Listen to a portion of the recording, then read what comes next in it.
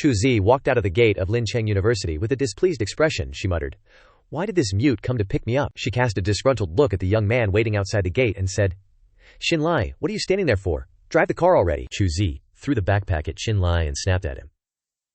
"You've been freeloading at the Chu family for over a year now, and you still haven't found a job. Shinli, listen to me. Next time you pick me up, stay a little further away from the school. Don't let my classmates see you." The girl got into the car, slammed the door shut, and mumbled, "I can't believe my sister ended up with a brother-in-law like this. What was she thinking?" Shinli drove away, seemingly trying to restrain himself to the point where his hands were shaking on the steering wheel. As dusk fell, the sky turned a brick red color. Inside the Chu residence, Shinli's mother-in-law, Han Ying, was laughing and chatting happily with a refined man. "Ming Hao is truly a talented individual.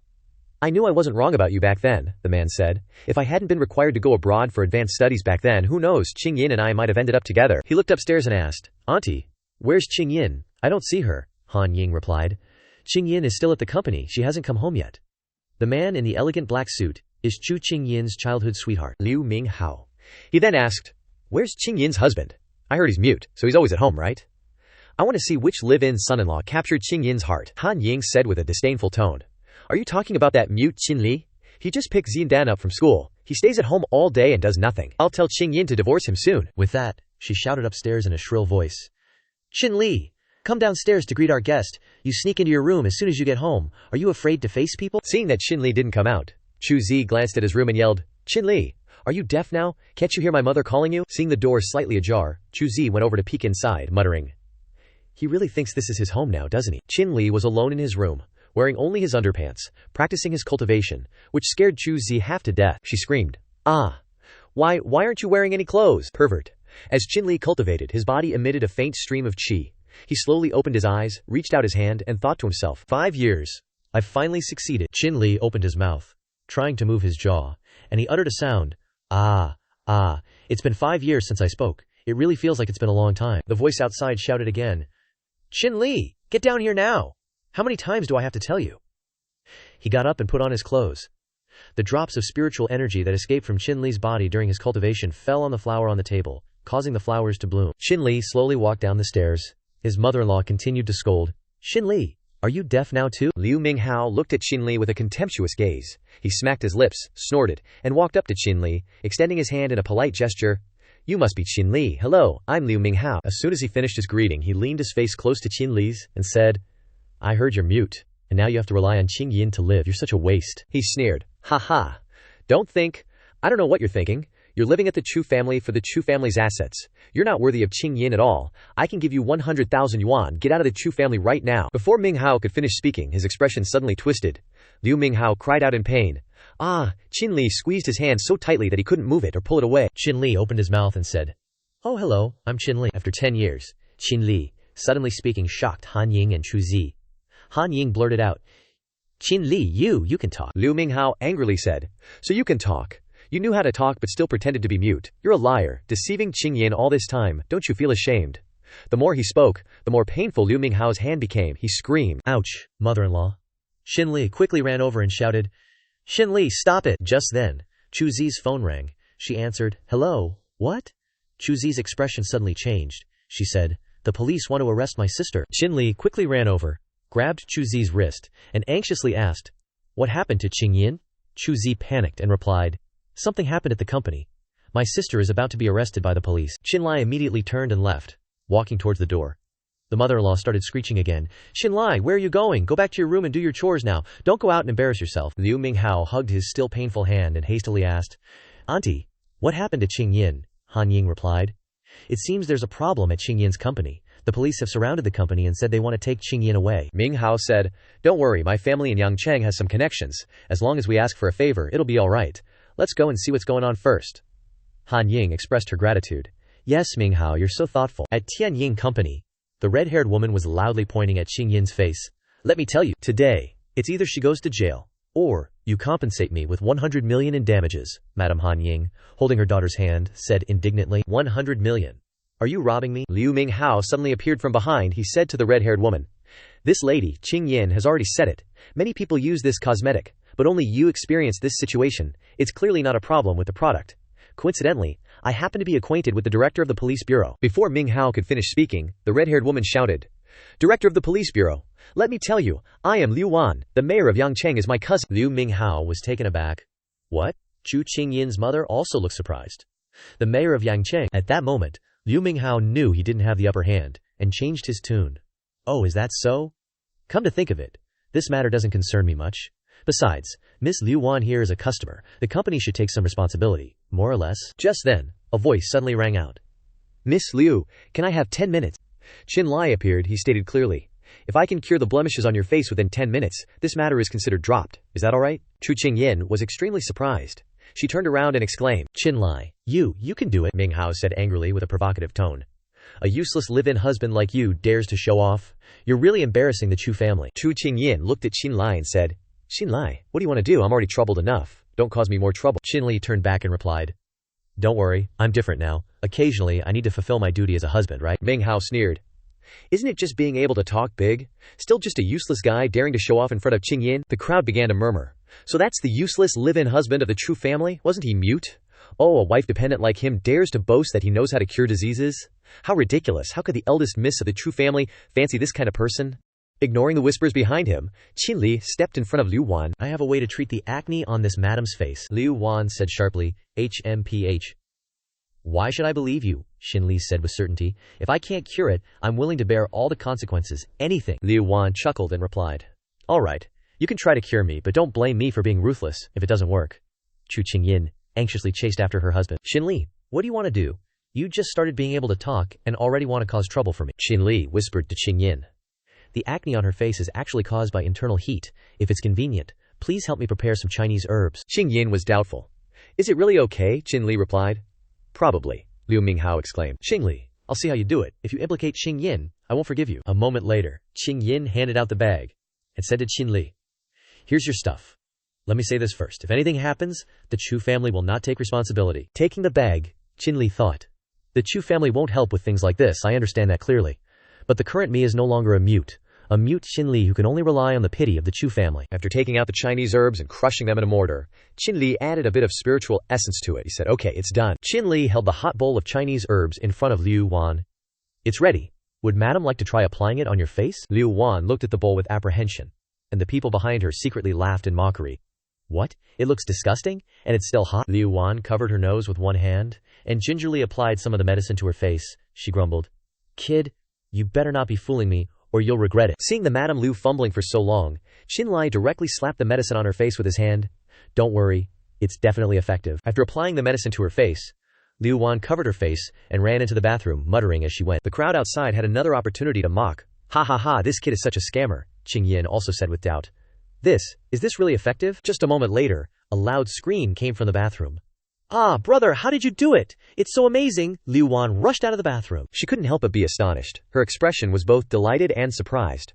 Her mouth smiling non-stop. Liu Minghao and the crowd also stared blankly. How is this possible? Oh my god, he cured it. This good-for-nothing actually knows how to cure diseases. Qingyin said softly to her husband, Shinli, what's going on? How could you cure it? Shinli replied, I used to study pharmacology in school. Liu Wan immediately stepped forward and asked Shinli, Hey bro, can you treat other illnesses? Shinli replied. I can't give you a definitive answer right now. I need to see the patient's condition. Liu Wan held up 5 fingers and said hopefully, My uncle's illness is very complicated. If you can cure him, I'll give you 500,000 as treatment fee. Shinli quickly agreed. Okay, I agree. However, Chu Qingyin immediately stopped him. Don't go, you're not a doctor. This is completely different from treating acne, Shinli reassured his wife. Don't worry, I know my limits, Qingyin retorted. Who do you think you are? If someone dies, the Chu family won't take responsibility for you. Shinli didn't answer. He just walked away, causing Qingyin to shout, Shinli. Only then did he say, I'll handle anything that happens. I won't cause trouble for the Chu family. With that, Shinli left for Yangcheng City Hospital. The mayor of Yangcheng, Liu Jang, anxiously asked the doctor, Doctor, is there really no other way? The doctor said. The condition has worsened beyond our expectations. Surgery is too risky in this situation. Liu Wan and Shinli arrived just in time. As soon as she saw Liu Jang, she called out, Ah Zhang, what's wrong? Has uncle been moved to the ICU? Liu Zhang said with a sad face. My father's condition deteriorated this morning, doctor. MIG is in the emergency room right now, Liu Wan exclaimed. What? She hurriedly pointed at Shinli standing next to her and said, Ah Zhang, this is a traditional Chinese medicine doctor I met today. His medical skills are superb, and he might be able to cure uncle. Liu Zhang turned to ask, Are you a doctor? Shinli hummed and hawed. Liu Zheng, not believing him, said, "You look like you're only in your early 20s.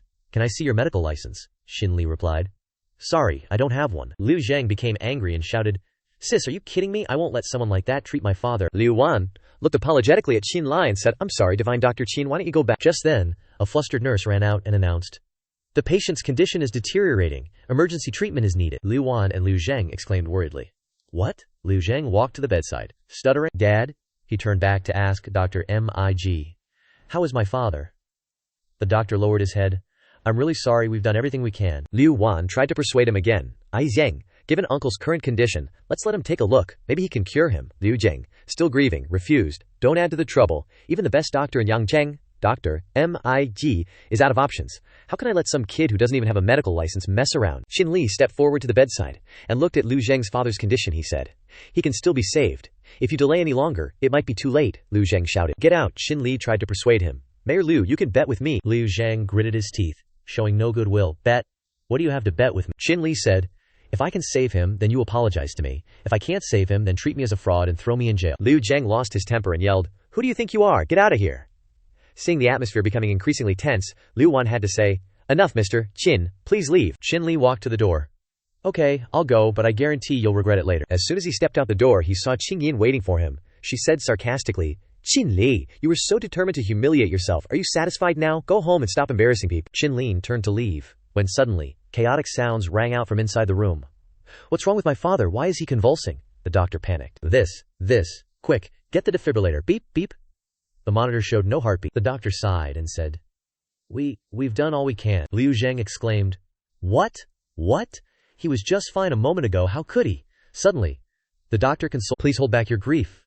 Liu Zheng immediately hugged the hospital bed and sobbed, "Dad, your unfilial son hasn't had a chance to repay you yet." The door burst open. Qin rushed in, saying, "Get out! The patient can still be saved." Liu Zheng exclaimed, "Qin Li."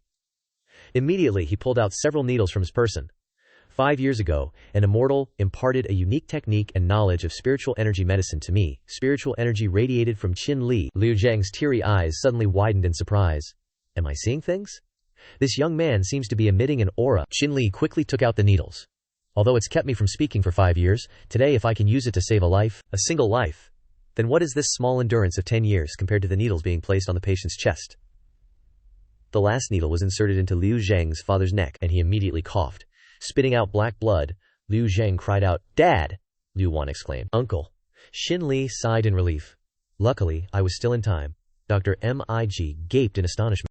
"How is that possible?" Liu Zheng, unable to hide his joy, hurriedly approached the hospital bed. "Dad? You're finally awake, Uncle, you're finally awake." The man coughed a few more times and said, "I've made you all worry about this, old man." At this moment, Qin Li left. Liu Zheng suddenly knelt down, calling his name, "Brother Qin." Qin Li turned back. Liu Zheng quickly said, "Brother Qin, I was judging you by my own standards. I treated you like that earlier, yet you still..." Liu Zheng said apologetically. Qin Li turned back and helped the mayor up. He said softly, "Mayor Liu, I only made a bet with you to save someone. Please don't mind it. His condition has basically stabilized. With proper rest and recuperation, he will recover." Liu Wan also stepped forward, expressing admiration. "Divine Dr. Qin, I'm truly sorry for today's events. Also, please give me your account number. The 500,000 I promised will be transferred." Qin Li replied, "It's all right. I'll send you the account number later." Applauses sounded. "How amazing, Divine Dr. Qin." After walking outside, Qin Li caught sight of his wife, Qin Yin, still standing there. She appeared quite cold. "You were just lucky today. Don't do things that require you to show your face like this in the future." Qin Li sighed. "Haiz, I wonder how bad my image is in her heart." Behind the door, Liu Minghao secretly followed and witnessed everything. He felt a surge of jealousy. That damn guy, Qin Yin and Qin Li returned to the Chu family. As soon as they entered, Qin Yin's mother fussed. "Darling, Qin Yin, did you get scared today? You made me so worried." Qin Yin immediately replied, "Mom, I'm fine. Everything is over now." Han Ying glanced at Qin Li, raising her voice. "What are you standing there for? Go clean the house." Qin Li simply replied, "Yes." Qin Yin said to her mother, "Mom, I'm a little tired. I'm going to rest in my room first." Qin Li pushed the door open and entered the room, saying, "Qin Yin, the housework is done." But what unfolded before his eyes surprised him. Qin Yin, wearing a nightgown, writhed on the bed. Qin Li thought to himself, "Is she doing yoga?" Qin Li calmly walked towards the wardrobe. Qin Yin suddenly said, "Zidan said that you were acting like a hooligan at home today." Closing the wardrobe, Qin Li replied, "This morning, after I brought her back, I changed clothes in the room and forgot to lock the door. That girl pushed the door open and saw everything." Qin Yin asked again, Is that all? Looking at Qingyin doing flexible movements on the bed, along with her revealing nightgown that showed off her body curves, Qinlai couldn't help but blush. He turned his face away and said, "That's all?" Qingyin then said. "All right, I understand Xingdan's personality. I guess you wouldn't dare to bully her." As she spoke, she changed her posture. "But don't show your face too much in the future. Today, you were able to get away unscathed because you were lucky." Qinlai still didn't dare to look at his wife. Qingyin sat back down on the bed and continued. "Oh right, there's a family banquet tomorrow, you should come along too, okay?" Qinlai asked. "Family banquet, okay." Qingyin flopped down, sighing. "Phew, I'm so tired." Her plump lips pouted and said, "But I still have to thank you for today," Qinlai exclaimed in surprise. The next day, the family banquet took place in a hotel. Everyone had arrived. Greetings rang out. "Hello, auntie, how is our brother-in-law?" "Oh, our niece is here." Qingyin's father laughed heartily. "Ha. Come here. Today is the Chu family's first gathering. Let's go. Facing Shinli was an aunt wearing a green dress. With elaborate hair, green eyes, and red lips. Shinli raised his glass of wine, took a sip, and thought to himself, "What a monster. Dressing so gaudily. Who is she trying to seduce?" She suddenly asked, "Qingyin, when are you planning to have a baby?" "She is Chu Gi-qian, the eldest sister of the Chu family," Qingyin replied softly. "We haven't prepared ourselves mentally yet, auntie. You don't need to worry," Chu Gi-qian then said. "You should have 3 more kids while you're still young."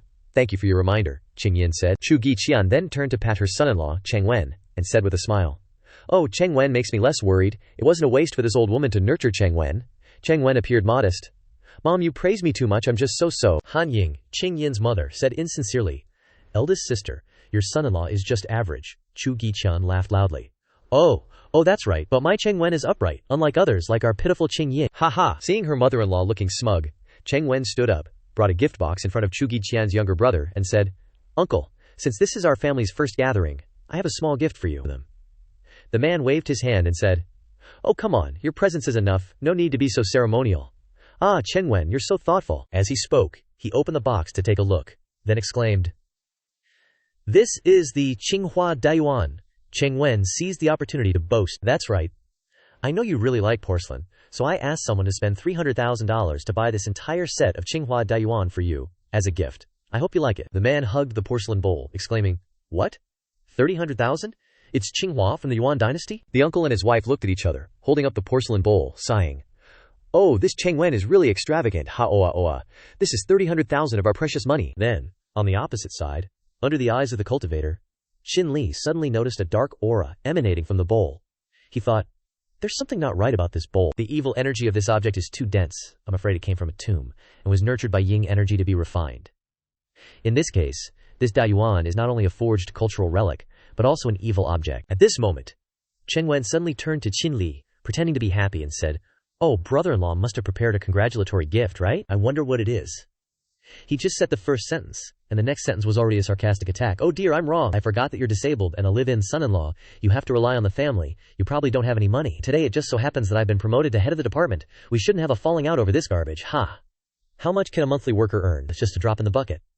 How about I get you a job through the back door? Ha. Seeing her husband being despised and bullied, Qingyin slammed the wineglass on the table, saying, "Brother-in-law, thank you for your kindness. What Qingli is like is our family's business. It's not your place to speak." Cheng Wen coughed a few times. Right. It's just that he can't even buy a small gift. I'm just sighing for my sister." At this time, Qingyin's parents looked at their son-in-law with extremely uncomfortable expressions. Qinli then said, "I was in a bit of a hurry today. I didn't have time to bring a gift, just..." He hadn't finished speaking. Cheng Wen looked surprised and exclaimed, You're not mute? How can you talk?" The lady in the green dress with a flower on her chest, Chu Qingyin's second sister, didn't seem to care much about Shinli being mute, but only cared about the gift. She exclaimed, "Forget it. If my brother-in-law doesn't even have a gift prepared, what's the point of being able to talk? He's just a useless piece of trash." Shinli suddenly said, "Let's not talk about what I'm giving, but it's much more real than brother-in-law's fake." After Shinli said this, Qingyin's parents looked surprised. They exclaimed together, "What?" As for Cheng Wen, he insisted, "Shinli, what do you mean by saying that? This Daiyuan alone cost $300,000. Aunt Chu Giqian also abandoned her glamorous exterior and chimed in, "You useless thing, you can't earn any money and you're accusing my Cheng Wen." Shinli put his hand on the bowl and said, "No matter how much money I earn, this thing is definitely a fake, no doubt about it." Cheng Wen immediately slammed his hand on the table in anger and shouted, You're talking nonsense, you piece of trash. What makes you say this is a fake?"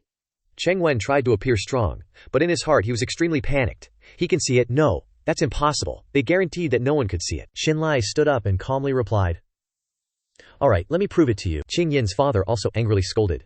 Shinli, shut your mouth for me. Chu Guiqian glanced at Qing Yin and said, Your Shinli really has no manners. He's just jealous of my Qing Wen, and he's trying to throw mud at him. Chu Qing Yin reminded her husband. Shinli, you shouldn't be so rude no matter what. Cheng Wen is still our brother-in-law. Shinli exclaimed. Brother-in-law? The antique he gave is definitely a kind of fake cultural relic. Qing Yin continued. Even if it's a fake, it's still brother-in-law's good intentions. Moreover, today is a gathering of my Chu family. As Chu Qing Yin was speaking, a voice suddenly interrupted. Fake cultural relic. Is it really a fake? Can I take a look?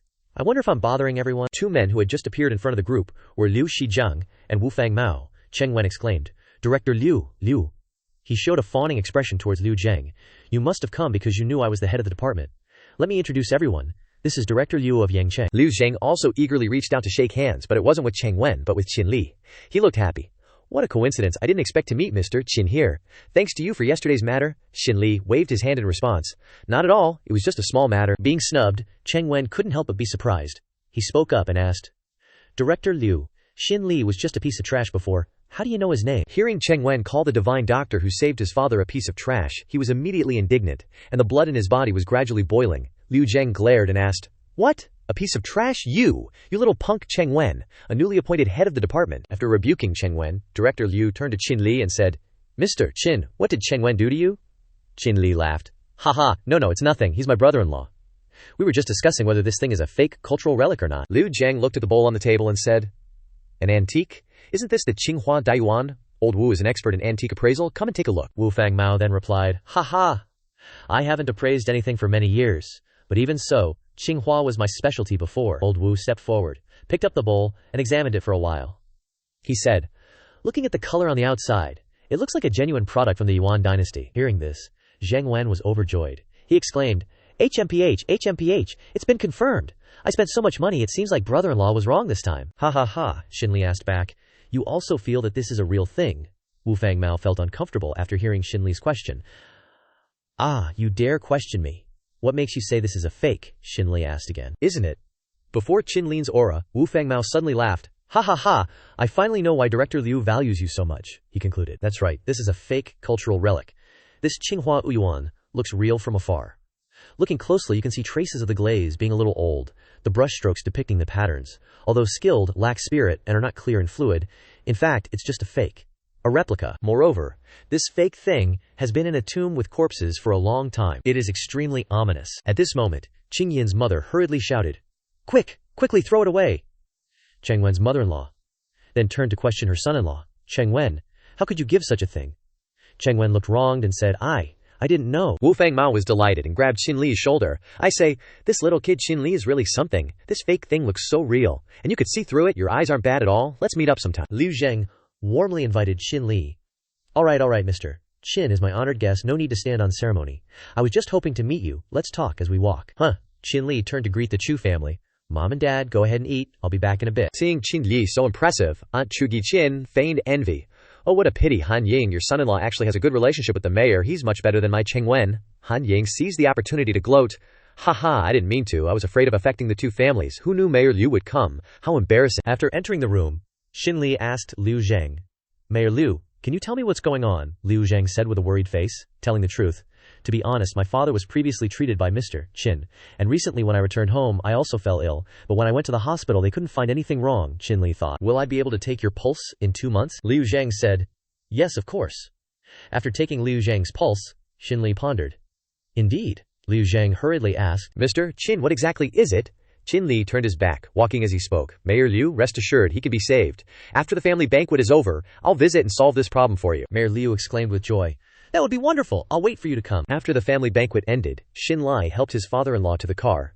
He was completely drunk, mumbling as he walked, Shinli, this kid didn't embarrass your father. Ha. After helping his father-in-law lean back in the back seat, Qin Li said to his wife, You guys go home first, I have somewhere to go. Qing Yin replied, Whatever. The father-in-law kept rambling. Good kid.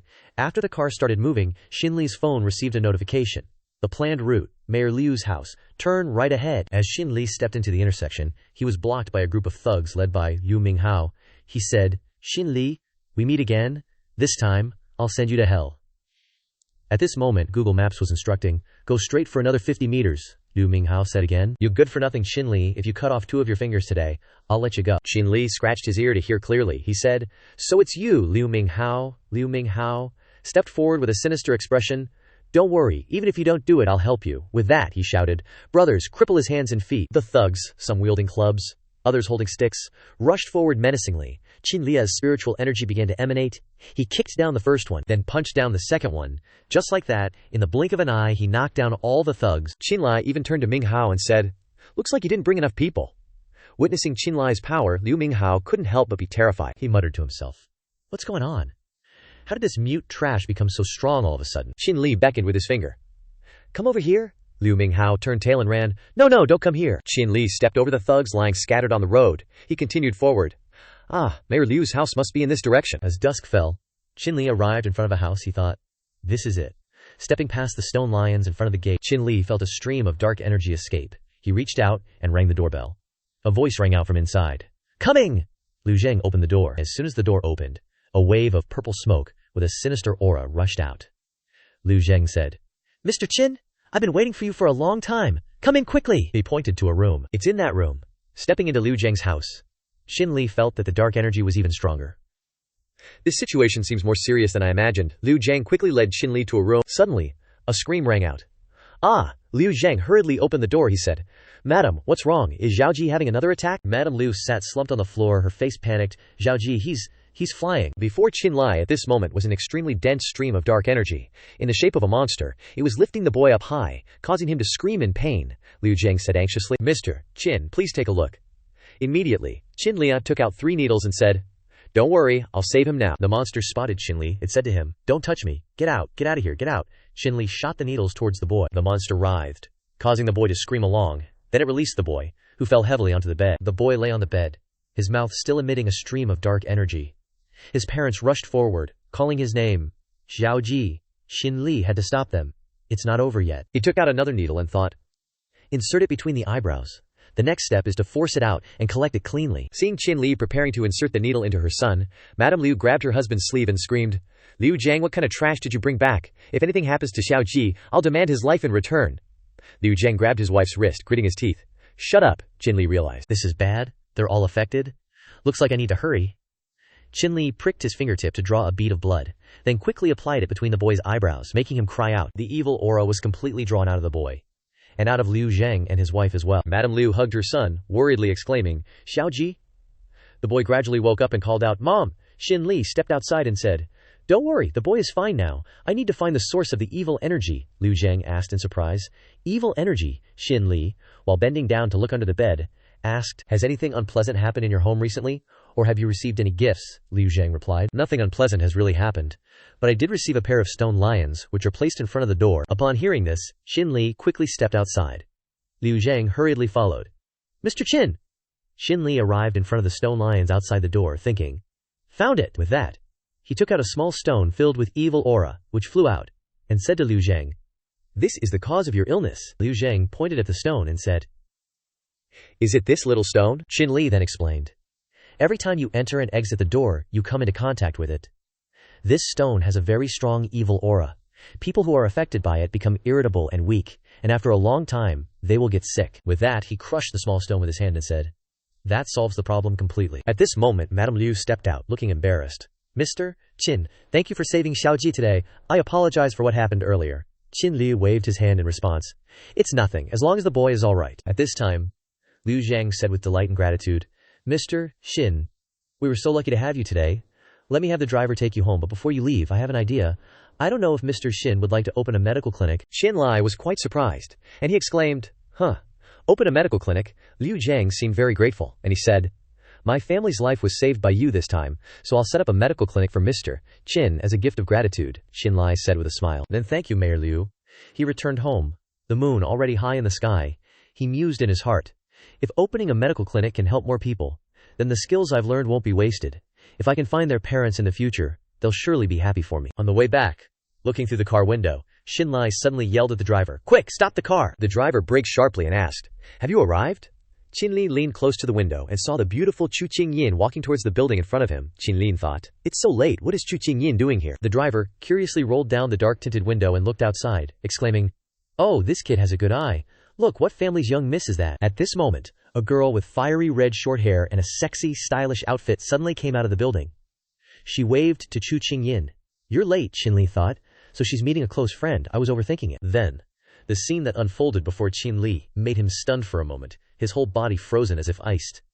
The strange girl and Chu Qingyin exchanged a passionate kiss. Shinli sat in the car in shock. Holy crap, what's going on here? Am I being cheated on by a woman? Afterward, the two girls walked into the building together. The driver exclaimed, "My friend, you have quite the discerning eye." Shinli sighed, feeling utterly confused, and said, "It's not what you think." Qingyin and the strange girl entered the dance hall. She said to the waiter, "Jiawu, bring out my best bottle of wine." Then she whispered in Qingyin's ear, "My darling, I missed you so much, I thought you'd forgotten about me." Qingyin then replied, "I've been too busy lately. Work has been a bit of a problem." The red-haired girl said again, "Work is never ending, darling. Tonight, don't think about unpleasant things anymore. Let's have some real fun. Deal? Let's drink until we can't remember anything." Bottles of chilled foreign liquor were brought out. Qingyin, already tipsy, began to speak.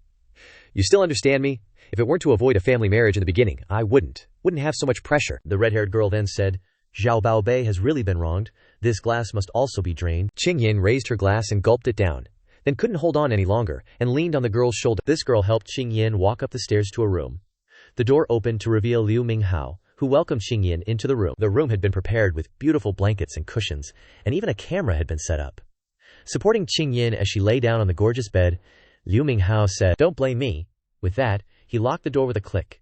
Minghao groped to grab Qingyin's leg, then caressed her face. His eyes flashed with a rogue's look, and he chuckled to himself. "Ha, the camera is recording everything that's happening in the room right now." Just then, there was a loud banging on the door. Liu Minghao turned around, annoyed. "Yeah, who is it?" A voice rang out from outside the room.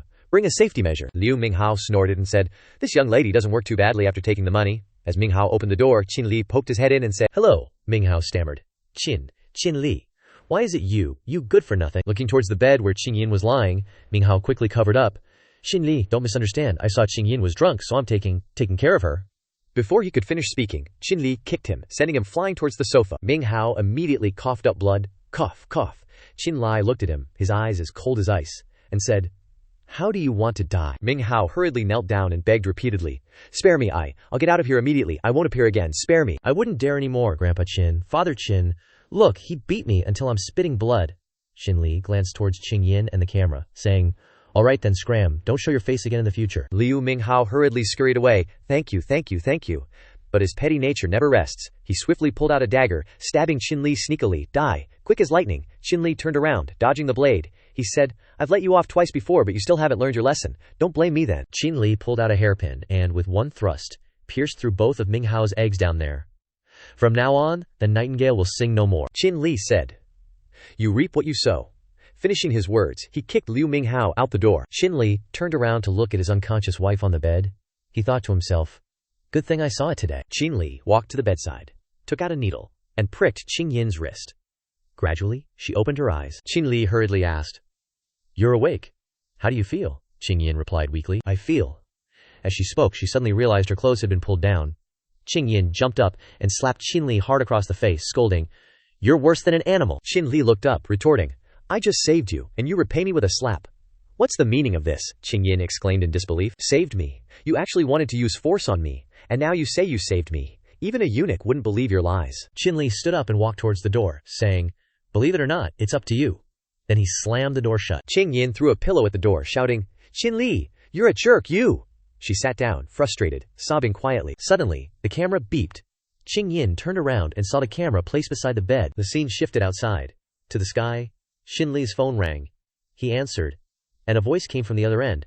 "Hello, is this Shinli?" Shinli replied, "Oh, is this Sister Liu Wan? What's up so late?" Liu Wan, getting her nails done, called Shinli and asked, "Is the slimming cream you gave me last time still available? I want to buy a big batch. Also, it'd be best if you could help me improve it a bit, to add some skin whitening effects." Shinli stood up and said, "How much does Sister Liu Wan want? I need to go back and prepare," Liu Wan said enthusiastically. "Let's start with 2 portions. 2 million yuan will be transferred to your account." Shinli immediately replied, "No problem, but my medicine doesn't cost that much." "You don't need to give me so much money." Liu Wan continued. I heard from Liu Zhang that you want to open a clinic. You'll definitely need a lot of money later. Consider the rest as support money. Shinli smiled. Then thank you, Sister Liu Wan. The clock struck 1 a.m. Qing Yin sat hugging a pillow, hesitating, leaning against the sofa. It's so late, and he's still not back. I misunderstood him so badly today. Could he be angry? Just then, the door opened, and Shinli walked in. Passing by her, Qing Yin immediately asked, Why are you back so late? After a moment of silence, Shinli said, I went to do some work, Qing Yin said. Forget I asked. Qing Yin looked awkward. She fiddled with her hair and managed to say, today, Shinli immediately asked, What's wrong with you today? Is something wrong? Qing Yin clutched the pillow tightly, deciding to speak out. I might be fired by the company soon. Some colleagues often use Liu Wan's matter to gossip behind my back in front of the leaders. Also, the leaders have talked to me a few times, wanting me to resign. Contrary to Qing Yin's anxiety, Shinli appeared calm. He said, It doesn't matter even if you resign. Qing Yin blurted out, It doesn't matter. If I get fired, who will take care of this house? Besides, it's not easy to find a new company. Shinli slowly walked to the chair opposite her, saying calmly, What I mean is, do you remember when I went to treat someone before? The person I treated was the father of Mayor Liu? Qing Yin asked in surprise. Mayor Liu? Shinli continued. Then I cured his son, so he gifted me a clinic. Plus, I've earned quite a bit of money from treating and saving people. If you agree, we can run the clinic together, so you don't need to worry too much. Qing Yin was stunned, she thought. Open a clinic. Is he comforting me? Shinli walked upstairs, saying as he went, The clinic won't open for a while yet. Think about it first. Let me know when you've made up your mind. Qing Yin watched her husband, feeling guilty. She said to herself, Shinli, thank you for comforting me. I clearly misunderstood you. Actually, I wanted to apologize to you. The next morning, there was a boisterous call outside Qing Yin's door. Qing Yin, I'm here. Open the door quickly. Shinli sleepily walked towards the door, thinking to himself, If I were to say who I'd encounter that would bring bad luck, it would definitely be him. The door opened, and a girl poked her head in, saying, Worthless Shinli? She was Tan Zijin, Shinli and Qing Yin's university classmate, and Qing Yin's best friend Tan Zijin exclaimed, Shinli, what are you standing there for? Hurry up and let this young lady in, she grumbled. I don't know what Qing Yin saw in you to marry you. Shinli, after seeing Zijin, was reminded of years past. He thought, nothing good ever comes when Tan Zijin shows up. Back in college, he made my life miserable. Zijin stood downstairs and called out, Qing Yin, hurry up, let's go shopping. A moment later, the three were in the car, with Shinli driving, of course. Qing Yin asked, Zijin, where are we going today? Zijin replied, You'll find out when we get there. It's right here. The car stopped in front of an extremely luxurious and magnificent high-rise building. Zijin jumped out excitedly, saying, Only the upper class are invited to participate in the auction. This is also the tallest building in the city. Stepping into the lobby, Zijin handed some money to a security guard and said, The driver in the back can come with us in the elevator. They pressed the button for floor S. After entering the hall, Zijin pointed inside, excitedly. The most attractive thing here is the auction of jade in stone. After the auction, the jade is opened directly on the spot. Either the value doubles, or you lose everything. The scene here was extremely lively, filled with the upper class, all looking stylish and sophisticated. Zijin said to Shinli, Hey, you're here now, Shinli. Why don't you buy a stone as a gift for Qing Yin? Shinli immediately replied, If Qing Yin likes it, I will naturally buy it for her. A large screen appeared in the center of the hall. The man on the stage said, This auction item is a rough stone with a blue outer layer, Zijin exclaimed. Qing Yin, look at this stone. Auction bids began to ring out. 50,000. 100,000. Oh, it looks pretty good. Make your move. Shinli wasn't interested. He yawned, looking bored. Suddenly, Shinli's eyes were drawn to a stone in the distance. Spiritual energy was radiating from that stone. He walked closer, feeling a distinct difference in his heart. This aura actually resonated with the power within his body. Shinli approached and touched the stone over there. The auction continued busily, the man said. 100,000 once, 100,000 twice. Suddenly, a voice blurted out, 200,000. Zijin whispered into Qing Yin's ear, Qing Yin, tell him you want this stone and see if Shinli is lying to you. If that guy dares to lie to you, I will, Zijin gestured, implying elimination. Qing Yin looked to the side and didn't see Shinli. She said, Calm down a bit, Zijin. Where's Shinli? On Shinli's side, he picked up the stone and said to the server, How are these materials sold? The girl smiled and replied, These are all small stones that have been discarded, 100 yuan each, just for customers to buy for fun. Shinli reached into his pocket for money and said, Just so happens I have some change, I'll buy these two. Now help me. Zijin and Qing Yin saw Shinli at that booth and exclaimed, So he went to look at the scrap booth. Zijin said, Still the same as before, so embarrassing. And he even talked to you about what Mo Wai Quan. She ran to Shinli with a sharp tone. Shinli, how can you embarrass Qing Yin with a few hundred lousy yuan? Just at this moment, the staff member cut open the stone that Shinli bought and exclaimed, It's out! It's all green! At that moment, both Zijin and Qing Yin exclaimed in surprise, It's all green! The crowd in the hall was also attracted by the surprise. They rushed closer to the stone, Oh my god, it's actually icy jade. This is the highest of the high-end goods, and it was found in the scrap area. What luck. Then they scrambled to squeeze into the scrap booth demanding to buy. Someone said, I'll take all of these. The other person exclaimed, I paid first. Don't steal my stone.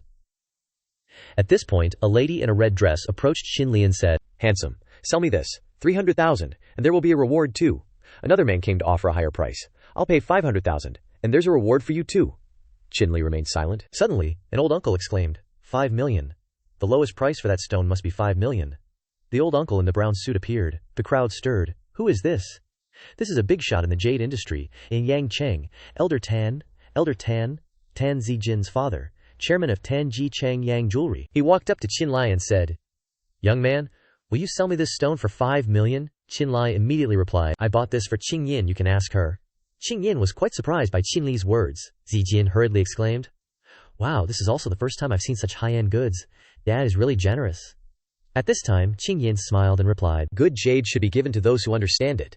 Uncle Tan is the king of jade in Chengyang. It is an honor for the younger generation to be noticed by you.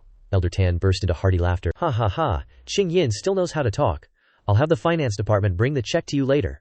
The crowd in the auction surrounded Elder Tan, looking excited. Oh, the jade inside is all revealed. Elder Tan smiled again and asked Qinlai. Also, little brother, can you help me take a look at the stone that I just bid on? Qinlai looked at the stone in Elder Tan's hand and said, This is an ordinary stone, nothing special. Qingyin reminded her husband. Qinlai, the auction items here are all meticulously selected, and it's Elder Tan, how could he be wrong? Elder Tan confidently put the stone on the tray for the auction staff to open it, and he said with a smile, Ha ha. Whether there is jade in the stone or not, must be open to know, Tan Zijin said again. HMPH, today is the first time you've bet on jade and you hit it, it's just your luck. You dare to talk nonsense about the stone that my dad has taken a fancy to? I'll see how you explain it later. Suddenly, the staff member opening the stone exclaimed, Blue appeared. Then she said, Oh dear, what a pity, they're all cracks, worthless. After knowing that the value of the stone chosen by Elder Tan became meaningless, as Shinli had said, the surrounding people buzzed. How can that be? He's never been wrong before. But Elder Tan didn't seem sad or regretful. He smiled and shook Shinli's hand, saying, Ha ha, as expected, you're right. Our Tanji is missing someone who can see through the jade industry. If you're interested, you can come and give it a try. Qinlai then replied, Elder Tan, I. Elder Tan raised his hand to stop him. Don't answer in a hurry, think it over carefully, and give me your answer next time. Ha ha. With that, Elder Tan left. Xinjin hurriedly followed him, saying, Dad, did you really misjudge? Haha, guess. Shinli and Xingyin were in the car on the way back. She said, Since when did you know about jade gambling? Qinli handed the check to Qingyin and said, I learned it from books, it's not hard. If you want to learn, I can teach you. Qingyin suddenly looked annoyed. She threw the check from Shinli's hand and snapped. Shinli, were you always deceiving me? Why did you pretend to be mute, to be a good-for-nothing? Qinli recalled in the past, an elder had said to him, Little devil, as long as you diligently cultivate in this book for 5 years, you will definitely succeed. But you must seal your Howl Gate Chi for 10 years in your body, to nurture spiritual energy. This is all your destiny, the rest depends on your creation. We will meet again later. Then he disappeared. Qinli replied, I didn't deceive you, I really am mute. Qingyin retorted angrily. Never mind if you don't want to talk. But why did you agree to marry me in the first place? Shinli said again. Do you remember what happened before? Once again, memories flooded back when Qinlai, who couldn't speak at the time, was always bullied. Hey, you damn mute! A gangster poured a bowl of soup on Qinlai's head. Is my soup delicious? Is it so delicious that you can't speak? Is it? Haha. Just then, a girl appeared, none other than Chu Qingyin. She stood up to protect Qinli. She said to the group of people, Aren't you ashamed of bullying a weak person? Qingyin recalled. She thought, I remember now. At this time, Qinli said again, So when you came to me to get married after graduation, I was actually very happy, even though I knew I was just your shield, Qingyin said embarrassedly. Then do you hate me? Qinli replied. How could I hate you, Chu Qingyin? I'm sorry. You too. In my heart, I still regard you as my wife. Hearing Qinli's words, Qingyin suddenly became more embarrassed, she thought. That Qinlai, why did you say that all of a sudden? The atmosphere inside suddenly became tense and awkward. Qinli had to speak up. Right, my clinic opens tomorrow. Come and have a look, Qingyin exclaimed. What? I thought you were just kidding me? It's actually true. Healing and saving people isn't as simple as you think, Shinli replied. I only treat fevers and colds, you can rest assured. Qingyin turned away again and said, HMPH. If something happens, no one can take responsibility for you, Shinli replied concisely. Yeah. Qingyin glanced at her husband, feeling uneasy in her heart. This idiot. Can't he tell that I'm worried about him? The next day, Qinlian's clinic opened. The clinic was named Qian Kuntang, saving the world and helping the people, turning the tide. Many people came, bringing noise and excitement. They congratulated each other. Congratulations, congratulations for good luck. Good luck brings happiness and love. Good luck to our luck. Aunt Chu Giqian raised her voice to congratulate. She said to her husband, "This is a good son-in-law of the Chu family. Since when did Shinli know how to heal and save people without me knowing?" He replied sarcastically. "That's right, suddenly opening a clinic. He must be opposing the family." Qingyin spoke up. "This doesn't bother the two of you. My son-in-law has always been hiding his skills. I heard that a few days ago this kid saved the family of Mayor Liu. This Mayor Liu gave him a clinic. There was no way to refuse. Haha, come on, let's have tea and snacks." Qingyin's brother-in-law Cheng Wen whispered in Qinli's ear. Thinking that relying on Mayor Liu will make everything go smoothly, daring to open a clinic, you really don't need your life, Shinli blurted out. "Oh, really? I still don't know why opening a clinic means I don't need my life," Cheng Wen sneered. "Don't forget, your territory has also returned to my people. I investigated the last time you made me lose face like that, even if there's Mayor Liu." Before he finished speaking, a voice interrupted. "Dr. Qin, no appointment, no illness. Congratulations on the opening." Liu Zhang and Liu Wan brought gifts to congratulate the opening of the clinic. "Congratulations, congratulations," Shinli said happily. "Mayor Liu? Sister Wan?" The couple Chu Giqian looked surprised. Cheng Wen also exclaimed, "Mayor Liu." He thought to himself, last time he toasted Shinli, and he personally came to congratulate him on the opening of the clinic? What is the relationship between Shinli and Mayor Liu after all? As soon as he entered the clinic, Liu Wan exclaimed, "Ah, Shinli's place looks very good." Shinli immediately came out to greet him. "Welcome, welcome, please come in, please come in." Qingyin, sitting behind the table, suddenly closed the book, looking unhappy. She muttered, "Just now he said such cold words, now he's enthusiastically speaking up." The opening atmosphere was lively, when suddenly there was a scream outside. "Help, help! Save my son!" Mayor Liu turned around and said, "Why is it so noisy outside?" Outside the door, a man was holding his son in his arms. The boy was constantly convulsing, foaming at the mouth. The panicked father exclaimed, "My son! Hao Lang, what's wrong with you?" Shinli quickly ran out. "Excuse me. I'm a doctor." The boy trembled and kept vomiting, coughing. "Cough, cough, dad. Han Ying saw it and said, "This child's condition is so serious. Quickly take him to the hospital." Qingyin's father also echoed, "That's right, this child's condition is not mild. It's not something you can solve." Qingyin's aunt, Chu Giqian, whispered to her son-in-law with a smug look, "Looks like it's closing time right after opening." "What luck," Cheng Wen sneered. "Ha. Serves him right. Let's see how Qinli cleans up this mess." At this moment the father kept crying and begging, "Please, save my son, please." Qinli bent down to look at the boy's eyes, and said to the father, "I will save him, quickly bring him in, son." "Woohoo," the father exclaimed. After placing the boy on the bed, Qinli used his spiritual energy to examine him. The spiritual energy entered the boy's body, passing through his blood vessels and internal organs, finding the damaged organ, which was the stomach. Qinli said, "Your son is poisoned. What did you feed him?" The father scratched his head in confusion. "Impossible. The neighbors usually help take care of him. Nothing like this has ever happened." Hearing this, Han Ying immediately judged. "Leaving your own child to be taken care of by neighbors? What kind of father does that? You're so irresponsible." The father then grabbed his son's hand, sobbing and saying in a choked voice, "My wife passed away early. I go to work to earn money for my son's education." Shinli observed the boy carefully. He thought, "There's dark energy on this child's face. His breath is weak. His condition looks like poisoning." While he was still saving the boy, a group of strangers entered from outside. An old man said, "I heard that this doctor got his medical license just a few days ago and dares to open a clinic." The crowd exclaimed noisily, "What? Just got his license? Isn't this just opening up to harm people?" "Close it down! Quickly take the child to the hospital!" Aunt Chu Giqian and her son-in-law had another chance to smile smugly. Qingyin was worried and anxious for her husband, Shinli. Under the pressure from the crowd and the father's anxiety to save his son, he exclaimed, "If you can't cure him, just say so earlier. Isn't this just harming my son?" Shinli replied, "The child's condition is very critical right now. We can't afford to waste any more time." The child then vomited blood and weakly called out, "Dad!" The father trembled and said, "Hao Lang, don't scare Dad." Qinli then shouted, "Everyone get out of the way." With that, he took out his acupuncture needles, recalling the techniques he had learned. The key to survival is the Qi-Jing meridian grasp. Interconnected and solid, the Qi-Jing meridian grasp is not part of the organs, yet it has no master-servant relationship with the five viscera. It is one entity. The 6 entrails are connected to the 5 viscera. The meridians are the tunnels of the internal organs. Clear meridians mean a firm spirit. Even water can flood a boat. Qinli quickly inserted the acupuncture needles into the boy's acupoints. Riyu, Shangxingquan, Qihai, Taiyi, Huagai, Taibai, Tianshu. After the last needle was removed, the boy suddenly sat up and vomited all the food in his stomach. The father trembled and said, "Hao Lang, son, Dad is sorry." The boy hugged his father tightly. Daddy, I'm so hungry, I want to eat fried chicken." The father happily burst into tears. "Woohoo, okay, we'll go buy it now." Qinli said, "It's all right now. If you're still worried, you can go to the hospital for a checkup." The father was now in tears, thanking him profusely. You really are a divine doctor, thank you. Witnessing the event, the crowd applauded. Hooray! I thought it was a scam, but I didn't expect him to have some skills and be able to save him. The old man who rushed into Shinli's clinic earlier was actually the one Liu Minghao planted.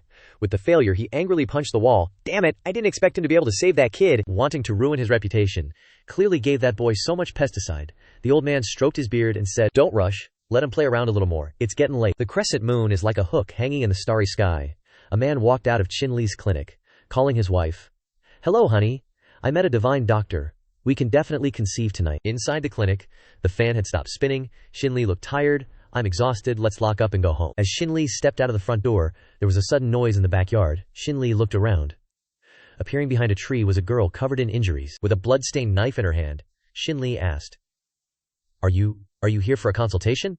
Without a word, the girl rushed forward. Shinli exclaimed, Wait a minute, I'm the doctor here. Before he could do anything, she stumbled and collapsed on the grass. Helpless, he sighed. Looks like I have to work overtime tonight. Shinli carefully placed the injured girl on the bed, her whole body covered in wounds. Shinli took out his phone and called his wife. Qingyin answered. Hello, Shinli said. Qingyin, I've taken in a rather troublesome patient here, Qingyin asked. So you're not coming home tonight, Shinli replied. Yeah, I'll sleep at the clinic tonight, don't wait for me. Qingyin grumbled in annoyance. Then just stay at the clinic for the rest of your life. With that, she hung up. Shinli thought to himself, I'll buy her some fruit next time. Shinli brought the medical kit to treat the girl's wounds. He picked out the metal shards and placed them on the tray, then took the necklace off her neck. This is the badge of the 19th Military District, Shinli thought. People from the 19th District. Why are they here? Could something have happened? In our military district, we have people who specialize in stealing information, others who specialize in disabling weapons, and some who secretly lead the people. But you 19 envoys are the most special. After equipping the 19 envoys with military weapons, the girl exclaimed, Let's move! The 19 envoys rappelled down from the tall building. Suddenly, a voice rang out. The 19 envoys are hereby disbanded. In front of the girl were sharpened arrows, ready to pierce her. She screamed. The girl woke up, gasping for air from the nightmare. She suddenly realized, I'm not dead. Shinli was grinding medicine, and he asked, You're awake? The girl asked. Did you save me? Shinli replied. If I had arrived 2 minutes later, there would have been no way to save you. The girl of the 19 envoys looked down at the wounds on her body that had been bandaged. She tried to stand up, but groaned in pain. Shinli asked again, Where do you plan to go? Then the girl, as she stepped out the door, said, I don't have a home, and I don't know where I'll go. After a moment of silence, Shinli suddenly said, It just so happens that I'm short of an assistant recently. You can stay. He walked over and flung open the window and the curtains. The sky was bright, the girl asked. Is that really okay? Shinli looked outside, he replied. It is. I'll pay you a salary every month, but it won't be much. Only 5,000 yuan, Shinli asked. What do you say? The girl pondered, speechless. A moment later she said, You saved me. From now on my life is yours. Just tell me what you need, even if it's through boiling water and raging fire. Shinli then replied, Okay, you should lie back on the stretcher and recover first. At this moment, a knock on the door suddenly rang out. Shinli, open the door now. As Shinli walked over, the door burst open. Tan Zijin rushed in, not realizing she had pushed the door too hard, hitting his face. She hurriedly called out, Shinli, come with me. Shinli groaned. I'm here. He covered his face. Tan Zijin came to find me so early in the morning. Is she sick? Zijin said. You're the one who's sick. Can you wish me well for once? I'm here to invite you to be the representative for Tan's jewelry to participate in the Jade competition. Shinli wondered. Jade competition? Wait, where is it? Zijin grabbed his tie and pulled him away. She snapped. Shut up, follow me. Zijin led Shinli to meet her father, exclaiming, Dad.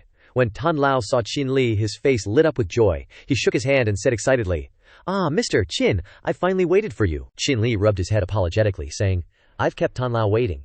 Tan Lao stroked his beard and smiled. Ha, no need to rush. But I'll have to trouble Mr. Shin with this Jade gambling matter, Shinli asked. Jade gambling? Tan Lao, isn't it just for me to come and advise? Tan Lao said. Mr. Shin, I've seen your abilities with my own eyes. You must help me. This year's Jade convention has only 2 rounds, Jade gambling and Jade carving. If a bet is successful and it turns green, it will be auctioned off, and the highest price will become the champion of this round. He pointed to the large screen, which was now showing a picture of stone number 12, the full green azure dragon. He pointed to the 3 men standing behind him, Lao Zi, Wang Chao, Zhao Lin. These 3 will be on your team. They are all members that I have carefully selected. This gamble will depend on you, Zijin said. My father has to spend a lot of money to participate in this competition. If you can get into the top 3, your reward will be substantial. Tan Lao laughed. Ha, that's right. If Mr. Shin can help me win the championship, I'm willing to make an exception and donate an additional 10% of Tan's jewelry shares to Shinli. Shinli exclaimed. But fearing that Shinli would refuse, Zijin whispered threateningly, I'm Qingyin's best friend. If you don't do it, I can't guarantee I won't say something. Shinli reluctantly agreed.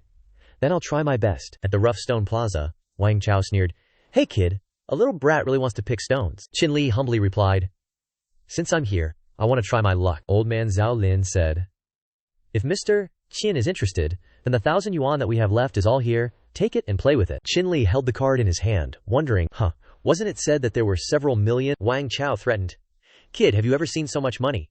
Giving you 1,000 is enough, don't be greedy. With your background, choosing stones won't even be enough to fool you." With that, the three men left, leaving Shinli with a 1,000 yuan card in his hand. Shinli walked over to the stall, with stones priced at just 1,000 yuan. He suddenly noticed a stone with a strong aura emanating from it, listed at a price of 20,000. Shinli exclaimed, "Oh, this stone!" He was a little flustered in his heart. How is this possible?" The girl behind the counter immediately said, "Hello, sir. Are you interested in this stone?" Just then, a loud laugh came from a distance. "Haha, our champion spot is guaranteed this time. Haha, that's right. An auction worth nearly 5 million raw stones." Shinli turned to look at three men taking away 2 large raw stones, looking very pleased with their choices. The girl behind the counter asked again. Sir, Shinli replied. "I want to buy it." He handed her the card and said, "This card is also pure gold, worth at least 50,000. Just swipe it." The girl took the card from Shinli's hand and responded, Yes, okay." At this moment, another voice rang out. "Oh, Mr. Qin." Lao Zi, Zhao Lin, and Wang Chao suddenly turned around. They laughed mockingly and said sarcastically, "Haha, Mr. Qin, what kind of good stone did you buy? Can it even rank? Don't buy a dud." Haha. Zhao Lin leaned close to Shinli's ear and said, "Kid, if you have any sense, hurry home. Not just anyone can be the supervisor of Tan Jewelry." Shinli immediately replied, "Is that so? Whether the stone I bought can rank is uncertain, but I don't want to be the supervisor of Tan Jewelry either." Dan Lao then appeared, stroking his mustache. "Have you all chosen your stones?" Zhao Lin whispered to Dan Lao. "This time, we got the 2 best raw stones here, guaranteed to be in the top 3. Tan Jewelry's ranking absolutely can't be beaten." Dan Lao looked at the 2 stones in the cart, thinking to himself, these 2 stones look good, and even when cut open, they can be considered half-bright quality. They can't be bad. While lost in thought, a voice suddenly spoke.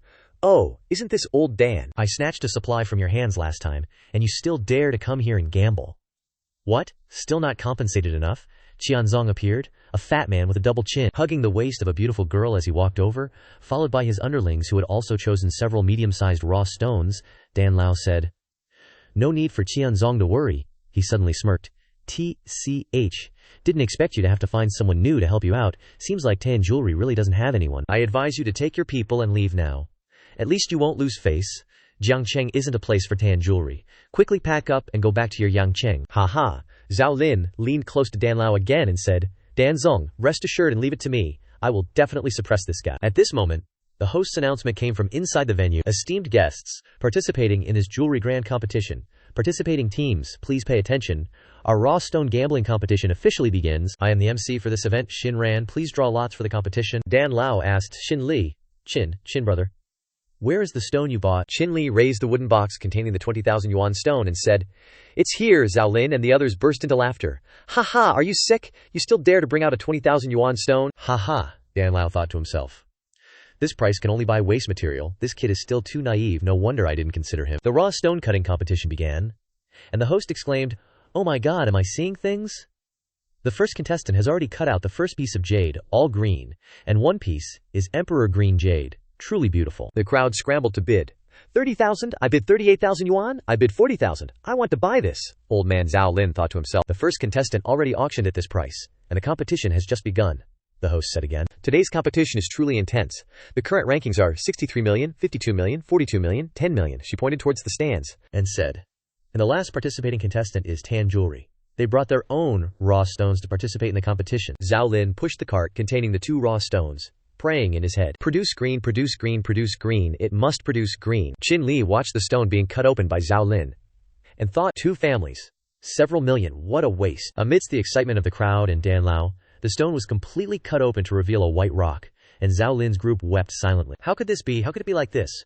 5 million yuan of stones all gone. The participating contestants seized the opportunity to mock. Haha, is this considered appraising? It's a miracle that with Tanji's eyesight he's managed to survive until today. The hostess then said, "To think that the most expensive stone was actually worthless.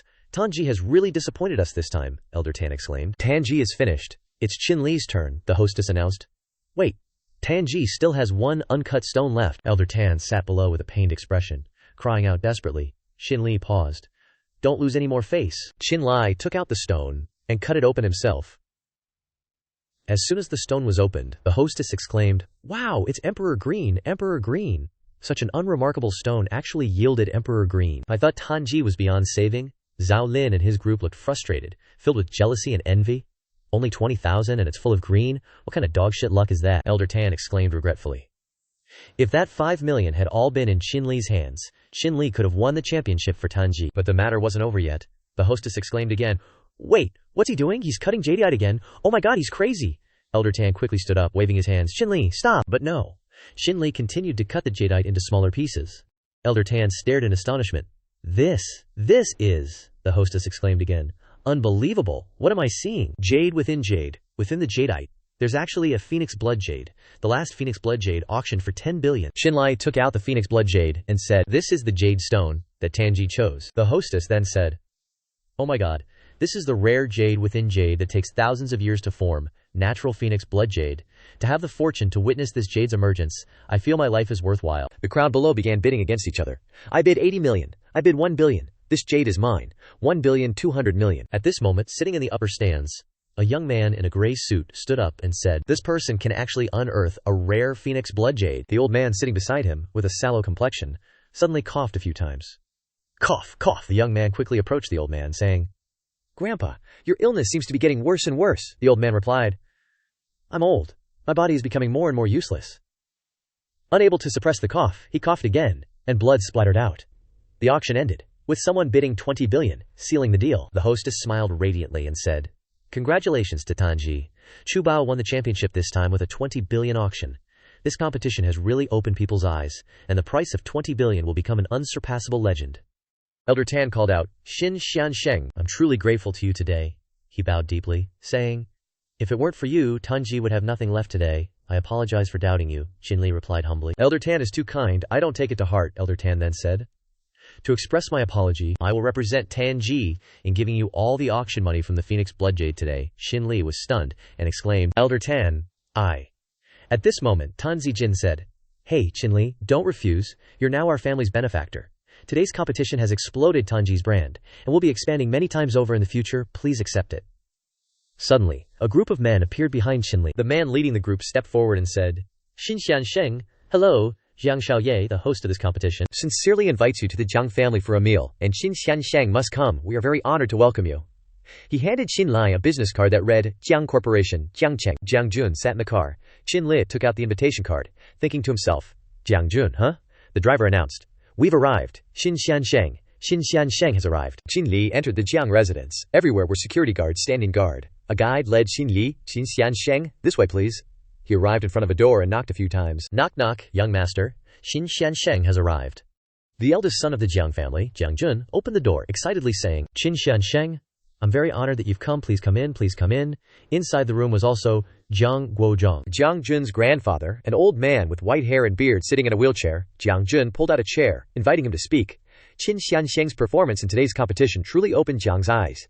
He poured Shinli a cup of tea. Shinli replied modestly, "Jiang Xiansheng is too kind. However, is there something important that you've invited me here for in the dead of night?" Jiang Jun then said, "Aha, actually, it's nothing important, just something I'm extremely curious about." After Xin Xiansheng cut open the jadeite, you continued to cut.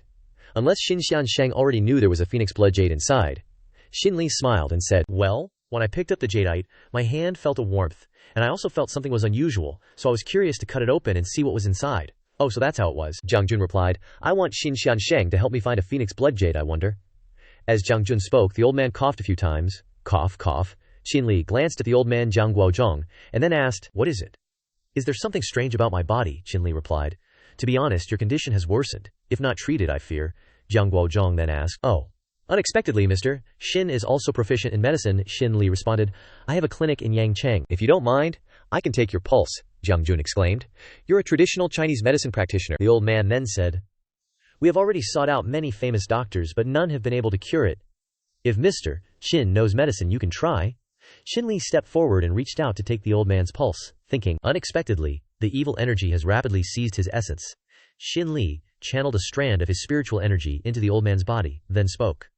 A moment later, It seemed the old man's essence had been freed from the evil energy's grasp. The old man suddenly said, "I feel much better." Shinli sighed. "I have only temporarily suppressed your condition. To cure it completely, we must still investigate the cause." With old Master Jiang, Jiang Jun immediately turned to Shinli and said, "I have always taken care of my grandfather. He rarely goes out." Shinli appeared thoughtful, and he asked, "May I ask if old Master Jiang has recently acquired any treasures?" Jiang Guozhong pondered. "Treasures?" Suddenly, Jiang Jun exclaimed, "Yes, there is a jade pillow." He then presented a green pillow. Shinli then pointed at it, saying, "This jade pillow may have been taken from a tomb. Prolonged contact with corpses generates dark energy." At that moment, old Master Jiang said, "No wonder I felt so cold when sleeping on this jade pillow," I thought. Knowing the cause of his grandfather's illness and Shinli's enthusiastic treatment, Jiang Jun was extremely grateful. He approached and placed his hand on Shinli's shoulder, saying, "My grandfather's illness has plagued him for a long time. I didn't expect Mr. Qin to be so kind-hearted. Regardless of whether you find the phoenix blood jade or not, my Jiang family can fulfill any request of yours, anything." But Shinli simply said, "Mr. Jiang, you're too kind. Treating illnesses and saving people is my duty, but finding the phoenix blood jade is also possible." "I only have one request," Jiang Jun said. "Mr. Shin, please tell me. As long as my Jiang family can help, we will absolutely not back down." Shinli then produced a photo. "The people in the photo are my parents. They have been missing for 10 years, and there is still no news." Jiang Jun looked at the photo thoughtfully. "I understand. 10 years will be very difficult. It will take some time. The Jiang family will do our best," Shinli said. "Then I'll leave it to you." Jiang Jun then asked, "What about finding the phoenix blood jade?" Shinli replied, "Mr. Jiang, rest assured, I will definitely find it quickly and bring it to you." Jiang Jun smiled happily, took out a gold card, and handed it to Shinli, saying, "Then thank you, Mr. Qin. In addition, this card contains 2 billion as funds for Mr. Qin to find the phoenix blood jade." "There will be more after you find it." Shinli shook hands with Jiang Jun. "Okay, then I will contact you when I find the phoenix blood jade." "Sorry for the trouble, Mr. Qin." After the meeting with Shinli ended, Jiang Jun thought, whether the Jiang family can return to its former glory depends on this opportunity. The next day, Shinli was disheveled. He muttered to himself, "Even though I'm back, the clinic still needs someone to look after it." Just as he arrived in front of the clinic, Shinli suddenly heard a voice behind him. "Mr. Shin, you've finally arrived." An old man leaning on a cane stepped forward, saying, "I've been having headaches recently. Please help me take a look." Shinli gently replied, "All right, please follow me in. I'll take a look for you." Shinli led the man into the clinic. At this moment, across from Shinli's clinic, a loud announcement suddenly blared. "Tang Shi Traditional Chinese Medicine opens today. Tang family successor, Mr. Tang Bo Huai, is personally providing consultations today." Old Master Tang is personally providing consultations, a once-in-a-lifetime opportunity, quality guaranteed. The old man, upon hearing this, immediately turned around and said, "Old Master Tang, could it be that famous traditional Chinese medicine practitioner of Muyang City?" The man from Tang Shi Traditional Chinese Medicine replied, "That's right. Our medical skills have been passed down for hundreds of years. They cannot be compared to some amateur clinic's signboard." Upon hearing him say that, the old man threw down his cane and ran towards the opposite side. "Please give me a number, all right?" The man leaned in and whispered to the old man. "Have you heard of the Qian Kung clinic across the street selling fake medicine? Unexpectedly, they ran away 2 days ago, and now they're back." Shinli, after hearing the words of the people from Tang Shi Traditional Chinese Medicine, suddenly appeared right in front of them. "I say, you two are spreading rumors in front of me. Have you thought about the consequences?" The man exclaimed in panic, Mr. Qin, I just heard about it." Just then, someone stepped out and said, "Why bother with a kid like him? As a doctor, shouldn't you be more tolerant?" The one speaking was none other than the owner of Shi's Traditional Chinese Medicine Clinic, Shi Tang Bo Huai. He continued, "Humph, I've been practicing medicine for decades, and now young people call themselves TCM doctors. Truly, the world is going to the dogs. What a degenerate age." Tang Bo Huai said to the old man who wanted to be examined, "Here, let me take a look." The old man hurriedly rejoiced. "Then I'll have to trouble Divine Doctor. I wonder if the Divine Doctor can cure this disease." He took off his hat, revealing many pustule-like bumps on his scalp, which looked quite frightening. Tang Bo Huai was horrified, muttering to himself, "This is a strange disease. This old man has been practicing medicine for decades, and is seeing this for the first time. It's truly shocking." In a fluster, he awkwardly took out an acupuncture needle and said uneasily, Simple. Just puncture these little pustules, and wash them clean." Seeing Tang Bo Huai preparing to act, Shinli immediately stepped forward to stop him. "Wait, the bumps on this old man's head must be treated with fire needles. If not handled properly, it could affect his life." Tang Bo Huai glanced at him and scolded, "Does this old man need a greenhorn like you to teach me how to treat patients?" With that, he used the needle to puncture the pustules on the old man's head. Shinli exclaimed, "Stop! These are mutated viral blisters. You can't directly puncture them like that." As soon as the pustules were punctured, the old man clutched his head and collapsed to the ground, screaming in pain. Tang Bo Huai stammered, What's going on?" Shinli squeezed forward, "Get out of the way!" But he was blocked by Tang Bo Huai. "This is my patient. Your Qian-kun clinic has no right to intervene. Without hesitation, Shinli raised his hand and slapped Tang Bohuai across the face. He said, People like you, who treat patients like toys, don't deserve to be called doctors. Shinli took out a needle, muttering to himself, This old tongue fart just poked at the central plains. I wonder if it's still in time. After inserting the needle into the old man's forehead, Shinli realized things were not good. This poison was originally difficult to treat in the body, and with the addition of old Tang's wrong acupuncture method, the patient's internal cold had also consumed the life's vital spirit. He could only rely on this method to try. Shinli then used the CT acupuncture method, channeling his spiritual energy into the patient's body, trying to suppress the poison. A moment later, the old man woke up, breathing a sigh of relief. The pustules on his head had disappeared. Shinli turned to Tang Bohuai and said, You truly disgrace the world of TCM, Tang Bohuai shouted bitterly. You little brat, do you dare to compete with me? Shinli exclaimed. Oh, compete in what? Tang Bohuai continued. Compete in saving people. Whoever makes a mistake first has to get out of the TCM world. Shinli quickly agreed. All right, this competition, Shinli, I accept. At this time, many people came to Qian-kun Clinic, gathering around and discussing. So many people, what happened? Qian-kun Clinic is going to compete in treating patients with Yang Cheng's famous doctor, Tang Bohuai, didn't you know? This is going to be a good show. On the Tangxi TCM side, people lined up to wait for examination, a girl exclaimed. Thank you, divine doctor. On the opposite side, Qian-kun Clinic was also crowded with people, with praises ringing out, Dr. Qin is really good. After acupuncture, my body feels much better. That's right. Who knew that Dr. Qin is so young, yet his medical skills are so superb? Hearing this, Tang Bohuai was filled with jealousy. You little brat, this old man has been practicing medicine for 30 years before being granted medical skills, yet he doesn't make any mistakes. He squinted and signaled to the girl in the red dress next to him, who understood and immediately made an OK sign. Tang Bohuai called the next person. Hello, doctor. The patient said after the examination. Tang Bohuai thought to himself, This disease. On the Qian-kun Clinic side, Shinli called, Next please.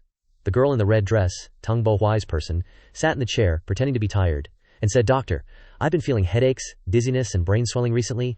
Do you have a way to treat it? She boldly pulled Qinlian's hand to her body and moaned, I can't take it anymore. Please quickly help me take a look. Qinli quickly pulled his hand back and replied, Don't worry, I'll take your pulse first. Qinli took the girl's pulse, and she said again, Doctor, you must examine me carefully. While taking her pulse, Shinli felt strange. The stabilizing force of the 5 viscera is fine. It doesn't seem like she's sick. At this moment, there was a scream from Tangxi TCM Clinic. Tang Bohuai's people exclaimed in a panic. Are you okay? A man was lying on the ground, eyes wide open, foaming at the mouth. The people of Tangxi TCM Clinic were frantically providing first aid and calling for help. The patient is not going to make it. Quickly taken to the hospital. The staff of Tangxi TCM Clinic were calling the emergency center. Hello, emergency center. Seeing this, the crowd waiting for examination at Tang Bohuai's side hurriedly left. Let's go to Qian-kun Clinic for treatment. This TCM is hopeless, they said as they left. This Dr. Tang is really unreliable. I should have gone to Qian-kun Clinic earlier. That's right. At this moment, the girl in the red dress cried out, Ouch! My head hurts so much. This is bad. It's really bad. She cried out and then collapsed to the ground. The crowd erupted. What's wrong with her, doctor? Someone get a doctor. Tang Bohuai rushed over. He declared, Don't get too cocky yet. If you can't cure her, we're in the same boat. Shinli opened his acupuncture kit, rubbed the needles together, and said, Xiang, it looks like I can only use these needles. He pulled out the biggest needle, as thick as his wrist, and said, I need to examine her carefully. If I misdiagnose something, she'll be crippled. The girl sprawled on the ground, trembled. Shinli started counting. 3, 2, 1. Just as he finished, the girl in the red dress hurriedly jumped up and waved her hands. Oh, Dr. Qin, I'm not sick. I don't have any illness. Ha. I'm from Tang's traditional medicine clinic. Please spare me. The girl cried in embarrassment. Shinli said, Tang, old sir, you've lost. Tang Bohuai angrily shouted. Shinli, don't get too pleased with yourself. I am a renowned doctor in Yangcheng. Even Liu Zhang has to show me some respect, Shinli then asked. Oh, a renowned doctor. Using tricks to disrupt the competition, you're not even worthy of being a doctor, Tang Bohuai retorted. Shinli, mark my words, I will avenge this humiliation. Shinli walked inside, took off his white coat, and stretched to relieve his fatigue. A voice spoke up. Boss, did you need me to deal with him earlier? Shinli looked at her and asked, How is your injury? The girl immediately replied. Thank you for your concern, boss. This injury is nothing. If you need me to do anything, just give the order, Shinli then said. You should stay here and recover from your injuries for now. In a few days, I might really need your help. Just then, Shinli's phone rang. Ring. Shinli answered. Hello? The voice on the other end said, Hello, Mr. Qin, I'm with Jiang Shao, bringing you news about the raw stones. The goods are expected to arrive in Yangcheng in a week. Also, there are some matters we'd like to discuss with Mr. Qin in person. Of course it will be beneficial and harmless to you. I wonder if Mr. Qin is interested. Qin Lian replied. Since you put it that way, let's meet and talk, the girl said. Okay, I will send you the specific time and location to your phone. The scene shifts to Tung Bo Huai's house. The TV is playing. Yesterday, 2 traditional Chinese medicine practitioners in Yangcheng held a medical skills competition. The owner of Tang's medical clinic, Tang Bo Huai, failed and announced his withdrawal from the world of traditional Chinese medicine. Tang's clinic has suffered a major blow. Hearing this, Tang Bo Huai smashed the teacup in his hand. Turn off the TV. Just then, someone called outside the door. Is Dr. Tang there? Not here, not here, get lost, Tang Bo Huai shouted. The person outside the door said, What if I said I could help you get revenge on Shinli? The door burst open. Tang Bo Huai exclaimed, It's you. Only I can do this, Liu Minghao spoke, then handed Tang Bo Huai a piece of paper. After opening the paper and reading it, Tang Bo Huai looked surprised. He exclaimed, This is a prescription. The scene shifts to Qian Kun Hall. Shinli said, Would you like to go for a walk together? It would be good for your injury too. Yes, no, that's right. There's a small task today. The injured girl who was saved by Shinli put on her camouflage jacket, carefully covered her ears with a hood, and said, Thank you for your concern, boss, but my body is already fine. I guarantee I'll complete the mission. Shinli chuckled and said, You're just gonna buy a house. No need to be so tense. He thought to himself, It seems like I need to find an opportunity to talk to her first. The two walked out of town together, and Shinli suddenly asked, Liangqing, how old were you when you started training? Where are your parents? Liangqing replied, I started training in the battalion commander's camp at the age of 3. I have no memory of my parents. Shinli thought to himself, She entered the military camp at such a young age. She must have suffered a lot, he said. You don't have to sleep on the ground anymore. Yes, boss, Liangqing replied. While walking, Shinli suddenly saw a souvenir stall and noticed a dagger with a strange shape. Shinli walked over and asked, Boss, how much is this dagger? The owner replied, I accidentally dug up this dagger, 500 yuan. You can have it. I'll take this dagger. Liangqing asked, Boss, is this some kind of treasure? Shinli took out a lighter and said, You'll see in a moment. After using the lighter to burn away the impurities covering the dagger, revealing an extremely sharp blade, and it seemed to have the spirit of a dragon. Liangqing exclaimed, It doesn't seem like an ordinary dagger. Shinli handed it to her and said, Do you like it? It's yours, really. Thank you, boss. Liangqing cheered happily. At this moment, Xinlia's phone rang again. He answered, Qingyin, what's wrong? Qingyin sobbed on the phone. Shinli was shocked. Zidan, she's been kidnapped. He hurriedly gave Liangqing the card and said, Something came up at home. I have to go. Leave the house buying to you. The password is 6/8. Liangqing held the card in her hand, wondering, Am I going to choose a room? Shinli left, not forgetting to say, I believe in your eye for style. As he walked, he called Qingyin. Qingyin, don't be afraid. Tell me exactly what happened. Just then, the scene shifted to an outdoor racetrack, where a group of young men and women were gathered, laughing and talking beside muddy cars, creating a very lively scene. A man grabbed Chu Zidan's hair and yelled, If you want to blame someone, blame yourself, Chu Zidan, you little bitch. I told you. It would have been better if you had listened to me obediently. Why pretend to be so innocent in front of me? He was Feng Zijiao, Chu Zidan's ex-boyfriend. Now I not only want you, but also the Chu family's assets. Zidan exclaimed. Feng Zijiao, you are shameless. Feng Zijiao's henchman suddenly called out, Boss, look. Feng Zijiao turned around, a car rushed over, and a man got out carrying a suitcase. He said dismissively, I'm late to the party by like 10 people. Shinli said. The young men sneered. Brother Feng, it looks like he came alone. Chu Zidan thought to herself, Why is it my useless brother-in-law? What good will it do for him to come? Feng Zijiao, with a cigarette in his mouth, said with a sarcastic look. It must have been tough for you, big shot, to come all the way here. Just leave the money here and you're done. Shinli put the suitcase of money on the ground and said, Didn't you say you'd release her if I brought the money? What's this, you kidnappers don't keep your word? Feng Zijiao scoffed and burst out laughing. Keep our word, haha, brother Feng, this guy is hilarious. Feng Zijiao blew smoke in Shinli's face. The Chu family is so damn stupid, I want both the money and the girl. He ordered his henchmen, Take the money. One of them stepped forward and picked up the suitcase of money. Honestly, it was hard work for you to come all the way here. You can go now. Also, we'll try our best to cause your little sister-in-law a little pain later, and when we're tired of playing with her, we'll naturally send her back. As he spoke, he innocently picked up the suitcase, unaware that Shinli's kick was right in front of him. The suitcase burst open, and money fell everywhere, shocking the young men. Feng Zijiao cursed, Damn it, beat him to a pulp for me. The unruly young men, armed with sticks and weapons, rushed towards Shinli, but with just one punch from him, Feng Zijiao was sent flying far away, crashing heavily to the ground. One of them attacked from behind. Die. Shinli glanced back, and with one punch he sent him crashing face first into the ground, causing the surrounding area to crack. Feng Zijiao panicked. Is this a monster? Shinli ran over and pinned him down. Ready to punch him in the face, he quickly shouted, Please don't hit my face. But it was too late. Shinli's hand landed repeatedly on Feng Zijiao's hateful face. Witnessing this scene, Chu Zidan exclaimed in surprise, Is this my useless brother-in-law? Since when did he become so powerful? Shinli quickly ran over and untied Chu Zidan. He said, Go quickly, don't let your family worry. She could only hum in agreement, unable to speak, and then said, Shinli, He turned back and asked, "What is it?" Chu Zidan then changed the subject. That thing. Next month my school has a friendship event. Would you like to participate? She quickly added. Don't think too much about it. I'm just afraid that these people will take revenge. That's why I want you to come with me. Shinli was surprised, he thought. This is unexpected. This guy is inviting me to participate in a friendship event.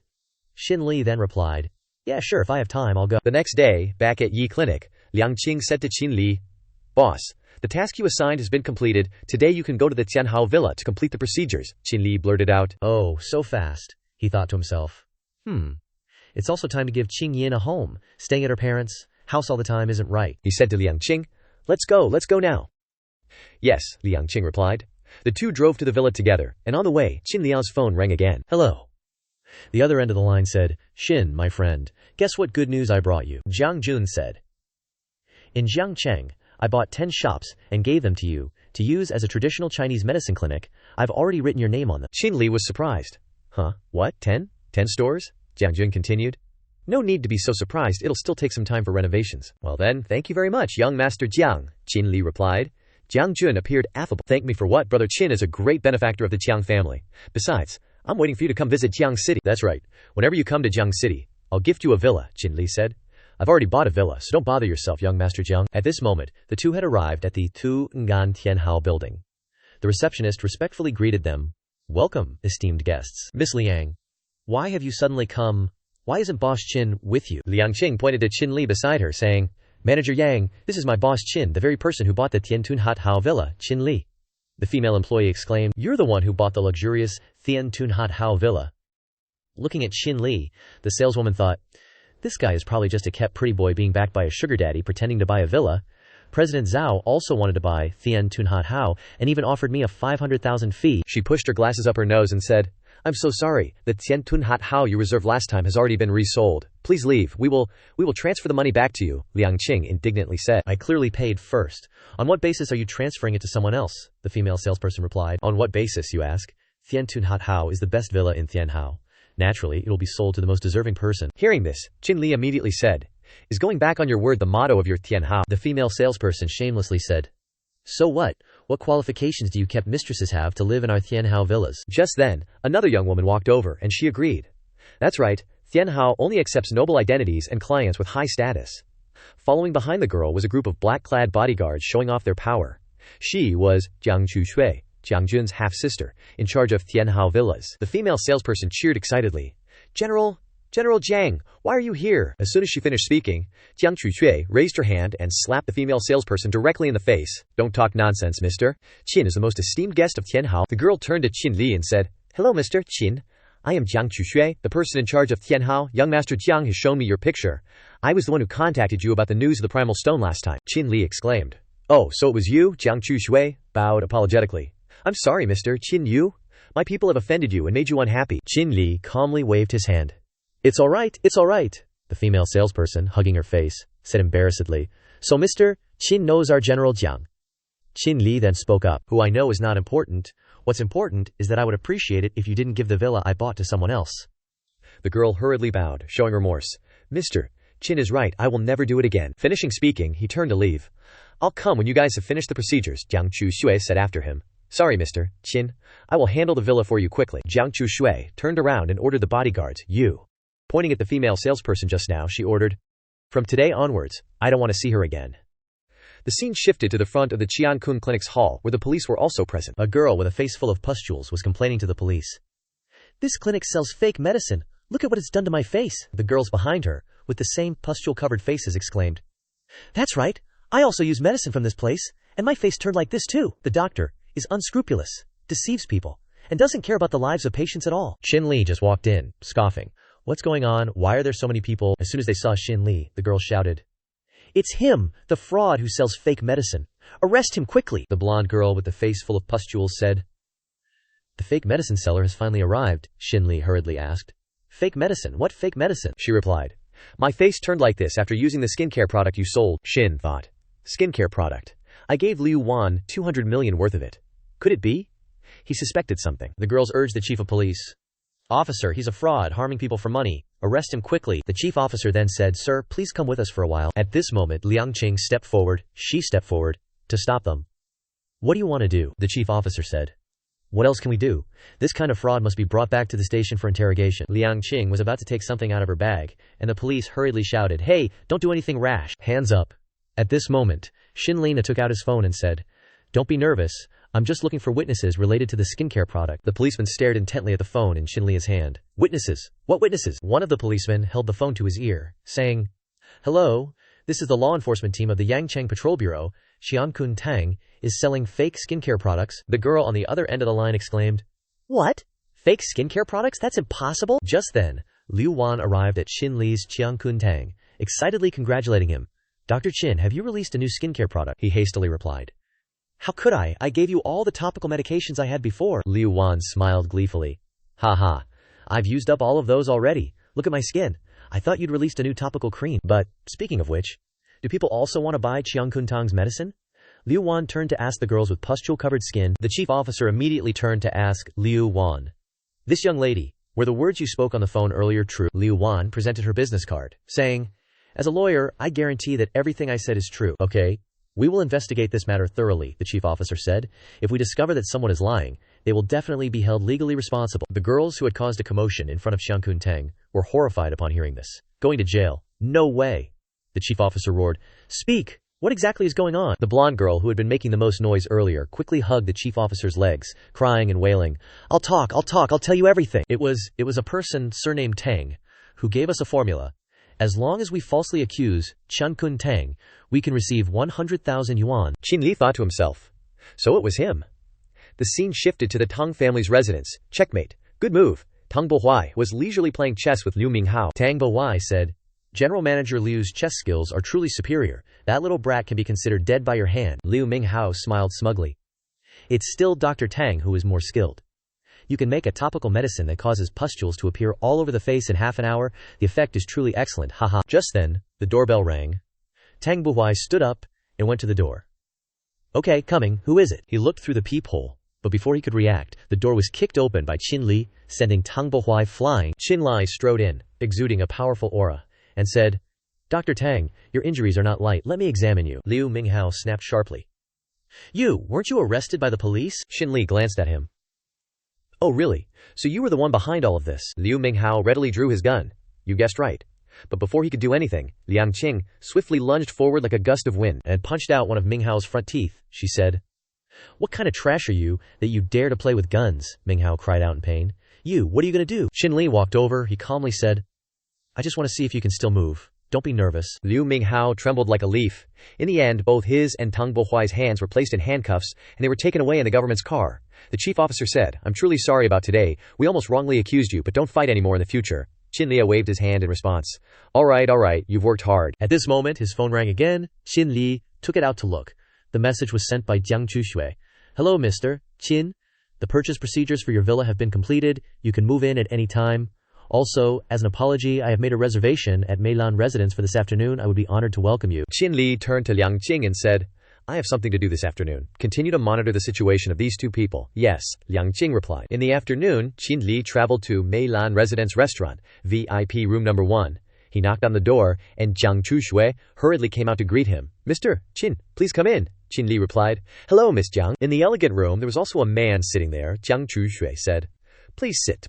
This is French black tea that was just imported today, specially invited for Mr. Qin to enjoy. Also, the house purchase procedures have been completed. Please take this. You just need to sign and pay the remaining amount, and the house will be yours. Shinli took the documents, saying, Thank you. Jiang Chushu then introduced the man next to her.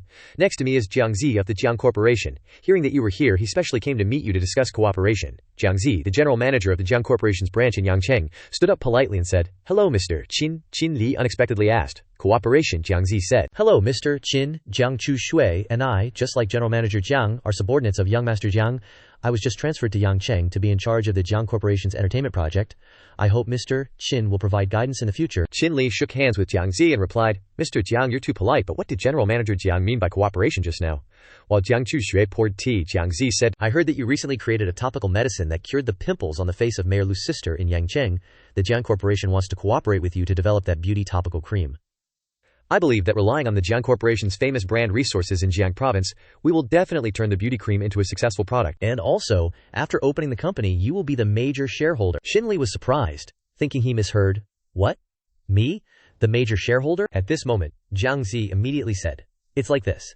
I want your ointment to be produced and sold by the Jiang Group. You'll own 80% of the shares, and the Jiang family will own 20%. What do you think?" Shinli thought to himself. Judging by the way he directly called Liu Zhang by name, it seems the Jiang Group's influence in Jiang province is considerable. If we have them as a foundation, this medicine can be even more effective. Qinli looked thoughtful. Seeing Qinli's expression, Jiang Zi suddenly felt worried. Seeing his hesitation, could it be that he thinks the shares are too small? Jiang Zi glanced at Jiang Zong meaningfully, asking for help. Just as he coughed a few times, Jiang Chushui nodded. She stood up and brought a stack of documents titled Huangtu Club Equity Transfer Agreement and said, "Mr. Qin, to make up for yesterday's apology, Jiang Zi and I have obtained Jiang Xiao's consent. This is the largest entertainment complex in Yangcheng, and we are gifting it to you, Mr. Qin. Please accept it." Jiang Zong stepped towards Shinli, holding out the documents in front of him. But Shinli pushed the documents back towards Jiang Chushui. He said, "Jiang Zong, you are too polite. You stepped in and resolved yesterday's issue already. I absolutely cannot accept this gift." Jiang Chushui said, "If Mr. Qin you don't accept it, it's clear you still haven't forgiven me. Also, Jiang Xiao will definitely blame me." Shinli put down his teacup and said, "If Jiang Zong insists, I'm afraid I won't be able to finish my tea today." Jiang Chushui hurriedly exclaimed, If Mr. Qin doesn't want it, he doesn't want it. I'll take it back." Just then, Jiang Zi offered a gold card, saying, "If that's the case, you must accept this gold card. With it, you'll get free access to all the entertainment clubs under the Jiang family." Taking the card, Shinli sighed. "Then thank you, Jiang Xiansheng." Jiang Chushui and Jiang Zi also sighed. Jiang Zi awkwardly said, "Then, about the collaboration regarding the ointment," Shinli replied. "How about this? The Jiang family will be responsible for the production line and sales channels. We'll each have 50% of the shares, and my wife will manage my shares." "How does that sound?" Jiang Zi was overjoyed. "Great, that's wonderful. Then I'll bring the contract to you tomorrow." Jiang Chushui was still surprised. You agreed." Jiang Chushui received a phone call. She looked at the message and said, "Mr. Qin, tonight the rough stone suppliers in Jiang province will be staying at our Tianhao Villa district. If you're interested." Shinli quickly stood up. If that's the case, then I won't bother you two any longer." Jiang Chushui had no choice but to say, "All right, if you have something urgent, you can leave first." Shinli returned to the warehouse. The employee said, "Here are your goods, you've worked hard," Shinli replied after scanning the payment code. Shinli transported the stones back to his workplace. The clock already showing almost midnight. He tiredly cut the stones to find the phoenix blood jade. Many stones had already been cut, but no phoenix blood jade was found. Shinli exclaimed. I'm exhausted," he thought. "With this amount of work, it seems I have to think of something. I didn't expect the phoenix blood jade to be so rare." Shinli blankly looked at the piles of stones stacked in front of him. He recalled the feeling when he found the phoenix blood jade worth 20 billion last time. "That's right, I remember last time. I wonder if I can sense it like before. Let's try it." Shinli released his spiritual power, using it to find the phoenix blood jade in the pile of stones in the warehouse. The spiritual power seeped through the stones, entering each small stone. Finally, there was one containing the phoenix blood jade. Shinli stepped forward, exclaiming, "Found it!" The scene shifts to the Chu family. Inside the living room, Chu Qingyin's parents, Qingyin and Chu Zidan, were waiting. Chu Qingyin looked anxious. It's already late at night. Will he really come back today? Suddenly the door burst open, and Shinli appeared. The four members of the Chu family turned to look at him with unpleasant expressions, their faces filled with murderous intent. Shinli didn't understand what was going on, he thought. "What's going on here?" Shinli walked in, saying, "Mom, Dad, Qingyin, it's so late. Why aren't you all asleep yet?" Qingyin said in a sharp tone. "What kind of bewitching potion did that little fox at the medical clinic give you?" Shinli looked puzzled. Little fox at the medical clinic. Qingyin pointed to the photos on the table, saying, "Look for yourself." Han Ying stood up abruptly, pointing at Shinli and scolding, "You were born but not raised. If you want to sneak around outside, then leave my Chu family early. Don't ruin my Qingyin's reputation." Shinli picked up the photos. In one photo, Liang Qing was wiping sweat for Shinli while he was working. The eyes of the Chu family members looked like they wanted to skin him alive. Chu Zidan slammed his hand on the table, saying, "Shinli, do you have anything to say?" Shinli pointed to the photos, asking, "Where did these photos come from?" Chu Zidan snapped. I'm not asking you that. Answer honestly." "Who is this woman?" Shinli calmly replied. "This girl was injured before, with no home to return to. After I saved her, she willingly stayed at the clinic to work." "I'll call her, and you'll understand." With that, Shinli called his assistant and held the phone out for the whole family to hear. A voice came from the other end. Hello, what's the matter, boss?" After talking for 10 minutes, Chu Qingyin seemed to understand, and she said apologetically, "So that's how it is." Shinli began to explain. "The girl in the photo is Liang Liu. She's an orphan, specially brought into the training organization. Since she was young, I kept her around because she had nowhere to go," Chu Zidan retorted. "Well, you should have explained it to us clearly." Han Ying chimed in smoothly. "Shinli, it's not that we don't trust you, it's just, You understand this kind of situation, ha ha ha. She forced a laugh. Shinli sighed in relief and replied, "It's okay." Just then, Qingyin hurriedly pulled him upstairs, saying, "Hurry upstairs, it's late, don't disturb Mom and Dad's rest." Downstairs, Qingyin's parents and younger sister were hiding tools that they might use for some physical persuasion on Shinli. If he ever dared to put a cuckold's horn on Qingyin's head, Han Ying hurriedly said, "Hide them quickly, don't let Shinli see." As he stepped onto the stairs, Qinli turned to his wife and said, "Oh right, the Jang Corporation wants to cooperate with us to open a company, and they'll come to our house tomorrow to sign the contract." Qingyin was surprised. The Jang Corporation. Could it be the most genuine entrepreneur family of Jiang province?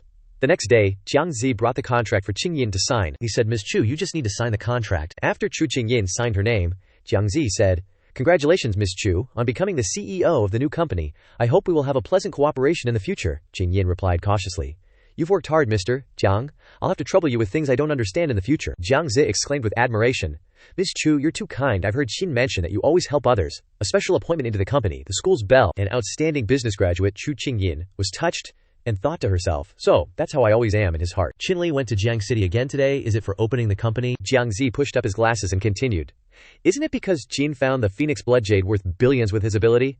Because Jiang Shao from our Jiang family asked him to find it, but unexpectedly he found it in a short time." The scene shifted to Jiang City Airport. Jiang Jun waved to Shinli there. Suddenly, whispers arose around them. "Isn't that Jiang Shao from our Jiang province? From the Jiang Corporation? Who could make him personally pick them up at the airport?" Jiang Jun patted Xinli's shoulder affectionately, saying, "I didn't expect you to find the Phoenix Blood Jade so quickly. Must have taken a lot of time." Xinli replied, "It's nothing." Jiang Jun drove Xinli to the Jiang family, putting his arm around Xinli's shoulder as they went, saying, "My father heard that brother Qin is coming, and has prepared a lot of rewards these past few days, wanting to repay you. This is the first time I've seen my dad take someone so seriously." "Ha ha ha," Xinli said politely. "I hope this Phoenix Blood Jade won't disappoint Uncle Jang." As they entered the room, Jiang Limin, Jiang Jun's father, raised a teacup and said, "You must be the Qin who saved my old man. You're indeed young and talented." Qinli replied modestly, "Uncle Jang, you flatter me. I'm just an ordinary medical student." Jiang Limin placed his hand on the box containing the Phoenix Blood Jade. Jiang Jun then asked, "How is this Phoenix Blood Jade?" He replied, "I didn't expect that Qin would find the 7-colored jadeite for our Jiang family, a rare find in 1,000 years." Jiang Jun exclaimed in surprise. "Is that the 7-colored jadeite that was auctioned for hundreds of billions?" Jiang Limin said. "That's right, this jadeite can be encountered but not sought. I never thought we would see it again. According to the last time the 7-colored jadeite appeared, it was many years ago, and it was priced at hundreds of billions." Jiang Limin said, "Qin is indeed the lucky star of our Jiang family. You've helped us with a big matter again." Qinli replied, "It's good as long as you like it, uncle." At this moment, Jiang Jun suddenly snapped his fingers in one direction. He said, "All right. The matter you asked me about last time, which is related to the disappearance of your parents, I received some news." Jiang Jun handed a letter to Qinli. He said, "The news is not necessarily accurate. Take a look." Qinli opened the letter to see the news inside. Jiang Jun spoke again. "As I said, most of the news seems vague and not very accurate." After a moment of silence, Jiang Jun said, "Actually, there's still one more piece of news that's not written inside. 2 years ago, the figures of your parents appeared in Shangjing once. The scene shifted to a place, the Quanxi Hotel. The car parked outside the lobby. Jiang Jun and Qinli entered. Jiang Jun said, 'I'll take you to taste the specialties here.' Suddenly a voice rang out. 'Jiang Jun, you clearly said you'd take me shopping today. Where are you going?' Jiang Ran, Jiang Jun's younger sister, was questioning her brother with her arms crossed. Jiang Jun patted his forehead a few times, appearing apologetic. 'Yesterday you told me about the jadeite. I was too excited. I completely forgot that my sister asked me to go shopping today.' With that, he turned to introduce his sister. 'Brother, this is my younger sister.' Seeing Jiang Ran, Qinli thought to himself, 'Jiang Ran, it seems like I've seen her in the newspaper before.' Rumor has it she's a formidable woman. At just 20, she established a catering company that monopolizes the catering market in Jiang City." Qinli extended his hand, saying politely, "Hello, I'm Qinli." Jiang Ran not only didn't shake his hand but also turned her face away. HMPH. After a grunt, she snapped, "Brother, what are you standing there for? Hurry up and order. You wouldn't go shopping with me, and now I have to entertain you. With Qinli here." Jiang Jun, afraid his sister was affecting him, whispered to Qinli, "My sister has a quirk. She doesn't like being around men. Please excuse her," standing right in front of me. Yet daring to whisper behind my back, Jiang Ran was visibly annoyed. "What were you two whispering about just now, talking bad about me?" Just as Jiang Ran was about to explode, a voice blurted out, "General Manager Jiang, something's happened." Jiang Ran turned to scold the man. "Director Yunbi, can't you see we have a guest here? What's with the panic?" Director Yunbi, pale-faced, stammered. "An employee is trying to jump off the building. The security team leader has already taken people to the rooftop." Jiang Ran quickly directed. "What? Stop her. We have to stop her. I'm going over there now. Call the police." Finishing her words, Jiang Ran rushed off, dialing her phone as she went. "Hello, this is Quanxi Hotel. I want to report an emergency." Jiang Jun looked apologetic, saying to Qinli, Shinli, I'm really sorry. I wanted to treat you to a meal, but I didn't expect this. Shinli smiled, replying, "If you consider me a brother, there's no need to be so polite. Let's go take a look. If they need help, we might be able to lend a hand." On the hotel rooftop, a girl with a deeply melancholic expression stood close to the edge, ready to jump.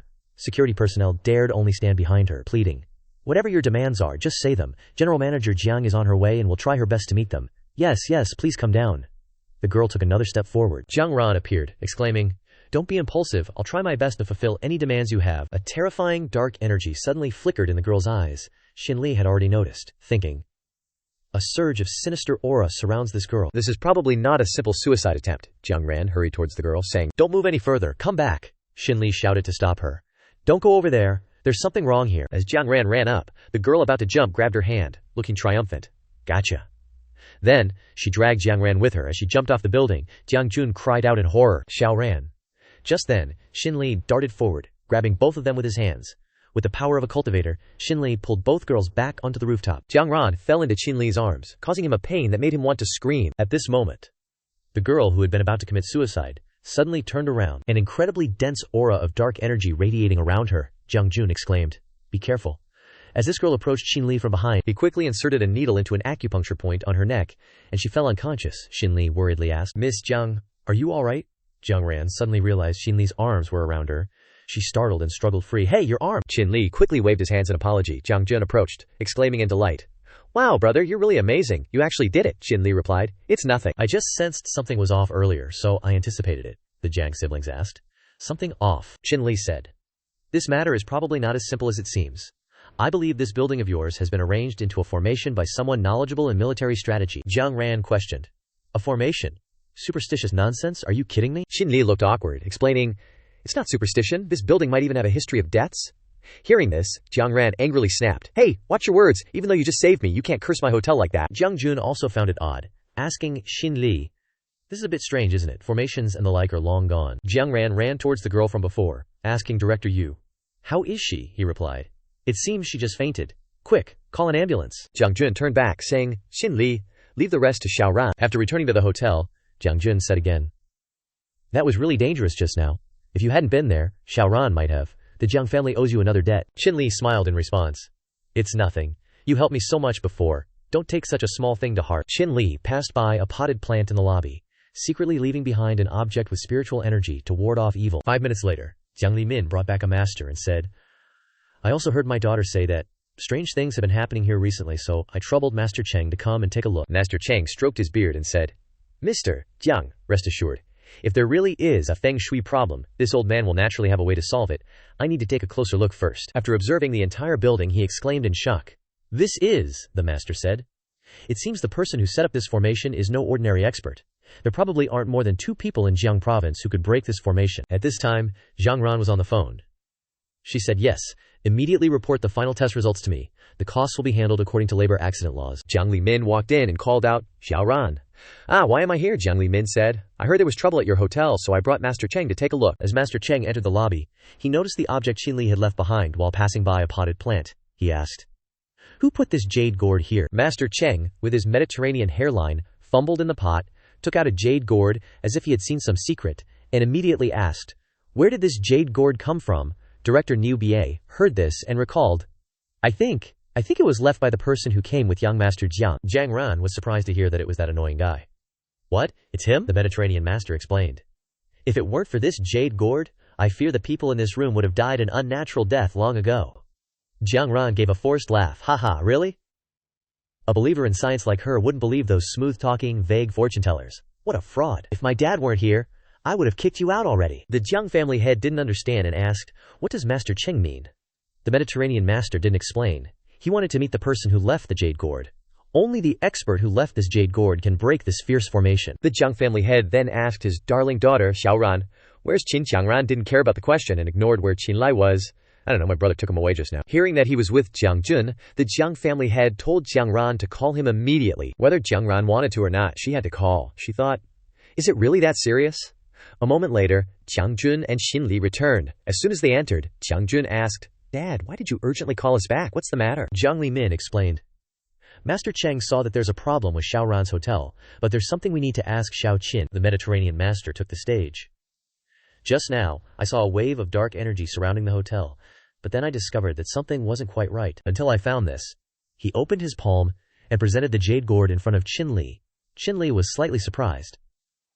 This is the jade gourd I left in the flower pot. Jiang Jun thought something big had happened and eagerly asked, Master, what's wrong with this jade gourd? The Mediterranean master suddenly burst out laughing, breaking the tense atmosphere. I didn't expect such a young hero. I also have an heir to the formation arts. If it weren't for Qin leaving the gourd here, I'm afraid there would have been a murder. The Jiang family head was delighted to hear that Shinli had helped suppress the situation. He had hope of quelling the turmoil this time. Xiao Qin, you can actually use the jade gourd to suppress the formation, so nothing bad will happen anymore, right? Shinli honestly said. Actually, it hasn't been completely resolved. Back then, the evil spirit controlled that person to jump off the building, so I only used the jade gourd to temporarily suppress the formation. The real terror is still hidden inside. What I suppressed was only the surface. Shinli then led them to the top floor of the building. He pointed down and said, This place is probably the weakest point of the formation. Shinli then turned to borrow tools. Master, could I trouble you to lend me 7 coins? The Mediterranean master generously handed them to Shinli. Take them, Shinli said readily. Thank you. The 7 coins, covered in spiritual power, immediately flew out in all directions. The ghostly apparitions flew all over the air, making the space even more suffocating. They've all been released, quite a few. All the souls had escaped and gathered into a ghostly face. I didn't expect this evil energy to be as powerful as Yama. It's even more terrifying than the center. Shinli suppressed the formation like a tornado, causing those around him to brace themselves. Damn it, what kind of crazy moves are you pulling, bro? It's almost reached Gale Force 8, Shinli let out a heavy breath. We've resolved the issue with the person who jumped off the building earlier, so there shouldn't be any major problems anymore. You can call and ask. Sheathing his dagger, Shinli considered the problem completely resolved. The Mediterranean master stroked his beard and smiled happily. Excellent technique. It seems I broadened my horizons today. The Jiang family head patted him on the shoulder politely. Thank you for your help, Shinli. Today, it's lucky we had Xiao Qin here. Otherwise, something might have happened to Xiaoran's hotel. He didn't finish speaking, and leaned close to Shinli, whispering, Xiaoran's temper isn't good. If she says anything wrong, I hope you won't take it to heart. Shinli scratched his head. I don't want to bicker about this either. Okay. Elsewhere, in the Ming Dynasty Palace, Jiang Jun led Shinli to admire a great historical project. Bro, I didn't have time to give you a proper tour the other day. Today I'm taking you to a good place. Then Jiang Jun instructed someone, Director Xi, please arrange a private room for me. The bald old man called Director Xi saw that it was Jiang Jun and stammered with difficulty. Young Master Jiang, I'm really sorry, young Master Jiang. The Ming Dynasty Palace is fully booked today. Jiang Jun snapped. What? Fully booked? Aren't there still places outside? Director Xi, are you kidding me? Director Xi didn't know how to handle the situation. The main thing is, we don't dare offend that guest either. A man with bright red hair walked out, picking his teeth. I was wondering who it was. Isn't that young Master Jiang? That's Xiao Wei, a young master from the Xiao family of Shangqing. Jiang Jun didn't let him finish, saying, So that's who it is. I was wondering which family's good-for-nothing son it was who has to cover the whole restaurant just to eat a meal.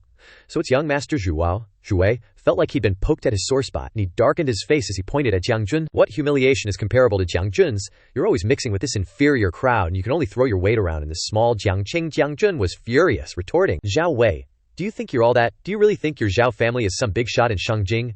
Zhao Wei raised his annoying face and sneered, no matter how inferior our Zhao family is, at least we have a name in Shangjing, which is better than you Jiang family members who keep trying to make it in Shangjing, only to be chased back again and again. He successfully hit a sore spot for the Jiang family. Jiang Jun's face flushed and he roared, Say that again if you dare! Don't forget the lesson from a year ago when I beat you into the hospital. Shinli stood aside, analyzing the situation. This guy looks pretty strong. But Jiang Jun beat him into the hospital. Is Jiang Jun that powerful? Zhao Wei confidently raised his foot and kicked at Jiang Jun. You think I'm still the same as I was a year ago? Although Jiang Jun managed to block the blow, he wasn't unscathed. He was pushed back 3 meters, and his hand was swollen and red. Jiang Jun cursed inwardly. Damn it, when did this guy become so strong? But once the blood is up, don't even ask who my daddy is. Jiang Jun charged at Zhao Wei like 2 fighting cocks. Zhao Wei arrogantly said, Even if you kneel down and call me grandpa now, it's too late. As he dodged a punch from Jiang Jun, he mocked, No wonder the old man of the Jiang family in Shangjing kicked you people out of Shangjing. I wouldn't even want someone like you as my grandson. Then, he threw a punch straight at Jiang Jun's face. Today, I, Zhao Wei, will clean up a useless member of the Jiang family for the Zhao family. Everyone thought Jiang Jun would probably need reconstructive surgery after taking this punch. But unexpectedly, the one who was sent flying was Zhao Wei, who crashed into a stone table, shattering it to pieces. Jiang Jun looked back in surprise and saw that it was Shinli who had knocked Zhao Wei away. Taking a hit like that must sting to the core. Jiang Jun was shocked by what had just happened. Shinli is a doctor. When did he learn to fight? Zhao Wei sat sprawled on the ground, wiping the blood from the corner of his mouth. He didn't expect that Jiang Jun would have such a capable person by his side. Probably with strength similar to his cousin who just returned from the military. It would be stupid to stick around and take more hits. Zhao Wei got up and left, warning Jiang Jun. You got lucky today with someone helping you out, Jiang Jun. Just you wait. Jiang Jun ignored him. He stepped forward and put his arm around Qin Liang's shoulders. Bro, if it weren't for you just now, I'm afraid I would have been done for, Qin Li said calmly. I couldn't just stand by and watch you get hurt. I thought you two were just casual acquaintances. I didn't expect him to be so ruthless. Jiang Jun enthusiastically wanted to celebrate. Let's go eat first. Don't forget you have to go to the airport this afternoon. Oh right. My little sister is going to Yangcheng to visit an old classmate.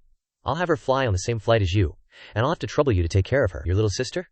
Hearing about that young lady, Shinli already felt dread washing over him. On the plane, the flight attendant's voice announced to everyone, "Hello passengers, we have prepared meals, tea, water, coffee, and juice for you. Welcome to choose." Shinli was leisurely reading a book when the spoiled brat Jiang Ran walked past and glanced back at him suspiciously. This person looks familiar. Shinli was embarrassed to let this young lady stand here looking at him. If she wasn't bothered, he was. Miss Jiang, if you have nothing to do, please don't come over here. Jiang Ran lifted her sunglasses and said uncomfortably, "Why do I see you everywhere I go?" Then, she tossed her head and left. After taking a few steps forward, she was harassed by a hairy monkey paw, and Jiang Ran screamed, attracting the attention of the flight attendant. "Miss, what's wrong?" Jiang Ran pointed straight at the face of that lecherous old man and said, "This man touched me." He acted as if it was nothing and pushed the flight attendant away. It was just a little touch. What's the big deal? The captain supported the girl and said coldly, "This passenger, please apologize for your behavior, otherwise we will notify Jiangcheng Airlines, and we have the right to put you on the blacklist forever." The situation suddenly changed. A man in a black cloak raised a desert eagle and pointed it at the captain's head. "Looks like you're the captain." The captain's face turned pale when faced with this situation. "You, what do you want to do?" The cloaked man winked at the lecherous old man and said, "Lao-san, your acting wasn't bad this time. You too." So they were hijackers. They shouted, "Airplane hijacking.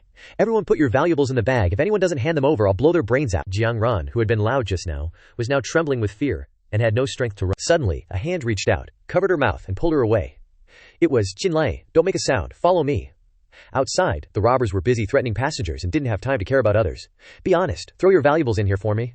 Pulling Jiang Ran into the toilet, Qinlei instructed, "Stay here obediently. Lock the door. I'll go out for a bit." Jiang Ran immediately showed her young lady attitude. "What do you want to do?" Shinli replied. "Of course I'm going to deal with those robbers outside." Jiang Ran didn't think so, she said. "Why do you have to mess with those two thugs? Just give them your phone and money. What if they go crazy and beat us to death?" Shinli felt annoyed by the girl's nagging. The lecherous old man outside, after collecting a bunch of belongings, was still not satisfied, and cursed. "Damn it, what a bunch of cheapskates. After all this time we still haven't found any rich pigeons yet." The kid's hard to scare and threaten. "Shut up, cry again and I'll shoot." But as soon as he finished speaking, he received a loving punch from Shinli. His teeth and lips must be a mess now. The hat-wearing leader saw Sanzi flying like a bird and slamming into a chair, unable to move. He shouted loudly for Sanzi. He looked around and yelled, "Who did this? If you dare to make a move, don't blame me for being impolite." Qinli wasn't sure if he could save the hostage or not. From this distance, wanting to save the hostage, I'm afraid. But hesitating any longer could endanger lives. Gunshots rang out. Could Shinli save the captain? The truth is, the male lead saved the person, but he was also shot. At the same time, Jiang Ran bandaged his wound while grumbling. "Why couldn't you just stay home and hide with me? What can so many people do? Did you really need to save him?" The flight attendant defended Shinli. "Miss, if it weren't for your boyfriend, I'm afraid all the passengers on this flight would be in danger." Jiang Ran blushed and retorted, "He's not my boyfriend." After getting off the plane, Qinli got off first. Jiang Ran ran after him, asking, "Hey, where are you going?" Shinli was confused. Why is this woman still following me? And speaking of going home, where can I go after just taking a bullet? Jiang Ran naturally said, "I'm not familiar with Yangcheng. You're my brother's friend, so logically you should take care of me, right? So tomorrow I'll go find you, and you'll take care of my food and drink for the day." Qinlin's face twitched. Huh? Impossible to reason with. No wonder Jiang Jun always looks so gloomy. It turns out it's mostly because he's bullied by Jiang Ran. Liang Liu bandaged Qinli while adding salt to his wound. "Boss, I didn't expect you could control a gun with your bare hands. Even special forces might not be able to do that." Qinli had no other choice. The situation was a bit special at the time. I didn't have any weapons, so... Right, have you ever thought about your teammates who are still alive? And finding them? Returning to this topic, it was probably also Liang Liu's concern. Liang Liu trembled when she heard Qinli mention her teammates. "Find them, boss? What do you mean?" Qinli hinted. "If you want to, I can help you inquire about their news." Liang Liu had a little hope. "Can I find them?" Qinli also affirmed. "How would you know if you don't try?" Liang Liu turned away to wipe her tears. She was very happy to hear Qinli allow her to look for them. After so many years together, how could she just let go completely? "All right, I'll give their information to you, boss." Qinli couldn't help but sigh. This girl is usually so strong, but it turns out she has a weak side inside. Liang Liu opened the suitcase and found a notebook. "These are the materials that I've always protected. I didn't expect there would be a time to use them." Thank you, boss. Liang Liu placed all her trust in Shinli to help, and he agreed decisively. I'll do my best to find them. Shinli returned to his villa. His little wife was diligently working on company matters on the computer. Hearing the door open, she happily looked up and said, Shinli, you're back. How did it go? You look tired? Shinli didn't plan to reveal what he had encountered. It's fine, everything's resolved. As for you, the new company hasn't been open for long, and you need to focus on all aspects. The pressure must be great, right? Chu Qingyin happily turned the computer screen to Shinli. It's going well, but speaking of the new company, I have some news to tell you. Take a look. Our trial product has already gotten a lot of attention. Shinli contentedly rubbed his little wife's head and praised.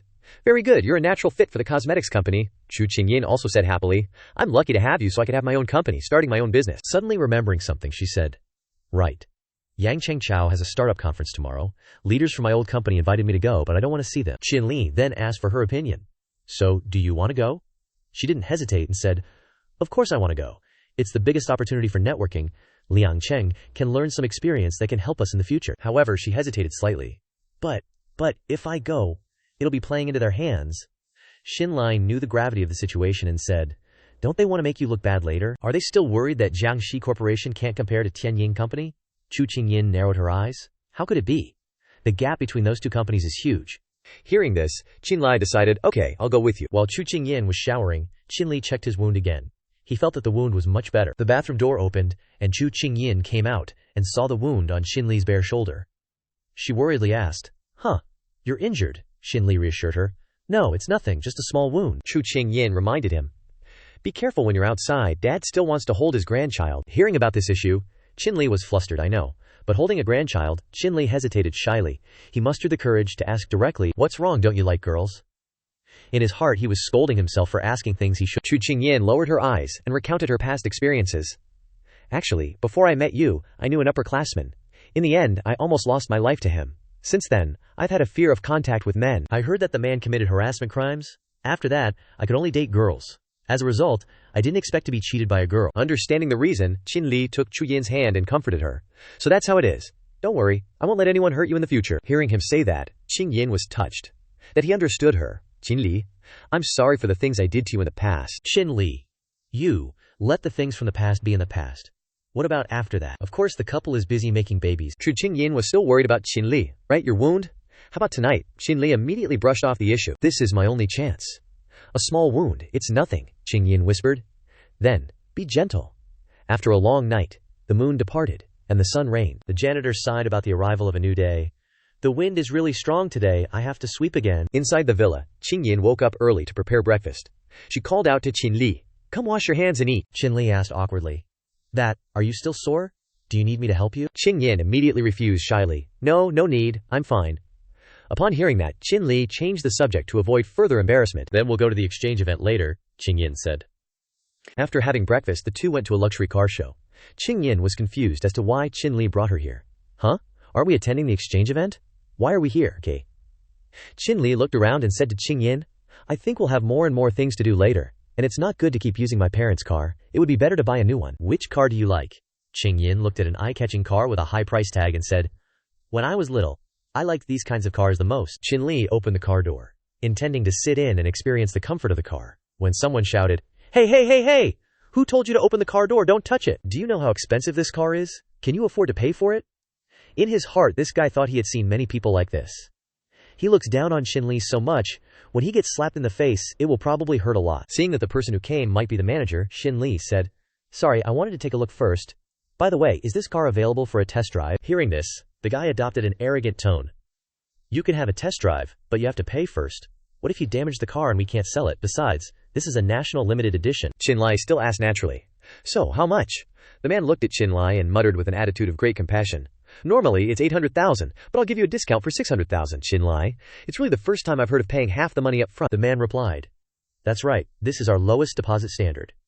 In his heart, he was still thinking that if you don't have money but still want to test drive the car, let's see how long you can pretend. Hearing this, Qingyin knew that he had no intention of selling the car and said, In that case, we still have to thank you. She turned to Qinli and said, If they don't want to do business, then let's go next door. Qinli indulged his wife's wishes. Whatever you say. Seeing the two leave, he spat. You can't even afford to buy anything here, and you want to go next door? You should also take a look at yourself. Even a beggar wouldn't wear clothes as tattered as yours, two other employees said to Magi. Those two people seem to have gone to see the cars over there. Hearing this, he widened his eyes. No way. Those two poor ghosts really went. Shinli. Simultaneously, at the entrance of Zuborghini, the manager inside cordially introduced, Mr. Chin, what do you think of this car? The new Binia Venza, the new price is 8 million. Would you like a test drive? The man surnamed Ma, not embarrassed enough, shamelessly came over to stop them. Manager Wang, such an expensive car, letting him test drive it. The two of them came from my shop, and they couldn't even afford a car worth over 1 million in my shop, let alone yours. Manager Wang dismissed the issue. He didn't want to bother with the man surnamed Ma anyway, as he knew what kind of person he was.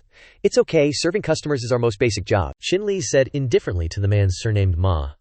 How do you know I can't afford it? Then, to prove it, Shinli pulled a card out of his pocket. No need to test drive. I'll take it. Swipe it, Manager Wang, seeing that Shinli made a quick decision, smiled brightly. You're too kind. I'll process the paperwork for you. Please have a seat and wait for a moment. The man surnamed Ma widened his eyes, panic-stricken. Manager Wang then led the two to the lounge. Wait a moment, we'll quickly process the paperwork for you. The man surnamed Ma turned from regret to resentment. Damn it, I didn't expect to lose face because of this. Manager Wang didn't forget to stab the man surnamed Ma a few more times. That's right, thank you for giving me such a big customer. After buying the car, Shinli and Qingyin went to the Huangdu Hall. As they walked, Shinli praised. Wife, this outfit you chose is very beautiful, Qingyin also said. Your previous outfits are old, you should change them up a bit. At this moment the phone rang.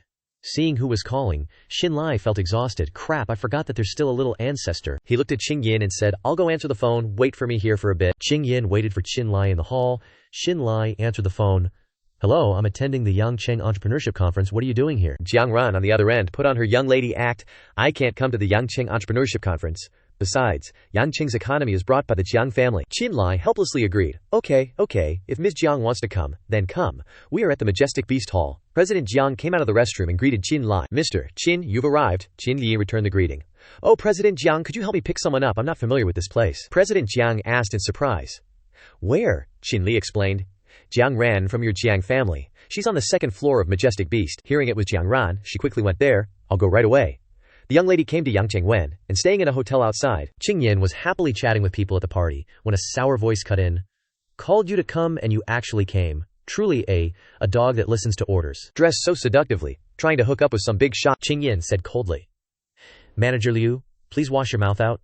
Hearing this, she became enraged, raised her pig's trotters and slapped Qingyin's face, scolding. Bitch, get out of here. It's not your turn to lecture me. You're just a money grubber, thinking I can't manage you just because of what happened before. While she was scolding Qingyin, Qin Li returned. What's wrong? He was even more horrified to see Qingyin was injured. What happened to your face? She picked her nose obnoxiously.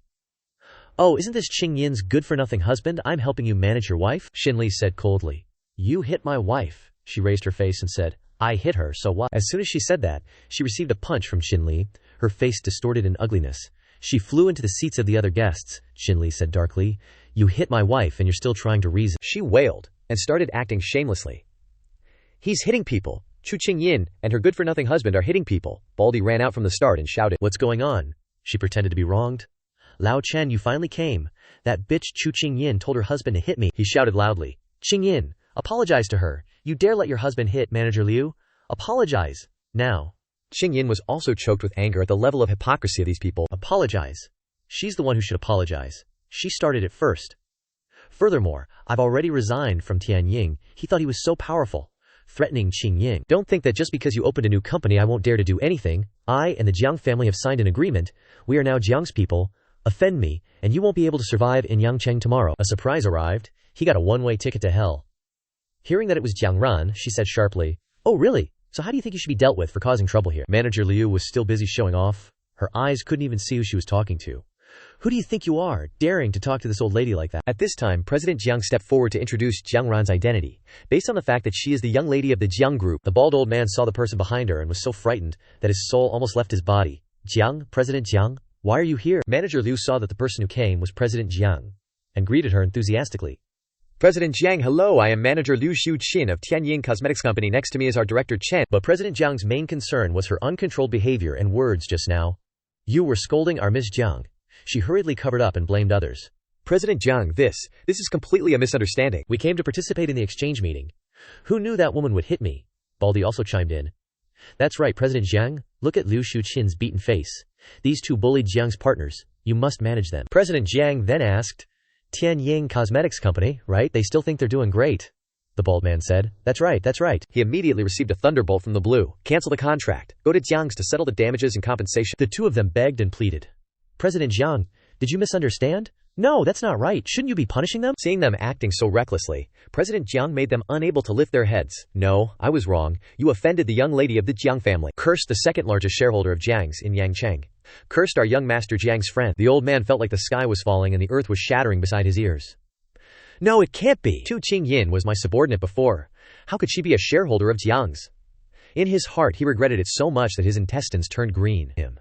He never expected that these two people's background would be so strong. If he had known earlier, he wouldn't have helped this fat pig. The Jiang family's young lady then spoke. Jiang Ran, it's my first time being cursed like this. Chu Xue, you know what to do. Hearing this decision, President Jiang then said, do you want to leave on your own, or do you want security to escort you out? After dealing with those two annoying women, Jiang Ran said to Shinli, so I came to the right place for this exchange meeting, right? Hearing this, Qinyi forced a smile and said, thank you, Jiang Qianjin. Jiang Ran wanted to tease Qinli a bit more. If you want to thank me, pour me a glass of water. Qing Yin stepped forward to take the wooden cup, distancing the girl from her husband.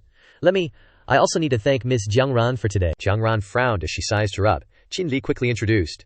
This is my wife, Chu Qingyin. In her heart, Qingyin was already assessing this Miss Jiang, whose gaze towards Qinli was rather odd. This Miss Jiang Tianjin suddenly remembered Qinli's wife. I remember now.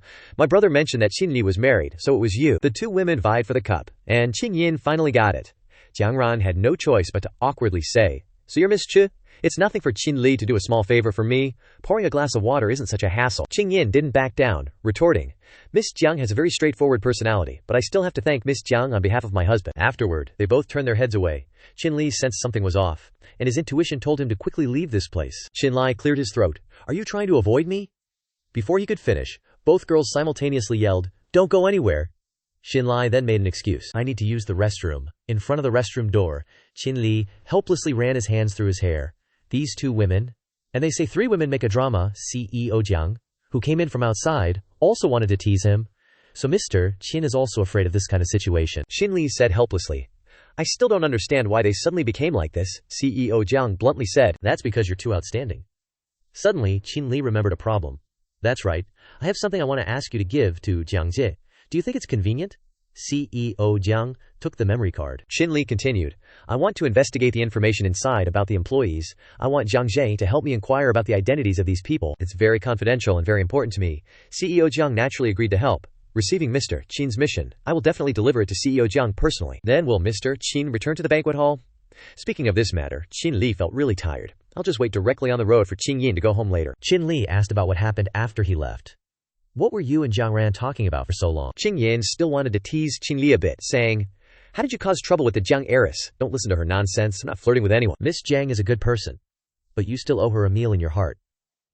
She was even more clear that the reason was, other than her having feelings for you. Qin Li honestly recounted the situation from that time, and that he agreed to the meal because she was coming to Yangcheng to visit an old friend. He agreed with Jiang Shao to take care of her, but he didn't expect this to happen. Yeah, she told me already. Oh right, after you left earlier, CEO Jiang told me that if I wanted to develop in Jiangcheng in the future, Qin Li wanted to ask her opinion. What do you think about Jiangcheng?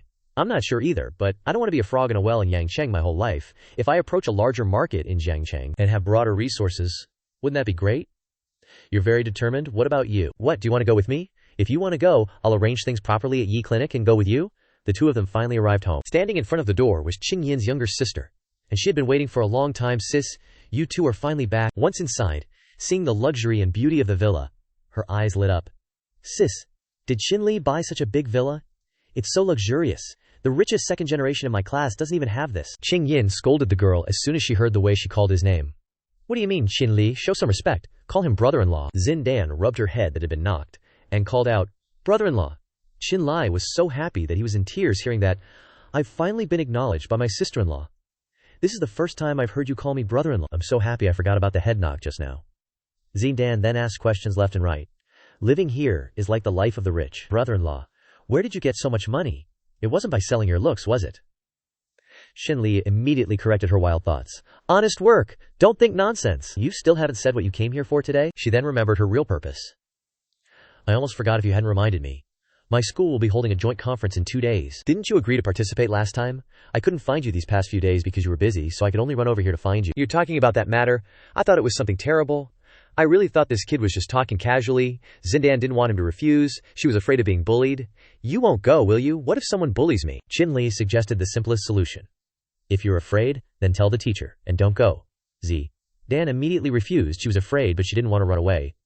No way. If I act like a coward, what face will I have at school in the future? Qing Yin had no choice but to speak up for her sister. You already agreed to go with Zindan, so just go with her. Shinli reluctantly agreed. Alright.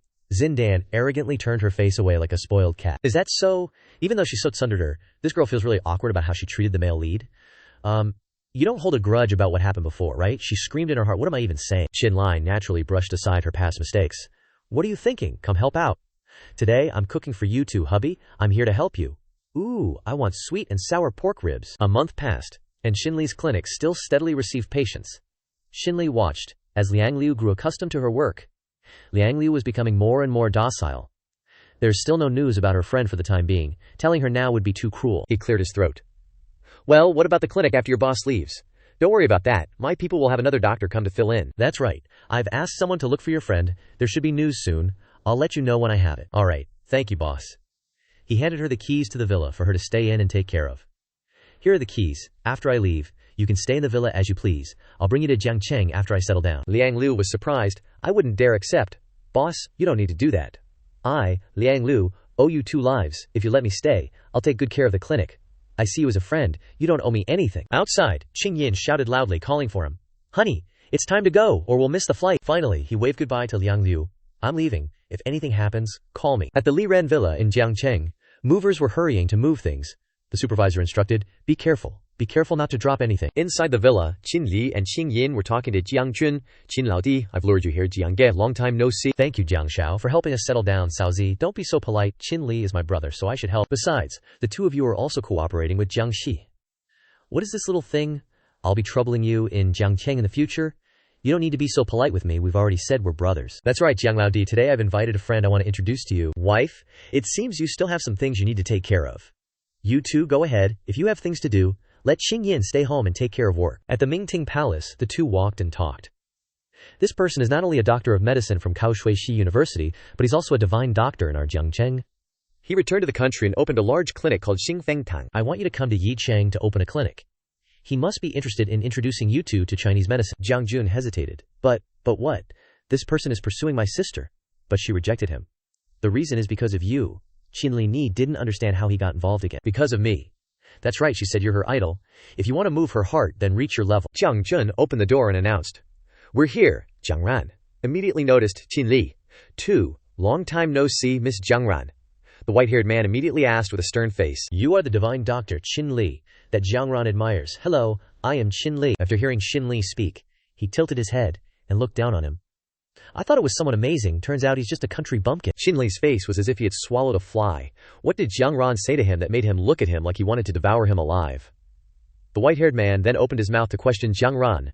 Xiao Ran, is this kind of person worthy of being my opponent? Qin Li frowned, not understanding what was happening, sitting there like a tree stump. What exactly did Jiang Ran say to him? He had such great hostility towards him when he met him. The white-haired man then arrogantly introduced himself. I am a doctor from AOB University, and I have won countless international awards in medicine. Is he worthy of comparing to me? I even cured the difficult cyst disease for the President Janti of the United States. What does he know? Jiang Ran was not shy, and even poked more. How do you know that Xin Lai is not comparable to you? Maybe you still have a lot to learn from him. The white-haired man glared at Jiang Ran and said sternly, you! Suddenly his phone rang, and he switched to scolding the person calling him. Hello? Don't you know today is my day off? A rushed voice came from the phone. Dr. Xia, come to the hospital quickly. Patient number 903 that you treated before is about to die. Hearing that the patient had a problem, he immediately agreed. Coming right away. What? I'll go there immediately. Then he bid farewell to the Jiang family brothers, Jiang Xiang, Xiao Ran. The patient has an accident. I can't be with everyone today. It's okay, Wenbo, your work is more important. Jiang Ran is indeed a busybody, someone who's busy with work, and still wants to join in and bother them. Dr. Xia, can we go with you? Maybe Qin Li can help you? Hearing this, Xia with white hair agreed. If he has the guts, then come with me. Okay, you said it. If you can do it alone, maybe I'll change my mind about you. If not, don't bother me in the future. Qin Li cursed inwardly after hearing that. This bastard dares to use me as a shield. Arriving at the hospital, Dr. Xia, his hair already graying, immediately inquired about the patient's condition. Has anyone been administering the medicine I prepared for him on time? The nurse recounted worriedly. Dr. Xia, it seems the patient, he might not make it. The burly uncle, as big as a bear, shoved the nurse aside and stepped forward, exclaiming, "Dr. Xia, you've finally arrived." The crowd swarmed around Tang Ai-ning, grabbing at him, causing him to panic and shout, "What do you all want to do?" The uncle continued. "The young master is in critical condition. What on earth has Jia Wenbo done to mess things up? You told me you'd definitely cure him. You went back on your word." Seeing the man's fierce and menacing demeanor, Tang Ai-ning was frightened. There, let's talk calmly. My treatment plan shouldn't have any problems. Let me see the situation first, then we'll talk. Enraged, the man threatened to beat up Tang Ai-ning. "If you're not honest, I'll teach you a lesson." Shinli immediately grabbed his hand, stopping him. "Hold on, hitting him now won't do your young master any good. Better to let him go inside and take a look." "Are you friends with this quack waste of space? You want to get beaten too, huh?" he roared. "Let go, Shinli. If you want to salvage the situation and not delay the examination, I'm just trying to remind you." Perhaps this could lead to a positive turn of events. A positive turn of events? We don't even know the patient's condition yet. No one can guarantee if this is a good or bad turn. Seeming somewhat convinced, as what the man said made sense, he released Tang Ai-ning. Tang Ai-ning straightened himself up, not even grateful for Qinli's help, thinking, "Bad luck, I haven't even shown this Qinli my power and now I owe him a favor." The uncle then threatened Tang Ai-ning, "Hey, what the hell are you hesitating for? Examine him for me, otherwise I can't guarantee whether I'll beat you up or not." Upon entering, Tang Ai-ning checked the patient's condition. Shinli speculated that the person was suffering from a very complex poisoning, and now he couldn't feel the breath of life. Feeling as if he hadn't paid attention to something, observing more carefully, Tang Ai-ning felt a chill down his spine. He was afraid of making a mistake. This living King Yama is standing right in front of me. I absolutely can't afford to make any mistakes. Focus, Xia Wenbo. I've been through all sorts of storms, just like usual, calm and steady. Suddenly, Shinli spoke, startling Tang Ai-ning. "Dr. Xia, wait a moment." He immediately snapped, "Dr. Qin, are you trying to scare me to death?" Qinli stopped Tang Ai-ning's hand, explaining and pointing out the problem to him. "If you inserted this needle, you'd be the one scaring yourself to death. Look here, one move and it's game over," Tang Ai-ning exclaimed in horror. When did this tumor appear? I didn't expect such a pathological change to occur. If you want to save him, I'm afraid you'll have to replace all his internal organs." The patient coughed weakly in pain. The uncle angrily yelled at Tang Ai-ning, "Save him! What are you standing there for?" Tang Ai-ning, helpless, gave up. I'm afraid it's too late," Shinli then shouted loudly. "Quick, come help and restrain his limbs." "What do you want to do, my young master? Isn't someone you can just do whatever you want with?" the useless Tang Ai-ning arrogantly said. "I'm already out of options, and you still want to show off your skills. Don't you even look where you are?" Shinli, already annoyed, cursed. "Shut your mouth, look clearly." He carefully inserted needles into various acupuncture points on the critically ill patient's body. "Alright, he should wake up in a moment. Next, I'll prescribe some medicine. He should be fine." Tang Ai-ning was shocked, finding it hard to believe. The recovery numbers are normal. Seeing the young master awaken, the uncle cried, "Young master, you're awake, I thought." The weak man woke up, groggily asking, "Uncle Kang, where are we?" Uncle Kang excitedly said, "We're at Jiangcheng City Hospital. Dr. Qin saved you just now." The man in the bed, seeming familiar with Shinli, weakly said, "Brother Qin, why are you here?" Shinli was surprised. "What do you mean? Do you know me?" The man, seeing that the main character had asked him the opposite question, realized he wasn't the person he knew. Feeling embarrassed, "I thought you were a friend I knew in Shangjing." Shinli was suspicious. Shangjing again? Could this be a coincidence? Lao Gang then asked Shinli about his young master. "Dr. Qin, is my young master considered out of danger?" "There's nothing major, but please give me the medical records. I'll add some supplementary plans." "Sorry to trouble you, Dr. Qin." While reviewing the medical records, Shinli wondered if he had any connection to Shangjing. He didn't seem to have any relatives in his memory. It seems he needs to go to Shangjing to inquire. At this moment, Xia Dubo changed his attitude, wanting to invite Shinli to work for him. "Dr. Tang, my Chongfeng Hall is short of a deputy director. I wonder if you're interested." Shinli retorted sarcastically. "My Qiankun Hall is also short of a director." Xia Daobon turned pale upon hearing this. Mei Xiao, the patient in bed, expressed gratitude for his help. "Dr. Qin, it's all thanks to you today. I'll definitely thank you properly when I'm discharged. You're too kind. It was just a coincidence that I met you today." "Old gang, help me book a private room at the Heavenly Paradise Hotel for the next 3 days." "Yes, young master." "I hope Dr. Qin can make it then." "Then you rest.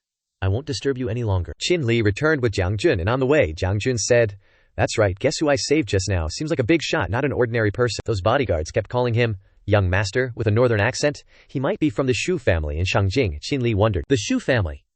Yes, the Shu family and the Jiang family are similar. Both are aristocratic families of Shangjing. It's just that we were schemed against and kicked out by the head of the Shangjing family, so we're having you find the Phoenix Blood Jade. Because next week is the birthday celebration of the family head's father. But unexpectedly, news came that the old man is seriously ill. Our family temporarily can't think of a way but doesn't want to trouble you. Hearing that they were looking for someone to treat the illness, Shinli asked with an affirmative attitude, "Didn't you say we're brothers?" Jiang Jun was stunned. "Qin brother? You mean, why don't you take over the treatment?" "Good brother. That's right, I've already contacted the makeup company's car for your sister-in-law. Rest assured, thank you. 3 days later, Zhu Xiao recovered and invited Shinli to go clubbing. If it weren't for him, I wouldn't be sitting here drinking today. Let's all raise a glass to Dr. Qin, the miracle worker. Young Master Shu is too polite, but your health has just recovered. It's best to drink less. Zhu Xiao was having a great time, especially with Shinli there. He wasn't afraid of anything. With you here, what am I worried about? Then he mysteriously leaned in and repeated, Dr. Qin, aren't you curious or surprised about my identity? In my eyes, your identity is just a patient. What a professional. I've decided on this, friend. Don't just stand there. Come on, let's mess with Zhu Xiao together. While they were talking happily, someone flew in from the door, and a white-haired man with gold chains on his hands and neck swaggered in. Are these people yours? They just splashed wine on me. The person on the ground stammered. It's not my fault. Zhu Xiao stepped forward and asked, Ask this brother here. Is there some misunderstanding between my friend and you? That person then said, This person broke the rules of the Heavenly Wolf Gang. If you don't want to get beaten up, get lost. Hearing the name Heavenly Wolf Gang, some people in Jiang province know that the Jiang family is in control on the surface. But many people don't know that there's another underground force in Jiang province, which is the Heavenly Wolf Gang. Even the Jiang family has to be wary of them. Although Heavenly Wolf is just an underground force, its power connects to the entire Yangtze. Even the underworld in Shengjing is ranked among them. The main reason is their martial artist force. Martial artists are martial arts powerhouses who understand inner strength because Heavenly Wolf is so ruthless that no one dares to provoke them. The so-called friends found excuses to escape. We'll go first today. The person who was beaten begged and clarified. I accidentally spilled wine on you. I'll compensate you, but I really didn't mean to. I heard everyone talking. Zhu Xiao also tried to resolve the situation. How about this? I'll pay you for my friend, you name the price, and let's forget about this. Those gang members laughed wildly upon hearing this. You think our Heavenly Wolf Gang is short of this little money. But if you want to take the blame for your friend then, Zhu Xiao asked cautiously. So what? So, you'll take one of my punches. If you can, I'll let him off the hook. At this point, Zhu Xiao understood that they were deliberately looking for trouble. Shinli immediately stepped up to resolve the situation. Tianlang, right, I'll take a punch for him, okay? Zhu Xiao was shocked. Qin brother, you haven't left yet. Leave Zhu Xiao to me, Qinli. You don't know what kind of people they are, so don't force yourself. Don't worry, Zhu Xiao. I think they just want to play around a bit and won't intentionally make things difficult for us. Making eye contact with the group, Shinli said, Brothers, I hope you'll go easy on me. The others didn't care who came forward, they just needed a punching bag. Why waste words, kid? Take this. But he didn't expect Shinli to block it, and he was shocked. Could this guy also understand hidden force? There was no escape, so he attacked with his other hand. There was no escape. But Shinli blocked it again. Seeing this, the silver-haired man wanted to use all his strength. If you're also a martial artist, then I won't hold back. Then come on. Both simultaneously punched towards each other. A resounding voice shouted, Stop. Zhu Xiao immediately revealed his identity. I am Shu Ranian, of the Shu family of Shengjing. I wonder if you could give the Shu family some face. The silver-haired man was horrified to hear this. He had actually run into someone from the military. He immediately changed his tone. So it's young Master Shu. If young Master Shu has spoken, then let's drop the matter today. We're not strangers to fighting, but I snuck out this time. I hope you brothers can keep it a secret. It's a small matter, young Master Shu, rest assured. I didn't expect you to be so skilled. I wonder who your master is. I'm just a regular doctor, just practicing a lot every day. If it's not convenient to reveal yourself, then so be it, but if you're interested in joining Tianlang, you can come find me anytime. With the problem seemingly resolved, Zhu Ranian turned to Qinli and said, I didn't expect Brother Qin to be so skilled. It's just lucky they didn't go all out. Shinli was modest. That's right, I've been out for a while. I'll probably return to Shengjing in a couple of days. If you ever come to Shengjing, be sure to come to the Shu family to visit me. Okay. Qinli was finally free. He returned home to find 2 emeralds. A voice rang out from the other end of the phone. What the heck, did you forget? You guys promised to come to Shengjing with me. Shinli picked up the 2 emeralds and replied to the person on the other end. Isn't next Monday still 3 days away? The Jiang family of Shengjing is a top-tier family. We need to prepare in advance. Hearing this, he asked, What time tomorrow? 8:00 a.m. I'll come pick you up. It's settled then. Hanging up the phone, he looked at the 2 emeralds. We're going to Shengjing tomorrow. This is the first time meeting young Master Jiang, and I'm so nervous. Speaking of which, today I met someone who looks like me, and I realized it's been a long time since I've practiced. Shinli sat down to cultivate, thinking. When the old man first passed on the cultivation method to me, although it made me earn a lot of money, it seems that the skills the old man taught me are no longer useful. My parents must have been taken away by someone else. I don't even know what kind of power took my parents away. It seems that I must improve my strength. Otherwise, even if the Jiang family helps me find my parents, I'm afraid it will be difficult for me to see them. He clearly knew how bleak the future was. Improving his strength was the only way to help him uncover the hidden secrets. Jiang Jun stood in front of the house and shouted for Qin Li, just like a close friend inviting someone to a hot pot. Qin bro, are you almost done? Need any help? Almost done. Wait for me a bit longer. Qin bro.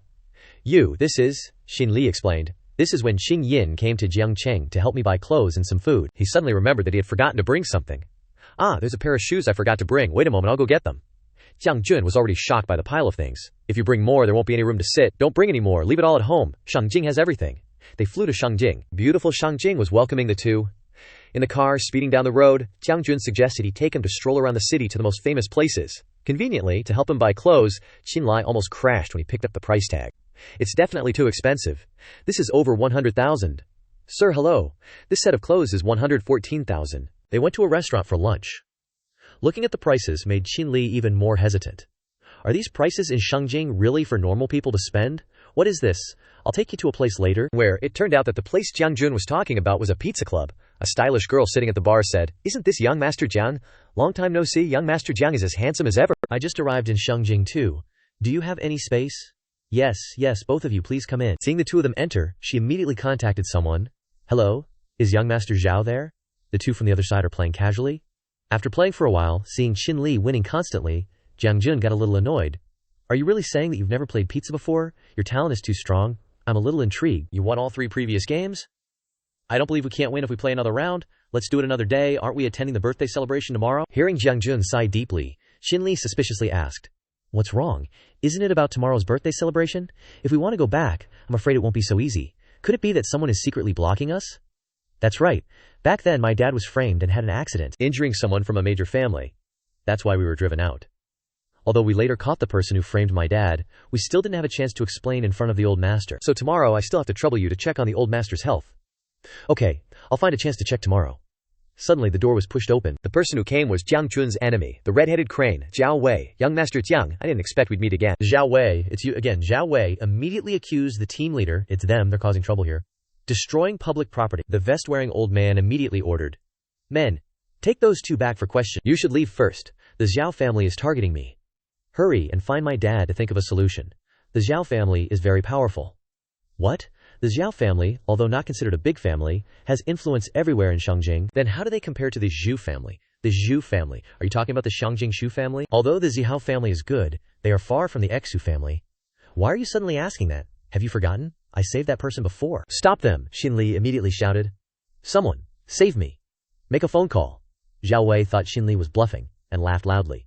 A newbie like you who just arrived in Shangjing dares to call for help. After waiting for half an hour, they laughed even louder. I'm telling you, where is your savior after half an hour? They're probably just stalling for time. Jiang Jun didn't expect you to use this kind of trick, I'm telling you. No matter how you struggle, it's useless. In Shangjing, my Zhao family isn't afraid of anyone. Even if the Zhu family comes, they have to give me some respect. Arrogant words can lead to broken teeth. Xu Ranyi has arrived. He opened the door and said, Oh really? Zhao Wei panicked. He didn't expect Shinli to call such a big savior. Xu Ranyi almost pissed his pants. Why is this young master here? His family is the little tyrant of Shangjing. Offending him won't end well. Xu Ranyi glanced at Zhao Wei and said, Tell me, why does my Shu family have to give you some respect? Zhao Wei stammered in panic. Young Master Zhu, you misunderstood, I said. The Zhao family has always respected the Shu family. Xu Ranyi kicked Zhao Wei to the ground. You want to play cat and mouse with me? I might not care if you say some arrogant words. But you dare to threaten my savior. The vest-wearing old man was sweating profusely. He cursed in his heart. To think that siding with the Zhu family would offend the Shu family? I'm screwed. After dealing with one person, he turned to the other, Captain Zhao. The vest-wearing old man stammered, Yes, young Master Zhu. Xu Ranyi threatened. What? Wouldn't it have been better if you hadn't arrested me?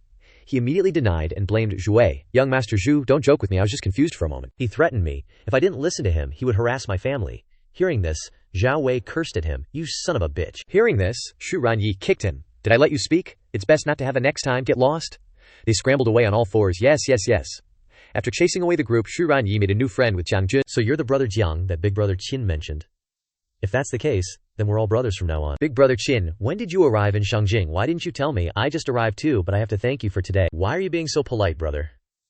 Right, what are you doing in Shangjing this time? I'm following young Master Jiang to attend the birthday celebration of the Jiang Old Master, and to check on the Old Master's health. Hearing this, Zhu Ranyi shared the information that his family had investigated. Is that so? But according to our Zhu family's information here, I'm afraid the Old Master isn't just sick. It's not as simple as just checking on his health. There are many hidden secrets that need to be uncovered. In Shangjing, the Jiang family's birthday banquet was organized very grandly. Among the guests arriving, Jiang Limin turned and asked his son, Xiaojun, Have we brought the gift? Jiang Jun raised the box and replied, Don't worry, Dad, I'm holding it. Brother Qin, let's meet up later and act when we have the chance. Qin Li nodded in response. Let's go. The group went inside, and someone stood at the door to greet guests. It's truly an honor for our Jang family to have you here, and to receive such a valuable gift. Please, come in. After seeing off a guest, this person noticed Jiang Jun and his group entering. Just as Jiang Jun was placing the gifts on the table, this person immediately rushed over to sneer. Hold on. Jiang Jun snapped angrily. Jiang Xiang, what do you want now? He scoffed. The gifts you people offer every year aren't even worth looking at, yet you dare present them to the old master. Don't think you can return to the family by offering trash. Take your junk and get lost. Don't embarrass yourselves here. He then burst into laughter. Jiang Jun gritted his teeth in anger as the guests outside whispered among themselves. Aren't those Jiang family's father and son who were kicked out of the main household over a decade ago? But since they are still Jiang family members, they should have the right to attend the banquet. Shinli opened the gift box and diffused the situation. This brother, let's see what kind of gift Jiang Jun wants to present first. Jiang Xiang acted dismissive. What's there to see? Does our main family lack his little gift? An expert in treasures turned around to look, noticing something unusual. Suddenly he exclaimed, "This is, could it be?" Before he could finish, the surrounding people cried out, "It's a 7-colored phoenix blood jade." Young Master Jiang, if they don't want it, sell it to me. I never thought I'd see such a rare item here. The Jiang family truly has a business foundation. Their words were shocking. Phoenix blood jade. Isn't that the legendary item said to grant longevity? He quickly forced a laugh and said, "Everyone, please calm down. I was just joking with Jiang Jun." If that jade is your heartfelt gift, we will reluctantly accept it. Jiang Jun retorted angrily. Can we enter now? Gao Lei waved his hand. Leave the blood jade and you may enter. As Jiang Jun walked inside, he muttered while looking around. This capital Jiang family, they say they don't want it, but their actions are quite honest. Suddenly, Jiang Ligren tapped him on the head. Keep your voice down. What if someone nearby hears you, Xiaoqin? Find a seat for yourself. We'll go greet the family head first. Qinli nodded. Yes, I'll wait for you two here. Then, Qinli went to a corner and sat down, thinking to himself, the Jiang family's connections in this capital are truly complex. Each one is a military, political, or business family, controlling the nation's lifelines. It won't be easy for Jun and the others to return to the main family. At this moment, someone ran over and called out, "Brother Qin, so you're here? I've been looking for you for ages." Qinli was searching for the person who called him, when the person waved his hand. "Brother Qin is here." Qinli turned around, surprised. "He's here too." He then got up and walked over. "Why are you here too?" Shu Ziran coughed and replied, "My family also has a partnership with the Jiang family, so my family sent me and my brother to offer birthday wishes. I happened to run into you. Let me take you to meet my older brother and sister." As they arrived, Shu Ziran introduced. "Brother, sister, this is the brother Qin I told you about," Shu Shi said. "Are you the doctor needed to save my younger brother?" Shinli replied. "I am Shinli. I apologize for the trouble, Miss Shu." Shu Ziran then pointed to the man beside him and said, "This is my older brother, Shu Qiang." The man stared intently at Shinli, and seeing that Shinli was also looking at him, he spoke up.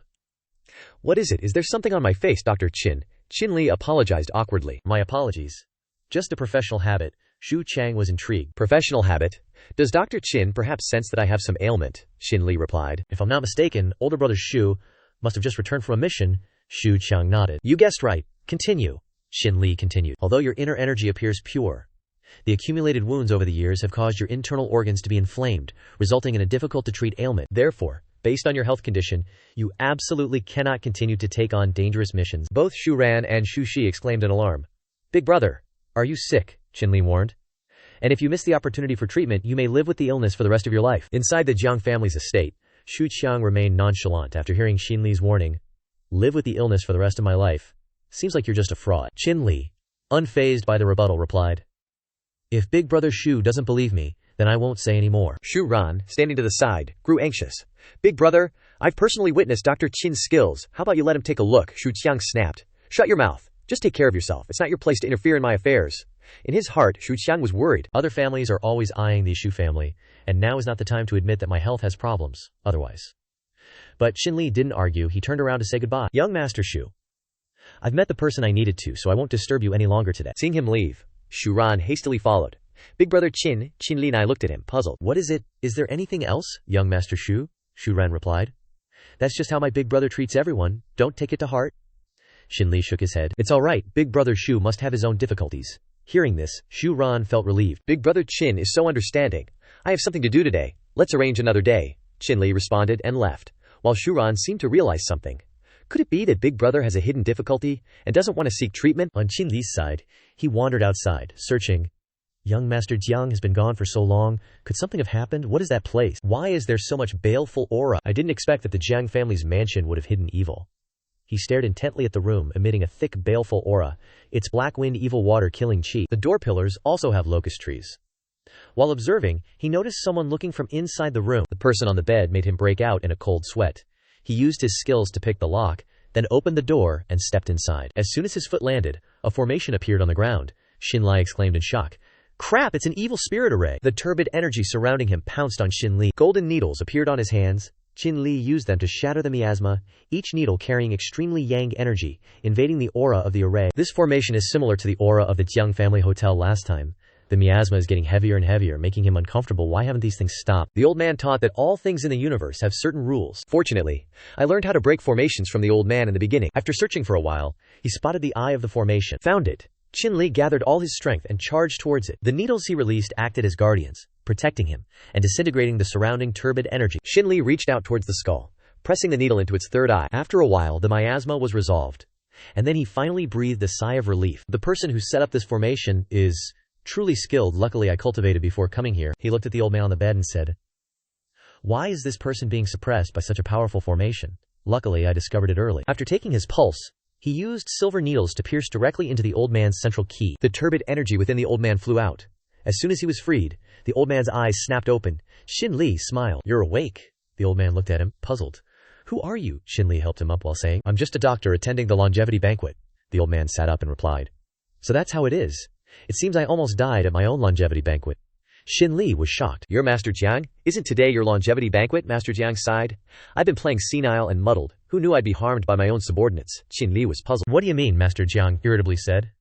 "If it weren't for that son of mine, I wouldn't be in this state today." Shinli nodded understandingly. "So that's how it is. Jiang Limin asked me to help treat you." The old man was surprised.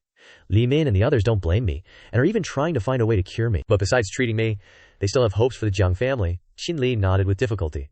"That's right, you really can't hide anything from you." Inside Master Jiang's room, Shinli helped him out of bed. After he was seated, the old man spoke. "Although I want to let Li Min and Xiaojun return, you can see my health." Shinli looked through the meridians under his feet and thought, "It seems the dark energy before damaged the nerves in his legs. I can try using the Hiku acupuncture." Thinking this, he spoke. "If it's just to restore sensation to your body, I think there won't be any problems." The old master was surprised. "You mean I can stand?" Shinli shook his head. "No." The hope that had just sparked was extinguished, making the old master dejected. "I knew it seems. I was just thinking too much. Over the years, my confidants have found so many famous doctors, but nothing worked." While he was muttering to himself, Shinli's voice woke him up. "What I mean is that you can be like a normal person, acting as usual." The old master was startled. "Let's make a bet. What do you think? If I can cure you, you agree to let the Rang family return. If I can't, then you can do whatever you want with me." Master Jiang laughed. "Interesting, young man. Then I'll take your bet. But if you want to let Li Min's whole family return, you still have to do one thing." The next day, at the Jiang family, a Jiang family clan meeting was held, and everyone gathered. The current family head, Jiang Hancheng, looked at the old master and thought, "This old geezer is about to die," but suddenly woke up, and even called Jiang Limin. At this moment, the old master spoke. "I've called everyone here today, because there's something I need to announce. I've decided to let Jiang Limin's whole family return to the family." As soon as he said this, Jiang Ziyang slammed the table angrily. "Grandpa, have you forgotten what happened that year? Are you muddled because you're sick?" Jiang Hancheng turned to scold him. "Xing Yang, how can you talk to Grandpa like that? How can we let someone who made such a direct mistake return like this?" Others also expressed their attitudes. "That's right, our Jiang family has no such precedent." The old master asked Jiang Limin, "Explain what happened that year." Jiang Limin nodded. "Yes, uncle. Regarding the events of that year, please look at the information that Xiaojun is passing out." Holding the papers in their hands, everyone was in an uproar. Jiang Hancheng chuckled, but he quickly changed his expression to worry. "Dad, although I also want to let Li Min return, looking at the elders, it seems they still have doubts about this evidence." "Dad, look." At this moment, Shinli took out a stack of papers and said, "Sorry, I still have a piece of evidence I haven't taken out yet." Jiang Ziyang shouted, "Who the hell are you?" Shinli calmly said, "This is the evidence young Master Jiang Jun gave to the family head alone." Jiang Hancheng perked up. "Really? Then let me take a look." Shinli quietly handed it to him. Jiang Hancheng suddenly stood up and warned, But the Jiang family meeting doesn't allow outsiders to enter. Guards." Before he could finish speaking, the old master interrupted, waving his hand. "Dr. Shin is here at my request." As he spoke, he stood up from the wheelchair. This scene shocked Jiang Hancheng. "Dad, your legs aren't," Master Jiang replied calmly. "What? Do you think I should be in a wheelchair?" Jiang Hancheng forced a smile. "How could that be, Dad? You're healthy. I'm overjoyed." The old master whispered into his ear. "Don't think I don't know about the things you've done. You better take a good look at the documents that divine Dr. Qin is holding." So Jiang Hancheng also took the stack of documents, and the more he read, the more he gnashed his teeth. This is the old man, so he was always pretending to be senile. At this moment, the old master turned to everyone and said, "Everyone, after seeing Li Min's evidence, what do you think?" Jiang Hancheng suddenly became smug. Old man, I don't know what you're thinking, he spoke up. Dad, I think it's okay for Li Min and his family to return, but not like this. Unless a martial artist appears in their family. The others were shocked. What? A martial artist? How can someone become a martial artist without cultivating for over a decade? But if our Jang family has a martial artist, then our Jang family can be compared to other families. Old master, although Li Min was framed back then, he also bears some responsibility. That's right, if he returns as a martial artist, no one will dare to say anything. The old master pondered. According to ordinary people, to reach the level of an elementary martial artist, breaking rocks with bare hands requires talent and constant practice for 10 years. He turned to Li Min and asked Zhao Jun, what level of training has this kid reached? Zhang Li Min replied, Uncle. Although Xiao Jun is young and strong, it will take at least a dozen years for him to become a martial artist, before he could finish his sentence. Jiang Jun stepped forward to stop his father. If they want to make things difficult for us, why should we stay here? Jiang Han Cheng clapped his hands in agreement. This is Xiao Jun giving up himself. Don't blame us for not letting you come back. It seems that we won't be able to return to Shengjing in this lifetime. After speaking, he sighed sadly. That evening, Jiang Li Min and his family returned to their residence, dejected. He sighed. I didn't expect the family head to propose the condition of becoming a martial artist before we can return. Jiang Jun spoke up. Dad, besides a martial artist, is there no other way? Shinli pondered. Martial artist? Could the people from the Heavenly Wolfgang from before be the martial artists they were talking about? He turned and asked, by the way, Jiang Shao, have you heard of the Heavenly Wolfgang? Jiang Jun was startled and asked, Heavenly Wolfgang? Why are you suddenly asking about this? Shinli explained. I fought with them a few moves in front of the hotel. Earlier, Jiang Jun panicked. What, they are martial artists? Are you okay? Shinli replied. I'm fine. If something happened, how could I be sitting here now? Realizing he asked a stupid question, Jiang Jun forced a smile. That's right, look at my brain. Jiang Li Min stood up abruptly and said, So, Shinli, are you a martial artist? He replied, I'm not sure, but everyone clearly said. What exactly is it? Jiang Jun immediately explained. I once heard a friend in Ma Duke say that there is a special group of people in our world who live by rules, and those people are martial artists. Martial artists are divided into 9 levels.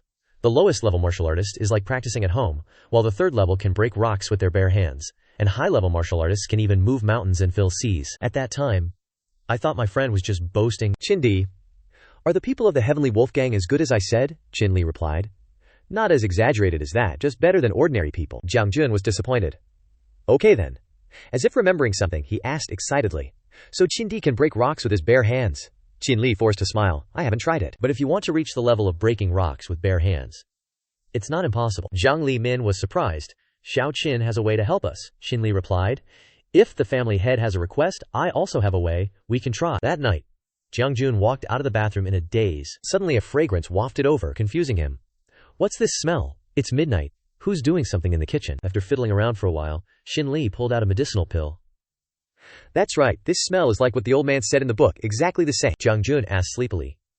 Brother Qindi, what are you doing in the kitchen? Shinli held the bowl of elixir and said, Take a look. Jiang Jun was puzzled. What's this, Qindi? This isn't from your uncle, is it? Shinli's face turned grim. How could it be? Jiang Jun sniffed the pill. Smells great, Xinxiang. What exactly is this? Shinli replied. Didn't you want to become a martial artist? Before I started cultivating, my master refined this essence refining pill for me to consume. Hearing this, Jiang Jun immediately popped the pill into his mouth. This tastes pretty good. Qinlin turned in surprise. You ate both pills already. Jiang Jun was confused. What's wrong? It's just eating 2 pills. You're so capable, don't be stingy. Qinli forced a smile. I mean, you ate too much at once, and it needs to be taken with a prescription, otherwise. Early the next morning, Jiang Li Min wandered around the house, puzzled. That's strange. Where did Xiao Jun go so early? Xiao Qin, have you seen Xiao Jun? Qinli was startled. Yes, he's probably still practicing. Jiang Jun was in his room doing a handstand. Jiang Jun's sigh echoed in the room. I didn't expect Xin Lao Di's medicine to be so potent. I was almost tortured to death all night. Qinli retorted. You can't blame my medicine. You ate too much last night. I couldn't even stop you. Suddenly, Jiang Jun cried out, Be gentle. My whole body is aching to death. These ambiguous words were all eavesdropped on by Jiang Li Min outside the door. Then there were groans. That's right there. These words made Jiang Li Min's face darken. He opened the door, embarrassed and shouting, Could it be like that again? In broad daylight you two are doing this. Qinli and Jiang Jun looked out blankly. Jiang Jun was confused. What's wrong, Dad? Qinli said. I'm helping him clear his meridians. Realizing he had blamed them wrongly, Jiang Li Min retreated awkwardly. Oh, it's nothing. You two continue. After massaging for a while, Shinli spoke up. That should be good now. Although relying on external force is indeed quite exhausting, your body has been completely refined. Jiang Jun was overjoyed. Does that mean I'm about to succeed? Shinli interrupted. It's not that simple. The lesser essence pill only helps you improve your physique. The next training is the main point. Jiang Jun was delighted. Then, what are we waiting for? Let's go practice now. Suddenly, Shinlin's phone rang, and he quickly answered it. After a while he nodded. Okay, then thank you, Shu Shao. Jiang Jun asked curiously from the side. Qin Lao Di, Did Xu Qiang find you for something? Shinli nodded. Qin Shao over there, he said they have some kind of military banquet this afternoon, inviting me over to see it. Jiang Jun was astonished. What? The Qin family invited you to attend their military banquet? His attitude puzzled Shinli. Yes, what's wrong? Jiang Jun explained. Maybe you don't know? To put it bluntly, this military banquet is a martial arts competition stage for the families in Shangjing. Shinli was surprised. A martial arts competition stage. Jiang Jun nodded. That's right, Qin Laodi. Do you know why Zhao Wei is so afraid of Xu Xiao? Qin Li replied. Isn't it because of the Xu family? Jiang Jun shook his head. No. The Xu family is just a facade. He's really afraid of Xu Jiang. Not only was Xu Jiang promoted to commander at a young age, but he's also consistently been the top martial artist champion of the 4 military banquet sessions. If you participate in the military banquet, you might even be able to get in touch with those martial arts aristocratic families. Qin Li understood. So that's how it is. At the Zhu manor, Xu Qiang was gritting his teeth in battle. At this moment, a source of energy struck towards him. Xu Qiang was heavily injured and flew out of the arena. Xu Yinran shouted worriedly, Big brother! Xu Shi was frightened. Big brother, are you alright? The audience below the stage was in an uproar. Holy crap, Xu Qiang actually lost. He was defeated after only a few rounds, it seems. Xu Qiang is just so-so. They're both rank 4 martial artists. How can there be such a difference? It seems the Xu family's commander position can't be held anymore. Qin Li also mingled in the crowd, observing Zhu Yinran and Zhu Shi helping Xu Qiang descend. Big brother, please bear with it. The military doctor is on their way. Qin Li stepped forward and asked, Young Master Xu, what happened? Seeing him, Xu Yinran was overjoyed. Big brother Qin, my big brother was injured during the martial arts competition just now. He was unfortunately injured. Brother Qin, please take a look at him. Xu Qiang shook his head. It's not necessary, it's just a minor injury. Zhu Yinran reproached. Big brother, what time is it? Let big brother Qin take a look. His medical skills are excellent. Xu Shi chimed in. That's right, big brother. Dr. Qin even saved my younger brother's life once. Xu Qiang's chest wound was extremely serious, Qin Li quietly observed, and after a moment he said, Big brother Xu Qiang's injury is an old one. He should have been resting quietly to recuperate, but now all of his meridians have been damaged. Xu Yinran worried. Injury? Do you mean my brother competed with an old injury? Xu Qiang instructed his younger brother in a low voice. Furthermore, don't reveal anything about my old injury. Xu Yinran was about to say more but was scolded by Xu Qiang. But if you were always this proactive, wouldn't that be better? A thought flashed through Shinli's mind. He took out a medicinal pill and said, I happen to have a lesser sober pill here, which might be able to help you. Xu Qiang didn't reject it. I can try it. Xu Qiang was surprised. Lesser sober pill. Dr. Shin even has this kind of pill. Xu Yinran was curious. What is the lesser sober pill? Xu Qiang explained. I heard that the lesser sober pill can preserve and stabilize qi and accelerate the recovery of meridians. It is a top-grade medicinal pill in the martial arts world. The reason I returned to Shangjing was to find this medicinal pill. But unfortunately, I couldn't find it. I never expected Dr. Shin to be able to refine the lesser sober pill. Truly opening my eyes, Shinli modestly replied. Big brother Xu is too kind, but this medicine cannot be taken directly. I will prescribe a medicine for you when we get back. Xu Qiang nodded. Okay. Then I'll have to trouble Dr. Shin. At this moment, someone shouted, Hey, Xu family, how much longer are you going to make Xin Mao Si wait? If you're going to fight, send someone out. If not, then admit defeat. Does the Xu family not even have a martial artist? Xu Qiang was angry. Xin Mao Si is bullying people too much. Zhu Shi stepped out and said, I'll fight you. Xin Mao Si teased. This isn't very good, second Miss Xu. Your bones can't withstand a single move from me. 1 move will send your soul flying. 2 moves and I'll send you straight to heaven. While he was laughing, Xu Shi kicked out. This guy grabbed her thigh and continued. Second Miss Xu, you truly deserve to be a star in the military. Qin Mao Si grabbed Xu Shi's thigh and caressed it. It's best for girls not to be fighting and killing. Otherwise, I won't show any mercy. As soon as he finished speaking, he sent Xu Shi flying, and she fell to the ground in pain. Qin Mao Si then threw another punch. Xu Shi fearfully watched his attack. At this critical moment, Shinli stood out to block it. Xu Shi stared blankly at him. Shinli smiled and asked, Do you still want to kill someone? Qin Mao Si scorned. And who are you, some shrimp? Trying to be a hero to save the damsel in distress. Shinli stepped back and replied, Don't mention anything about being a hero, it's just that I see you're too good at fighting. I want to exchange a few moves. However, if I win, I'll trouble you to apologize to Miss Xu. Qin Mao Xian scorned. Want me to apologize? I think you're tired of living and looking for death. Xu Shi worried. Dr. Qin, don't waste your energy, you're not his opponent. Above the arena, 2 people in military uniforms were watching. One person spoke up. Old Xu, which expert did you invite, this young friend? His aura isn't small, Old Xu replied. He's a friend, Yinran's doctor. I didn't ask about the others. The other person praised him, but in his heart, he looked down on him. Daring to challenge Qin Mao Si, I commend you for your guts. Hopefully we can choose a suitable person for the chief this time. The name Qin Mao Si looked uneasy. Are you guys done yet? It's too late to back down now. Today I'll let you know what it means to be a true martial artist. He lunged to attack Shinli. Even with this guy closing in, he remained unfazed. Just as he threw a punch, Shinli easily sidestepped it. Qin Maozi taunted. What's wrong? Can't keep up with my speed. Inwardly, he gloated. Even if you had a shred of ability, you'd still be nothing in front of me, Qin Maozi. He went for a knee strike, aiming to kick Shinli, but before he could even connect, Shinli effortlessly dodged, causing the ground to crack open. He gloated. This is the power of a strongman, you little shrimp. Understand. The crowd below showered him with praise. Qin Maozi truly lives up to his name as a fourth-level martial artist. Truly, a member of the Qin family. Qin Maozi continued his assault.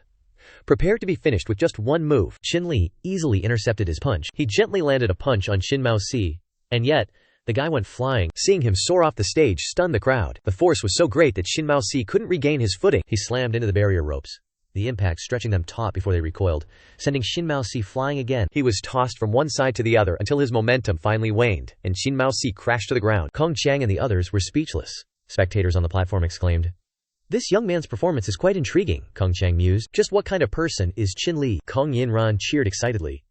"Big Brother Qin is amazing," Kong Qiang complimented. "I never knew Brother Qin was also a martial artist. You never mentioned it. Surely you must have learned from a master of some kind." Qin Li replied bashfully. "You flatter me. I'm really just an ordinary person, unaffiliated with any sect or school." At this moment, a voice spoke up from behind Qin Li. "If that's the case, young man, would you be interested in joining the military?" The speaker on the platform was none other than the Chief of General Staff of the Shengjing military region, Wang Shuyi. Upon seeing him, Kong Qiang and the others immediately stood at attention and saluted. "Greetings, Chief of Staff Wang," Wang Shuyi said to Qin Li. "With your abilities, young man, shouldn't you find a place that truly suits your strengths?" Qin Li asked, confused. "Suits." Wang Shuyi nodded. "That's right. My commander position is currently vacant. Would you be interested?" Qin Li looked at Wang Shuyi, puzzled. Kong Qiang, standing beside him, introduced, "Brother Qin, this is Chief of Staff Wang of the Yanxia General Military Region." Qin Li bowed in greetings, Chief of Staff Wang. "I appreciate your offer, but I'm just an ordinary doctor." Wang Shuyi adjusted his glasses and said, "This is a rare opportunity, young man. Not everyone gets this chance. You should think carefully about it." He continued. "Do you think that by helping the Kong family defeat Qin Maozi as an outsider, that the Qin family won't retaliate when they find out? It will be difficult to handle," Qin Li asked. "So what are you suggesting?" Wang Shuyi replied. "The Yan Army trials are an annual opportunity to select talent for the Yanxia military. By defeating Qin Maozi, you've demonstrated that you have the qualifications to join the army and take on the role of commander. Afterward, you can report to Kong Qiang. That would make you effectively a member of the Kong family." Qin Li hesitated. "But I'm just an ordinary person, used to my freedom. I'm afraid I wouldn't be able to handle such a position." Wang Shuyi patted him on the shoulder. "I've already considered that for you. It's not convenient for you to stay in Jiangji right now, and I don't have any immediate plans to assign you duties." Qin Li thought to himself. "It seems this man has already arranged everything," Wang Shuyi asked in a stern voice. "So, are you unwilling to dedicate your strength to serving Yanxia, or do you think this position is too low for you?" Qin Li felt uncomfortable inside, but he forced a smile. No. Chief of Staff Wang has considered everything so thoroughly, how could I possibly refuse?" Wang Shuyi gestured. He beckoned with his hand, and a girl came forward, taking out a badge and saying gently, "Congratulations, Commander Qin." Wang Shuyi nodded. "All right, our mission is complete. I believe we will meet again very soon." Qin Li watched them leave, puzzled. "Meet again? What does that mean?" Shu Yinran ran up to him, smiling. "Big Brother Qin, you're amazing. Qin Maozi has wanted this medal for so long but couldn't get it. Can I borrow it to take a look?" Qin Li thought to himself. It seems the technique that old man taught me to cultivate at the beginning is what they call a martial artist. But what did he mean by saying that our goals were destined? Thinking, he handed the badge to Shu Yinran, then pondered. Also, what does Shu Yinran mean by saying I resemble Uncle Qin? After Shu Yinran examined the badge for a while, he said, "Big Brother Qin, we're practically family now. Why don't you stay in Shengjing?" Seeing that Qin Li didn't answer, Shu Yinran was surprised. Big Brother Qin, what are you thinking about?" Qin Li snapped out of his thoughts. "Nothing." "Right, young Master Shu. Earlier you said I resembled some Uncle Qin. Is he from the Qin family?" Shu Yinran replied. "I don't think so. Actually, I only met him once. My family asked him to come and help treat my deceased brother." Qin Li consoled. Shu Yinran waved his hand. It's okay, it's in the past." Qin Li then asked, "Do you know any other information about him?" Shu Yinran thought for a moment and said, "He dressed like an ordinary person. He seemed like a martial artist, but I haven't heard any news about him since then." Shu Qiang stepped forward and said, "Brother Qin, if you want to find out about this Uncle Qin, this medal might come in handy." Qin Li was puzzled. "What do you mean, Big Brother Shu?" Shu Qiang answered. "With this medal in your possession, within the military, it's divided into 4 levels: bronze, silver, gold, and platinum. Those with gold or higher medals can freely enter special designated areas for martial artists." Qin Li was surprised. Martial artist areas? Special designated areas. Zhu Qiang nodded. That's right. For example, Taiping Street in Shangjing has a martial artist bar where you need to conceal your status and position to enter. It's said that some high-level martial artists sometimes come to train, but I haven't been there myself, Shinli thought. It seems if I want to find that Uncle Qin, I'll have to go to the martial artist bar to gather information. That night, at the martial artist bar in Shangjing, as Shinli stepped forward, the guard stopped him. Kid, this isn't a place for you. Hurry up and leave. Shinli rummaged in his pocket and pulled out the badge. He held it up and said, Will this do? The guard's eyes widened in shock. This, an army medal. Commander, Shinli, lost his patience. Can I enter or not? The guard, sweating profusely, gestured. Of course, please come in. He watched Shinli's figure disappear inside, sighing in relief. After working here for so many years, this is the first time I've seen a medal of such high rank. Shinli pushed the door open and entered. It was extremely noisy inside. Brother Xiaoma is amazing. You actually didn't know he's a somewhat famous martial artist around here. Shinli looked around the space. The voice continued. Brother Xiaoma is too good. Someone next to him scoffed. That's nothing. A level 2 martial artist could do that. Shinli ignored them and walked further inside. He looked at the pictures on the wall. Someone on the second floor also noticed his movements. That name, how could I forget? It's him. Then this person quickly went to Shinli. Brother Qin, why are you here? It's understandable that someone like you would be interested in places like this. Seeing that Shinli didn't answer, the man was confused. What's wrong, Brother Qin? Don't you remember me? Shinli thought for a moment and then blurted out. You're from the Heavenly Wolfgang. The man handed Shinli a glass of wine and said, Let me formally introduce myself. Heavenly Wolfgang, Gao Lei. Shinli accepted and nodded. Thank you. This is also my first time here. I didn't expect to meet Mr. Gao here. Gao Lei shook his hand and said, I heard that you defeated Shin Mao Si and won the position of commander. Congratulations. Although he said that, he was suspicious and used his spiritual energy to test. But are you as powerful as the rumors say? Shinli seemed not to notice and replied, You flatter me, Mr. Gao. After a while, Gao Lei was horrified. How is that possible? His hidden power is even stronger than last time. This breakthrough speed is too monstrous. Fierce tiger behind Shinli pounced on Gao Lei's spiritual sense. After a moment, Gao Lei waved his hand and said, Brother Qin, your hand strength is really strong. Gao Lei thought to himself, if I can keep him in the Heavenly Wolfgang, then we will have another strong general, but, oh my god, it hurts so much. Shinli turned to leave. Mr. Gao, I still have to find someone. I'll go first. Gao Lei was startled. Find someone? You want to find someone? The two of them sat down to talk. Gao Lei spoke up. So you only know you're looking for a person with the surname Qin who is a martial artist, but there seems to be no news for a long time. Shinli nodded. Yes, there's very little news, but no matter how difficult it is, I want to find him, Gao Lei continued. Little news isn't difficult, but someone who intends to hide news won't easily leave traces.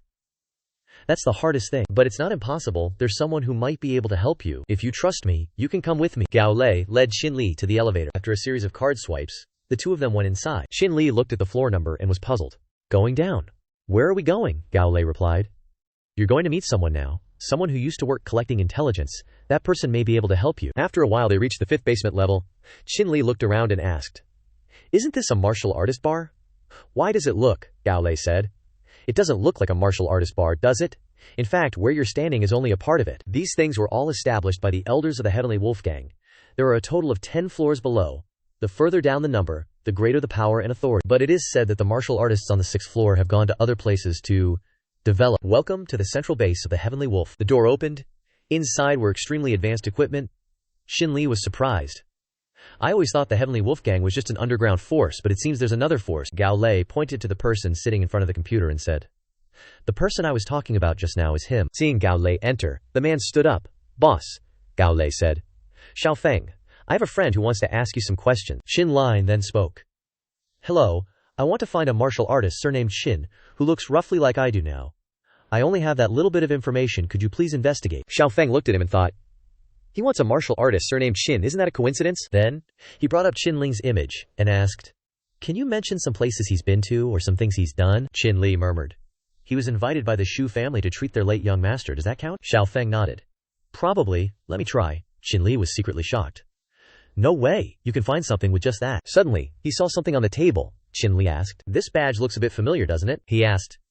Excuse me, can I take a look at this badge? Xiaofeng snatched it away and said, Sorry, this is my personal item, no touching. His action also allowed Shinli to clearly see the command token. He hurriedly asked, Are you also from the Military Intelligence Unit 19? Do you know Liang Qing? Xiaofeng hesitated. Liang Qing. We only have one girl in Unit 19, how could I not know her? But, she's gone. Gao Lei, confused, asked. An acquaintance, Shinli retorted. Gone? How could that be? She's always been looking for you, Xiaofeng. was startled and sat up straight. She's still alive. Gao Lei took out a photo and said, "She was injured and fell into my Yi clinic, and now she's helping me manage it." Xiao Feng smiled. "I thought she was. Looks like that girl is lucky." Shinli continued. "Originally I wanted to help her gather information about the team, but I've been busy with my own things. I didn't expect to run into you. However, if you're still alive, why haven't you looked for your teammates?" Xiao Feng hesitated. "Lao Da, big boss, did me a favor. There are some things I can't say." Gao Lei spoke up. "It's okay, Chin brother is my friend, he even saved my friend. You can tell him. No need to be shy." Hearing this, Xiao Feng nodded. "Alright, but this still goes back 2 years. Xiao Feng followed intelligence to a certain base. Feng's information shouldn't be wrong. This person has been hiding in many countries, and he should be in this room now. In the end, that base exploded.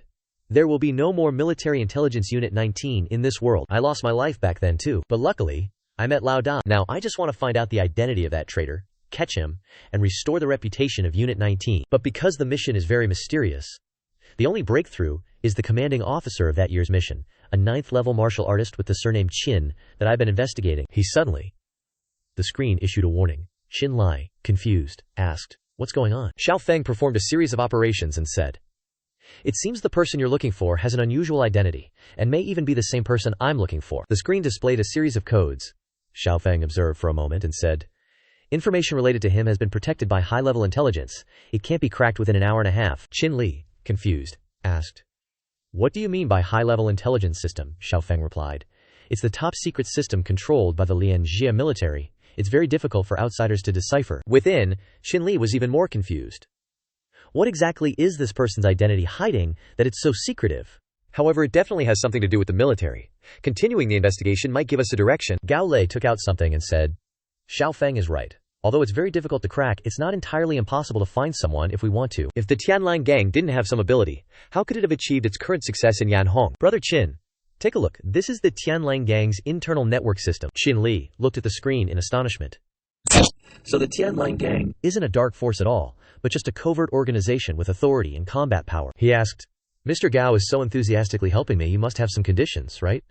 Gao Lei was surprised. "Condition?" "Then," he said mysteriously, "since Brother Qin is so straightforward, I'll get straight to the point. It's not really a condition. I just admire you and hope you can join Tianlang." Shinli smiled. "No problem at all," he thought to himself. Although I haven't figured out Gao Lei's motive yet, based on his attitude towards Duan Xiaofeng, he's probably not faking. Thinking that, he added, "If Tianlang needs anything in the future, as long as it's not illegal, I'll do my best to help." Gao Lei excitedly rushed over to shake his hand. "Welcome to Tianlang." After a while, Shinli said, "It's getting late. I've bothered you today." Gao Lei smiled. "Brother Qin doesn't need to be so polite. If I have any news, I'll let you know." After Qinli left, Xiao Feng turned and asked, "Boss, is Xinxian Sheng really worth your attention?" Gao Lei operated the console and replied, "Feng, what do you think I relied on to climb to my current position?" Xiao Feng replied. "Your vision and strength," Gao Lei continued. "Bingo.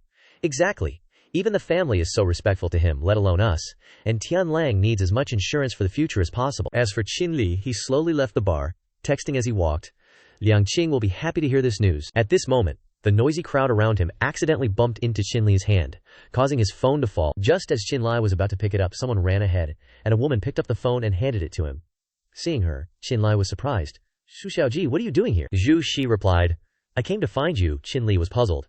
"Find me? Did something happen?" Xu Xin turned around and said, "It's not convenient to talk here, Qin Sheng, follow me." As she spoke, she grabbed Qinli's hand and left. After arriving at a quiet place, she spoke, "Qinli, please leave Shangjing." Qinli was confused. "Xu Xiaoji, I don't understand what you're saying," Xu Shi said again. "My Xu family doesn't want to offend Xin Mao Si and be implicated because of you," Qinli said affirmatively. "So that's it, but don't worry, Xu Xiaoji. I will definitely not let the Xu family suffer because of me." Before he could finish speaking, Xu Shi snapped, "You're still too young. The Qin family has some tricks up their sleeves. Do you think they could become a major family in Shangjing as they are today? I'm doing this for your own good." Qin Li continued, "I'm sorry, I have something to do and can't leave Shangjing for the time being." Xu Shi looked at him pensively, then she said, "Okay, if you've made up your mind, I won't say much more. Let's go, back to the Xu family." As she stepped forward, she took out a hidden needle from behind her hand. Before she could do anything, there was a shout from behind. "Qindaj, I didn't expect you to actually be here. I couldn't get in touch with you." Qin Li realized that something was wrong. The real Xu Shi also stepped forward from outside. The two people turned to look at each other. Xu Yinran looked at the two Xu Shi who looked exactly alike and was horrified. Xu Yinran looked back and forth in a panic. "Why are there two older sisters? Didn't you say you'd wait for me? Why did you leave first?" The Xu Shi behind him shouted, "Little brother, don't go over there. She's a fake." This person is probably a high-level martial artist who specializes in disguise techniques. The Shu Shi standing next to Shinli snapped. What are you shouting for? You're the fake. I'm the real one. I'm here to find Shinli about the event at Junyan last time. The person outside retorted. It's not difficult to know about the event at Junyan. Furthermore, martial artists who specialize in disguise techniques can make up anyone in a matter of minutes. I'm afraid there's no one in this world she can't impersonate, right? Shinli looked at the two of them and thought, that's right. The intelligence network of the Tianlang gang also mentioned martial artists who use disguise techniques. If she can enter the Shu family's Junyan, she's probably not an ordinary martial artist, and we don't even know what her purpose is yet. It's difficult to make a move right now. Shu Yinran pointed to the person standing next to Shinli and said, So, elder sister, you are my elder sister? Immediately spoke up. Has little brother forgotten that you wet the bed when you were 7 years old? And this is our secret? Zhu Yinran shouted embarrassedly. Elder sister, why are you bringing that up? The Shu Shi behind him retorted. From birth, every small and big event of the Shu family is recorded in the family tree. If you want to know, it's not impossible, Shu Yinran secretly agreed. That seems to make sense. The two Zhu Shi began to list a series of Shu Yinran's bad actions in the past, making him vomit blood. The conversation continued non-stop until Shu Yinran's soul seemed to have died, and then there were signs of stopping. One of the two spoke up. I didn't expect you to investigate the Xu family so thoroughly. The other one continued. No matter what your purpose is, I won't let you off easily. Then a battle broke out. The two of them lunged at each other, their magic power was equal, and their moves were completely identical. Each wanted to eliminate the other.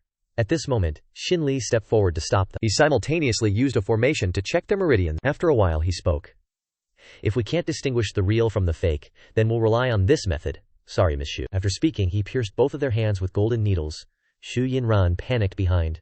Brother Qin, why are you using needles to prick my sisters? The real Shu Shi stepped back in surprise. Strangely not feeling any pain, but her body felt like it was enveloped in a warm current. Very comfortable, Shinli understood and said.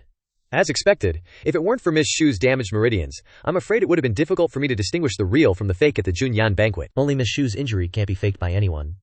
After speaking, he grabbed the hand of the fake Shu Shi. The other one suddenly laughed. Originally, I just wanted you to leave Shangjing, but I didn't expect you to be able to discover this detail. Consider yourself lucky, Qinlai said coldly. Although I haven't had much contact with Miss Shu wouldn't be so careless in her work. The person smiled. That's right, so I also left a replacement. After speaking, she stabbed a needle towards Shinli. He reacted in time, and wanted to grab her hand, but because of this action, the fake Zhu Shi was able to escape and retreat. She slipped away, jumped onto the roof, and escaped, not forgetting to say, Kid, you rely on this little ability of yours to come to Shangjing to cause trouble, you're still far off. Shinli watched her figure and thought. It seems that if I want to investigate more information in Shangjing, I have to find a way to improve my strength, Zhu Shi spoke from behind. I didn't expect this person to run so fast in such a short time. It seems that their strength is not simple. Shinli nodded. That's right, and their strength is probably greater than ours. Zhu Shi looked at him and thought, to have this ability, I'm afraid only those high-level martial artists in the Yanxia gang do. Could it be the Qin family and their subordinates? Thinking this, she said aloud, Commander Qin, my Shu family will definitely investigate this matter to the end. Shinli looked at Shu Yinran and asked, That's right, how did you know I was here and what's going on? What? Shu Yinran replied. Big brother said there was an urgent matter, and we couldn't contact you, so we came here to see. Shu Shi stood in the distance and called out, It's getting late, let's go see Big Brother tomorrow morning. That fake Shu Shi watched their car and thought, I didn't say that this little brat was so meticulous to be able to rely on this spiritual power to expose me. He must have reached the level of a 7th level martial artist. However, if you don't want to leave Shangjing, then I will give you a hand. The next morning, at the Xu family, a voice said, How is it, Qin brother? Did you gain anything from finding someone yesterday? Shinli replied. It can be considered that I have some direction, but it will take a certain amount of time, another voice said. If you need help, you can tell us, Shinli replied. Commander Shu is too polite, but Shu Xiao said he had something to find me for. Shu Qiang nodded. That's right, Qin brother. Can you see anything unusual about my body? As he spoke, Shu Qiang grabbed Shinli's hand. He observed Shu Qiang for a moment and replied, Did you stay up last night? Shu Qiang pointed to his face and said, Not this, look carefully. Zhu Yinran stared at their clasped hands jealously. It's still the first time I've seen my brother being so close to an outsider. At this time, Qinli checked Shu Qiang's meridians and thought. He said it was the effect after eating Zhao Zuidan. But the breakthrough distance is not far away. He seemed to discover something and said, Could it be that Commander Shu said he was about to break through to level 4? Hearing this, he was startled, and then pointed to his cheek and said, No, what I really wanted to say was that the scar on my face disappeared overnight. Shinli was confused. Isn't this a good thing? What is Commander Shu worried about? Shu Qiang pointed to the pile of medicine boxes and said, Qin brother, you see these scar removal medicine boxes have been put on the market, but the cooperation partner has cancelled the order. What's the reason? Recently, a new medicine has appeared in Shangjing, and the effect of this medicine is extremely good. It seems to be monopolizing the market. Yesterday, I also tried to buy one myself and apply it to the wound on my face. So since you're a traditional Chinese medicine practitioner, we'd like you to help us research the ingredients of this medicine to improve the quality of our products. If you can figure it out, you can use any medicinal materials here and set your own price for your services. Shinli took the medicine and replied, Commander Shu is giving me too much credit. In his heart, he thought. However, the spiritual energy of these precious medicinal herbs will be very helpful for my cultivation. Then, he looked down at the vial of medicine, and as soon as he saw the spiritual energy emanating from it, he was shocked. Isn't this the advanced medicinal paste formula that I wrote? Shinli, the male lead, said, This is the advanced medicinal paste formula that I wrote before I came to Shangjing and gave to my wife to produce. At this moment, Shu Jia, the eldest son of Shu Jiang, blurted out, Does Brother Qin mean?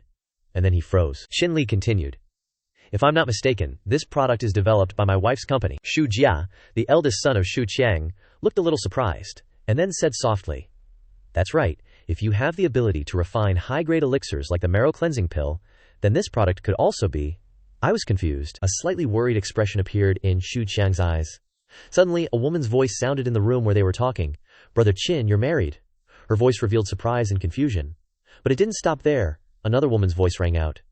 You're so young, and you're already married, Shinli replied. Yes, my wife and I met in college, and we got married after graduation. I'm a live-in son-in-law of the Chu family. As soon as he finished speaking, Shu Qiang, who was taking a sip of water, spat it out. Shu Qiang said, A live-in son-in-law. You have such ability, and you're content with that. The purple-haired woman then said, Mrs. Qin is so lucky. But as soon as she finished speaking, Shu Qiang interrupted her. He continued, But this advanced medicinal paste was developed by you. I have a favor to ask, Liu Qin, he said calmly. Commander Shu, please speak. Commander Shu then said clearly, Although the Shu family is responsible for producing pharmaceuticals for the military, some medicines are not as effective as those on the market. Therefore, I want to invite you to be a special consultant, and you can name your own terms. He didn't stop there, he continued, but this time he gestured with his hand, showing the number 3. In the future, if your wife wants to enter the Shengjing military region's cosmetics and skincare market, the Shu family will also help. And I'll allow you to make 3 requests, as long as they don't violate the law or ethics. Shinli immediately replied, I want to improve my cultivation and find Mr. Qin, so I'm afraid I have to stay in Shangjing for a while. And based on Xing Yin's strong personality, if she wants to develop in Shangjing, she will definitely agree. Commander Shu interrupted Shinli, saying, A martial artist with profound strength who also understands superb medical skills. The Shu family must try their best to win over such a person. If he becomes our enemy, I'm afraid, he continued. If Commander Shu doesn't mind, then I'll listen to Commander Shu's arrangements. Brother Qin is indeed amazing. At Shinli's Jiang brothers' villa, the phone rang. Xiaofeng appeared on the screen with the message. Mr. Qin, I'm here. Suddenly, footsteps came from the stairs. The man, who was only wearing cotton pants, called out, Brother Qin, good morning. Shinli said, Hello. Shinli's words made the man in cotton pants say, In surprise and confusion, the man in cotton pants covered himself where he shouldn't be seen, and said to Shinli, I didn't expect your marrow cleansing pill to be so effective. It's burning me up. Shinli took the hand of the naked man and said, The time is right. I'll give you some precious martial arts books. The muscular man, Li Tian, was very happy and excited. He said, I've finally waited for this day. Shinli took out a pile of strange-looking cards from his hand and said, Choose one. The man in cotton pants took one and held it in his hand, looking very confused. He said, Brother Qin, are you sure I should practice this? Won't I go berserk? Shinli patted him on the shoulder, advising him to rest assured and persevere. The man in cotton pants said, Then I'll try practicing it. Suddenly, someone knocked on the door. Shinli opened the door and said, It's you. Why are you here again? The person knocking on the door was a one-eyed man, who said, What's wrong, Mr. Qin? Aren't you welcoming me to meet my battle comrades? Then he went to the car and opened the door, saying, Get in the car, Mr. Qin. At this moment, Shinli was very confused. How did he know I was here? It turned out that the man was Duan Xiaofeng, a former intelligence officer of the 19th Military Region. Then, they both got into the car and left. He drove the car on a very deserted road. Shinli said, This isn't the road to the airport. Shinli whispered to himself. Usually, the road to the airport is a wide and flat road, but this looks like hills and mountains. The one-eyed man said. Shortcut. Shinli was very surprised, rested his hand on his chin, and said, I say, this doesn't seem to be the road to the airport. That's right, what's the news about Mr. Chen? At this moment, Duan Xiaofeng continued. The other party's information is very well hidden and difficult to investigate. Perhaps he is no longer in this world. It seems the clues we've been following have been cut off. A few days ago I fought with a master who could use face-changing techniques. Face-changing, I had some contact with it before, but unexpectedly, inside the car someone was tied up in the trunk, his mouth was gagged and his limbs were bound. The other two, Duan Xiaofeng and Shinli, seemed to be chatting, but it's said to be almost lost. I didn't expect Xin Xiansheng to encounter it. The one tied up was the same guy from before, but something was off. The person who picked up Shinli earlier was also one-eyed. So who's the real one, and who's the fake? Suddenly, the one tied up thought to himself. This voice, the one in front, must be Xin Xiansheng and the person who knocked me out, and is pretending to be me. Damn it, I have no strength left. What did this guy do to me? The one-eyed man who was tied up tried to break free, but it didn't seem as easy as he thought. At the same time, in the front of the car, the two of them were still chatting away. The one-eyed man driving said to Xin Xiansheng, could you please get the bottle of water from under the seat for me? The male lead seemed willing to help, and wasn't wary of the danger lurking. Shinli turned towards the back seat. Naturally, the male lead turned around to grab the water bottle. Suddenly, a beam of purple light appeared, accompanied by a thick cloud of smoke. But there seemed to be a mystery within that smoke. Shinli shouted, This is... His words faltered, but before he could finish, unexpectedly, the male lead gradually fell asleep. Could this be the sleeping draft the driver had prepared? The driver immediately covered his mouth with a pre-prepared cloth to avoid inhaling the smoke. Perhaps this was the anesthetic he had prepared beforehand. Afterward, he took Shinli to a place surrounded by cliffs and greenery. The one-eyed man held something like a rope in his hand and walked straight to Shinli. Holding the rope, he muttered to himself, Don't blame me, you'll understand later that it's for your own good. But everything seemed to be going smoothly. But out of nowhere, a hand grabbed the one-eyed man's face and yanked. The action was like peeling off a mask, and that's exactly what it was. The male lead, Shinli, held the mask in his hand. Shinli acted too quickly, leaving the imposter no time to react. In the desolate place from before, I didn't expect you to see through my face changing. This was the imposter's words, Shinli retorted. When you came to meet me today, I felt the inner energy was similar to the imposter from Miss Qingyin's incident, and Duan Xiaofeng wouldn't directly come looking for me while impersonating someone. The imposter felt extremely annoyed, he said. Looks like I was careless. But even so, you're still too inexperienced. As soon as he finished speaking, he made a move. Catching Shinli off guard, Shinli said, Too fast, I can't react. And then Shinli was grabbed by the imposter's neck and pushed straight into the rock wall. If you didn't listen to my advice, then don't blame me, Shinli said. Regarding this kind of advice, at this moment, claws were appearing in Shinli's hand. Perhaps the male lead had a weapon ready. Just as expected, Shinli swung his weapon and punched the imposter. The male lead, Shinli, said to him, Why would I listen to a stranger? Your right hand is temporarily useless. Suddenly, Shinli froze. Out of nowhere, a fist flew straight into Shinli's face, sending our male lead flying backward. That really hurt. But not only was he sent flying backward, but he also crashed into the rocks nearby. Smart. But unfortunately, it won't work on me, said the male lead, Shinli. His right hand is already immobilized, yet he can still move. The one-eyed imposter was now surrounded by purple energy, just like the smoke he used to trick Shinli, he said. If you're still foolish and ignorant, then I won't waste my breath on you. The imposter then launched a fierce attack on Shinli, Shinli said. His aura is too strong, his power is too great, I can't fight head-on, I have to think of a way. Right here, Shinli was flustered. The surroundings were strange, and an idea popped into his head. The male lead, Shinli, said, I have an idea. This place is desolate and surrounded by mountains. It's definitely a place where yin energy accumulates. Shinli jumped and launched himself straight towards the cliff face. Shinli's actions made the imposter say, Trying to run, he continued. You think you can escape? I have this place in the palm of my hand. Regardless of what he said, the male lead, Shinli, continued with his plan. Shinli then used his techniques to attack the imposter. He said, overestimating yourself. The imposter didn't stop there. The two sides were still fighting fiercely and intensely, he continued. So want to struggle before you die? Immediately at this moment, Shinli was ready with a weapon. Shinli thought, now's the time. Right at this moment, Shinli immediately threw something red down at the other guy's feet. Many red hands appeared around the imposter, reaching up to grab his legs, making him very annoyed, like he was going crazy. Unexpectedly, he was knocked back with a painful blow. He said, Sheng Shi Sha. You used the hairpin to attack me, just to lure me into the eye of this formation. I didn't expect you to be able to use the feng shui of the terrain to supplement your missing strength. You're quite clever, Shinli said. Luckily, you didn't see through my intentions, so I was fortunate enough to succeed, the imposter said. I admit, I underestimated you before, but you've underestimated me too. The imposter spoke with an extremely angry tone, like he was about to go insane, as if the world was turning its back on him, in that desolate place. A Rolls-Royce was parked, surrounded by graves, as if it were a cemetery. Not a single person or sound was to be heard. Inside the Rolls-Royce, the one-eyed guy who was tied up thought, It's been so long, and there's still no movement. I hope Master hasn't run into any trouble. I need to find a way to inform them. Suddenly, he reached into his pocket, groping for something, and unexpectedly found his phone.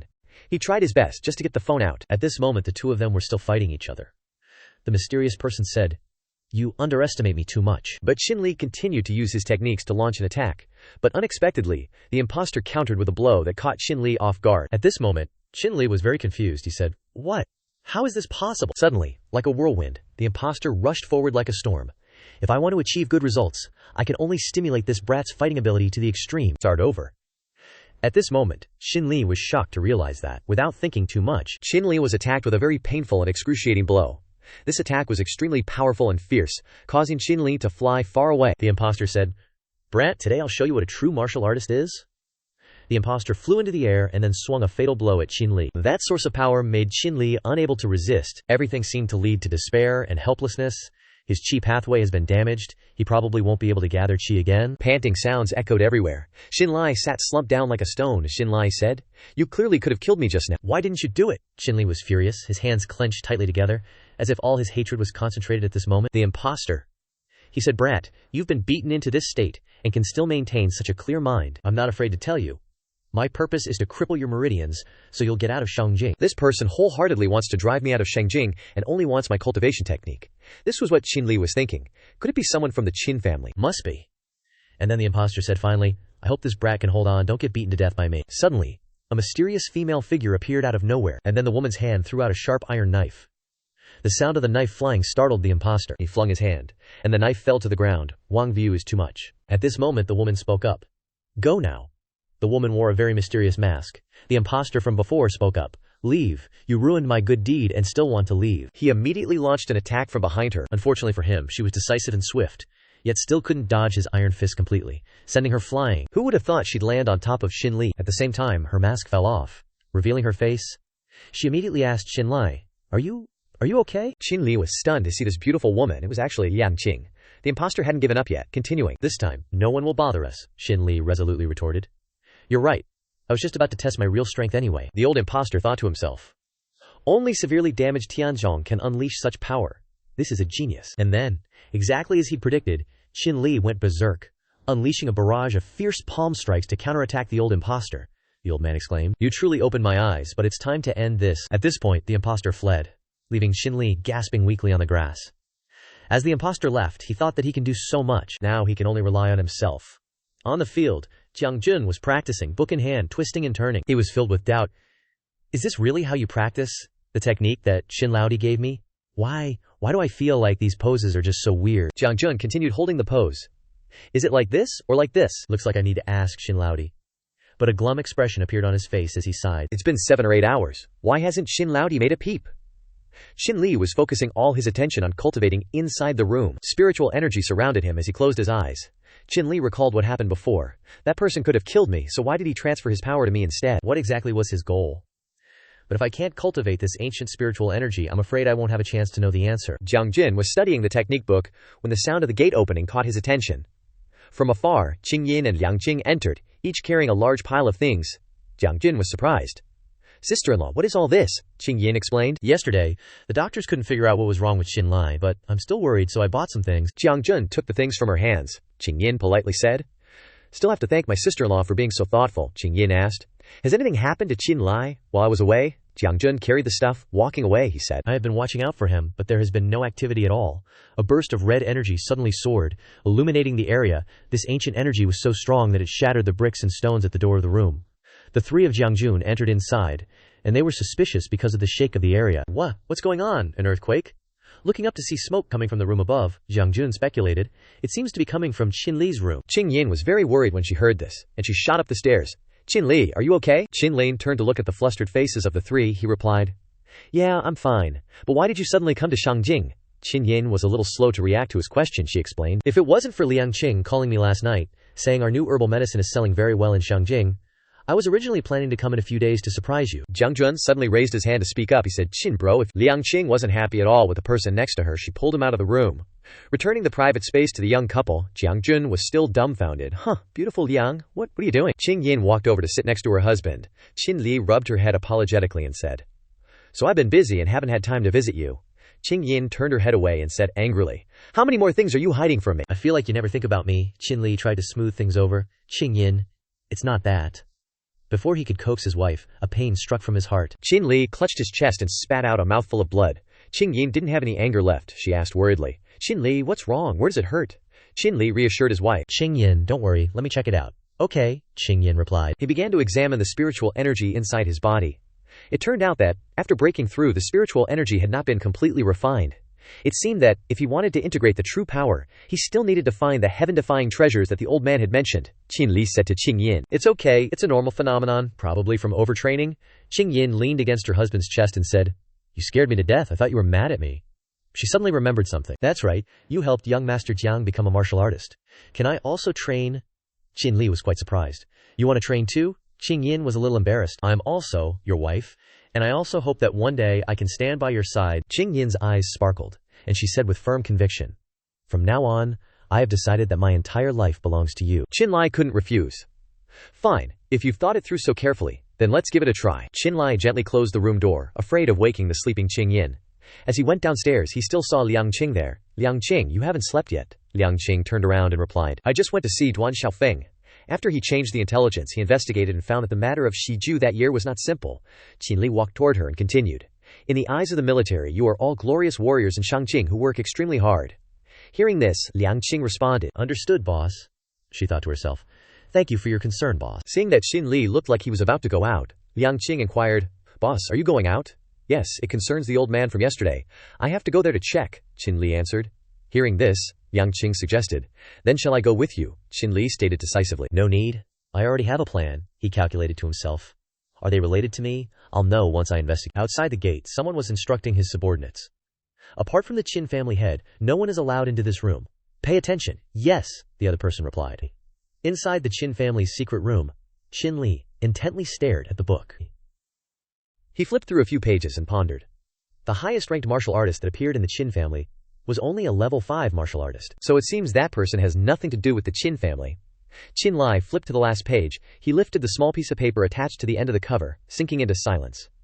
So, everything had been arranged by Elder Qin, Shanghan. Could there be a rank of martial artist higher than level 9? Suddenly, a voice from outside echoed into the room. "Welcome, family head. Welcome, young master." Hearing this, Shinli quickly turned his head towards the door. 2 men, one young and one middle-aged, entered the room. The younger man said, "Dad, did Chief of Staff Wang tell you who the personnel participating in the martial artists assembly are?" The other man replied, "No." Shinli carefully hid behind the bookshelf, listening to their conversation. The older man, who was walking, suddenly stopped dead. The son, finding it strange, asked, "What's wrong, Dad?" The man turned abruptly, his voice serious. "The books in the secret room are not arranged correctly. Someone has been in here." Hearing this, Shinli suddenly worried. "Was I discovered?" He quickly denied it. "No," he said. "Could it be the person inside?" Just as the man was about to discover Shinli hiding behind the bookshelf, the son suddenly spoke. "It was me." He bowed his head and confessed. "Yesterday, I came here wanting to see if there were any cultivation technique books." The man's face still held a frown. "In the future, come to the secret room less often. There are many things here that you still can't touch right now." The son obediently listened. "I understand." The man picked up the painting in the vase nearby and said, "Take this painting to Chief of Staff Wang early tomorrow morning. You can listen in on the matter of the martial artists assembly yourself." Taking the painting, the son hesitated slightly and said, "Yes, but, Dad?" The man furrowed his brows. "What is it?" Only then did he speak. "I heard that in the past, Grandpa left behind some elixirs that could speed up a martial artist's promotion rate." Hearing this information, Shinli was surprised, and he secretly guessed. Cultivation promotion elixirs. Could it be the marrow cleansing pill? The man walked forward and admitted, "That's right. Your grandfather did leave behind one pill right before he passed away." Joy was evident on the son's face, and he urged, "Dad, if that elixir is so powerful, why not let me try it?" The man did not turn around as he spoke. The pill was a semi-finished product, and the side effects were enormous. Your grandfather destroyed it before he died. The son thought to himself, "Destroyed? Do you think you can hide it from me, Dad?" The two people left the room together, and the door slammed shut. Shinli asked the person behind the wall, "Are you also looking for something?" "Yes," the girl replied. The girl stepped out and continued, "I didn't expect that even hiding, I would still be discovered by Commander Qin." Truly, Shinli suddenly realized something. This aura is Qin Mao Si. He lunged toward the girl as if falling. "Pardon me for the offense." Then Shinli tightly held the girl's hand and instructed, "Don't make a sound." He covered her mouth and explained, "Otherwise, we will both be discovered." Looking at Qin Mao Si's secretive demeanor, Shinli wondered, Qin Mao Si is acting so sneakily. What exactly is she trying to do? Qin Mao Si reached for the bookshelf, pushed it gently, and exclaimed, "Finally found it." He picked up the small white bottle and admired it for a while, Qin Mao Si smugly said. "The old man lied to me that it had been destroyed. Luckily I noticed it before." His eyes lit up with anticipation. "As long as I improve my strength a little, what do side effects matter?" Maybe Grandpa just wanted to become strong alone, so he lied. Qin Maosi couldn't wait any longer. He quickly opened the bottle and swallowed the pill straight down. As soon as it went down his throat, Qin Maosi's face began to change. His eyes were bloodshot and he shouted, "Hot." So hot, Qin Maosi's body gradually changed. His hair grew longer, and his fingernails suddenly turned black and grew abnormally long. Abnormal spots grew on Qin Maosi's body, tearing his clothes, and dark red and black spiritual energy enveloped his whole body. Shinli, observing from the corner, was extremely surprised. This medicine, what exactly is it? It looks like another gene is merging with Qin Maosi. The bodies of the two people hiding in the corner pressed close together, making Shinli a little uncomfortable. Qin Maosi's eyes were red. He was like a demon. Dark spiritual energy surrounded him. I didn't expect that I could try the power of this medicine so quickly. He rushed madly towards Shinli and laughed savagely. Need me to help you answer the phone? Shinli pulled the girl's hand and tried his best to run away. Qin Maosi chased after them like a madman, threatening, "When I catch you, I'll kill you." The girl didn't look worried at all. She looked at Shinli's hurried appearance and thought, "The old man asked me to give the paper to the Qin family to create a chance to meet him. I didn't expect it to be this." The two kept running in the face of Qin Maosi's threats. "Stop, don't run." Pulling the girl into an alley, Shinli said, "Quick, this way." The girl was pulled and accidentally tripped over a stone and fell. Shinli immediately turned back to help the girl up. He looked around, assessing the situation. "Looks like there's no avoiding it today," the girl thought. As she stood up, foster father said, "If you can subdue this man, upgrading your cultivation level in the future won't be difficult." "Thinking so," she said. "Shin Commander, hurry and run. My speed can't keep up with you." Shinli denied. "I'm not the only one with speed." As soon as he finished speaking, Qin Maosi appeared. He didn't expect that the person in front of him was the person he was chasing. "Qin Liang, I haven't even gone to find him yet, and he's offering himself at the door." The girl looked at Qin Maosi chasing after them so quickly. Could it be that he had taken the forbidden medicine to increase his strength that her foster father had mentioned before? Qin Maosi looked at the girl, wondering, why is she with Shinli? Could it be Wang Tongmei's instructions? He calculates everything for you. There are still people in Shangjing that he can control. I shouldn't offend Staff Officer Wang for now. After calculating, he acted as if he didn't see the two people in front of him. He looked around, pretending to be strange. The person was clearly here just now. Why can't I find them now? The two were very surprised. The girl gestured to Shinli. He doesn't seem to see us. Shinli seemed to understand. Could this be the side effect that Clanmaster Chen mentioned? The girl smirked, seemingly thinking of a trick. She walked towards Qin Maosi, who was looking around in confusion, and slapped him straight across the face. Qin Maosi's face swelled up. But he didn't reveal anything, he pretended. Who dares to hit me? This foolish question made the girl secretly pleased. Looks like it's not fake. Qin Maosi continued his act. He looked towards the alley and said, "They're in that direction." Then he rushed forward shouting, "If you have the guts, don't run." Seeing Qin Maosi's figure disappear, Shinli asked, "I remember you're from Staff Officer Wang's side. Why are you?" The domineering girl interrupted. "It's best if Commander Qin doesn't ask. And don't say you saw me tonight." Shinli seemed to understand. He said, "If you say so, then I won't force it." The girl smiled and replied, "I like smart people like Commander Qin." The ringing of the phone made them both pay attention. The girl answered the phone, not hearing clearly what the other end was saying, only hearing the girl reply, "I'll be right back, Commander Qin. It's over. I'll go call him." Ending the call, the girl turned to Shinli and said, "Staff Officer Wang has an invitation. Please trouble Commander Qin to come with me." Qin Maosi stood on the rooftop, looking at the two of them below. He gritted his teeth and clenched his fists, muttering to himself, "One day I'll let you know what it's like to offend me. You will have to pay double." At the military region compound, Shinli and the girl entered together, pushed open the door, and saw Qin Maosi. He was quite surprised. Didn't he run away after taking the medicine and going berserk? Why is he, Qin Maosi, saw the person who opened the door and greeted him enthusiastically. "Qin Commander, you've arrived. What took you so long? We've been waiting half the day." That girl stepped forward, feigning concern as she looked at Qin Maosi's swollen face. "Young Master Han, what happened to your face?" Qin Maosi pretended. "I drank too much last night. I hit myself. Don't laugh at me, Ms. Zhao Xuanyi." Wang Shouyi stepped in to smooth things over. "Haha. All right, daughter, don't tease him. We're all family here. The few of you who were selected are the strongest talents in Shangjing." So the chief decided to choose 4 of you to represent Shangjing at the martial arts competition in Tianhai City in a month. Shinli asked in surprise, "Martial arts competition?" Wang Shouyi adjusted his glasses and said, "That's right, this is the largest and highest level martial arts competition. I believe that with Commander Qin's strength he will definitely win the medal." Wang Shouyi leaned on the table, his voice full of certainty. Qinli looked at the person in front of him in silence. It seemed that he had guessed that he would definitely not refuse. Then Wang Shouyi said in a steady voice, "So now the representatives for Shangjing have been decided. Last time you could just participate in training, but this year I hope you can win the championship." Xu Xiang voiced the question in his heart.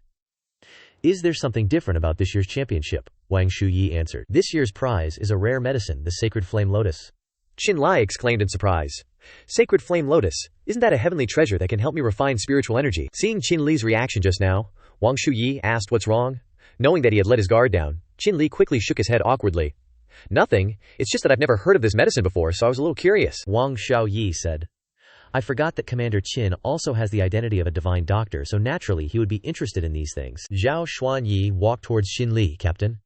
He turned around and replied, Ms. Zhao, what can I do for you? Zhao Xuanyi opened her mouth to ask for help. In the team, I'm the weakest, only at the 3rd level. How about you teach me a little? Shinli generously agreed. Okay, at the assembly time we will discuss and study together. Wang Xiaoyi looked at the two of them and said with satisfaction, Commander Qin, I am entrusting my daughter to you. Okay, Shinli happily agreed. Zhao Xuanyi touched her head shyly. She turned to look at Shinli and secretly made up her mind. Shinli, sooner or later you will be mine. The next morning, Zhao Xuanyi came to Qinli's door and knocked. Is Commander Qin home? Liang Qing was sitting and wiping her small knife. She was disturbed by the noise outside. She put down the small knife and walked towards the door. The door opened, and the two said in unison, Commander. Hello, who are you looking for? Zhao Xuanyi entered the room, looked around, and asked, is Commander Qinli not here? Liang Qing was stunned by this question, she thought to herself. Has the boss become a member of the military? Zhao Xuanyi turned to look at Liang Qing. Who is this woman? Why does her face look a little familiar? She asked again. Excuse me, is Shin Commander here? Suddenly, a creaking sound caught the attention of the two people below. Qinli, be gentle. Zhao Xuanyi blushed and laughed. Captain is, she secretly praised, as expected of the man I have my eye on. He is so good in every way. In the room upstairs, there was still the sound of, Qinli patiently helped Qingyin with a back-bending posture. He asked with concern, How is it, Qingyin? Can you hold on? Qingyin endured the pain and replied, I can. Hearing this, Qinli used a little more strength. Qingyin's face darkened, and she cried out loudly. This cry made the two people downstairs misunderstand even more. Zhao Xuanyi showed an admiring expression. The captain is so good. Upstairs, after finishing, Qinli instructed Qingyin, who was soaking in the bathtub. Soak for a while, you've worked hard, I'll go out first. Qinli went out, carefully closing the door behind him. Qingyin relaxed her body, sighing in relief. Phew, that hurt like hell. Qinli came downstairs, towel in hand, drying his hair. Zhu Xuanyi saw his figure and rushed over, saying, Captain, you're finally done being busy. Zhu Xuanyi's appearance surprised Qinli, and he asked, What are you doing here? Before he could hear Zhao Xuanyi's answer, he was startled by her actions. Xinli hurriedly clarified, No, that's not what you think. Qingyin, having finished her bath, came downstairs with a stack of papers, calling out, Qinli, honey, you forgot your things. Zhao Xuanyi secretly sized up the person in front of her. Who knew Qinli liked this type of woman? Handing the stack of papers to Qinli, Qingyin smiled sweetly, but pinched his back, questioning, Who's the girl in front of you? Qinli rubbed his head, laughing. Look at me, forgetting things again. He put his arm around Qingyin's shoulders, introducing her to Zhao Xuanyi.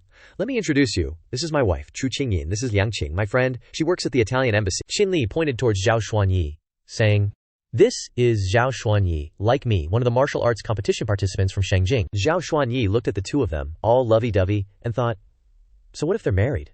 People can get divorced, right? He said with a hint of sarcasm. With such a beautiful wife, why did you hide her before, Captain? Qingyin placed her hand on her husband, and with a woman's sixth sense, she seemed to detect hostility from the other woman. He's just modest. He doesn't like showing off his affection, she thought. One Jiangran wasn't enough, and now there's another one. Qinli then spoke up. Qingyin came to Shangjing with me, but she's been busy with company matters, so she hasn't been around. The two women looked at each other, sparks flying, and they turned their faces away in unison. Qinli looked at both sides, clearly flustered. I've made a training plan based on each person's situation so everyone get acquainted. The three of them went to the training ground together, and Qinli began giving instructions. Right now we have half a month left until the competition, Ms. Zhu Cao. Your schedule is the most important. Break through to 4th level martial artist. Qingyin and Liang Qing can experiment with my training methods to test their physical strength. Qingyin, you don't have a basic foundation, so you need to practice more basic skills. Both Qingyin and Zhao Xuanyi received the training plan, exclaiming together, Is this the amount of exercise? Increasing 2 levels in half a month is impossible? Xinli calmly explained. As long as you seriously follow my plan, there basically won't be any problems, so during training, I don't care who you are, and I won't hold back. An hour later, each person had their own equipment, and they were all sweating profusely from the training. Xinli's voice rang out. Move your arms to generate force. Slowly stand up, and then sit down. Circulate the qi in your dantian throughout your body. Qingyin gasped for breath. Phew, it hurts so much I can't hold on any longer, thud. The weight fell to the ground. Zhao Xuanyi plopped down, wiping the sweat from her face, saying, Captain, I still can't feel the spiritual energy you mentioned. These words surprised Qinli, and he asked suspiciously, Really? Could there be a problem? Zhao Xuanyi acted weak. Captain, aren't you a doctor? Please help me check it out. Xinli didn't think much of it, and stepped forward to take her hand, saying, Let me see. Qingyin, seeing this scene from the side, refused to be outdone. She hugged her waist, panting, and walked towards the two of them, calling out, Honey, I followed the exercise you said, and my whole body hurts. Can you check me out? Qinlin started examining his wife. He closed his eyes to feel it, and gave Qingyin the most basic exercises. Really? Qinli opened his eyes. Finding himself lost in a vast and boundless place, he received a surge of azure spiritual energy, thinking to himself, strange, Qingyin's body doesn't have any characteristic pathological conditions. Suddenly, a surge of green energy flew over from somewhere, twining around the blue spiritual energy in his hand. Shinli exclaimed in surprise, where did this green energy come from? Why do I feel like it can support my physical strength? Following the two streams of spiritual energy, the scene before Qinli made him freeze, utterly astonished. Qinli walked towards the green stream of spiritual energy, reached out, and suddenly exclaimed, why does this energy feel so familiar? Qinli almost got sucked in. He exerted all his strength to hold onto his arm. Qinli suddenly opened his eyes, sighing, that was too dangerous just now. My consciousness was almost captivated. Qingyin noticed the expression on Qinli's face, and asked with some concern, Xiao Yo, is there something wrong with my body? Qinli was still lost in thought. That must be the congealed ailment within Qingyin's body. I just don't know what it is, but it seems to have been inside Qingyin's body for a long time now. She didn't say she felt unwell last time either, it seems. It only appeared due to training. He turned to Qingyin and said reassuringly, it's nothing, just need some rest. On the outside, he acted like nothing was wrong, but deep down he was thinking, my strength isn't enough to confront that thing right now. I need to cultivate and become stronger. Qingyin observed the expression on her husband's face, secretly wondering, is that really so? Jiang Jun ran over from afar. He said, hey, Qin bro, the secret manual you gave me, I don't feel anything after practicing it. Hearing this, Qinlai stroked his chin thoughtfully. No feeling. Perhaps Jiang Shao has cultivated quite a lot during this period, so his body has changed. After thinking about it, he pointed forward and said to Jiang Jun, try running a lap here, Jiang Jun asked in surprise. Run a lap, that's right, run a lap, Shinli replied with great certainty. Jiang Jun got into a ready-to-run stance, thinking to himself, what kind of medicine is Qin bro selling in his gourd? With a whoosh, Jiang Jun ran a lap. Much to Qingyin's astonishment, she couldn't hide her curiosity and asked her husband, then can I continue? Before she could finish, Jiang Jun had already finished a lap. Zooming past her, Jiang Jun said excitedly, Qin bro, you're a god, he continued. Your marrow cleansing pill is so effective, give me a few more, otherwise, Shinli interrupted. The effect of the marrow cleansing pill is to reform the body. Eating too many won't have any effect. Qingyin was surprised. Marrow cleansing pill? What marrow cleansing pill? Jiang Jun pointed at Shinli, enthusiastically introducing, the marrow cleansing pill is personally refined by Qin, bro. It's a miracle drug that allowed me to become a martial artist. Zhao Xuanyi walked towards them, her voice somewhat resentful. Captain, you have such high-grade elixirs like the marrow cleansing pill. Can't you give me one? Jiang Jun was quick-witted. He held out the medicine in his hand, saying generously, there are a few left. Everyone take one. After finishing, he thought of something, turned to Shinlin and whispered, hey, Qin bro, will they end up sleeping naked like me after eating it? Qin Lai was speechless at the person before him, he reassured. Yin is flourishing, while Yang is declining. Girls usually won't experience the same phenomenon as Jiang Shao Liang after eating the marrow cleansing pill. Kai looked at the marrow cleansing pill before her, widening her eyes to observe it. Boss actually gave me such a precious marrow cleansing pill to eat. Zhu Xuanyi swallowed the marrow cleansing pill in one gulp. She groaned. So worth it. But she still endured it to praise. Captain's elixir is really sweet. Qinli sat cultivating in his room, thinking to himself. Since last time, there's been an extra power within my body, and I feel its strength is also increasing. Let's see if I can push the primordial intent chi condensation to transform into spirit gathering to help cultivators. Without a second thought, he quickly put it into action and smiled. It's done. With this formation, apart from Minsai, others inside here should also be able to cultivate and make something of themselves. The sound of knocking on the door caught Qinli's attention, and he went to open it. The door was opened, and the person before him was Zhao Xuanyi, dressed rather seductively. She touched her head, blushing, and called out, Captain. Zhao Xuanyi was covered in sweat. She drawled, I feel so uncomfortable, quickly save me. With that, she was about to touch Qinli, but he quickly dodged to the side. Zhao Xuanyi missed her grab. Falling weakly to the ground, she struck a seductive pose, invitingly, Captain, I'm so hot. Xinlai's heart was as still as water. He was not at all swayed by the scene before him. Ms. Zhao, please respect yourself. How could Zhao Xuanyi possibly know how to spell self-respect? Shamelessly, she retorted. I doled myself up for you. Doesn't the captain feel a spark when he sees me? Qinli coldly replied. Qinli is a married man, and I thank Ms. Zhao for her affection. Zhao Xuanyi's words grew increasingly outrageous. Why not? Marriage doesn't mean you can't get divorced. Her eyes welled up with tears. Besides, I heard that the captain became the Chu family's son-in-law back then, but the Chu family gained nothing from it. Qinli interrupted. Qingyin and I are husband and wife. I love her. There are just some things you don't know. Ms. Zhao, please leave. Qin was about to close the door when Zhao Xuanyi brazenly charged forward. A captain as outstanding as you must have no shortage of women around him. Since Sister Qingyin is the main wife, it's fine if I'm a concubine. The door slammed shut in front of Zhao Xuanyi. Qin looked at the woman sleeping on the bed and made a silent vow. I absolutely will not betray her. Qingyin had already woken up. She didn't turn her head, but hearing the conversation just now was enough to warm her heart. Zhao Xuanyi still hadn't given up. She lingered outside the door, droning on, Captain, I'm sincere. Qin couldn't bear to hear what she was about to say, so he cut her off. Leave? I hope the next time you look for me it's not for this purpose. Zhao Xuanyi didn't quit, she told herself. Qin I won't give up.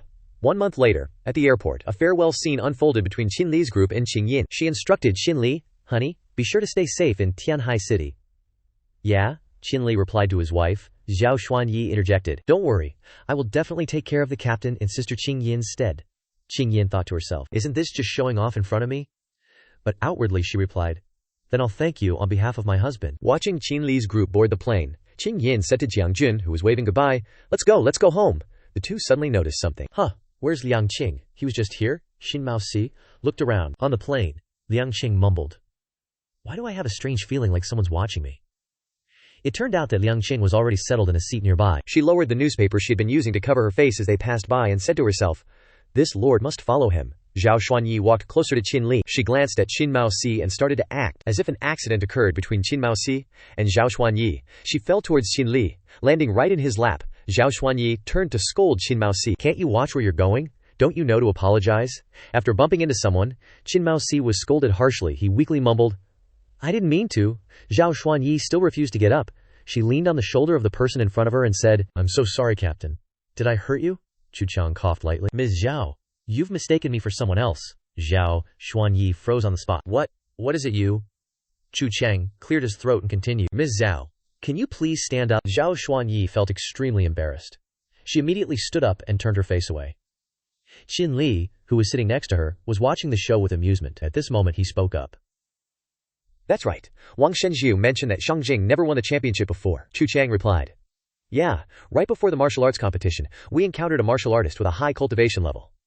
Qin thought to himself upon hearing this. High-level martial artist? I wonder how far I am now from a 9th grade martial artist. I also wonder if I will encounter martial artists above grade 9 in Tianhai City. Zhao Xuanyi, disgraced and with messy hair, sighed in relief.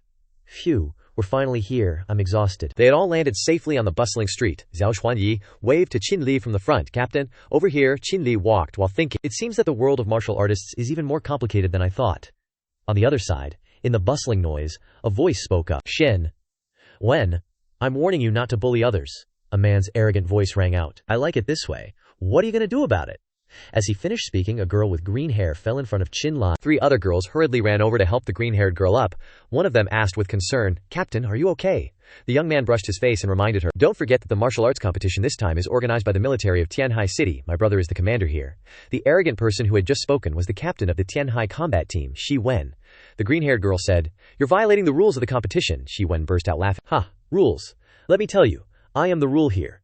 Either you serve me for the night, or I'll have you kicked out right now. Ji Wen said degradingly, and his lackeys chimed in. That's right. What makes you think your little team can even compete? A word from Brother Wen is all it takes. Shut up! The green-haired girl couldn't help but yell, launching a kick towards Ji Wen. He nimbly blocked her leg, dodging and saying, why the rush? We'll have plenty of time to get intimate tonight. These offensive words made the green-haired girl even angrier. Go to hell, she cursed him. Shi Wen smirked. You think you can beat me with your amateur moves? He successfully blocked 2 of her consecutive attacks. Shi Wen's lackeys watched their leader beat the girl, and started to jeer. What an overestimation of her abilities. Yeah, shameless. The guy next to him echoed. The green-haired girl took a punch from Shi Wen, stumbled back a step, then launched a new attack. Qin, watching them spar, thought to himself, it seems that after that old geezer transferred his power to me, I can not only advance my cultivation, but also break down techniques. His voice rang out. Left hand as a shield, gather Qi in your right leg. The green-haired girl ignored him, turning back to scold the clueless guy. Don't spout nonsense. As soon as she finished speaking, Shi Wen launched an attack, catching her off guard. Unexpectedly, her body followed his instructions. Qin continued to play the Good Samaritan. To the surprise of her teammates, left leg, directly draw in the wind. Thud. Xie Wen took the full force of the palm strike and fell backward, he said weakly, unconvinced. How is this possible? Even the green-haired girl couldn't believe that she had won. I won. Seeing Qin's group turning to leave, the girl called out to stop them. Wait, benefactor, please don't go. She ran forward and said, thank you for watching the competition earlier. Were you here to watch? Zhuan Yi denied it. No, we're here to compete, just like you. The girl looked at them questioningly. Competing as a group of 3. Upon hearing this, Kong Qiang answered, We are a group of 4. Shinli noticed something. Where is Qin Mao Si? The Qin Mao Si they were looking for was currently at some provincial arena, his eyes glowing as he received a vial of green liquid. The man said, This is what you wanted? There's only 1 dose of this, so don't use it carelessly. The man in the shadows instructed. Qin Mao Si took the vial and replied, Of course, he thought. What's there to be afraid of? It's a poison? I only need it to upgrade my cultivation. The Sacred Fire Alliance will be mine for sure. The person in the shadows appeared. The person was none other than Wang Shouyi, who pushed up his glasses and thought, You guys definitely can't let the chief down, Zhou Xuanyi smugly said. It's just a matter of sitting on a plane for a few hours. I didn't expect Qin Mao Si to be so weak. He's still far behind our captain. Tang Yi stared blankly at Shinli. He's the captain. Shinli friendly greeted her. Hello, I'm Shinli. His attitude caused Tang Yi to exclaim, It seems that he's not as bad as those people. The atmosphere turned awkward when Tang Yi only stared at Shinli without taking any action. At this time, a friend of Tang Yi reminded her, Captain, Captain. Seeing this, Tang Yi recovered her senses and shook Shinli's hand. Hello, Captain Qin. I'm the captain of the Yanhai team. My name is Tang Yi. Shinli smiled and replied, It's our first time participating, Captain Tang. Please don't laugh at us. Shi Wen, who was behind, felt uncomfortable. Why haven't I seen this kid before? At this moment, Wang Kanmu handed Shinli the card. We've been looking for you guys for ages. Turns out you were here. Take this. It'll help you guys get everything sorted. Shinli nodded and thanked Wang Kanmu. Zhou Xuanyi replied shyly, Godfather, don't worry. Shi Wen looked at this scene, annoyed. This kid is being eyed by Wang Shouyi. When he saw Zhou Xuanyi's figure clearly, he gasped, It's her. I almost didn't recognize her. The younger brother next to him asked curiously, You know this Shinli? Inside the hotel, Shinli had just finished showering. He walked and thought, The guy from this morning? Was that Li Jun from the upper realm? So the last champion, Tao Zhou Xuanyi, is showering in the room, at this moment thinking busily, Godfather arranged this. Could he have observed my feelings already? And Shinli likes the Chu Qing Yin type. Well, just as he was thinking this, there was a doorbell ring outside. Zhou Xuanyi was annoyed. Who's the clueless idiot disturbing my rest? The person outside was still ringing the bell. The person inside was walking to open the door. Shi Wen bit on a rose, then stood there grooming, relying on his captivating charm. Can't I get her? Then he looked in the mirror to perfect his appearance. As soon as the door opened, he spoke up. Little sister Zhu Hao still remembers people. Opening the door was Shinli. And he froze. Why is it him? And Shinli also looked annoyed. You've got the wrong person. Shi Wen roared. You little brat. Did I tell you to open the door? I'm looking for Miss Zhao. Shinli nodded to show he understood, then slammed the door in Shi Wen's face. Inside the room, Zhou Xuanyi asked, Captain, who's outside? As soon as he heard the voice, Shi Wen quickly opened the door and said charmingly, Little sister Zhu. It's me, Zhou Xuanyi smoothed her hair back, looking at him. Oh, it's you, Shi Wen nodded frantically. It's me. I didn't expect little sister Xiao to still remember me. I came especially to apologize. Zhou Xuanyi bent down and took the flower from him. Apologize? Shi Wen nodded. Yes. Because I didn't take care of you well during the day, I came to apologize. There are outsiders here, so let me take care of you. As he spoke, he ran to Zhou Xuanyi's side, then looked down at her chest as if he wanted to touch it. I didn't expect little sister Zhao to have such a big change after a year. Zhou Xuanyi said coldly, I still didn't expect that you would be as much of a scoundrel as ever. As soon as she finished speaking, she kicked hard at his lower body. Someone like you dares to bother me, unless you could become someone like my captain. Shi Wen trembled, clutching his body. Just a fool. How can he compare to Shi Wen here? Zhou Xuanyi retorted, It doesn't count based on what you say. Furthermore, my captain is a level 5 martial artist. He wouldn't even look at you. In his heart, Shi Wen was pleased. Level 5. So what? Thanks for telling me. We'll wait and see. Thinking this, he trembled and struggled to walk out of the room. The next day, on the stage, the commentator shouted, Martial artists from all over, welcome to Tianhai City. First up is Captain Shi Wen of the Zhan Dao team, the host of Tianhai City, and his teammates. Next up is Captain Xian Shen of the Xin City team and his teammates. Next up is the only female team, Captain Tang Yi and her teammates. Finally, Captain Shu Qiang of Shangjing City. Oh no, it's Qin Li. Sorry. Hearing this, everyone above was in an uproar. Who is Qin Li? Never heard of him. From the other side came a burst of laughter. Is a Shangjing doctor reduced to this step? The commentator continued reading. One-on-one format. These are the 4 lots drawn by the 4 team leaders. The shortest one drawn will go up to the stage first, and then other team members will take turns to fight in the qualifiers. The competition does not limit any props. Defeating everyone will be the champion of the martial arts tournament. In addition to the right to use free medicinal materials for 1 year, the winning team of this tournament can also receive one of the most precious treasures in the alchemy world, the Holy Flame Lotus. Everyone above was stunned. Unexpectedly, it's really the Holy Flame Lotus. It is said that this thing can cure hundreds of poisons, and martial artists also need it to break through the upper realms of cultivation. The commentator shouted. Please, team leaders, draw lots. Everyone proceeded to draw. Tang Yi picked up a short lot while the others were long. She calmly threw the lot away and said, Isn't it about going up first? The coastal team will start with me. As soon as she finished speaking, she jumped onto the arena. Shi Wen chuckled. Team leader Tang really has courage. He immediately jumped onto the stage after Tang Yi and said, You won a few moves yesterday. Let's see if anyone can help you today. Shi Wen displayed his spiritual power with disdain. Don't think you'll still be as lucky as yesterday. Tang Yi thought to herself. Although Shi Wen's moves are ruthless, I still can't reveal my true strength. Shi Wen, like a scorpion, adopted an offensive stance.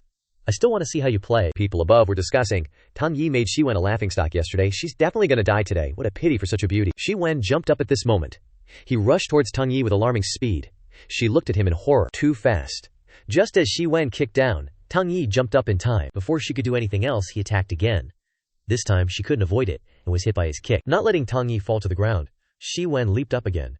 In the blink of an eye, he approached Tang Yi, then unleashed a series of kicks at Tang Yi. Shu Qiang was surprised. I didn't expect Shi Wen to become so powerful after a year. And looking at that spider that appears and disappears, I'm afraid he has reached the Qi transformation stage, Shinli asked confusedly. Isn't spiritual Qi transformation something all martial artists can do? Shu Qiang shook his head and explained. No, only martial artists above level 6 can reach this level, so it's not going to be easy for our team to win. Shinli nodded. Close combat is enough. After a while of being injured, Tang Yi fell to the ground. Shinli stepped forward threateningly.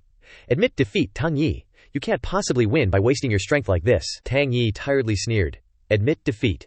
She recalled the worst memories of the past. This money-losing thing doesn't have a bit of self-awareness. Everything here is your brother's. At that time, Tang Yi tried to reclaim justice. But in the end, she could only leave the house resentfully, accompanied by mocking words. Get out! Don't expect to come back to this house again. Wanting to become a martial artist like this is just a joke. Tang Yi at this time burst out with spiritual power and retorted.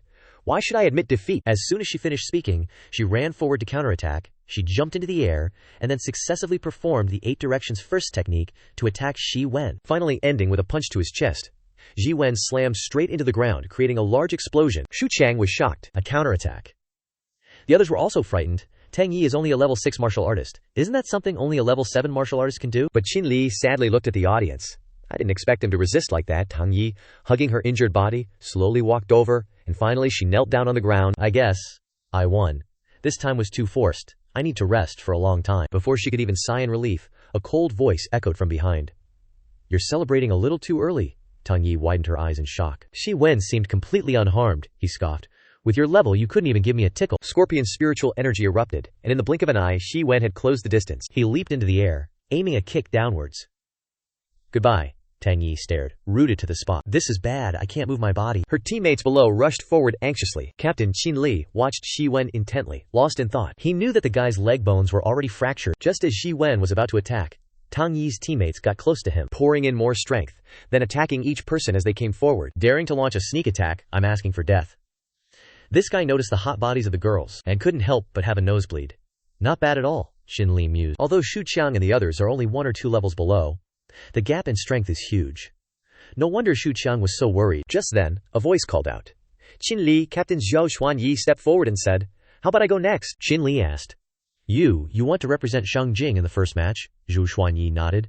That's right, Shinli thought about the situation. Based on Shi Wen's current strength, it might be dangerous, but if she used her ability to strike there, it seemed like there was a chance. Win. Waiting for Shinli's reply, Zhou Xuanyi leaned closer and asked, Captain, is it okay?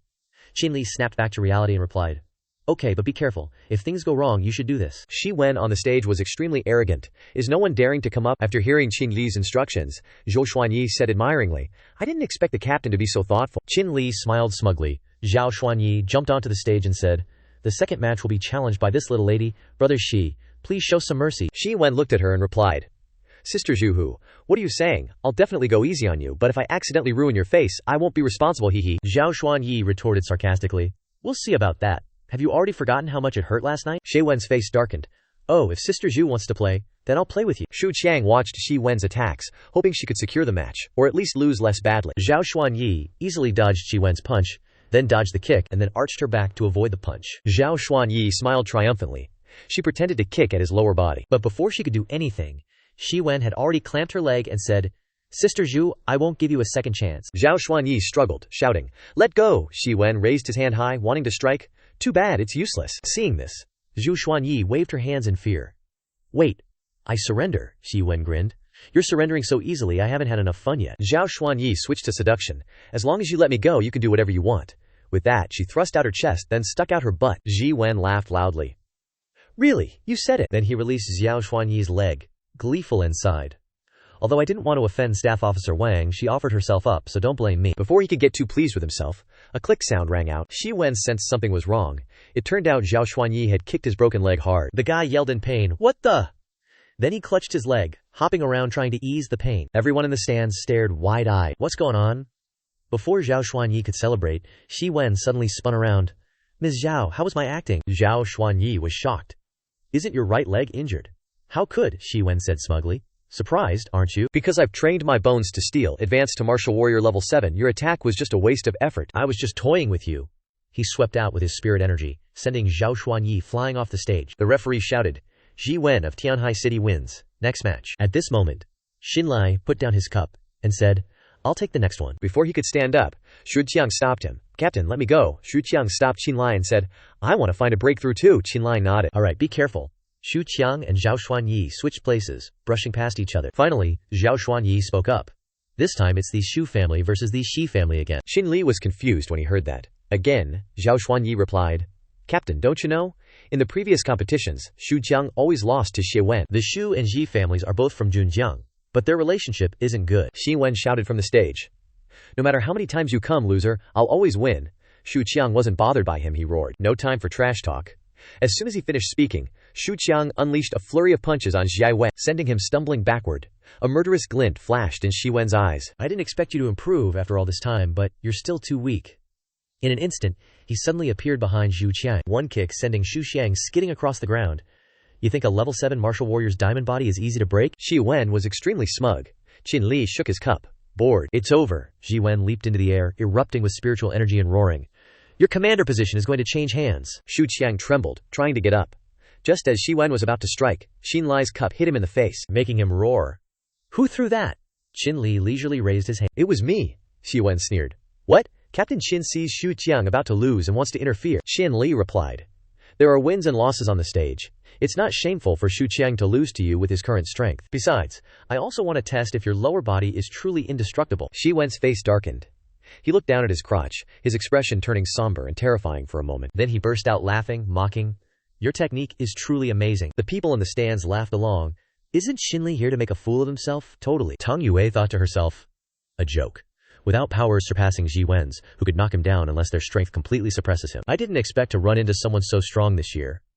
While she was thinking, a voice spoke behind her. "Don't feel sorry, Tang Yu.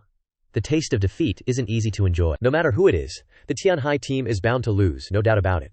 She felt like she had walked into the line of fire. Tang Yu glanced at him and retorted, "Qiao Shen, don't think that the teams of Tianxi and Tianhai can always dominate. This year, you guys might be the ones running into trouble.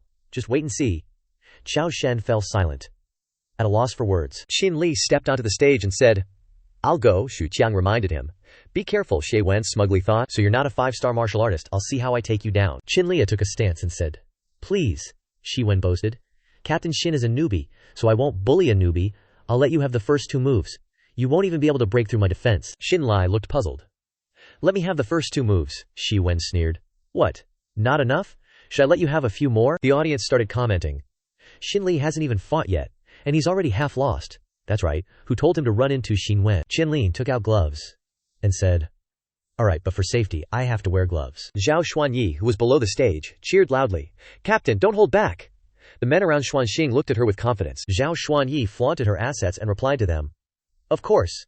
Do you think my godfather's eyes are wrong?" A man standing next to Staff Officer Wang, while wiping his bloody nose, asked, "Did my godfather hear wrong?" Wang Shuyi glanced at him.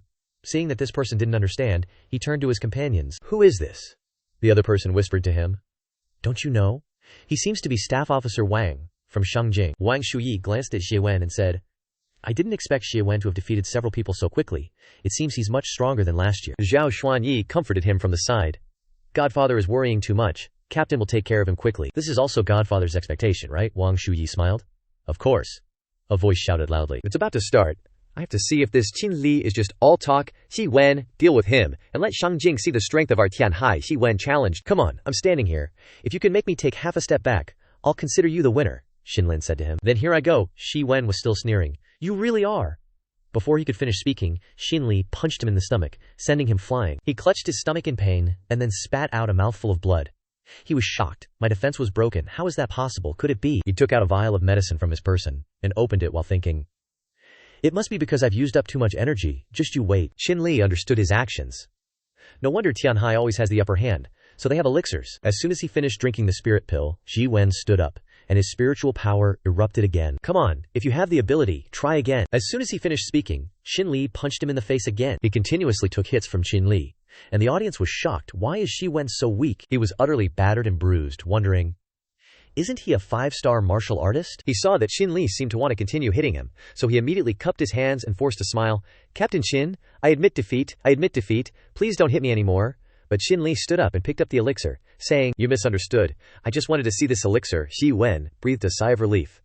So that's it. I have a lot of them, Captain Shin. You can have as many as you want. However, as he said this, he revealed a sinister smile, and his entire body released a terrifying aura, enveloping Shinli. I'll take your life now. Shinli was utterly confused. Where is this? The evil energy is too strong. Suddenly, a light flashed before his eyes, and he heard a voice calling out, Shinli. Before Shinli were his mother and father, his mother smiling and urging, What are you spacing out about? Come over here and eat. Shinli stared blankly at his small body. What to do? The boy Shinli reached out as if to grab their images, but a shout of kill echoed, his hands stained with blood, the space around him filled with gore. Then came the image of his entire clan turning their backs on him, lamenting. The Qin family has truly brought about its own doom. That day, someone saw the room filled with blood. Such a pitiful child. Shinli pushed through the crowd, his eyes wide, and before him was the tomb of his parents. Just then, someone approached from behind. Shinli. He turned to see her. Qingyin, why are you here? She wept and said, I'm sorry, I'm late. But even though your parents are gone, there's no need to be sad, she said, embracing Shinli. Because you'll be seeing them soon. Qingyin raised a dagger and stabbed it straight into Qinlian's neck. But the reaction that followed startled her. Shinli countered the attack, landing a punch that shattered Qingyin's image. Even if you imitate her perfectly, you still reek of rot. Xi Wen appeared in the air, his actions confusing Shinli. The dagger fell to the ground, and eerie spiritual energy gathered in the sky. Shinli thought to himself, it seems that breaking the formation will dispel this evil energy, but I lack a medium. This dagger is the only thing available, let's try it. As the evil energy swarmed towards Shinli, he raised the dagger high and plunged it into the ground. A surge of golden energy emerged from beneath the surface. Enveloped by Shinli's formation, it rapidly incinerated the dark, eerie energy. Just as Xi Wen was defeated, a stream of text enveloped him. It gathered more and more. With Qiao Shen chanting an incantation, he quickly created clones and surrounded Shinli, muttering like a clown. Kill yourself! Kill yourself! After a while, Shinli lightly punched him, sending him sprawling to the ground. Although this guy's strength is inferior to Xi Wen, he can still defeat ordinary martial artists by relying on evil arts. If it weren't for the old man's spiritual power, I'd probably be done for. The referee stepped forward and announced, Shinlin wins. Is there anyone else who wishes to challenge? The crowd buzzed. Xi Wen panicked. Even Xiao Shen lost. The next match is definitely over. After a moment, the referee shouted, if no one else continues to challenge, then I declare the champion of this martial arts tournament to be. But before he could finish, someone interrupted. Wait. I haven't gone up yet. It was none other than Qin Maosi. The referee looked at him in confusion. You're already the champion, there's no need to. But Qin Maosi cut him off. Although our Shangjing team has won against other teams, there doesn't seem to be a rule against teammates challenging each other on the stage, right? The referee hesitated, unsure of what to do. The crowd on the stage murmured. Logically, the competition should be over.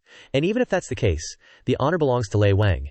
And the prize, this time, is the Sacred Flame Lotus. The referee hesitantly asked, Shinli, team leader Qin, what do you think? Shinli smiled and replied, let's follow the rules. Hearing this, the referee shouted, team leader Shin has agreed, so please invite Qin Maosi of Shangjing to the stage. The competition begins. The stands are filled with cheers. Beat him, beat him. Qin Maosi speaks up. I admit that I'm not the captain's opponent. Captain, you definitely can't hold back. Sharp claws appear on his hands, then a surge of demonic energy erupts. Qin Li thinks to himself. This is exactly like last time, Qin Maosia says coldly. Captain, I won't be polite. As soon as he finishes speaking, he jumps into the air, his speed so fast that his figure disappears, then suddenly reappears in front of Shinli to attack.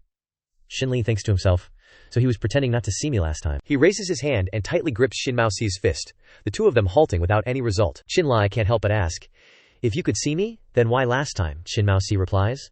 If Ms. Zhao hadn't been there last time, you wouldn't have survived until now. Shinli seems to realize something. Ms. Zhao.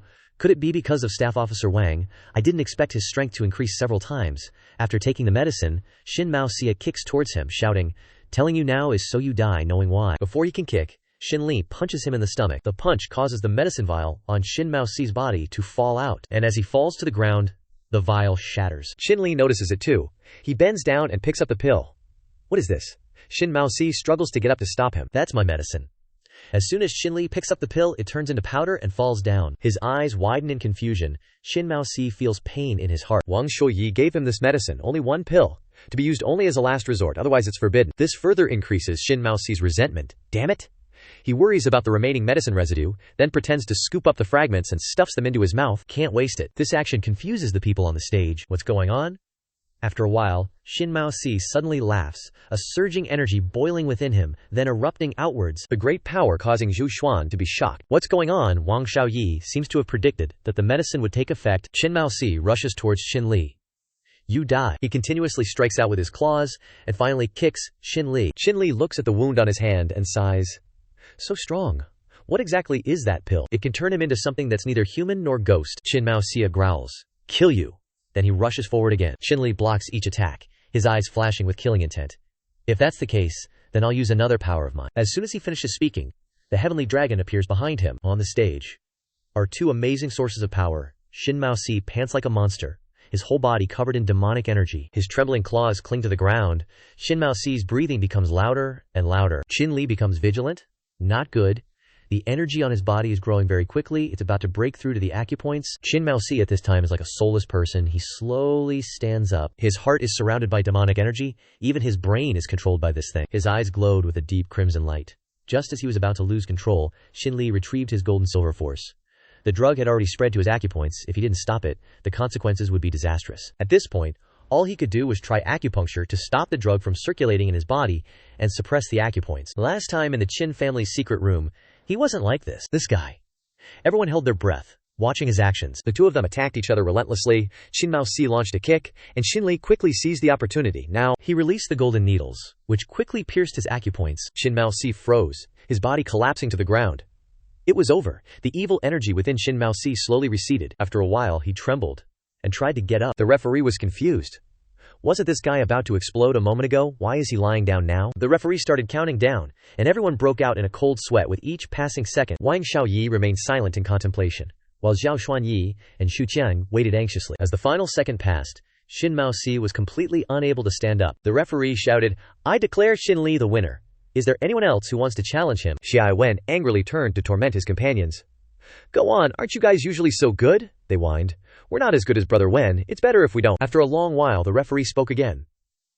If there's no one else, then I declare the champion of this year's martial arts tournament to be the captain of the Shangjing team, Shinli. Congratulations to Captain Qin for winning the Holy Fire Lotus. Qin Maoxi was incredibly envious. Damn it. Shinli looked at the Holy Fire Lotus and thought, the spiritual energy is so pure and clean.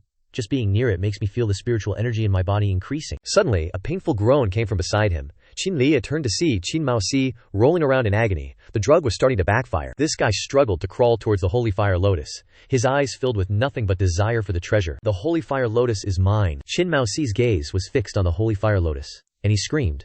The Holy Fire Lotus is mine. It's mine. Shinli was startled. The Holy Fire Lotus is a treasure of extreme yang energy. If it combines with the drug in Qin Maoxi's body, the consequences will be unimaginable. Wang Shuyi shouted, Stop him! Shinli punched Qin Maoxi, sending him sprawling to the ground. His body rolled several times on the ground. He watched Wang Xiaoyi's departing figure and screamed, You're the reason I ended up like this, I'm gonna kill you. Then he reversed the situation and attacked Wang Shuyi. Shinli coldly observed. It's him. The drug has spread throughout his entire body. All he can do is try to use needles to block the heart meridian. Thinking this, he quickly launched silver needles, striking the acupoints on Qin Maoxi's body. At this moment, he was about to touch Wang Xiaoyi. Qin Maoxi suddenly froze, his body collapsing to the ground. Zhao Xuanyi probed. He's dead. Qinli was surprised. He died so quickly. It seems these needles still work, Wang Xiaoyi said. Captain Qin, don't worry about it. On the arena, life and death are determined by fate. I will inform the Qin family head to arrange the funeral. Someone, take Qin Maoxi away. Once that was done, he said warmly to Qinli, Congratulations, Captain Qin. Qinli glanced at him. This matter hasn't been fully investigated yet. Wang Shuyi can't die, and neither can Qin Maoxi. That night, a figure moved through the streets. After a moment, Shinli stopped and said, "Come out, Liang Qing." Immediately after, a woman's voice rang out, "Sorry boss, I was just afraid you'd be in danger, so I secretly came to Tianhai." Shinli looked at her, thinking, so that's it. But there are too many martial artists in Tianhai. Her concern isn't without reason. Then he smiled at her and said, "Don't worry, I'm just meeting with Counselor Wang. There won't be any danger. Now that you're here, help me with something." Liang Qing looked at him, puzzled. Inside the car, Wang Shuyi's voice echoed, "I know Commander Shin has many doubts, but if you want to know everything, come with me to meet someone." Shinli took the frog mask from him and asked, "I'm not quite sure what Counselor Wang means." Wang Shuyi replied, "Don't blame me, Commander Qin. This is our custom. Without permission, news from this place is absolutely confidential." So Qinlai immediately put on the blindfold and said, "Counselor Wang misunderstood. It's just that I don't like this color." The car drove off, and Wang Shuyi chuckled. Commander Qin is quite the joker. Qinlai fell silent. He used his spiritual power to spread out around him, constantly worrying in his heart. It's been so long, I wonder how Liang Qing is doing. With Liang Qing having worked in the hospital for so long, and with her strength, the acupuncture I taught her should be enough to treat Shin Musi. On Liang Qing's side, she was starting to treat Shin Musi, whose body emitted spiritual energy. After a while, it stabilized, and Shin Musi slowly opened his eyes. He held his head, wondering, "Where is this? Wasn't I?" Liang Qing spoke up. "If it weren't for the boss, you would have been dead long ago." Shin Musi was confused. "Your boss?" Liang Qing replied. "Shinli." Hearing this, Shin Musi was shocked. On Shinli's side, Wang Shuyi asked, "Doesn't Commander Qin have anything to ask?" Qinlai smiled. "Even if I don't ask, I believe that the place Counselor Wang is taking me will definitely have answers." As soon as he entered the camp, Shinli sensed demonic energy. It seems the elixirs they're taking to enhance their strength are top grade, otherwise these people wouldn't be on the same level as Jingwen. The car continued into the military camp, and the guards immediately saluted. The elevator automatically took the car down to the 20th floor, and then Wang Shuyi said, "We're here, Commander Qin. Please get out of the car." The car door slowly opened, and Wang Shuyi greeted the person before him. "Leader? I've brought the person," the man ordered. "You can remove the blindfolds now. This is Commander Xia, the commanding officer of the Yangtze military region." Xia Tingshong looked at Xingli and said, "Commander Qin, can you identify the ingredients of this medicine?" Xingli observed, and was startled. This medicine contains a very strong spiritual energy, very similar to the ingredients in the medicine that Qin Maosi took in the arena, but there's something different. Xia Tingshong nodded. "The effects of this medicine are similar. After taking it for a short period, it will increase a martial artist's strength." Qinli continued, "So the medicine that Qin Maosi took was?" Xia Tingshong nodded. "That's right, that medicine is an upgraded version of this medicine, but I didn't expect something like that to happen." "Your father paid such a price to research this medicine," Shinli exclaimed. "What do you mean?" Xia Tingshong explained. "Back then, your father was a genius in drug creation in the military region, and someone took notice of him." Xia Tinghong led Qinli to a secret room, and he continued, "If your father was still here, the strength of the people in this base wouldn't be stuck at this stage." Qinli looked around, and he saw images of his parents. Xia Tingshong took out a stack of files and said, "These are the research files left behind by your parents." Just as they were approaching the final research stage of this medicine, the research institute was raided, and many researchers were killed and injured. After the attack, your parents went missing, and this research room is the only thing your parents left behind. Qinli was puzzled. "Regarding news about my parents, do you know anything?" Xia Tinghong replied. "Of course." Xia Tingshong looked at him and continued, "But if you want to know more about your parents' news, do me a favor. Of course, it's not something illegal. It's just to take someone to America in 10 days. Actually, this person also researched the project with your father back then. They have a very strong relationship." At that time, after the attack, the research institute was destroyed. Many people were killed and injured, and the medicine research seemed to be abandoned. Fortunately, the researchers later made a breakthrough, after several years of effort. At the same time, someone also took a fancy to the results, and even sent people to assassinate them. Shinli continued, "So the person I'm protecting is?" Xia Tingshong replied. An alchemist, Shinli said again, "I believe you have no shortage of martial artists here, and their strength is not low. Why choose me?" Xia Tingshong was secretly surprised. "I didn't expect this kid to find out." He spoke up. "Commander Qin has a good eye. Although the champions of the martial arts competition are all selected by me, they mainly rely on medicine, and the effect of the medicine is limited. Otherwise, I wouldn't have you take action." Qin Lin thought to himself. Right before, my parents were always making pills for these martial artists, but why do I always feel that there's something wrong with their health? But for now, there aren't many ways to find out about my parents, and according to him, I have to see what else was hidden back then. He nodded. "Okay, I agree with you. But I hope you don't forget the agreement between us," Xia Tingshong affirmed. "Of course, happy cooperation." The two of them shook hands. Xia Tingshong seemed to remember something and said, "That's right, take these elixirs. In case you encounter a half-step grandmaster martial artist on the road, you can defend yourself." Shinli was puzzled. "Half-step grandmaster? You're talking about martial artists above level 9, Xia Tingshong nodded. That's right, those half-step grandmasters above level 9 are very strong, nothing can compare, and the last attack was because the opponent was someone like that. Shinli looked at the vial of medicine and thought, it seems I have to quickly grasp the power to refine that internal energy. Xia Tingshong added. That's right, the elixirs are modified based on your father's research products. You can use them with confidence. Just don't take too much at once. That night, a huge spiritual force erupted from Qinlin's room.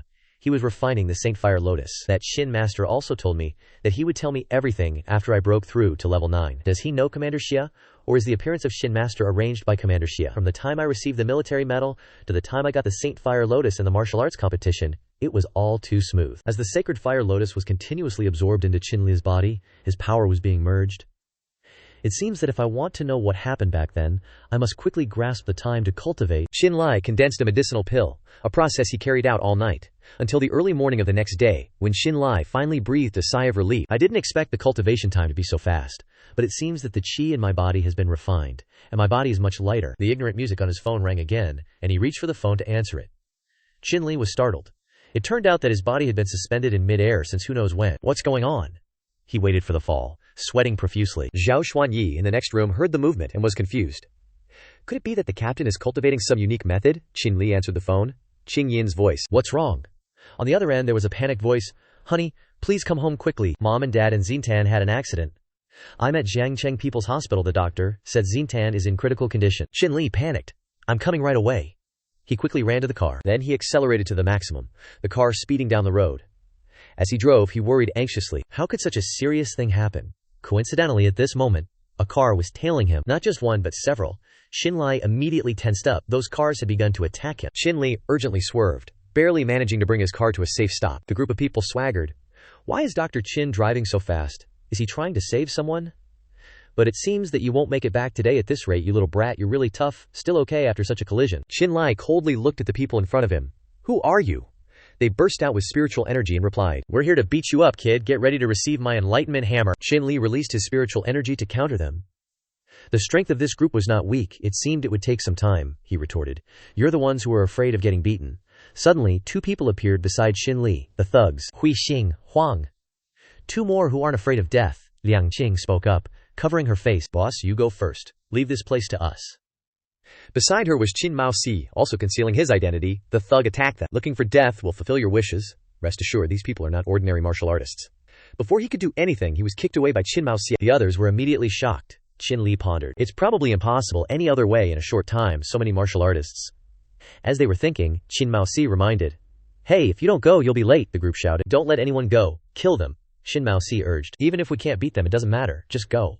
Suddenly, he paused. Xinli threw out a bottle of pills and said, Take these pills. You can use them when you have no other choice. Qin Mao Si nodded. Then he turned to the group and said, If you're not afraid of death, then I'll use you as practice. At the hospital, Xinli quickly drove to the front of the emergency room. The doctor came over and said, I'm sorry, we've exhausted our efforts. At this moment, Xinli ran in, Qing Yin's voice. What's the situation? She immediately looked up at him, heartbroken and unable to speak. Zi Tan, the surgeon, came forward to inform Xinli. I'm sorry, Dr. Xin. Zhang Xiao asked me to come as quickly as possible. But the patient's injuries are really serious. Xinli anxiously asked. Sorry for troubling you, Dr. Xia. Is Xintan still in the operating room? The doctor nodded. Still there, but her condition is very poor. I'm afraid she won't last much longer. Xinli looked at the evil aura emanating from the room in shock. Why is there such a strong evil aura inside? He rolled up his sleeves and stepped in. I'll go in and take a look first. Please watch the door for me. No one is allowed to enter. Before he could finish speaking, someone shouted, Stop! What are you? People with foreign doctorates have no way. Xintan has already suffered enough. I won't allow you to cause her more pain. Qing Yin hurriedly stopped her. Mom, let Xinli go in and take a look, Dr. Xia also explained. There's no other way for now. We should still let Dr. Xing go in, Qing Yin instructed Xinli. I only have this one younger sister. As long as you can save her, you can use any means. Xinli nodded. Don't worry. He opened the door and stepped in. Inside, the deathly aura was emanating from Xiadan herself. He prepared to put on gloves and said, Luckily, her vital essence is still intact. She can still be saved. He then pulled back the blanket covering Xiadan to observe her, and the next scene shocked him. An accident that turned out like this. What happened? There was a large, deep hole in Xingdan's chest. It seems her divine vein was destroyed, the location of this wound. But thinking about the spiritual energy rapidly entering her body, I have to tear off her clothes. If she finds out, she'll definitely. But there's no other way right now. It'll be too late. A soft moan escaped her lips. He then skillfully tore off her clothes. A moment later, a loud scream erupted from the hospital room. Everyone outside rejoiced. It's Xingdan! Inside the room, Xingdan used the blanket to cover her body and slapped Shinli. What are you doing, Shinli? Shinli was dejected, I knew it. He explained. What else would I be doing? Saving you. Didn't you get into an accident? Xingdan was stunned, injured. Then she looked down at her body and screamed again. Shinli, turn around. Shinli sighed. I turned around a long time ago. Otherwise, put on some clothes. At this moment his phone rang again. Xingdan then put on her clothes, chuckling to herself. The same ringtone after so long, what a pervert. On Shinli's phone was Liang Qing's voice. Boss. The investigation is clear. The culprit is Chao Shen. According to information, Chao Shen is probably on his way back to Tianhai from Jiangcheng. Shinli responded. Okay, I got it. On that car, the speed of the car was extremely fast. Chao Shen's underlings said, Bro Chao, I heard that Shinli's little chick had a car accident and is about to die, Chao Shen smugly said. This time, it's just a small lesson for Shinli, who told him to offend me in the stands. At this moment, there was a loud noise on the roof of the car. What's going on? In the stands? What am I? Shinli angrily smashed the roof of the car. Chao Shen panicked. Shinli, what do you want? He panicked inwardly. Could it be that this kid's strength has leveled up again? I didn't expect him to drive so fast, Shinli coldly said. You two still want to run? Shinli then grabbed his collar. Chao Shen threatened in fear. You can't come near me, I'm a member of the Feng army. Shinli threw him out of the car and retorted. When you were harming people, why didn't you remember that you were a member of the Feng army? Chao Shen fell to the ground like that. He coughed painfully. A small squad leader like you dares to hit me. Do you know what my real identity is? Shinli rushed forward to attack him. Who cares what your identity is? If you dare to touch my family, you have to pay the price. Chao Shen waved his hands in fear. Wait. I can pay money. Shinli suddenly stopped. Pay money? Chao Shen immediately named a price. 10 billion. Shinli's face turned grim again. Then, as you say, can I kill you with one strike, and then pay money? Chao Shen waved his hands in fear. No, you misunderstood me. Shinli ignored him and attacked him. The kick shattered his ribs, and his whole body flew into the air. Shinli took momentum and jumped up after him. Chao Shen's face contorted. Shinli didn't care, and punched him directly in the face. The blow caused Chao Shen to fall heavily to the road, and the shocking aftershock emitted a cloud of dust. Chao Shen's faint voice sounded. So you were hiding your strength all along. But let me tell you something. My true identity is the young master of Qing Tang, the best underground assassin organization in the country. With my cultivation crippled by you, life is meaningless. So, I'll play a big game with you. Just wait for Qing Tang to come for revenge. Shinli finally understood. No wonder Chao Shen dared to act like that, so he had connections behind him. As Chao Shen's body dissipated, Shinli seemed to notice something. What's this? Why is there a hint of aberrant aura on it? Then he picked up Chao Shen's ring. That night, in Shinli's house. The ring on the bed kept emitting spiritual energy. Inside the ring, Shinli looked around at the mountains of gold and muttered, This is an inner space ring. I didn't expect Chao Shen to have such a treasure. No wonder he offered 10 billion in compensation. So he was hiding it in the ring. But I'm not short on money right now. I'll leave it here and deal with it when the time is right. At this moment, a voice called out from outside. Shinli, time to eat. Qingyin opened the door and looked around. Where is he? Before Shinli could appear, she was already beside her. I'm here. Qingyin snapped back to reality and playfully hit him. You scared me to death. Where were you just now? Shinli picked up the ring and said, I was inside this just now. Let me take you inside to see. Qingyin thought Shinli was hallucinating, but in an instant, a vortex sucked them both in. Qingyin entered the space ring just like that. She looked at the mountains of gold in surprise. Where is this? Why is there so much gold? Shinli explained. This is the inside of the ring I mentioned earlier, but it looks like a storage room and has no other use. Qingyin knocked on the wall in amazement. It's so thick and heavy, so magical, but there doesn't seem to be a door here, so other people probably can't get in, Shinli thought to himself. That's right, no one can bother us in this space. Now I can safely examine that thing inside Qingyin, he called out to her. Right, Qingyin. Let me take this chance to examine your body. Qingyin nodded. Okay, Shinli then used his divine sense to examine her. Qingyin looked at him blankly. Judging by Shinli's serious expression, do I really have an incurable disease? Shinli thought to himself. If I can fully refine that power, I wonder if I can resist that thing inside Qingyin. Shinli entered Qingyin's divine consciousness. After a while, he finally entered. What appeared before his eyes shocked him. This power is too strong. What's going on? Suddenly, a woman appeared in front of Shinli, looking blank. Who is she? What is this feeling? There's a sense of familiarity, as if I've met her before. The woman didn't speak but turned around. Shinli seemed to realize something. So it's her. But why do I feel like she's waiting for me? Never mind, I'll follow her and see. He chased after the woman and shouted, Who are you anyway? What are you doing in Qingyin's body? The woman walked towards some kind of formation. Shinli was still questioning her from behind. What is your relationship with Qingyin anyway? What exactly happened? The woman was silent. Seeing that she didn't answer, Shinli continued to ask. If you're leading me here because you want me to help you, then please tell me the reason. The woman was about to say something, but the sounds that came out were incomprehensible symbols. Shinli forced a smile. What are you saying? The woman was anxious. I didn't expect the 6 seals to be so powerful, blocking me from communicating with the outside world. What should I do? She suddenly had an idea, and then performed gestures, Shinli thought. Is she drawing for me to guess? After a while he asked, Are you being blocked by something round? Is it a seal? The two communicated like this for 10 minutes. Moments later, Shinli urgently asked, Are you saying that you and Xingyin are 2 souls connected? If there's no way to undo the seal, you'll disappear in a few years, and Xingyin will die too. Then what should I do to undo this seal? The woman grabbed his hand, unleashing a burst of force that startled Shinli. My power is too strong. Along with that, a book appeared. Shinli picked up the book, focusing his comprehension forbidden art to observe it. Xingyin stepped forward and asked, Husband, what's going on? Shinli explained. Actually, what's happening in your body isn't a normal illness. After listening to the explanation for a while, Xingyin was stunned. So that's how it is? I never imagined such a mystical thing would happen to me. Shinli took her hand and comforted her. Don't worry, I'll quickly undo the seal. Cultivation isn't always about being fast. You can practice the basic skills thoroughly for now. Xingyin nodded. Okay, I'll listen to you. Just then, a voice called out from outside. Sister, brother-in-law, where are you guys? Xingyin was startled. It's Jade.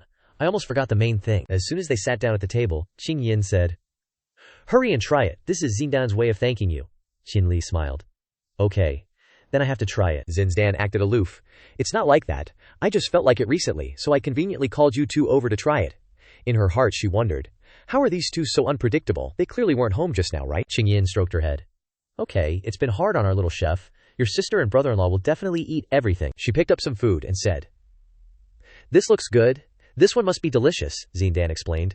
That's a steamed bun. Shinli grimaced as he ate a piece of spare rib and said, These sweet and sour ribs are delicious. Just the right flavor. Seeing this, Jade also picked up a piece. But as soon as she took a bite, she had to spit it out. Is it really delicious? It's so sour, Shinli said calmly. I like to eat sour things, Jade said embarrassedly. As long as you like it. Oh right, sister. I want to go out these days while I'm at home, Xingyin worried. Your wound has just healed. I'll be worried if you go out alone. I still have to take care of our parents in the afternoon. Then let brother-in-law go with you? Jade was overjoyed. Sister is the best. At a shopping district, Jade happily urged, Brother-in-law, hurry up. Shinli ran after her with a pile of things. Arriving here, Jade ran back and forth again. Suddenly she was attracted, and then she went into the watch store. The receptionist said with a smile, You have a great eye. This watch is the treasure of our store. Are you buying it as a gift? Jade nodded. Zhue Jin then introduced, What color would you like to choose? Jade pointed to one and said, Let me take a look. The receptionist smiled and said, You really have a good eye. This watch has 12 gems studded on it and also has 7 functions, made by hand. Now it only costs 936 million to buy, and the watch also comes in different sizes, very suitable for your boyfriend, Jade explained embarrassedly. You're mistaken, that's my brother-in-law. The receptionist forced a smile. I'm sorry. Jade shook her head. It's okay. Please help me wrap it up. Then she handed the receptionist a card. The other party smiled and accepted it. Okay, I'll help you process it, and you'll also be upgraded to a VIP customer of our store. Then the receptionist started to calculate the price. After a while she handed Jade the machine. Please enter the password. Jade listened and entered it. The system immediately announced, Insufficient balance. Jade forced a smile. I'm sorry, I swiped it too many times just now. The receptionist immediately looked at her unhappily. Still a student, right? Go study. When you're free. I'm usually very busy. Don't come here if you don't have money. Jade quickly panicked. Today? No. Just then, 2 gold bars were suddenly placed on the table. Shinli said coldly, Who said we don't have money? He was secretly pleased. I didn't expect carrying that ring to be so convenient. Another receptionist quickly smoothed things over. It's all a misunderstanding. My colleague is new and doesn't understand things. We apologize. To apologize, we'll give you a discount, Jade smiled. Okay, then I'll trouble you. Brother-in-law, this money I borrowed? Before she could finish, Shinli rushed towards her in a panic. Careful. The receptionist had somehow pulled out a knife and was attacking them. Luckily, Shinli managed to pull Jade away in time. She coldly said, Originally, I wanted to force your little sister, but you were one step ahead. Even if I fail this time, can you protect everyone else around you? Jade still didn't understand what was happening when the receptionist pointed the knife at her again. Then Shinli spoke up and asked, Are you from Qingtang? The other party replied, That's right. Although my assassination failed, this is only the beginning. Wait for Qingtang to come for revenge. Young master, I'll go with you. The red-faced receptionist was terrified to see her colleague like that, and both of them fell to the ground. One committed suicide, and the other fainted from fear. The crowd outside stirred. Excuse me, make way. Shinli looked at the symbol on her hand and thought, what exactly is this Qingtang organization? Their methods are so cruel.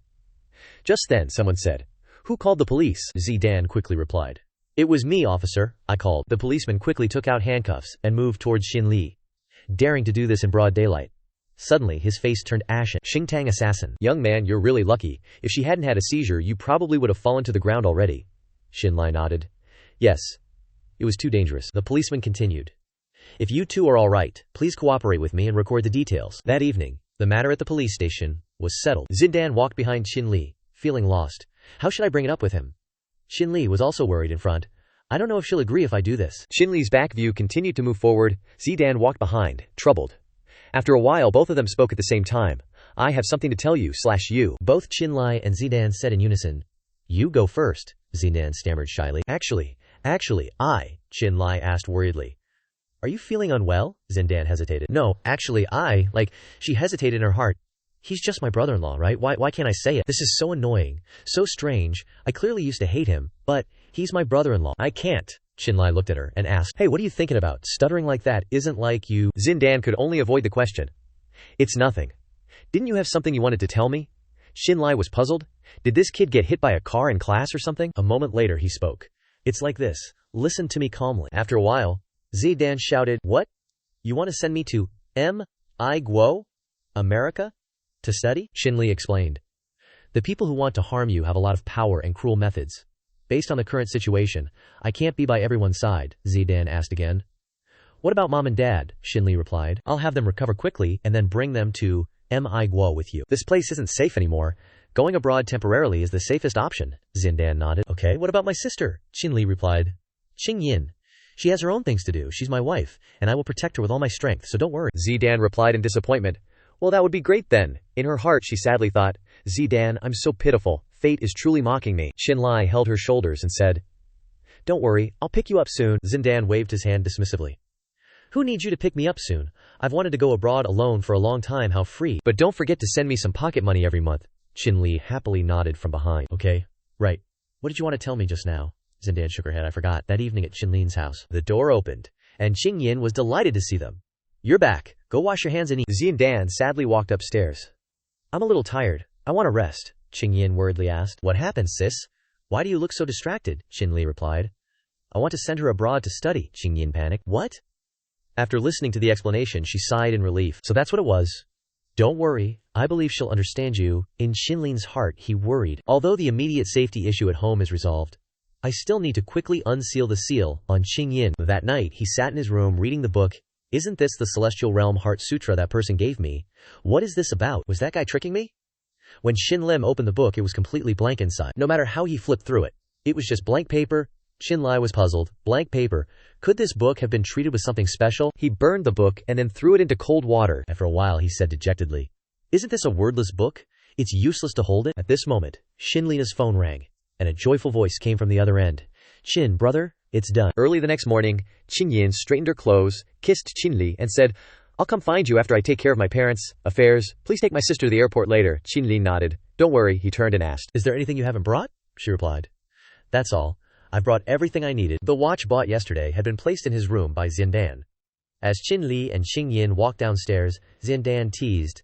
Sis, brother-in-law, you two finally came out. I thought you'd be entangled. Until tomorrow morning, Qingyin scolded. You little brat, what are you saying? Shinli was speechless. This girl dares to say anything. Qingyin held Zindan's hand and instructed. Remember to report your safety when you get to America. Take good care of yourself and tell me if you need anything. Zindan laughed. I won't mistreat myself. I can't bear to leave you. The two embraced affectionately. At this moment, Shinli reminded. It's getting late. Let's go. Zindan angrily retorted. I know. Stop rushing me. Suddenly, she looked down at his hand, startled. Turns out Shinli wasn't wearing the watch she gave him, so she quickly brushed his hand away that was holding the V. If you don't like my stuff, don't touch it. Shinli looked at her, confused and sulky. Weren't we just fine? What's wrong? And then they took off. Shinli dragged his luggage to the door, then stopped dead. What? What exactly happened here? Smoke was billowing inside, and there were signs of broken objects everywhere. Could it be someone from Qingtang? No, if it were Qingtang attacking the Jang family, they wouldn't have any room to resist. Just then he was startled, then hurriedly ran inside. As soon as he opened the door, a fist came flying. Shinli was surprised. It's you, the other person smiled. You thought you could win against me? Unexpectedly, Shinli looked at Jiang Jun and asked, Did you break all this stuff? Jiang Jun smiled and nodded. I couldn't quite control my strength. And it turned out like this. Shinli reminded him, don't move. Let me see how your cultivation is. Jiang Jun waited with wide eyes. Okay. As soon as he checked, Shinli exclaimed in panic. Luckily, he's only at the pasir at the meek stage. When I cultivated it back then. If he had succeeded, Jiang Jun asked anxiously. How is it, Shin Laodi? Am I very powerful now? Shinli nodded. Your current strength is about the same as Xu Xiao's sister, around level 3. Jiang Jun was overjoyed. I didn't expect to reach level 3 so quickly. No wonder the old man wants to pass the position on to me. Shinli was surprised. The family head wants to pass the position to you, Jiang Jun explained. The thing is, during the family meeting, when the old master announced it, everyone was in an uproar. I don't agree. Jiang Jun can't handle the Jiang family's affairs. Even if he has the qualifications, it wouldn't be his turn. The family head's choice is very important. How can you be so careless? The old master replied. The Jiang family's internal affairs need to be rectified right now. Jiang Jun reaching level 3 in such a short time is proof enough of his strength. He has his own company, his own ideals. And most importantly, he has Shinli's help. Everyone in Shangjing wants to win Shinli over to their side now. This matter is decided. Anyone who disagrees can leave the Jiang family. Jiang Limin rejoiced. Great, it's finally here. After recounting everything, Jiang Jun poured tea and said, that's how it is. Most of my position as family head is thanks to your glory, so I offer you this cup of tea. Shinli smiled and accepted. Back in Jiangcheng, you were the first person to treat me as a friend and help me a lot. Jiang Jun shook his head. Qingdi is too polite. No matter what my identity is, I'll always remember your kindness. Right, I've heard about your issues with Qingtang. What are your plans for the future? Shinli replied. Liang Qing is already helping me gather information. Once I complete that mission, I'll personally go find the people from Qingtang. At a certain military camp, Wang Shuyi pointed to the person in front of him and introduced him to Qinli. Commander Shin. This is the Elixir Master, Dr. Wu. This mission is to protect him and escort him to the elixir-making base in M'Igua. Dr. Yun stared blankly at Shinli. So similar, so similar. It feels like I've suddenly gone back over 20 years, Wang Shuyi explained. Doctor, you had the chance to meet your parents, Shinli urgently asked. Doctor, what about my parents back then? Hearing this, he flinched, then frantically avoided the question. It's getting late, let's prepare to set off, Wang Shuyi reminded. Come on, I'll take you to meet your team leader. Shinli was surprised. Team leader. At this moment, someone in the distance retorted. New recruits arrived. The person approached Shinli and said, how's a newbie like you gonna liven things up? Don't you know how difficult this mission is? I bet your brain's fried. Someone else stepped out of the tent and scolded. Hey, Chen Shen, haven't you fixed that sharp tongue of yours after all these years? Hello, I'm Cao Ge, you're Shinli. Right? Shinli nodded in response. Cao Ge continued. Even though your strength is only grade 5, it's pretty good for someone your age. Shinli recalled what Wang Shuyi had said earlier. I'll give you the identity of a grade 5 martial artist to infiltrate the team, posing as a young master from a wealthy family who wants to experience things. Remember, unless absolutely necessary, it's best not to reveal your true identity. He thought. Then turned to reply to Cao Geoje. I will definitely try my best and not back down. Wang Shui introduced. This is team leader Tan Weihei and the other team members. Get to know each other a little before we set off. Tan Weihei reminded Shinli. Just remember to take good care of yourself. Cao Ji said friendly to Shinli. That's right. Let me introduce our team leader to you. A grade 9 pioneer martial artist, who might break through to half-step grandmaster in 2 years. Shinli praised in amazement. I didn't expect the team leader to be so skilled, Cao Gyo smiled. Also, Chen Shen and I are grade 8 martial artists. The only girl in the team is Chu Miao. A grade 7 martial artist, Shin Li, turned to look at the girl. Her last name is Chu Miao. At this time, looking at him and saying, Grade 5 martial artists are all in the military camp. If you don't have any backing, who would let you in? At this moment, Dr. Yun came out carrying his equipment and said, Alright, we can set off now. And then the group boarded the plane and left. Everyone was extremely nervous. Dr. Yu was busy tapping on the computer, Chen Shen said to Shinli. Since Wang Kanmu isn't here, I'll speak directly to you. This mission is a matter of life and death, and your level is just basic, Chu Miao added. That's right, rich, immoral people like you who don't even have the strength will only be a burden to us. So, do everything according to the team leader's instructions, and don't act recklessly. If something happens to you along the way, we'll protect the doctor, Chu Miao reassured. We are not responsible for your safety, Qinlin nodded. I understand, Chu Miao glanced at him and thought. He probably understands what I'm saying. Aren't rich kids supposed to be very arrogant? Cao Ge comforted Qinli. Don't mind them, everyone's just focused on the mission. It's not bad that they're being so direct. Qinli smiled in response. It's okay, the mission is important, don't worry about me. The team leader interrupted them. Alright, don't disturb the doctor's work. Qinli stared blankly at the computer screen. This formula, wasn't it just now, doctor? Yu scratched his head in frustration. If I use Holy Flame Lotus here, the medicinal properties won't be wrong, but the refining time isn't right. Using animal bones won't work. At this moment, Qinli spoke up. Adjust the spiritual energy here, the density to 27-46%. As soon as he pressed enter, the computer displayed. Simulation established. Dr. Yu excitedly grabbed his hand. You know the spiritual energy density, and you're so accurate. Shinli thought to himself. Because this is clearly something my parents made, only ordinary people wouldn't recognize it. Doctor. Jung stared at him, thinking, he's the child of those two, he might know something. Then, he looked at Shinli expectantly. If you know the spiritual energy density, do you know how to use it to cultivate quickly? No. Shinli forced a smile. He guessed in his heart. Doctor, Yu probably knows some information related to my parents. I'll find him to talk. After the mission is completed.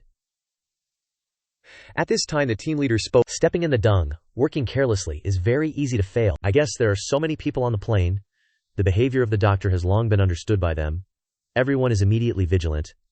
At this time, the flight attendant brought water over. Doctor, would you like some water? The captain shook his head. No need, thanks. Shinli was startled to notice something amiss. He pointed at the screen and said, Doctor, you miscalculated.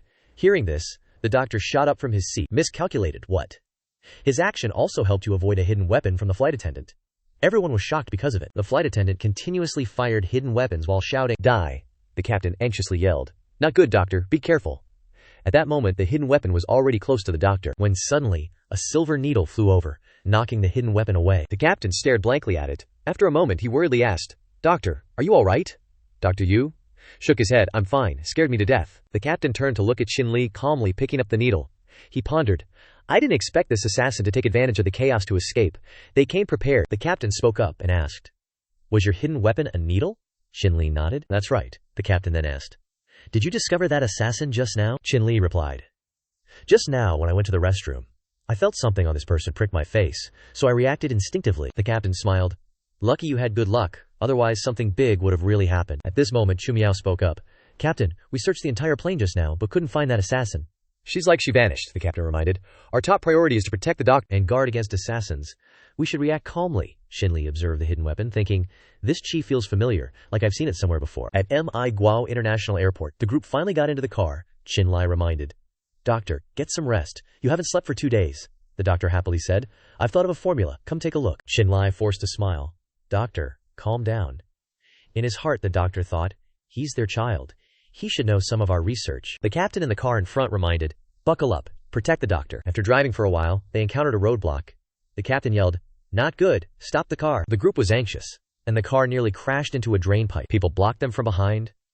The leader stepped out. Dr. Yu, you've had a hard journey. Let me escort you the rest of the way. This guy is Lu Yan, a 9th-level martial artist. The captain spoke up. Lu Yan. I didn't expect the information to be true. Shinli was confused. What information? The captain said. What's going on? The captain explained. News from the research institute. Most of the attackers are from Yanxia. We suspect that Yanxia over there has joined forces with a foreign organization to obtain something from the research institute. Lu Yan laughed. Congratulations, you're right. The captain shouted. Protect the doctor. Lu Yan sneered. Just some 8th and 9th level martial artists. We over here are all 8th level martial artists. You think you can protect him? Shinli looked at the group with vigilance. I didn't expect these people to sell their souls to foreigners and cruelly kill their compatriots. The man Lu Yan ordered, Kill, Shinli, was furious in his heart. The research institute of my parents was attacked like this before. Those traitors rushed forward. Quick battle, quick victory, Chumiao shouted. To hell with it. Everyone charged into the fight. The situation was extremely urgent, and the battle became more and more chaotic. After a while of fighting, Kalio Ge was stabbed through the body by the opponent. Shinli was worried. The captain yelled, Quickly take the doctor and run. Shinli coldly said. The ones who should run are you beasts, who betray the country and kill your compatriots. As he said this, he erupted with spiritual energy, the pressure causing the group to collapse. Shinli continued. Yanxia has raised such vicious creatures for thousands of years. Lu Yan was shocked. You're actually a half-step grandmaster. Shinli swung his hand down. Die! A series of golden needles pierced through their bodies. After a moment, the whole group fell to the ground, dead. The captain was terrified. One move, and they're all dead. The name Lu Yan gasped. I didn't expect the person who defeated young Master Qiao to have this kind of strength. Hearing this, Shinli realized. So it was them. No wonder Wang Kanyu wanted me to hide my identity. After finishing up, he turned around and asked everyone, Are you guys alright? The group stared at him, wide-eyed. Shinli, are you a half-step grandmaster? He smiled and replied, Perhaps. I don't really know for sure. The captain wanted to kneel down and apologize. Shinlin, senior brother, our eyes were limited and we always had prejudices against you. Today, I apologize on behalf of everyone. Shinlin helped him up and shook his head. It's nothing. We're all on the same team. It was just a misunderstanding. Kaioge spoke up. Luckily you were here this time, or we would have been buried here. Shinli asked in return. Why did the research team have to go abroad for such a dangerous mission? The group hesitated. After a long while, Dr. Yu spoke up. Actually, this has to be told from a few years ago. At the research facility, Xia Tingshong asked, "What are the test results of this spirit god pill?" Dr. Yu replied, "It's in the testing phase. We anticipate seeing results very soon." The test subject took the pill and asked, "Can this medicine really break through to level 6? Dr. Yu replied, "Although the pill is still in the testing phase, I guarantee that the probability of success is quite high." The person immediately put the pill in his mouth. "Lao Yu, I believe in you." A week later, the other party quickly erupted with astonishing strength, shattering a wall with a single punch. Everyone cheered happily. "It's a success. Our years of research have finally paid off.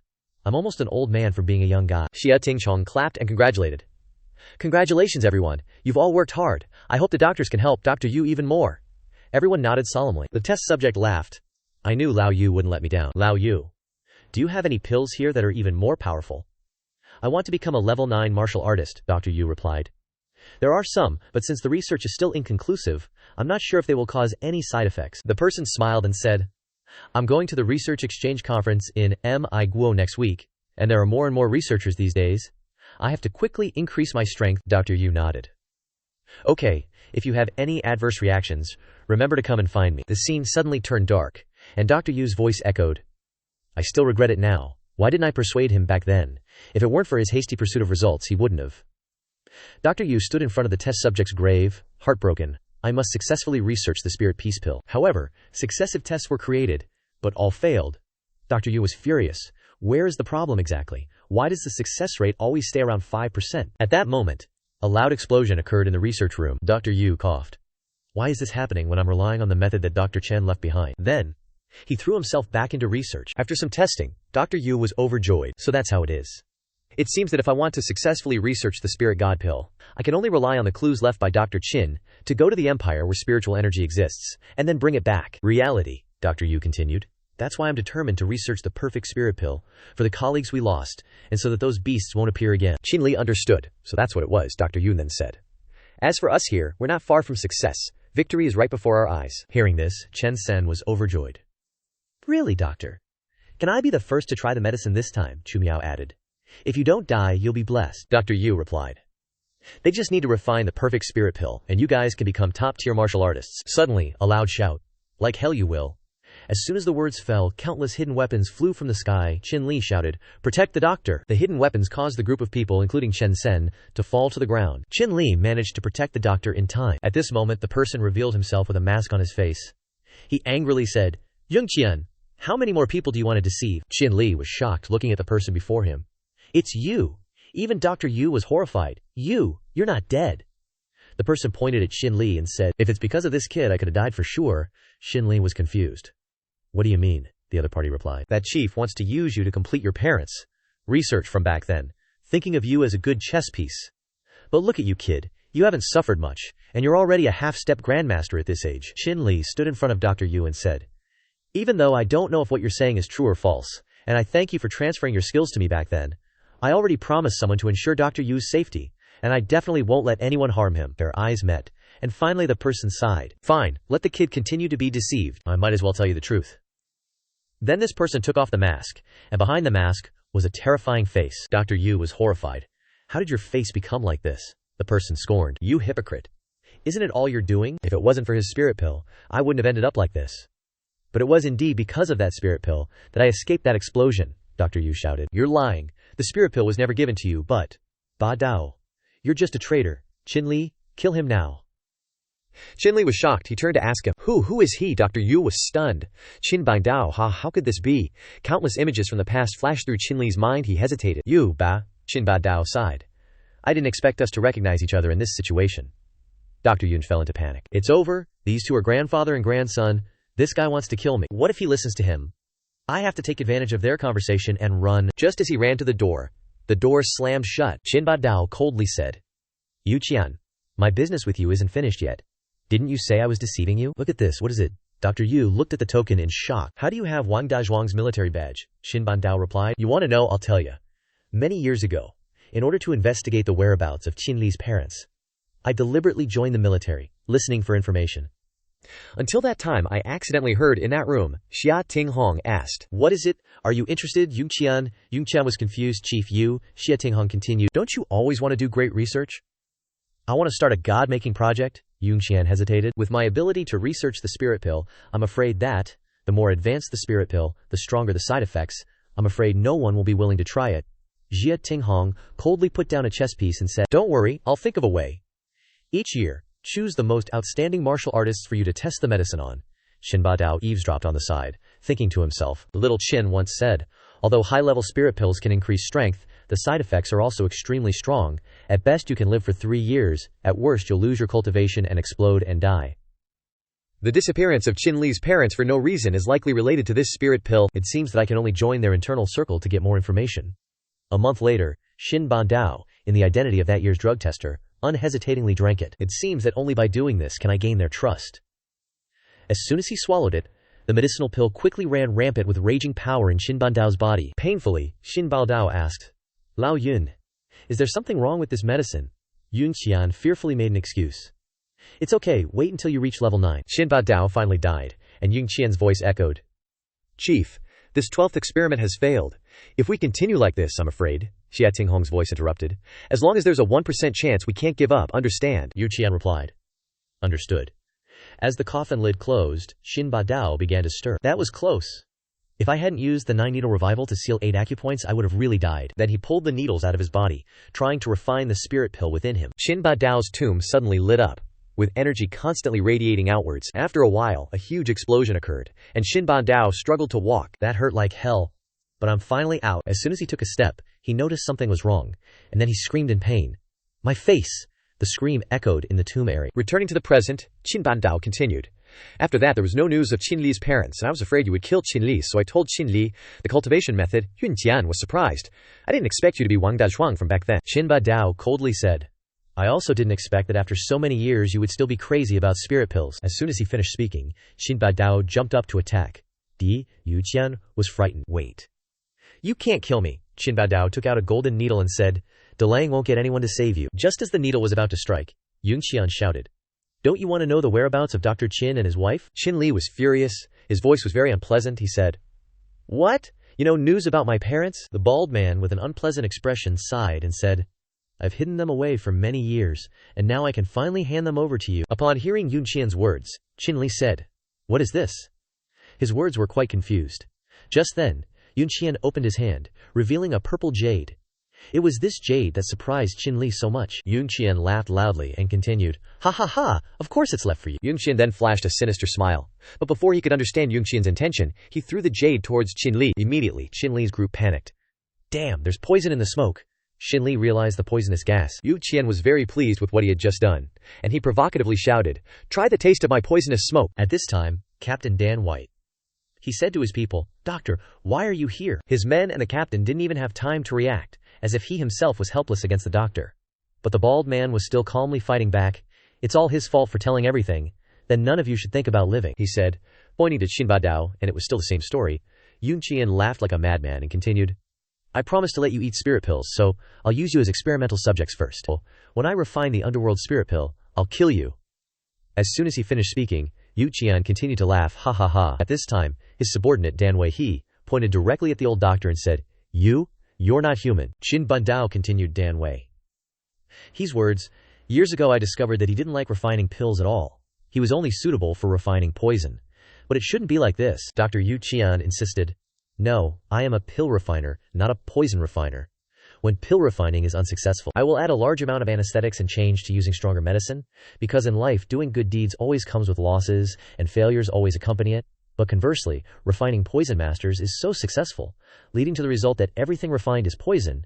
Yun Qian recounted the story of the difficulties and challenges that creation bestowed upon him. Immediately, Yun Qian became furious. He used the force of his foot to stomp on Qinli's head, and he flew into a rage. Why do I fail? Why did your parents die? Yours always succeed. I'm not convinced, but it's okay. They've long since turned to mush, but I'm still alive. Only I am the most important pill refiner of the organization. It's good that they died. Good that they died.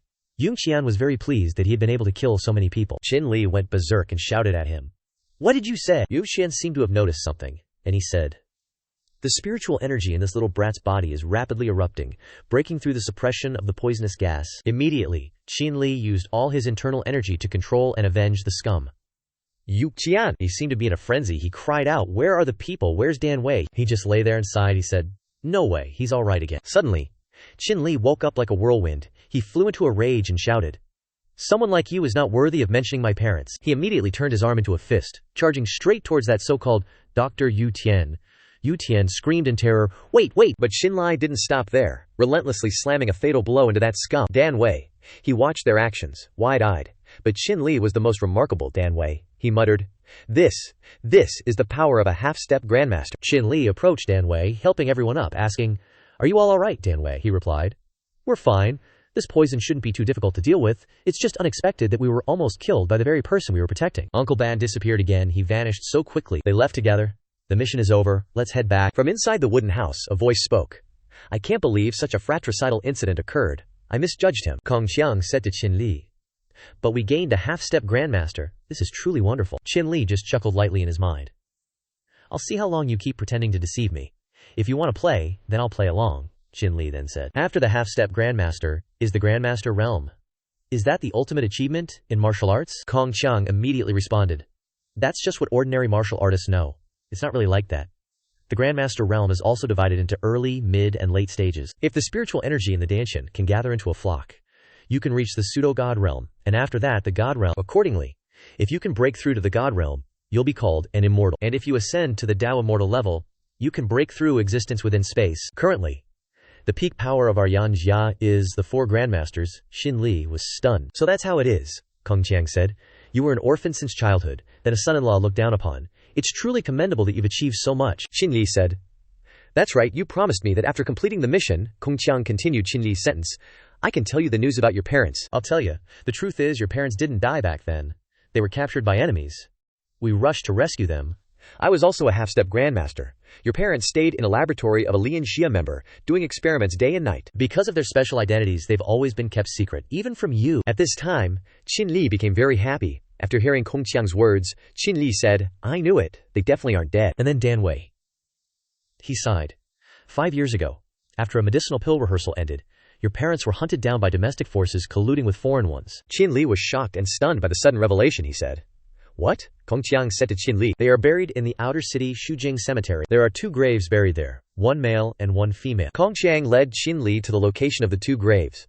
Recounting the events to him, Shinli asked, "You just said my parents were assassinated by domestic and foreign forces working together. Who exactly are they?" Kong Qiang said, "It's meaningless for me to tell you, because most of them are half-step grandmasters, and there are even grandmasters stationed there. You're simply no match for them right now," Shinli thought to himself. "I can't believe that after my parents died like that, there wasn't a single word. I don't believe it." Immediately, Shinli used his power, placing his hands on the 2 gravestones to sense what was there. But the truth Shinli saw was that the inside was completely empty. There was no one there. How can this be? Meanwhile, Kong Qiang continued to talk to Shinli. "Rest assured, the ones who killed your parents are also enemies of the military region. In the future, we will work together with you to avenge them." Suddenly, he lifted the gravestone, causing Kong Qiang to go crazy because of that action. "From Chiang," he said. "Are you crazy? Stop it now." After Shinli dug up the grave, he threw a pile of concrete in front of Kong Qiang. Shinli said, "I know this is unfilial, but I have to be sure it's indeed empty. Even ashes would have some reaction after burning." "How could the clothes be so clean?" Kong Qiang immediately denied. "How could that be? I saw them buried with my own eyes. The cemetery is heavily guarded and absolutely impossible to be dug up." Shinli thought, "Could it be that they were resurrected after death? Mom and Dad, if you're really gone, I hope you rest in peace. If you're still alive, I'm determined to find you." He bowed his head before the 2 graves. "But no matter what, I will never forgive those who assassinated you in the first place." Chu Qingyin said, "I didn't expect so many things to happen when you went abroad on a mission, and even less did I expect the death of your parents to be so complicated." Shinli replied, "I will definitely continue to investigate the clues of my parents. The enemy may be very strong, and it may bring danger to you. Do you need to go back to Jiangcheng or Yangcheng to hide?" Chu Qingyin hugged him and said, "What nonsense are you talking about? No matter how dangerous it is, I will always be by your side." Shinli was delighted. Thank you, Qingyin," Shinli said to Qingyin. "I know you will definitely not leave. So, I will help you look at the order acceptance letter from Jiang Shao's side." Chu Qingyin opened it and was surprised. This is at the venue where an event is taking place, and there are many people here. "Jiang Jun is hosting the event. Welcome everyone to participate in the startup of the Jiang family. I am the newly appointed head of the Jiang family, Jiang Jun, and I hope for your guidance in the future." Everyone below cheered and was delighted with Jiang Jun's words. The family head is really too polite. Rest assured, we will have opportunities to cooperate. That's right, the Jiang family is truly blessed to have such a young family head. Jiang Jun replied, "Thank you everyone. These few are my capable generals, and they will serve as directors in the company in the future." First is the director of the Jiang Group's cosmetics company, Chu Qingyin. Chu Qingyin greeted everyone. The purple-haired guy talked to Qin Big brother. Aren't you afraid that some people will have ulterior motives if your sister-in-law enters the Jiang group? Qingyi retorted. Kong Xiao is overthinking it. Even if someone wants to cause trouble for Qingyin, they should assess the current strength of the Jiang family first, the beautiful girl said. High position of director. This beauty is too beautiful. Director Chu, I now have a big project to discuss with you. Then she laughed like a madman and suddenly shouted, Jiang Jun, I think you are just a pighead. Why would you casually promote a newcomer? As a founding elder, I firmly oppose it. That beautiful girl is Jin Kc, a major shareholder of the Jiang group. Jiang Jun said. When General Chu served as the director of the cosmetics company in Jiangcheng, the monthly profit was over 1 billion, the first in Jiangcheng. It is reasonable for such talent to serve as the director in the company. Your objection is invalid. The girl was furious. Jiang Jun, I don't want to waste words with you. Go to hell. And then a guy came out of nowhere and rushed straight to Jiang Jun. Today, I can't reveal my strength so early. No, impossible. That name attacking Jiang Jun was sent flying by Qinli's punch, falling almost face down in a bloody mess. Shinli said to that insolent name, How dare you attack my people in front of me? Do you not want to live? The people behind were talking to each other. What happened just now? Was that person a martial artist? Everyone is very confused and thinks they were knocked to the ground with one palm. At this moment, the coquettish girl from before became angry. Isn't this guy claiming to be a 7th level martial artist? How could he be so easily knocked down by someone else? That bastard then replied. It was my carelessness. I didn't expect the Jiang family to have such a master as you. It turned out that the girl and that name were on the same side. Shinli asked them. Tell me, who ordered you to come here? But that liar said, Don't think you can get information from me. I won't say it. I, Wei Dashun, will definitely avenge today's shame. Offend my Wei family. You deserve to die. It turned out that name was Wei Dashun, and Shinli only smiled lightly. So it's the assassin sent by the Wei family. Isn't there a trick to this? That bad-tempered woman then left with the others, she said. Today was originally a good opportunity to take over the Jiang family, but with this situation, I have to retreat. At this moment, Jiang Jun went to knock on the door of the room.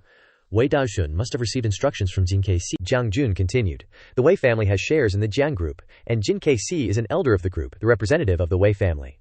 It seems that the Wei family doesn't want me to be successful and wants to eliminate me to monopolize the Jiang family. Qinli then replied. The Jiang family was in chaos, but now, after your adjustments, they have restored the power of a major clan. This Wei family wants to make a move against you. Are they that powerful? Jiang Jun continued. Aside from the secluded families, at its peak there were 4 major clans, among which the Wei family was the most fearsome. The head of the Wei family is a grandmaster level martial artist. He is extremely malicious and wants to dominate all the major clans, including the Jiang and Shu families. The purple-haired guy then spoke up, a grandmaster clan head. But these major clans all have ties to the military. Shinli thought to himself, I need to find a way to gather information. The Wei family could strike at any moment, so we need to quickly upgrade our forces. These are elixirs I recently refined. See if they are more convenient than the methods your parents left behind. This is the mind-calming elixir, and there's also a foundation establishment elixir. Jiang Jun was talking to Qin Li. Brother Qin, you're really giving us these elixirs. The purple-haired guy then added, Brother Qin, you saved my life in Jiang City, and now you're helping me improve my cultivation. I will definitely live up to your expectations and become a capable assistant to you soon. Shu Jinian's life will be yours from now on. Jiang Jun followed the purple-haired guy's lead, clasping his hands together in reverence. Senior brother Jiang Jun says, Me too. Qin Lai then said, If the Wei family doesn't come looking for trouble, then so be it. But if they dare to come, don't blame us for being impolite. At Chu Qingyin's villa, she sighed. I'm so captivated. Does dual cultivation really work? Qinli said to Chu Qingyin. Because that thing still exists in your body, this is the only method we can try. By transferring my spiritual energy to you, Chu Qingyin said. Don't lie to me. Is your dual cultivation for actual cultivation? His phone rang. Hey, Ruo from G. Second miss, why are you calling me in the middle of the night? Qinli replied. How did you know? Put me on speaker. The person on the other end of the phone exclaimed in panic. This is terrible. Something happened to my sister. Qinli then asked her. What did you say? Did the Wei family make a move? The purple-haired man has been taken to the hospital. Let me take a look first, don't worry. Shu Shiyu Heir then asked Qin Li, How is my sister? She was very happy to go to the army today. Brother Qin is so nice to me, and I'll be a martial artist who can fight with everyone in the future. Shu Qiang then continued. Don't worry, little sister. I don't think your third sister will be in any danger. Qin Li said to Shu Shiyu Heir. She has severe poisoning, and her spiritual meridians are injured. Acupuncture is no longer effective. The two of them were stunned and surprised. Poisoned. Impossible. How could the situation be so serious? Shu Shiyu Heir then said to Shu Cheng. Xin Shansheng wouldn't misdiagnose. Calm down. Shu Cheng still couldn't believe his eyes. This can't be true. It can't, Qin Li said. But it's not hopeless. We just need a type of medicine. The heart of a spirit beast, Shu Shiyu Heir said. The heart of a spirit beast? What is that? Qin Li said. I heard my uncle mention it. According to legends, animals that live for thousands of years have very strong spirituality, and according to medicinal principles, Only spirit beasts can heal injured spiritual meridians, so we must obtain the heart of a spirit beast to help her recover her spiritual meridians. Shu Shiyu Heir said, "Our former organization wasn't far from Shangjing. We encountered a monster in the mountains that matches your description. Take a look." Shinli said, "This seems to be a three-headed snake." Shu Shiyu Heir said, "Fortunately, our organization didn't capture it. Its strength is equivalent to a 7th-level martial artist," Shinli said. 7th-level martial artist strength. "You two take care of her. I'll go up the mountain to find it. We must let Xu Xiao hold on." In the Lianshan mountain range, Xu Qiang and Qin Li went up the mountain together and said to Qin Li, "I heard from Miss Xu that the three-headed snake has occupied this place for many years, and martial artists have always come to hunt it but without success. Today I'm afraid it won't be the same. Not only are we here, but I also received news that the Wei family is also hunting it." Qin Li then said, "Regardless of whether they're here to compete with us, we must obtain the heart of this three-headed snake." Xu Qiang then let out a loud roar, and Qin Li said to Xu Qiang, "This sound seems to be coming from ahead." Then the two of them went together to find that strange sound. Suddenly, they were taken by surprise by a very scary purple monster. Some people even cried out in alarm. "Save us. What's going on? Our attacks aren't even scratching it. Let's run. We're no match for this thing. We'll die here if we don't." Just then, someone appears. "I am Wei Kengluan of the Wei family, and today I will slay this beast. Bystanders, clear the area now. Lend me a hand with the Zanlu sword to break through its defenses." He raised his sword and slashed straight at the terrifying monster. Everyone shouted in unison, "Great! A Wei family warrior has arrived. We're saved. Worthy of one of the 4 great families. Their moves are extraordinary. That three-headed snake is done for." But before they could celebrate, Jiang Jun and Qin Li talked to each other. "This is bad. The snake is completely enraged," Qin Li said. "I fear this snake's strength doesn't stop at level 7. That old Wei guy is fighting a losing battle." The brave man then said, "Young miss, this snake has been provoked. I advise you to retreat." Wei Nuanuan replied, "Don't worry, I only came to see what a spirit beast looks like. I won't get in your way, but please be careful." The man said, "With this Zanlu sword, I wouldn't even fear a grandmaster, let alone this beast. Anyone who doesn't want to bleed, get out of the way. Die, beast." And then, man and monster clashed. Jiang Jun said to Qin Li, "People say the three-headed snake's scales are a superb treasure, harder than steel. The rumors are true," Qin Li said. "A snake's scales that are over 1,000 years old are no ordinary thing. That old man was careless." The monster was blasted into rubble, both large and small. Someone said, "Let's gather these scales and make some money. Forget it, I thought he was amazing, but he's just trash." The old man, exhausted, said, "You people." And then, the monster revived. The old man cried for help. "Young miss, I can't hold on, help me," Nuanuan said. "Hurry." The old man then said, "Forgive me, young miss, but you'll have to be the three-headed snake's meal." Nuanuan didn't understand what was happening. And then the old man pushed Nuanuan towards the monster. And then, Qin Li charged out and fought the three-headed monster. The two sides fought fiercely to the very end. Nuan said, "2 slashes, and you killed the three-headed snake." Qin Li said, "It can't be that easy, right?" Qin Li said, "Could that sneak attack have hit its weak spot?" "Forget it. First, I need to find the snake's heart. Searching this snake's body for its heart is going to take some effort." The treacherous old man then attacked Qin Li, saying, "I am a disciple of Wei Dehuan, and you, a cripple, have shamed me and made my entire family a laughingstock. Die." Qin Li immediately turned around and countered, leaving the old man confused. "What?" Qin Li said. "What's so great about the Wei family? And you like to sneak attack? How does that feel?" The two sides then engaged in a fierce battle. At this point, the old man was severely injured. He said, "Kid, the Wei family is not someone you can afford to offend. You've injured so many Wei family members, don't expect to survive. I advise you to heal me now and I'll spare your life." The young Miss Nuanuan chimed in, "I spit on you. You're a despicable, ungrateful wretch, still spouting nonsense. Shut your mouth." The old man, enraged, went crazy. "This wench dares to look down on me. I'm so angry." The old man was beaten until he spat blood. Jiang Jun said to Qin Li, "That old man was stubborn until his dying breath, bringing it upon himself. He literally died of anger," Qin Li said. "Consider it retribution," Nuanuan then said. "Big brother, I'm Wei Nuanuan. Thank you for saving me," Qin Li said. "No need to thank me. I came here to kill the three-headed serpents, not to save you. Although these girls are innocent, they are still related to the Wei family." That three-headed serpent monster had its heart ripped out.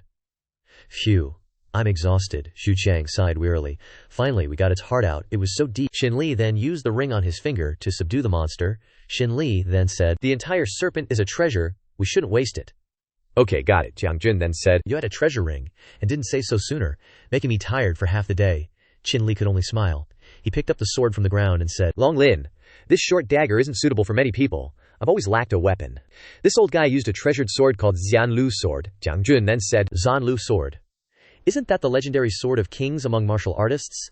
Qin Li then said, Oh, it really does have killing intent. Its true power is hidden beneath the surface. If that's the case, then why don't I safeguard this sword?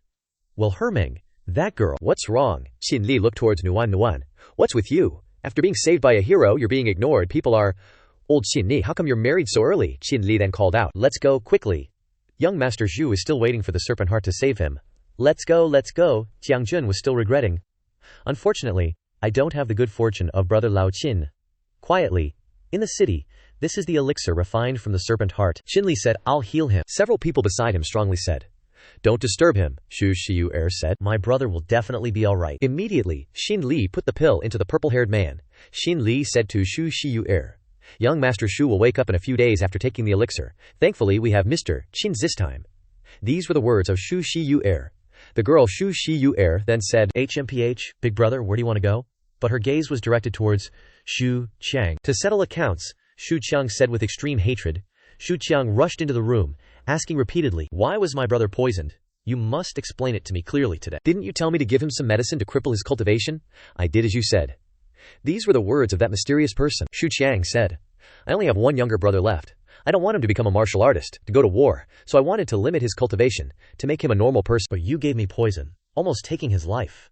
That mysterious person sneered. Haha, don't be so agitated, relax, I know what I'm doing. If your brother is in danger, I'll save him, Zhu Qiang said. Don't lie to me. You poisoned my brother. And only the heart of a spirit beast can withstand it. You simply can't bear it. Your purpose is to attract Shinli so that he won't return. My intelligence was wrong. I couldn't kill that guy before. I lied that the serpent had grandmaster strength, but it wasn't true at all.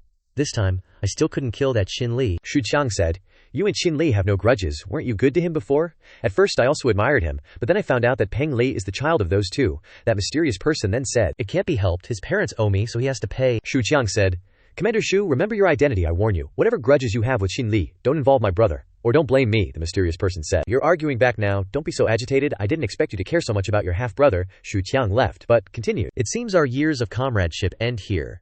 Take care of yourself, Xinqiang. Xinqiang, you didn't listen to me. If that's the case, then don't blame me. He then picked up his phone and called someone, signaling them to take action. The person on the other end responded quickly. Okay, but with a rather smug smile. At the hospital. After the purple-haired man woke up, he asked, where am I? You were in a coma in the hospital for days. But luckily the snake heart worked. Shinli said that. Then Shu Yu said, my little brother is finally awake. I thought I was going to die these past few days. He immediately said, easy sis. Actually, I've been in a semi-conscious state, always hearing people talking. If it wasn't for big brother Qin, I'm afraid. Shinli then said, luckily, Miss Shu arrived in time, or you would have been done for. He then recalled, and exclaimed, big brother Qin took me, my brother saw me, Jiang Jun, and I ate together, but it was so strange. That's right, why haven't I seen my brother these past few days? He was always by my side. But why can't I see him now? Miss Jung then said. Your brother. What happened to him? Tell me, Shinli then replied. Maybe because he was too tired recently. He had an accident on the way home last night. The car exploded, and he died. Those words made him freeze for about 10 seconds. What? At the cemetery, everyone uniformly straightened their clothes. Comrade Shu Qiang will forever be the most outstanding soldier in our hearts. Please observe a moment of silence. Sigh. Who? Beside him, there were also a few heart-wrenching cries. Wah wah wah. Someone also reminisced, he said it was good that I didn't become a martial artist. On the contrary, if he was alive, no one would harm me. Miss Yu burst into tears, calling out for her brother. Someone went over to comfort her to ease her sorrow, and she responded by nodding. Everyone then whispered to each other, fireworks. This is an internal funeral, the biggest scale, right? That's right, Shu Xiang always fought for the organization. The fireworks are for his sacrifice and everyone's respect for him. The guy in military uniform said, indeed, he deserves it. I didn't expect his death to have such achievements. The old man at the head of the troops then said, Shu Yi, Shu Qiang's position. You arrange a replacement, otherwise I'm worried about the other families. Don't worry, Chief, I've already arranged it. Jiang Junhe seems to be looking for someone. Where's Qin Lao Di? Suddenly someone shouted. Stop! Outsiders are not allowed to enter the mausoleum. Suddenly, a terrifying blue spirit beast attacked the guardian of the mausoleum, and he said, how nice, this mausoleum doesn't seem like much. Attack, don't let even one of them go. A troop of soldiers rushed out from somewhere. Everyone had a green source of power, all shouting in unison, kill! Killing these chickens is not an achievement at all. We've been waiting for this day for so long, kill. The words were accompanied by terrifying actions of slashing people to death. Someone shouted, people from Chengtang are here, daring to attack today, how bold. The command, kill, kill, everyone go. On one side is the green source of power, and on the other side is the blue. Both sides are fighting each other to the death with the most intense emotions. The young miss then said, there are too many of them.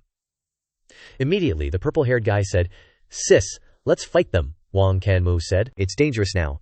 Don't worry about me, everyone protect the chief and go through to support. Everyone shouted in unison. Yes, damn Chengtang bastards, go to hell. HMPH, you want to die? I'll grant you that wish. Immediately the old chief said, that's Wen Tiansheng. Those people said, kill him for me. That year, Shou Yi's parents died in his hands, and Shinli's parents were also killed by him. The old chief murmured to himself, why is he here? Could it be that he knows Shinli's identity? Shinli was driving when it struck him. If I'm not mistaken, the two people in the white car ahead are my parents. That's great. I knew they weren't dead. I wonder if they recognize me now. Then, the two people resembling Shinli's parents attacked him after a car crash, causing Shinli's car to fall off the cliff. Those people complacently said, success. Instantly, the two of them were gagged. It turned out to be Qingtang Shuangxi. The two Qingtang Shuangxi members said to each other, even a half-step grandmaster can't escape our assassination. Shi Qinhao, a 7th-level martial artist of Qingtang, was very pleased. So what if you're a half-step grandmaster, you still died in my hands. That's how Kongqiang died. They even thought it was a normal car accident. Afterward he laughed triumphantly. Ah, that little brat is definitely dead. The walkie-talkie in his hand then turned on. Boss, I've completed the mission. You did a great job this time. It just so happens that I'm almost finished here too, a desperate scream. Let my sister go, the old leader then said. None of our organization's actions can be exposed to the outside world. They came prepared. It's definitely not a coincidence. We have a mole in our organization. Wang Kanmao then thought, you're right. Could it be that you already knew? Immediately, Xiao Yi pulled out a knife and stabbed him straight. He could only ask, Shou Yi, why did you betray us? Xiao Yi then said, you still need to ask. It's not worth risking my life for you. Years ago, my parents were killed by Wen Tiansheng to protect Shinli's parents. But what did the organization do? You shirked responsibility and chose to cover up the truth. My parents weren't even buried in the heroes' cemetery, becoming nameless. After so many years, aren't you ashamed? Without you, it's as if nothing happened, and Wen Tiansheng went abroad to live freely. The old leader then asked. So you surrendered to Qingtang and betrayed the organization, Yu Yi retorted. It's not surrender, it's exploitation. I've been secretly investigating Wen Tiansheng for many years, then concealed my identity to lure them into attacking the organization, all to kill you and avenge my parents, his leader continued. You also want to kill Wen Tiansheng, who is a 9th-level martial artist in one fell swoop. Without Shinli here, our people won't be able to beat him, Xiao Yi said. Don't mention Shinli to me. He was always hiding it from me at first. Then I found out that Shinli is the son of those two. It was them being assassinated by Qingtang that killed my parents. I want him to pay with his life. I've sent many people, but all failed. His life is really big. So today I sent people to lure him away, and I will definitely get rid of him in the future. Today, everyone here, except for me, must die, the old elder said. Xiao Yi, you're so muddled, Xiao Yi said. Leader, I'm sorry, I don't hate you and Kongqiang. It's just that you're in my way, so I had to take action. In today's battle, I will expand my power, kill Wen Tiansheng, conveniently become the leader. And then the first thing I'll do is bury my parents here, so that everyone will forever remember them. On the other side, you don't be arrogant. Our reinforcements are coming soon. You're about to die and still talking tough, that guy with glasses said complacently. But too bad you're dead. I've already buried you, ha ha ha. He laughed very gleefully. What? Has Wang Kanmu forgotten how I killed your parents back then? So eager to die like that? Really? The people with blue magic then said, I didn't expect Wang Kanmu to be a half-step grandmaster. We're saved this time. Die, Wen Tiansheng, Heavenly King Palm. Instantly, Shu Yi was hit by a steel punch and flew far away, babbling. Forgot to tell you, I'm also a half-step grandmaster. At this time, Xiao Yi was shocked. What?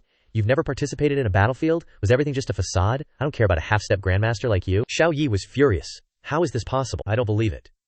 Before he could react, that guy stepped on his wrist. So he's using drugs again. Can't beat him, so he wants to run. What a waste. He was immediately kicked in the head by that guy. That's right. Even though you've always hidden your identity from me, we, Qingtang, have long known that you are the traitor of the organization.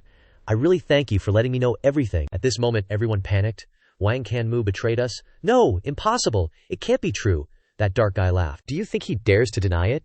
If it weren't for him, we wouldn't have killed Shinli and Xuqiang so easily, Xiao Yi said. Stop talking, what are you saying? You guys killed my brother. The purple-haired guy got angry and went to the guy with the black glasses, but he was very strong.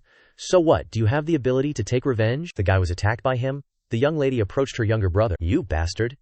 He smugly laughed. Haha, want to take revenge, but Shinlin is dead. No one will help you. Suddenly a voice said, Who did you say is dead? Everyone was shocked. Big brother Qinli, he said, you're still alive. Did they fail? Qinli said, Guess boss, we've completed the mission. Qinli flew to where the ringleaders were. He asked, Have you finished your call? The guys panicked. This is bad, he's still alive. Damn it, a half-step grandmaster can fly in the air. He must have flown out of the car when it crashed. And then, from the main ringleader to the henchmen, they were all attacked by Qinli, torn apart like the 5 horses dismembering a body. Even if you kill us, our purpose has been achieved. All the people attending the funeral have been killed by us. At this moment, Shinli was shocked. This is bad. Zhongguyi separated herself. I have to go back quickly. Unexpectedly, you still have some ability, but today you met me, so just accept your death. But it turned out to be Shinli. He slashed that guy with a chop. Unexpectedly, you've reached this level. I was careless. Shinli said. It seems I still need to practice my guillotine sword more. It's still not easy to use right away. But the guy with the black glasses still didn't give up. He was still stubborn. Unfortunately, you have no more chances. Shinli retorted. If that's the case, then I won't be polite anymore. It's a blessing that this kind of person dies. But there are still others here. I can't reveal my true strength too early. Moreover, he probably knows information about my parents. Shinli thought about the big picture, so he forgot to be vigilant against that guy. I'll give you a big gift. This closing technique slashed him from behind, causing his whole body to be covered in blood and wounds, but it doesn't seem to be blood. And Canlai carved a word on his back. Everyone cheered. Big Brother Chin is so awesome. Beautiful writing. The guy was furious. Damn it, you dare to play me. Unexpectedly, in a short time he sealed my air vents and tapped my acupuncture points. Now I can only use medicine to break it. See how I subdue you? He put the pill in his mouth and bit down. His strength increased rapidly. Looks like he used the pills.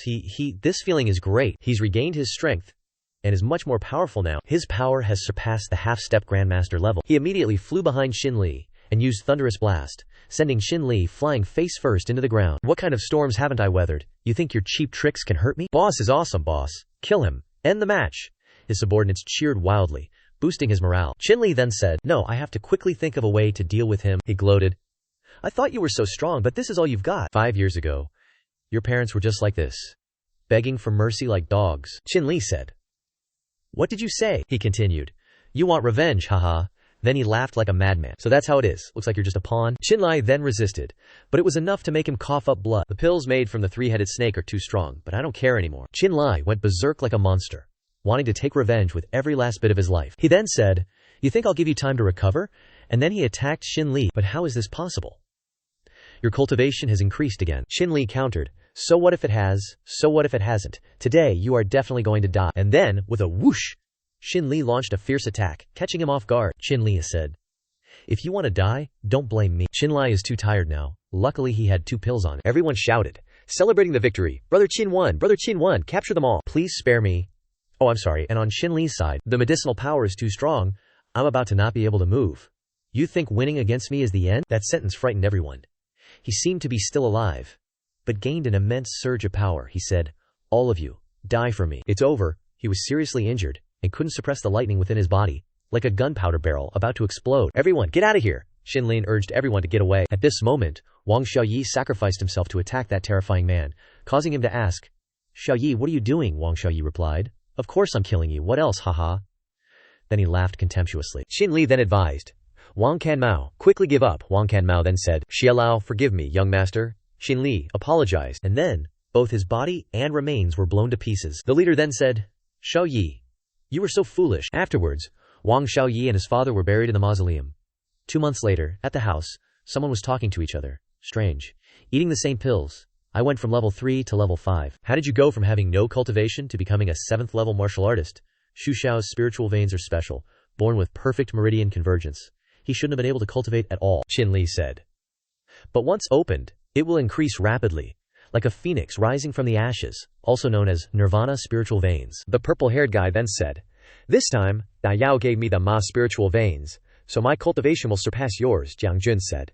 Damn, you've been lucky since you were a kid. I couldn't cultivate martial arts and was looked down upon by other families. But I didn't expect to gain blessings in disguise this time, Shinli then said. After Big Brother passed away, you are now the head of the Shu family. You must continue to improve your strength to secure this position. Don't worry, Shin Dange. Both Jiang Jun and that purple-haired guy looked at each other for a long time. Then they both gradually fell silent.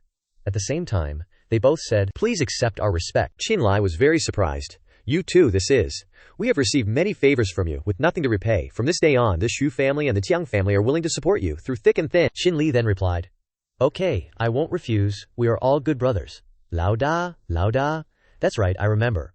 We recently received something, take a look. The two of them then showed Shinli the Wei family's hero invitation. What are they trying to pull this time? Jiang Jun then said, the Wei family invited the Jiang and Shu families to participate in the martial artist conference in half a month.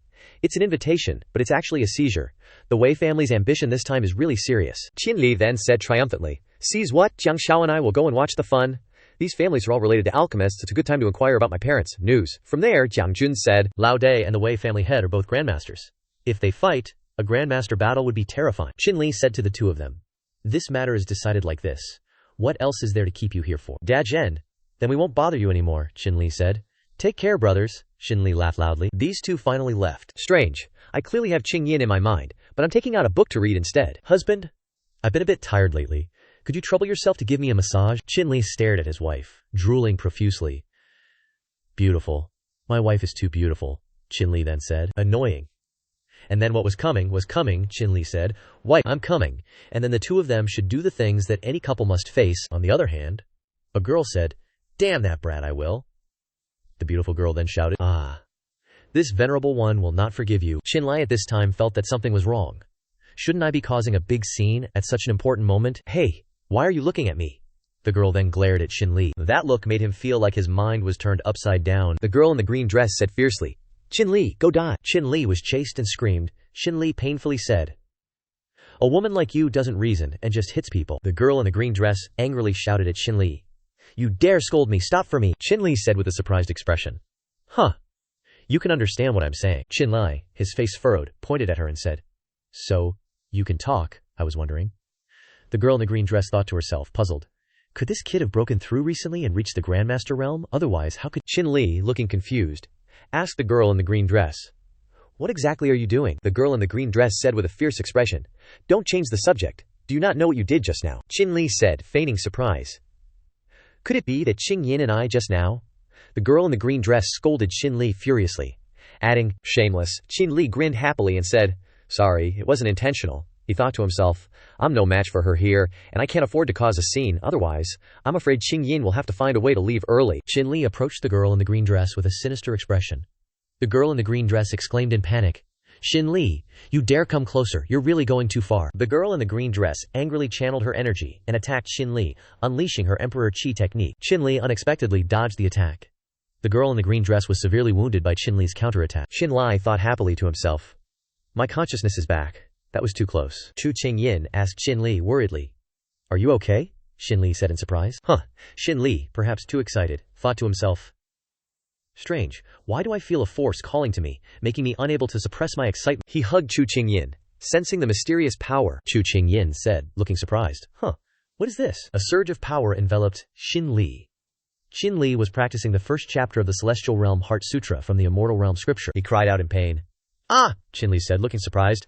I didn't expect to learn the first move so quickly. It seems I need to study this Heart Sutra for the next few days. That way I'll be a bit more confident when I go to the Wei family. At the Wei Corporation's airport in the Western District, Shinlin's group arrived. Butler Niu Yun came to greet them, saying, I am Niu Yun, the butler of the Wei family. You two represent the Jiang family and the Qi family from Shangjing, correct? Jiang Jun stepped forward and said politely, That's right, we are. In Shinli's thoughts, the purple-robed brother said, Boss, I just took over the Shu family and there are still many things to handle. I'm relying on you to represent the Shu family and go to the Wei family for me this time. Butler Niu Yun said arrogantly, Shinli and his brothers, please come this way. Jiang Jun said with a displeased expression, The Wei family is really outrageous, even their butler is this arrogant. Shinli said coldly, You can tell just by looking at him. Jiang Jun said, But I'm very curious about this Wei family. Entering the Wei family is like entering the imperial palace to meet the emperor, Shinli said with a frown. Wei Kaiyuan intends to make it like this. He wants us to take his orders. The people outside said with disgruntled expressions. We've been standing here for half a day at the Wei family. Why hasn't Patriarch Wei come out yet? I heard Wei Kaiyuan is an arrogant person. It seems it's not just a rumor. Kaiyuan stepped out and said to everyone. Sorry to keep you all waiting. Everyone scattered in anger, saying, Is this the Grandmaster's formation? Kaiyuan said calmly. For many years, our families have been suppressed and despised by the hidden families. The Wei family is willing to form an alliance with everyone to resist the hidden families. Of course, as one of the 4 strongest martial artists, I will naturally be the leader of the alliance. I wonder what everyone thinks, the gray-robed brother said with dislike towards Kaiyuan. Wei Kaiyuan says he wants to resist the hidden families, but in reality he wants to take over us and become the boss himself.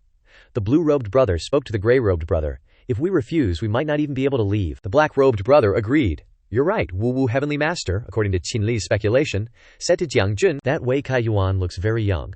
But in reality, he's already over 60 years old. The aura on his body, he's the patriarch of the Wu family. His Wu arts are divine and unmatched, far surpassing even a grandmaster. I didn't expect him to also surrender to the Wei family, the black-robed man said with a sinister expression. The opportunity to join the Wei family is very rare. I think you all probably don't want to go up against 2 grandmasters, right? The Shenghu brothers of the Wen family said. What's good about joining the Wei family, Wei Kaiyuan? I'm telling you today, we, the Yuan family, will never submit to you, the black-robed man said with a look of disdain. How dare you, little Wen family brat, look down on a grandmaster. He angrily attacked the Wen family brothers, saying, Today, I'll let you taste the power of a grandmaster. The Wen family brothers had the black-robed man's flesh-eating GU worms thrown onto their faces. The Wen family brothers painfully cried out, What is this? Get it off me. He screamed in agony. Help! Help! In an instant he was gone. The black-robed man smugly said, Remember, it's only because the Wei family head is being considerate that he didn't act. But I won't be so kind. Kaiyuan said to everyone, Everyone, don't panic. You're free not to join. But don't say foolish things that would anger Wu Tianxi. That wouldn't be good. The blue-robed brother said in a panic to the black-robed brother, Wu Tianxi is killing people. Who would dare not join? To retreat is death. The black-robed brother responded, Speak. One sang and the other echoed, Good cop, bad cop. We can't choose everyone around us. The blue-robed brother said. Everyone fearfully knelt down and surrendered. The Northwest Wang family is willing to join the Wei family alliance, the black-robed brother said. The Shangjing Feng family is willing to join the Wei family alliance. The Chuanzong Wu family is joining. We, the Chu family, are willing too. And us, Kaiyuan smugly said. It seems every family who came today is willing to join and participate in the alliance. The Wei family welcomes you all. Wait. The Northwest Wang family and Shangjing Feng family brothers said with terrified expressions, No, don't count us in. Shinli confidently raised his hand and said, The Shangjing Jia family is unwilling to join the Wei family alliance, Jiang Jun said with a cold face. And the Shangjing Jiang family is also unwilling to join the Wei family alliance. Wu Tianxi released the black GU technique to hunt down Shinli and the others, Shinli forcefully said. So eager to chase us away. This isn't how the Wei family treats guests. But, it seems there's no need to stand on ceremony. This sword aura. The surrounding people said with surprised expressions, Wu Tianxi is a half-step grandmaster, how could he be killed in a second? I recognize him. He was also present at the great battle in the Shangjing tomb. He is the 5th grandmaster of Yangxia, Shinli. Kaiyuan angrily pointed at Shinli and said, You dare to brutally slaughter my friend. This venerable one will avenge Wu Tianxi, Shinli said with a disdainful expression. Just now, the Wei family head said he wanted to lead everyone to resist the reclusive families. That's laughable. Reclusive families wouldn't participate in this kind of squabble. Who are you going to fight against? In reality, everyone clearly knows that the alliance is fake, and the opportunity to seize possessions is real. It's just that they're afraid of offending you, Kaiyuan angrily said. You, Shinli said to him. And saying it so righteously like that, isn't it just to use it as an excuse to kill me? As long as I die, no one will dare to oppose the alliance. Right? Kaiyuan angrily rushed to attack Shinli, saying, Enough nonsense, take this, raging flameblade. Shinli thought in his head with a worried expression. Such powerful chi. I'm only a beginner grandmaster, but, Wei Kaiyuan's strength has already reached the peak. I have to risk it, Kaiyuan thought in his head with a surprised expression. What is this move? It's actually suppressing my raging flameblade. Kaiyuan plotted to take down Shinli with an angry and sinister expression. The surrounding people shouted in alarm. It's over. It's collapsing. Run quickly. Grandmaster's fighting is too scary. Let's go. Nuan ran over in a panic and said, You guys, stop fighting. It's about to be destroyed by you. Shinli said, Nuan. What are you doing here? Go back quickly. Kaiyuan ruthlessly attacked Nuan. Shinli angrily rushed over and attacked him, saying, Wei Kaiyuan, you're not allowed to hurt her. Nuan fearfully supported his hand and said, Don't, Shinli reminded. Nuan, be careful. Shinli took the hit for Nuan, and both of them fell to the ground. Shinli sat up and asked, Nuan, are you all right? Nuan cried out in pain. Nuan said with a surprised expression. No, I'm fine, thank you for saving me again, Shinli coldly said. If you're fine, can you stand up? Nuan blushed and said.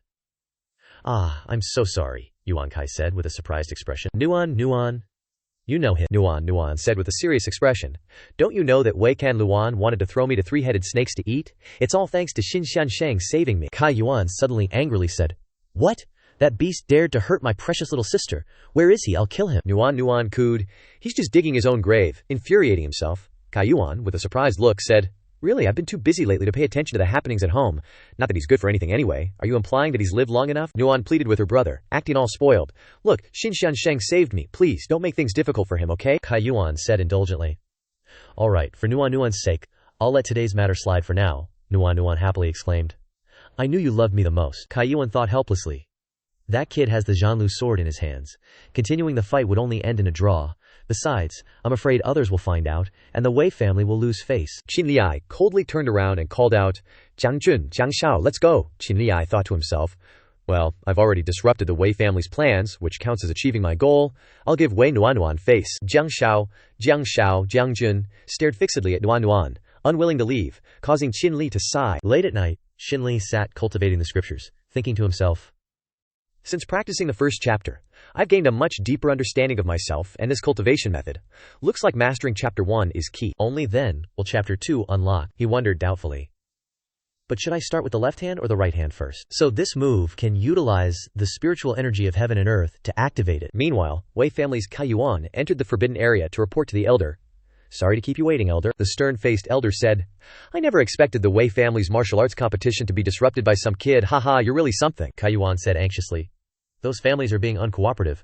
I've already sent people to deal with them, but Shinli is a grandmaster after all. Besides me, no one is currently his match. We both couldn't help but want to kill him, but for the sake of the bigger picture, we spared him, which is why I'm asking for your help. The elder chuckled smugly. He. Very well. Then I'll see what he's made of. I must say, your acting skills are truly admirable, Kaiyuan said. Dealing with hidden families while secretly wanting to form an alliance with us, huh? Kaiyuan thought sinisterly. Old man, go and fight Shinli to the death. Once you're gone, I'll subdue your people and destroy the hidden families. On the other side, Shinli absorbed spiritual energy into himself and happily said, I never expected the spiritual energy to originate from the roof of my house. This move is amazing. The elder flew to Shinli's residence, threatening, Shinli, prepare to die. Shinli retorted powerfully. Who's there? The elder said arrogantly. Kid, quickly kneel and beg for mercy, and cripple your cultivation. Then, I'll spare your dog life, Shinli said disdainfully. Old man, don't you know it's impolite to say such things in the middle of the night? The elder said confidently. Since that's the case, don't blame this old man. Go to hell. Shinli rushed forward fiercely, saying, Come on. The two engaged in a fierce battle, with the elder inflicting injuries all over Shinli's body. Shinli thought painfully.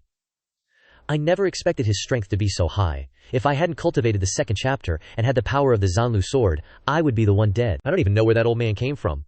Looks like I have to seize the time and continue cultivating. Otherwise, Shinli looked surprised. As he entered his room to see Liu Muyan lying on the bed, Liu Muyan said seductively, Xin Xiansheng, hello.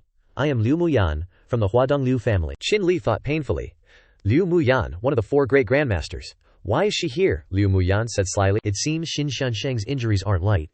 I happen to have a method. I wonder if Xin Xiansheng is interested, Shinli said in surprise. Oh? What method? He thought to himself, I didn't sense her in the room when I entered. This person's strength is terrifying, Liu Muyan said. If Xin Xiansheng is interested, then I'll open the door to meet Shantian. Among the 4 great families, the Wei family has the greatest strength, because they allied with the Fu family early on to resist the Liu family. The reason Musran is here today is to invite you to join our alliance. If Xin Xiansheng agrees, this young lady will use spiritual energy to heal your injuries, Lianyan thought slyly. Let me test his character, Shinli said tensely. I think you've misunderstood. I currently don't want to join any organization. Besides, I already joined the Heavenly Wolf Gang before, Liu Yanmu thought in surprise. I never expected him to be dragged into an intelligence organization, she said. So that's how it is, but Xin Xiansheng caused trouble at the Wei family's competition. As far as I know, Wei Jiayuan won't let this go. He will take revenge, and the power behind him is stronger than you imagine. If you have my Liu family's help, it wouldn't hurt you. Shinli pondered in his head. She's right. With my current strength, the only place to hide is back in Shangjing. Liu Muyan, looking cheerful, handed an invitation to Shinli and said, Next week is my birthday. Wei Gaiyuan will definitely come. I wonder if Mr. Qin is interested in joining us. Xin Lian told her. If Miss Liu invites me, I will come, Liu Muyan replied. Then, see you there. Brother Spotted Shirt, passing by the room, overheard his thoughts, daughter, and it seems like I heard that from Big Brother Qin's room. I'm leaving. Bye, he thought. Could it be that she's in Big Brother Qin's room? He also heard her say. That's right, your thing is too hard. I suggest you change it, he thought to himself. Judging by her tone, she's willing. Liu Muyan suddenly came out. Brother Spotted Shirt, looking delighted, thought, Great, isn't it? He asked with a dubious look. Shinli, how are you going to explain this to your sister-in-law when we get back to Shangjing? Shinli, looking tense, said, We're not going back to Shangjing. We'll wait for another time with Miss Liu. At the airport, Brother Spotted Shirt said with a puzzled look. Big brother, are you going all in? Abandoning your sister-in-law and running away with another woman? After Shinli explained the details to Jiang Jun realized the problem and said, So she's one of the 4 great sect masters, I thought. Shinli, looking serious, said, What nonsense are you thinking? But this time we need to prepare well. Once we get to Huadong, I must seize the time to quickly refine new elixirs. Jiang Jun, looking cheerful, said, Big brother Qin, do you have some new pill god stuff again? Shinli, looking cold, said, Pills are just assistants. Your current cultivation is still limited, so you must rely on yourself to break through. Jiang Jun said with a sad face. I know, Kaiyuan was angrily cursing. That Shinli is something else. He's living long too. I underestimated him, causing me to lose another grandmaster. His subordinates, seeing this, said, "Let me go kill that Shinli to avenge you." Kai Yuan frowned and said, "Although you two have grandmaster strength, Shinli is also a grandmaster. It's hard to say who will win. I'll spare him this time. Inform the Wei family elites to enter closed-door training for breakthroughs. Initiate the mission in 3 days. Gather and go fight Shinli." The two subordinates replied, "Yes, sir." Nuan ran over and said, "Brother, do you really have to kill Mr. Chin?" Kai Yuan said with a tense face. Nuan, this is a major family matter. You can't cause trouble." Nuan said sweetly, "Brother, please don't fight anymore." Kai Yuan thought with a heartache. Nuan is so cute, I can agree to anything for my little sister. A subordinate called Nada, family head Yuan Kai was startled awake and said, Nuan, don't cause trouble." Nuan said with an innocent face. "Brother," Kai Yuan said helplessly. "Someone, guard the young lady. The match isn't over yet, don't let her out." Nuan cried miserably. "Brother." Kai Yuan painfully clutched his chest and thought, Nuan, you must forgive me. This is a major family matter. I can't let emotions get in the way. This time, we'll cast a net to mobilize the top-level martial artists, and they must kill Shinli at the Liu Huadong Hotel. Shinli was cultivating here, and he thought to himself, the situation is getting more and more complicated. I have to seize the time to increase my cultivation. Unfortunately, there's not much spiritual energy in the city. I have to find a place to focus on cultivation. Jiang Jun entered and called. Boss, Shinli, looking surprised, said, "Hey, you're up so early again." "Are you being flirty?" Jiang Jun laughed and said, "I didn't expect you to wake up. You are also flirty just like me. Anyone who feels embarrassed is disgusting." Shinli said seriously, "Time is short, let's go find Miss Liu for a meal." The two brothers changed clothes and went to meet Liu Muyan. Liu Muyan said warmly, "Come, you two, please." Shinli said shyly, "Sorry, we kept you waiting." Jiang Jun whispered to Shinli, "I didn't expect Miss Liu to invite other people. This game is not simple," Shinli said shyly in a low voice. "We're just here for a meal." Liu Muyan said warmly, "Mr. Qin, you're too polite. We came early." "That's right, let me introduce you. These two are Fu Zhangkun and Fu Liu Li, representing the Fu family." Fu Changkun said with a cold face, "I heard that Mr. Qin is a martial arts genius in Shangjing. I wonder what his strength is and which family he comes from." Shinli said with a serious face, "You flatter me. I am not a genius, nor am I from a family." Fu Liu Li said fiercely, "So you are not from a family? And you still want to form an alliance with the Fu family? What a waste of time." Jiang Jun pointed at Liu Muyan with a tense face and said, "This alliance is not what my boss wanted, but the Liu family invited my boss to join." Fu Changkun laughed contemptuously and said, "How ridiculous. The Liu family is the #1 family in Huadong. How could they take a fancy to you? You are just dust from Shangjing." Liu Muyan said calmly, "Changkun, Liu Li, Patriarch Jiang is right. I invited them to form an alliance."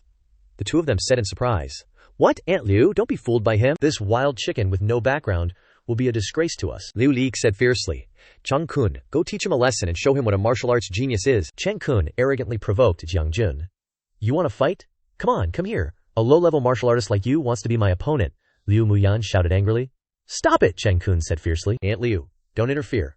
I'll take responsibility for any consequences today." Changkun arrogantly pointed at Shinli and provoked, "Look at the trash behind you who doesn't even dare to move, and you still want to cling to my Fu family." Shinli said disdainfully, "What is the Fu family?" "Do you even have the qualifications for me, Shinli, to cling to?" Shinli attacked Changkun, causing him to kneel down. He was injured in the knee, and sat down screaming in pain.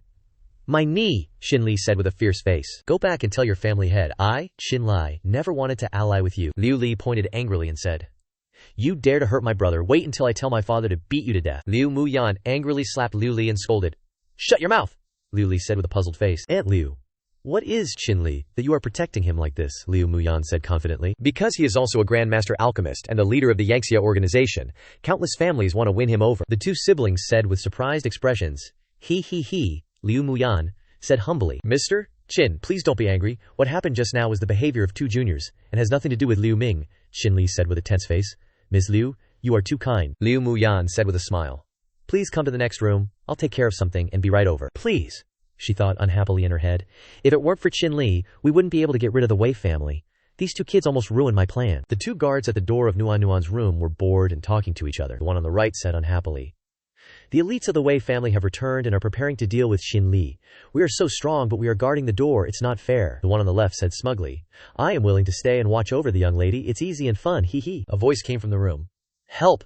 The lustful, idiot-named guys looked at each other and ran in, saying, "Young lady, don't be afraid, I'm here. Where is the pervert?" Nuan held up a pepper spray with a smug face and said, "In front of me, who's the idiot?" Was sprayed and painfully lay on the ground screaming, My eyes. Nuan ran away happily and said, Xing, relying on you two, even a martial artist of any level will be crippled by pepper spray. Wei Kaiyuan stood above and said, "Thank you brothers for not hesitating to return to the Wei family. We have many elite martial artists. The Tian Luo Di Wang will definitely succeed.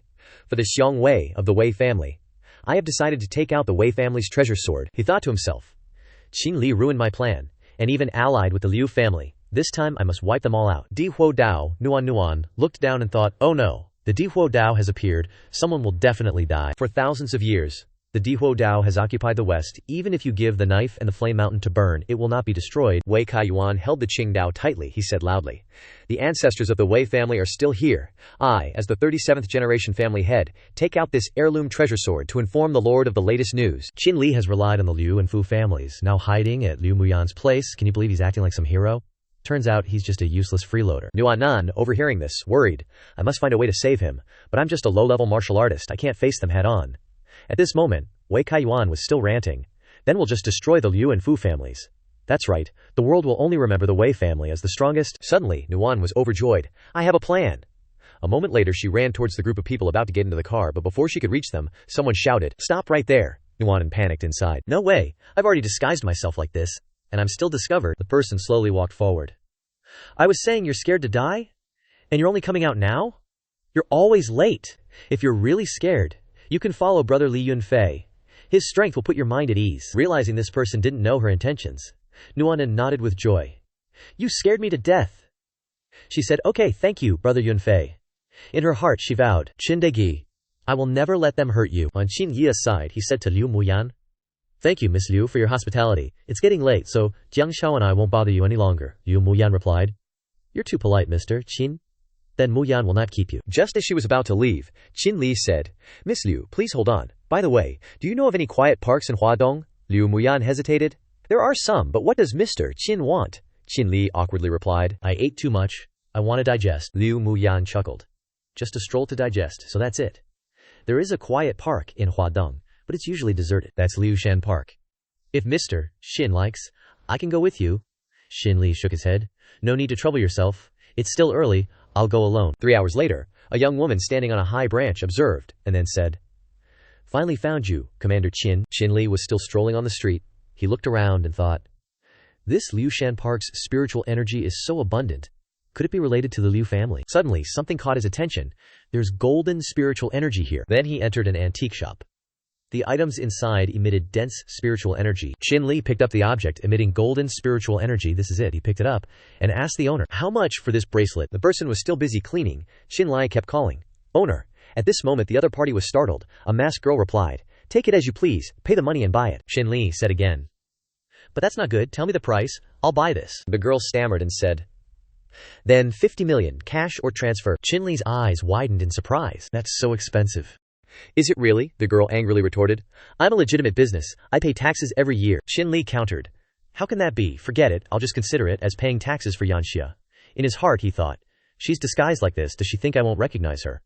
But whatever, it's a good opportunity to free up some space in my ring, he reminded. Then you must receive it securely. Before the other party understood what was happening, countless gold bars fell from the ring. That night, spiritual energy emanated from the forest. The spiritual energy became increasingly concentrated. Qin Li was constantly busy, and animals were also attracted by this movement. Until the next morning, Qin Li suddenly opened his eyes. He panicked. It's over. I didn't expect them to come so quickly.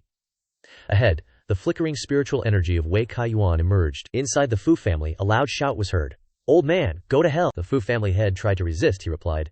Young people don't respect martial ethics. At this moment, Liu Muyan stepped forward to attack them. Relying on 2 half-step grandmasters, can they fight them off? Wei Kaiyuan thought to himself. 2 aren't enough, but 2 should be enough.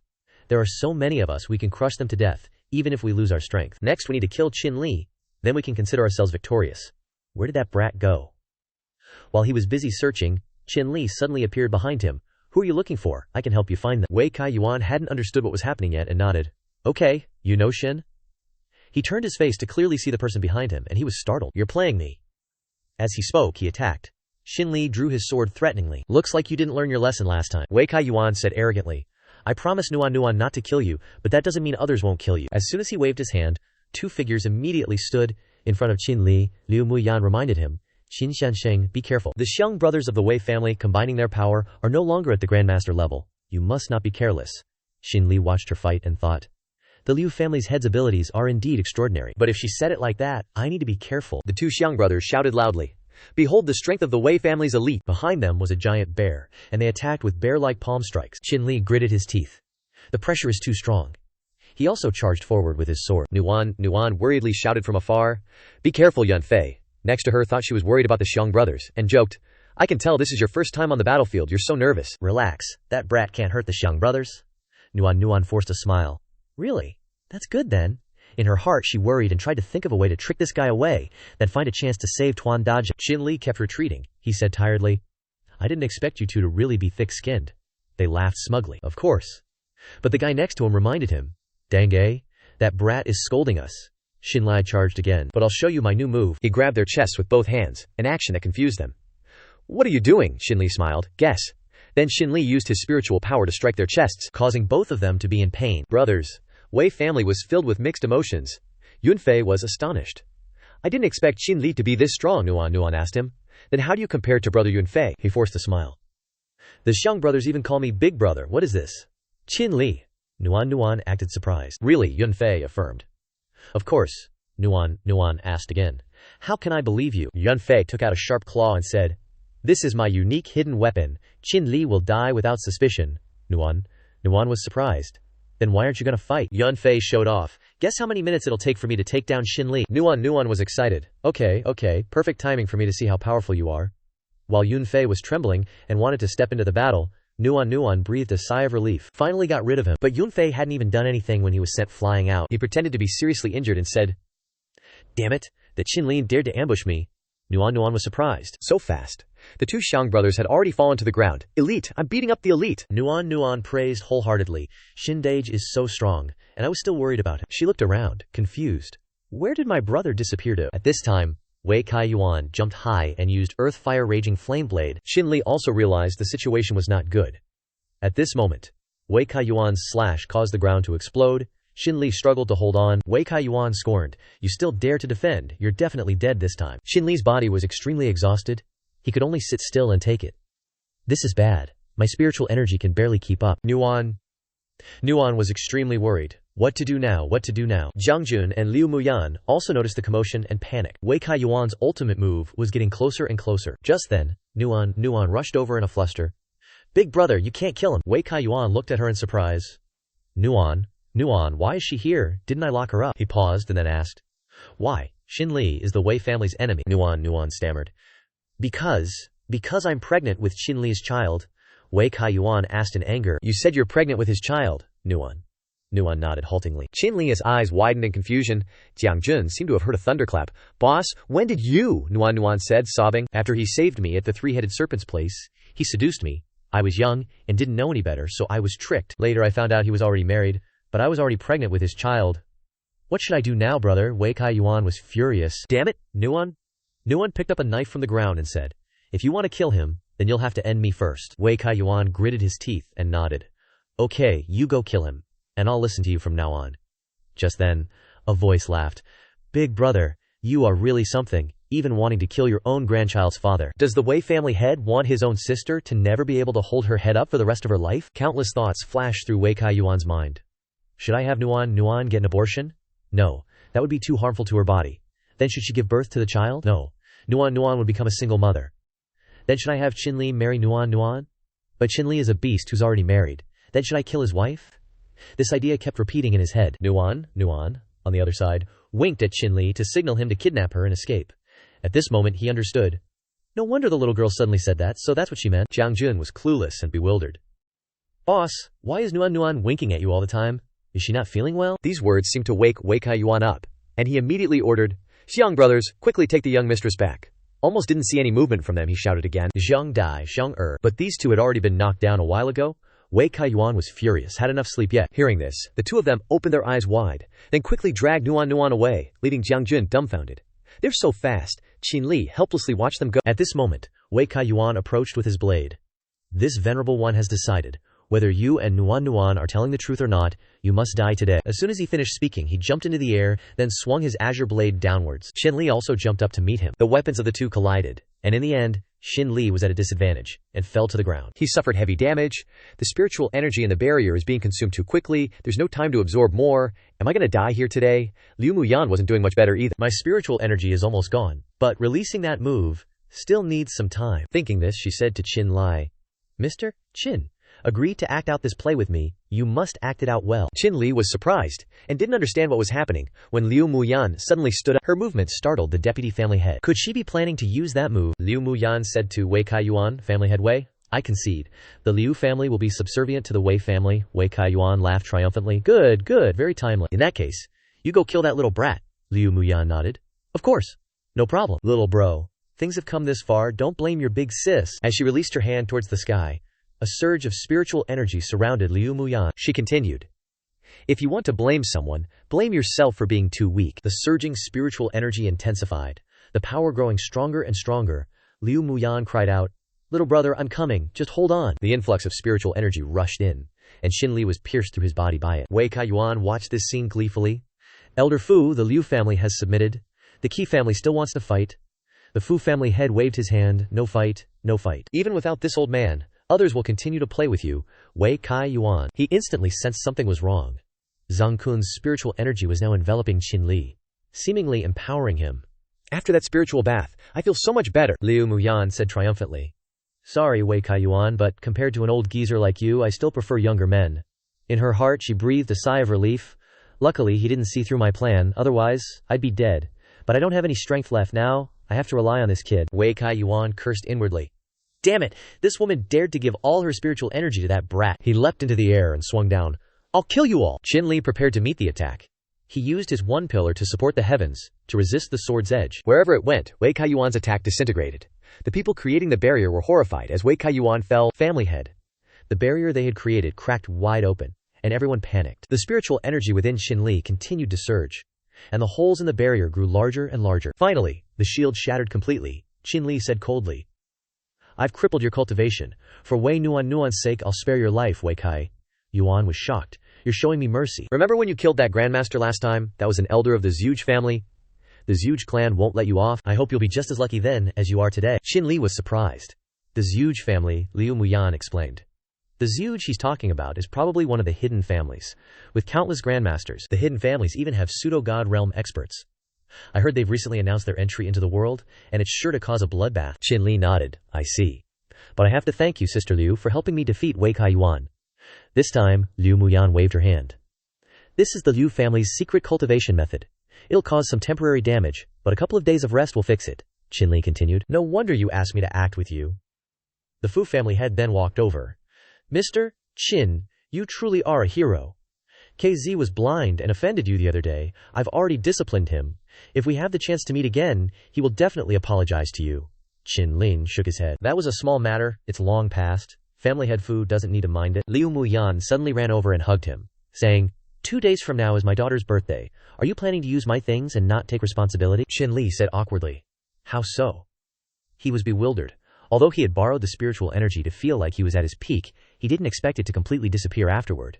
Fortunately, the spiritual energy in Willow Mountain Park is abundant. 2 days should be enough to recover. 2 days later, at the Liu Shi Huadong Hotel, Liu Muyan slowly stepped onto the stage and said, Thank you all for coming to Muyan's birthday today. Please enjoy yourselves. The people below chimed in. It's our honor to attend your birthday party. We should thank the Liu family for giving us this opportunity. This is a small token of our appreciation. Please accept it. Zhang Kun scoffed to the side. These people don't even know what Aunt Liu likes. How could Aunt Liu be interested in these things? When they saw his gift, the others were horrified. This is colorless jadeite, worth at least 2 billion.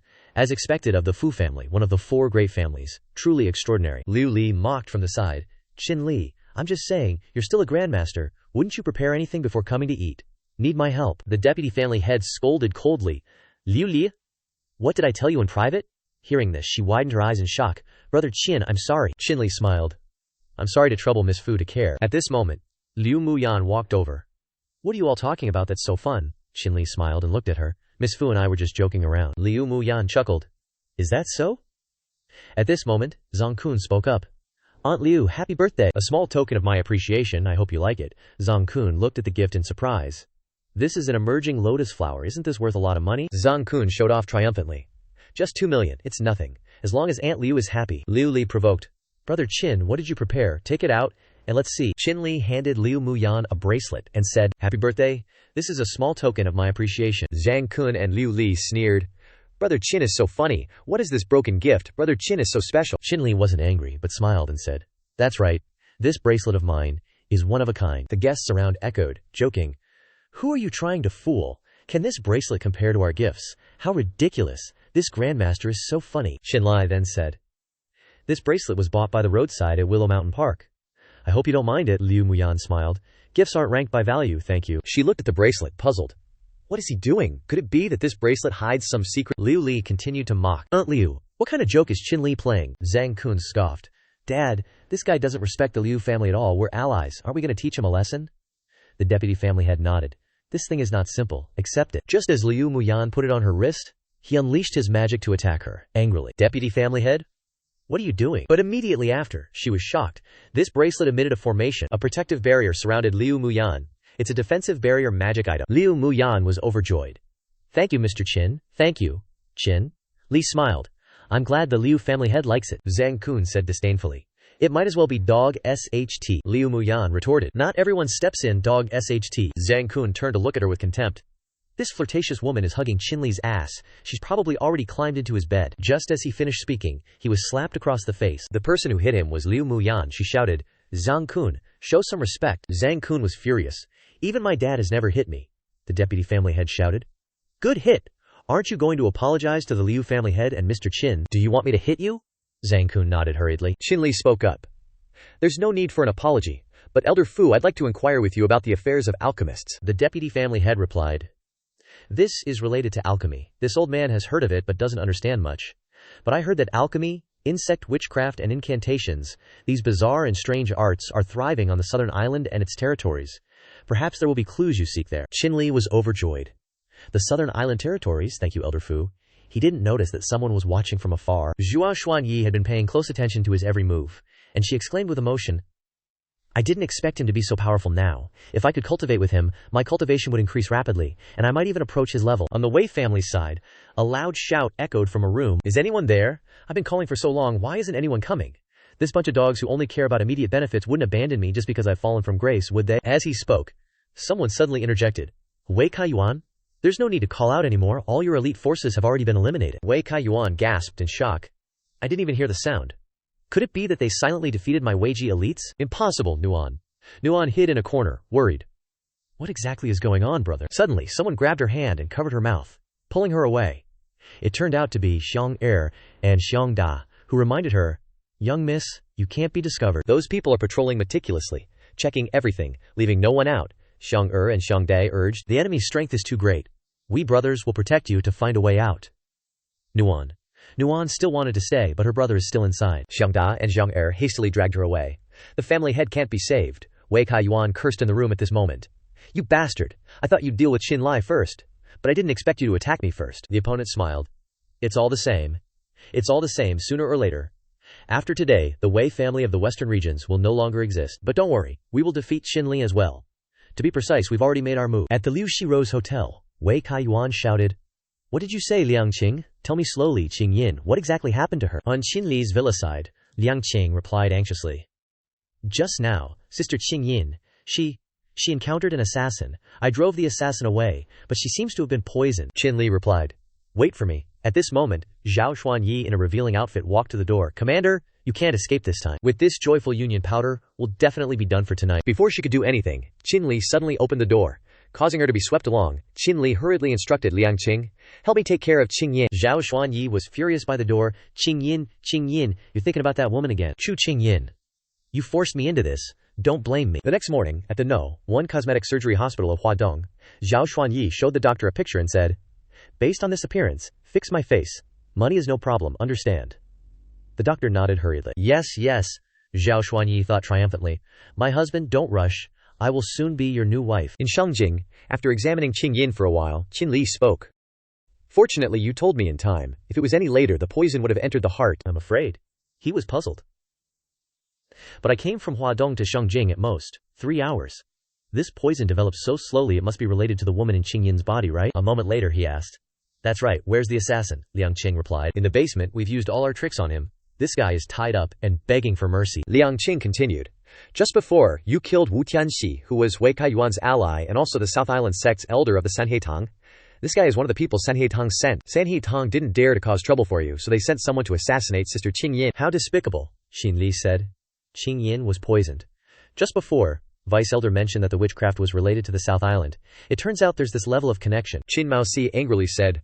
Wait one day, I must kill them, Qin Li comforted. I know you guys did your best. Besides, the enemy's strength is several times higher than yours. It's good that you're safe. This elixir, you and Liang Qing each take one. It will be helpful. Qin Maosi looked at the medicine bottle in surprise. This is for me. Qin Li patted his shoulder.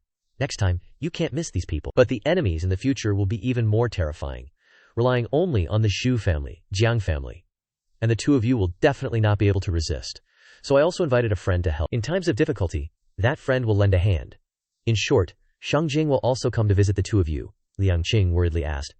Boss, do you want to leave Shangjing? Qin Li said firmly. Since the Sanheitong dares to lay a hand on Qingyin, I'm going to Nandao to teach them a lesson. Evening in Nandao, the streets are incredibly bustling. As Qin Lai walked in, the receptionist said, Hello, gentlemen. Are you Qin Lai and Jiang Jun? Qin Li nodded. That's right, Jiang Jun pointed at the TV screen and said, Boss, check this out. The news is reporting that the Sanheitong martial artists will soon hold a press conference with the appearance of Grandmaster of Shuangshu, Yu Xuanxing. Before he finished speaking, the receptionist frantically tried to stop him. Shut your mouth, Grandmaster Yu is a highly respected master. How dare you call Grandmaster Yu by name? Jiang Jun awkwardly said. He's that famous. Never heard of him. The receptionist's face suddenly turned fearful. President Yu? They were the ones being disrespectful to Grandmaster Yu. It has nothing to do with me. Jiang Jun looked behind him, confused. Who's President Yu? The person behind him shouted, You dare look down on Grandmaster Yu. Do you know this hotel is Yu Corporation's property? We don't welcome you here. Get out of here. With that, he raised his foot to kick Jiang Jun. Immediately after, a shrill scream rang out. This guy had been repeatedly hit with an umbrella by Qin Li, causing him to scream in pain. Qin Li spoke up. It's just that it looks like it's going to rain today. I'm just borrowing the umbrella. Do you have to act like this? President Yu was furious. Qin Lai calmly spun the umbrella and said, But this umbrella seems to be pretty good quality. Can I buy it? The receptionist stammered. Not for sale. Hearing this, Qin Li sighed. What a pity, President Yu shouted. No wonder, so the money each year is spent on things like this. Next year, the hotel will cut spending by half. Hearing this, the receptionist turned to stone. We're done for. President Yu was supported by his underlings as they went outside. Still disgruntled, I'm so pissed off I ran into two crazy guys as soon as I left the door. Only after this guy left did Jiang Jun tease Qin Li. Boss, weren't you being a little too humble? If it were me, his leg would be crippled today. Qin Li smiled. I forgot. You're a martial artist too. That President Yun is probably related to Yu Xuanxing, Jiang Jun added. Then let me check it out. After a while, Jiang Jun excitedly said, Boss, check out this news. Qin Li smiled. I didn't expect to meet him here too. The receptionist was still in a daze. Isn't President Yu a martial artist? How come he's not even as good as me? In the hotel, Shinli's voice rang out. I didn't expect to see you in Nandao, Brother Cao. Cao Lei replied. That's right, I didn't expect to meet you here either. But I came here to expand the power of the Tianlang gang. Brother Qin, what about you? Qin Li replied. I had a falling out with Jiang Shao, so I came to visit the martial artist convention. Cao Lei nodded. So that's how it is. But, since you two have come, I'll conveniently tell you about the situation here. Nandao mainly has two major forces, namely the Sanheitong and the Xuanmen. This time, the Sanheitong is publicly organizing the martial artist convention to select outstanding martial artists who can exceptionally join the Sanheitong in order to recruit talents to suppress the Xuanmen.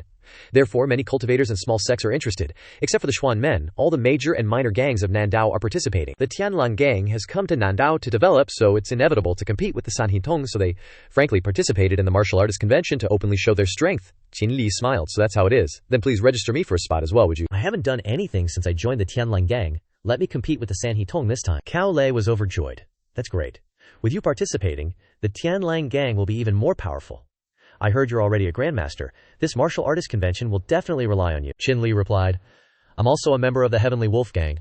When will people stop annoyingly saying, this martial arts tournament is all thanks to him? So what you're saying is, my brothers and I are nothing, the person next to him continued. This brother here looks to be only in his early 20s. In terms of talent and age, he's not better than us. Why is the responsibility being placed on him then? Cao Lei apologetically said. It's my fault. That's not what I meant. Please forgive me, Shinli curiously asked. These two are, Cao Lei introduced. These are the Liu brothers from the Quizong Men's Society, invited by the Heavenly Wolf Gang. Their combined strength is that of pioneering grandmasters. They are very strong. The two brothers spoke simultaneously. Saying it's impressive is useless. I think we can spar a little. That's right. Brother Gao thinks so highly of you, so this little brother must also be a master. Let us broaden our horizons, Shinli quickly said. I'm already honored to meet you both. With my strength, I wouldn't dare to compare. The two brothers exchanged smug looks and said to each other, Old bro, don't easily reveal your strength, or you'll scare the little one. Seems like this kid has some sense. Shinli was speechless with them. Are these two really martial arts seniors? Just then, his phone rang. Shinli was startled as soon as he answered. Inside a hotel group, there was a lewd voice. Come, don't be so tense, have a drink. Big brother Chin will be right over. Nuan immediately waved her hand. Sorry, President Yu, I don't drink alcohol, she anxiously thought. Sister Liu said Big brother Chin is at this hotel on South Island. This damn thief dared to steal my phone, President Yu scolded unhappily. Just a hostess. If you don't drink, you're disrespecting me. If you want to find Mr. Chin, I can't help you. He gritted his teeth in his heart. I must have her today. Since she's delivered herself to my door, I can't let her go to waste. Nuan hastily picked up the glass of wine. Don't be angry. I'll drink. Then, she quickly drank the whole glass of wine. Seeing this, he smugly thought, that's right, to drink it. The drug will take effect immediately. At this moment, a shout came from outside the door. Nuan! Stop! Jiang Jun panicked. It's over. The other party's bodyguard quickly blocked his path. Kid, get lost. Don't ruin President Yu's plans. Looking for death. Get out of here. Jiang Jun easily punched each of them, sending them flying. The punch sent the two crashing into the glass door and falling down. Jiang Jun continued to run inside. There's something wrong with that wine. Nuan, don't drink it. As soon as Nuan saw him, she was overjoyed. Mr. Zhang. However, due to the effects of the drug, she began to feel dizzy.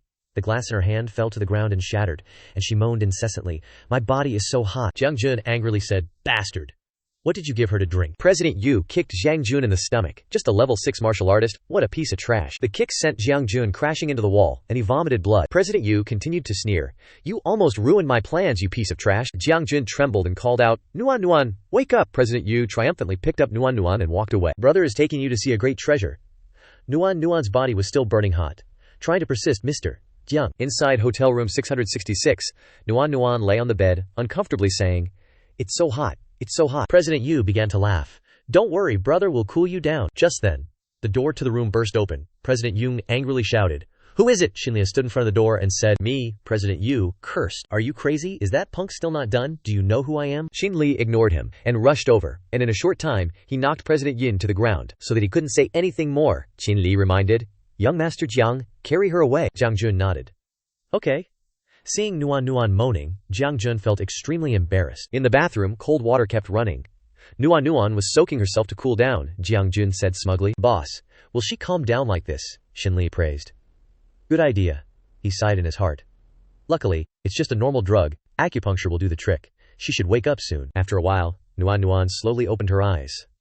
She looked around blankly. Where is this, Brother Qin? Mr. Jiang? Why are you two here? Shinli looked at her and asked. I should be asking you that. Why did you come to Nandao? After a while, Nuan finished telling her story. That's pretty much what happened. The Wei family is gone, and I'm the only one of my brothers who escaped. Jiang Jun was furious. Those damn hidden families. Those backstabbing Jiagi people, right? We will definitely avenge you, Qinli pondered. Although the Wei family's vitality is damaged, it is still the #1 family in the western regions. Jiagi is destroying too much strength. Qinli and Jiang Jun said in unison, Nuan, rest assured and wait here. We will protect you. She looked at them gratefully and nodded. The next morning, at the assembly, Yu Zong's group surrounded Qinli. Don't think you two can leave. This is a martial artist assembly. They are all semi-grandmaster experts. Do you want to die?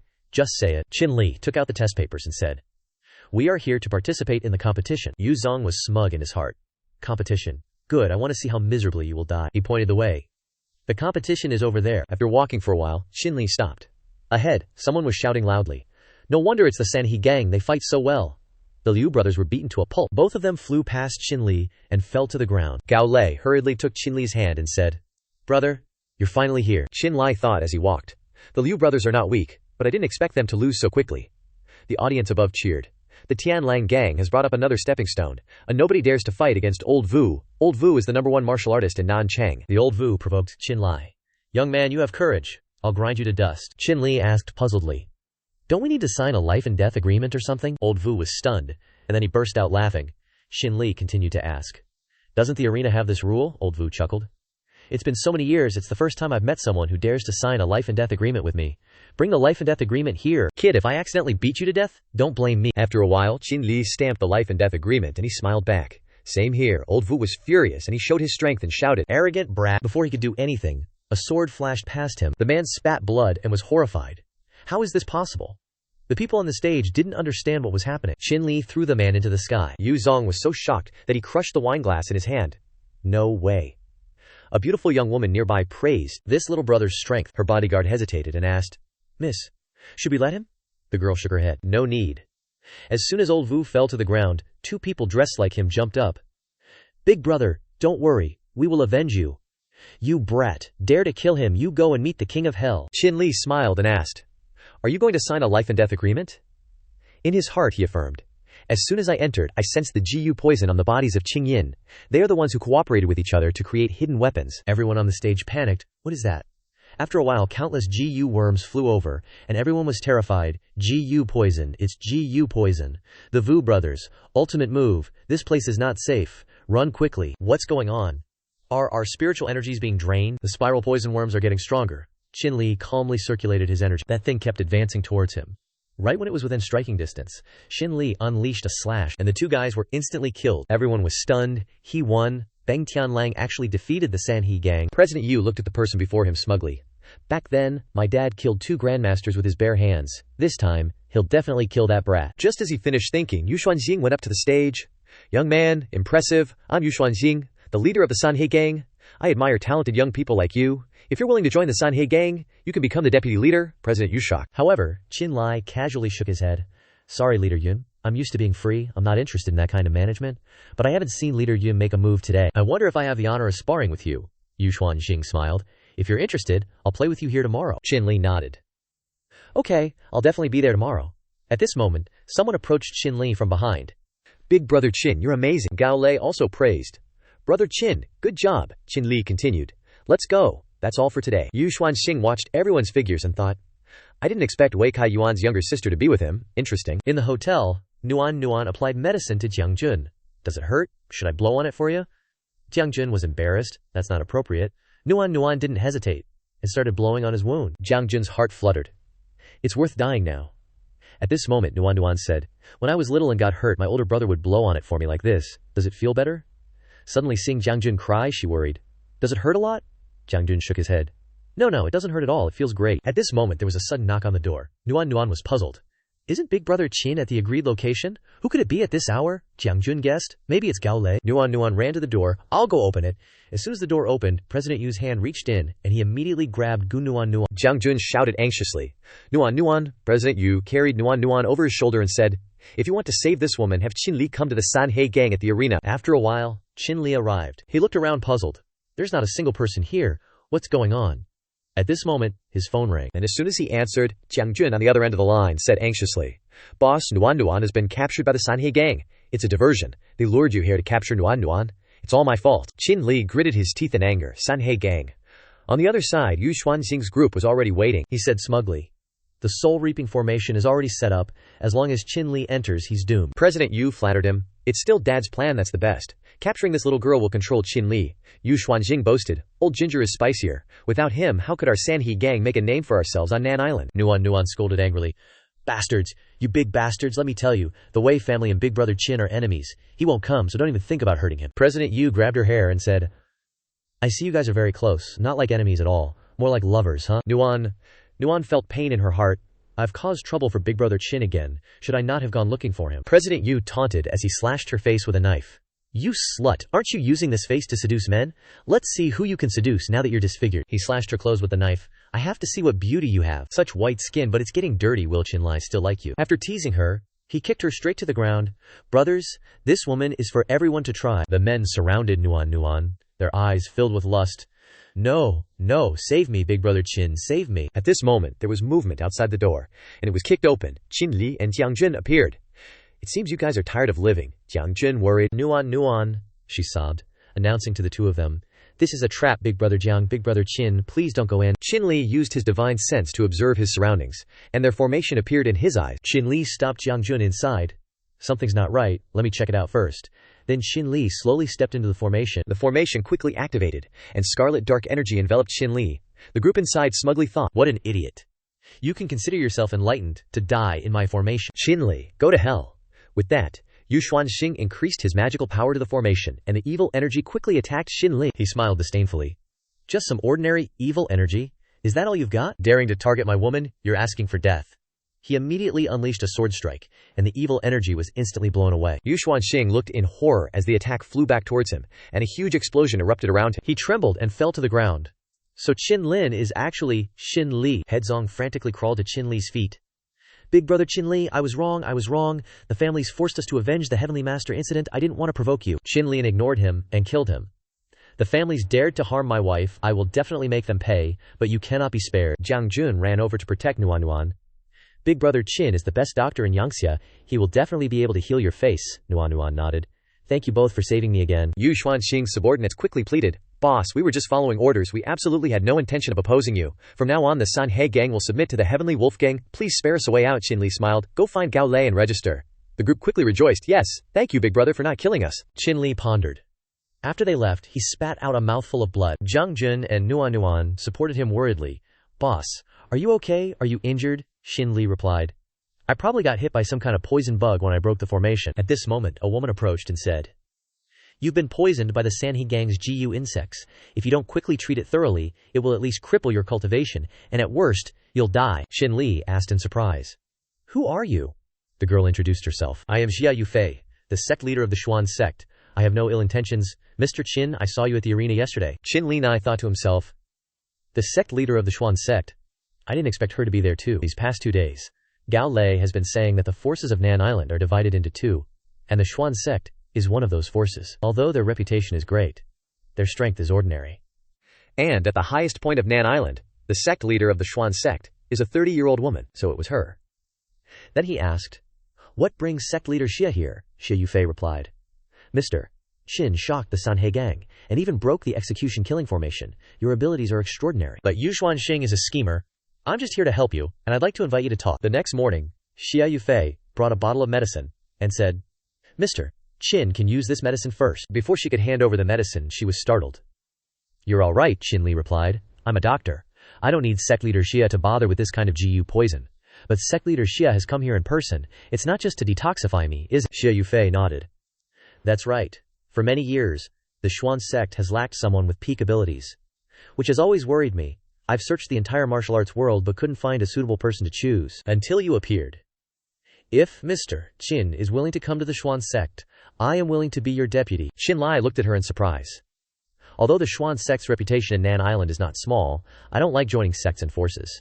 Even in the Heavenly Wolf Gang, I'm just a free agent. Xia Yufei then said, Mr. Qin is willing to be a soldier of the Heavenly Wolf Gang, so would you be willing to be a soldier of the Xuan sect? Shinli was puzzled. What do you mean by that? Xia Yufei enticed him. This was left behind by the founder of the Xuan sect.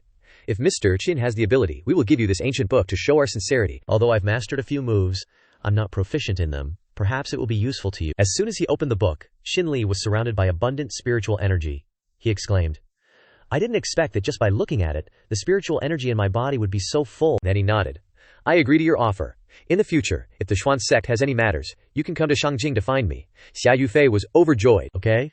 At the Sanhe gang, Yu Xuanxing trembled and woke up. Fortunately, I protected my inner core, otherwise it would have fallen into the hands of that brat. Shinli, I will make you pay 10,000 times over for what happened today. From inside the room, a voice shouts, Shangjiage, get out here. That little punk Shinli not only destroyed my Sanhe Hall, but also said he wants to level the Zihuge family. The two guys who heard it scoffed. Leveling the Zihuge family? What a load of bull. Shinli can't be allowed to live. Geju, go take care of him. Hearing this, the other person replied, Killing a Shinli is meaningless. If I have to go, then I'll let the Zihuge family take over the entire South Island. Yu Xuanxing, you kicked me out of Sanhe Hall back then, and now you're relying on me to help you get it back. You're such a piece of trash. Yu Xuanxing replied in a panic. Geye, I didn't know any better back then. Please, forgive me. Zihuge said fiercely. Yu Xuanxing, immediately go spread the word for me. The Zihuge family wants to take over all the forces in South Island. In order to secure our position here, I'll show you how I'm going to kill Shinli. On Shinli's side, he was treating Nuan while comforting her. Don't worry, this is a shu formula that I researched myself. It definitely won't leave a scar. Nuan hesitated. I'm worried that. Suddenly, she stood up abruptly, then bowed to Shinli. Shindaj, I was wrong before. I shouldn't have treated you like that. I'm sorry for him, but he's my real older brother. He's always loved me since I was little. Every time I made a mistake, he took the blame for me. Shindage, can you help me save him? Shinli ruffled her hair and said, Silly girl, of course I'll help you, Nuan. Nuan was overjoyed. Thank you, Chindaj, Shinli instructed. Get some rest. A little later, he was on the phone with Liu Muyan, Liu Jiazhu. Thank you for protecting Qing Yin these past few days. I've taken care of things here. I'll return to Shangjing tomorrow, but there's something I want to ask you. Liu Muyan answered from the other end of the line. Is it about asking me to investigate the situation of that adorable little carrot? Shinli coughed. I'm just being kind. Don't say it like that. Liu Muyan smiled. So that's how it is. Don't worry. I'll help you. The Wei family has now become the Zhuge family's base of operations. Wei Kaiyuan isn't dead, but he's locked up in the secret chamber, Qinli continued. It seems that if we don't get rid of the Zhuge family, we won't be able to save Wei Kaiyuan. Let's think of a plan together when I get back to Shangjing, Liu Muyan reminded him. The Zhuge family won't wait for us. Turn on the TV and watch. Shinli was confused. He listened and turned on the TV. The television was currently broadcasting news. After listening for a while, Qinli was furious. I haven't even settled the score with them for harming Qing Yin, and they're already coming to my door. The next day, Shinli's group went to the martial arts arena. Xia Yufei asked with concern, Do you know anything about the Zihuge family? Shinli replied, Not much. I've just heard that the hidden families' strength shouldn't be underestimated, Xia Yufei said coldly. They want to take over our South Island for Xuan Feiman. I'll risk my life even if I die. Qinli secretly praised her. She looks weak, but I didn't expect her to be so tough. Then he pushed open the door. The people inside immediately buzzed with excitement. Xia Zhangmen of Xuanmen and Xin Zhensheng of Tianlang Brigade have arrived. This time, our South Island can definitely fight against the Zhuge family, another person retorted. Don't dream anymore. They're a hidden family. South Island basically has no match for them. Let's seize the opportunity and surrender early. That woman, Xia Yufei, is no match at all. Just wait and see how she gets beaten to a pulp. Spiritual energy erupted from the center of the arena. A little later, Zhuge Gesha appeared. He descended majestically and announced, For you people, the good news is that only I, Zhuge Gesha, am coming from the Zhuge family. But the bad news is, I alone can take care of all of you. As soon as she saw him, Xia Yufei was shocked. Seeing Xia Yufei's expression, Qinli was puzzled. Do you know him? She hesitated and replied, It's something from 15 years ago. His surname wasn't originally Zhuge, his name was Wu Gefan. He was a disciple of Sanhe Hall, a fellow disciple of Yu Tianxi. He often bothered me back then. Xia Yufei flatly refused. Until one day, he took revenge for being rejected. He peeked outside the door while Xia Yufei was taking a bath. She quickly discovered it. Luckily, I found out in time and stopped him. Xia Yufei crushed his intentions. This time, I'll only cripple you. If there's a next time, I'll take your life. He was severely injured by me. Afterwards, I heard that he was expelled from Sanhe Hall. From then on, he disappeared without a trace. He begged at the time, but Yu Xuanjing sneered. Sanhe Hall doesn't need trash. And then his whereabouts disappeared just like that, so he relied on the Zihuge family. This time, he's definitely back for revenge. Zhuge Ge said fiercely. Xia Yufei, you're the Zhangmen of Xuanmen, yet you're not making a move. Are you just like these rats? Scared already? Xia Yufei stepped forward, she sneered. Relying on you to scare me. Dream on. Myriad Gate has been established for hundreds of years. Although it is not a great sect, it is definitely not inferior. Jia Gengat sneered. Not inferior? Let me tell you, from today onwards your Myriad Gate will be trampled under my feet, Xia Yufei retorted. Who wins and who loses will only know after fighting. This guy jumped into the air, and he quickly attacked Xia Yufei. She immediately created a circle for protection. Unexpectedly, this bastard is so strong. After a while her shield shattered. Jia Gengat mocked. I didn't expect your temper to still be as fiery as ever, but sadly, I'm not who I used to be anymore. Xia Yufei released her spiritual energy and coldly asked, Is that so? Jia Gengat sneered. Do you prefer being on top or on the bottom? Xia Yufei's whole body was covered in spiritual energy, and she performed beautiful dance-like movements. Jia Gengat was confused. Dancing. While he was still trying to figure it out, Xia Yufei stomped on his head. The stomp sent him crashing to the ground. Xia Yufei lightly kicked him into the air again. He received several kicks like this in a row, and after a while, Xia Yufei stopped. Qinli sighed. I didn't expect Xia Yufei to beat Jia Gengat, a Grandmaster Realm Cultivator. Like this, it seems I really underestimated her. Jia Gengat was upset. I didn't expect your strength to surpass that of back then. Interesting. But after a while, Xia Yufei was surrounded by venomous insects. She tried to stay clear-headed, but couldn't. Jia Gengat smiled. Even a Pioneer Realm Cultivator can't resist my venom sect's poisonous insects. I can end you whenever I want now. Go to hell. Just as he was about to finish Xia Yufei, a sound rang out, and she fearfully closed her eyes. But fortunately, Shinli managed to stop him. Mr. Shin. Shinli worriedly asked, Sect Leader Xuan, are you alright? She replied, I'm fine. But Shinli quickly felt, this is bad, the venomous insects have invaded her heavenly pivot acupoint. He needs to dispel the poison with his yang energy immediately, Otherwise, Jia Gengat laughed. Oh, isn't this Grandmaster Qin who defeated the Three Harmonies Hall? What's wrong? So eager to die. Shinli picked up Xie Yufei and said, I'll take your life later. Jia Gengat smugly smiled.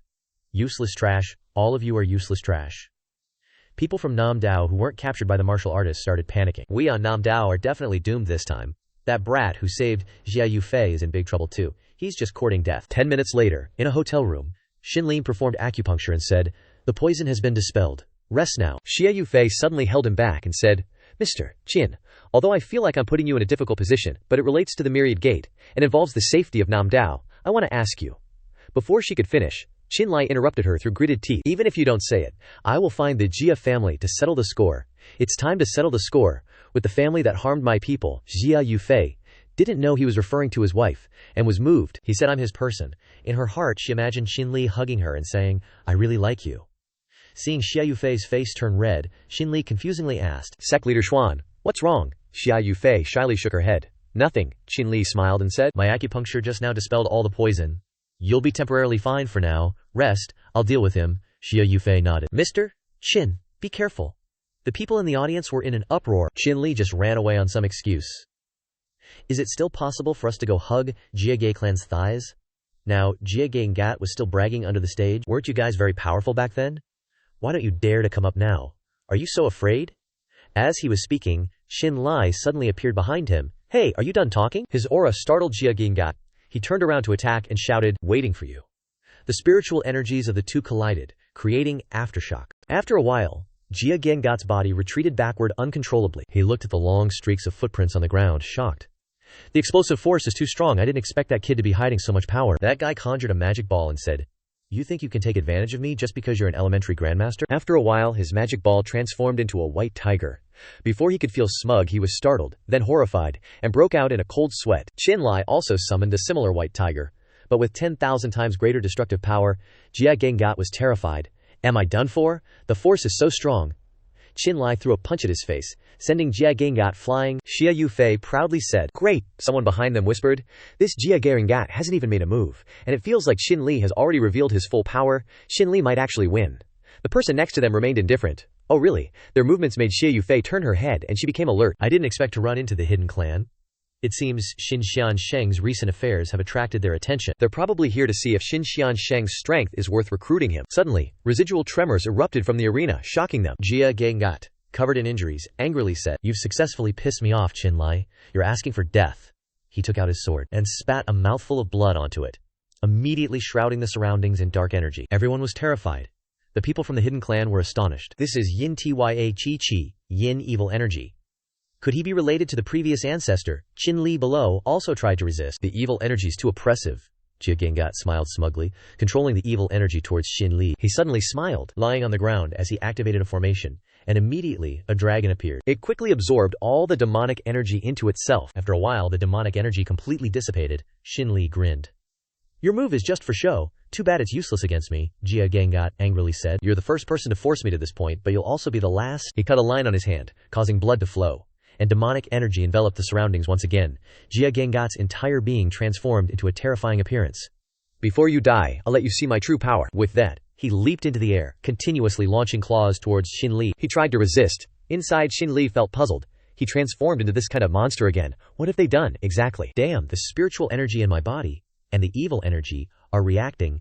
Strangely, I have a way. He struck the demonic energy, reversing the flow with his own magic power, then said, I don't need your filth, take it back. Jia Gengat didn't care and absorbed it all back. Are you giving up resisting? But honestly, the taste of your spiritual energy is quite delicious. Only a moment later did he realize something was wrong, his heart incessantly pounding, and he broke out in goosebumps. Jia Gengat painfully said, you tampered with it, Shinli smiled. Just returning your chaotic evil energy, adding a bit of my spiritual energy. It's just that they can't merge, Jia Gengat angrily said. You dare to scheme against me? Shinli suddenly rushed forward and slashed his sword at him, then replied, who told you to be greedy? That mysterious person smiled. See that? I told you he'd definitely win. Jia Ge-onge's body was set flying. Shinli coldly said, this is the consequence for the Jia Ge family. You harmed my wife. Just as Jia Genge fell, a fat guy ran over.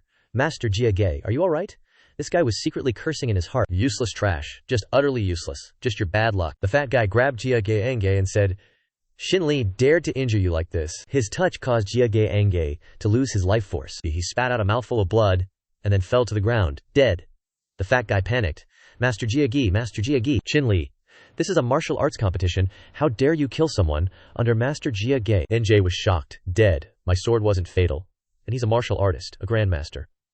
The people on the platform began to slander him. Shinli, murderer, you're inhuman, what a show.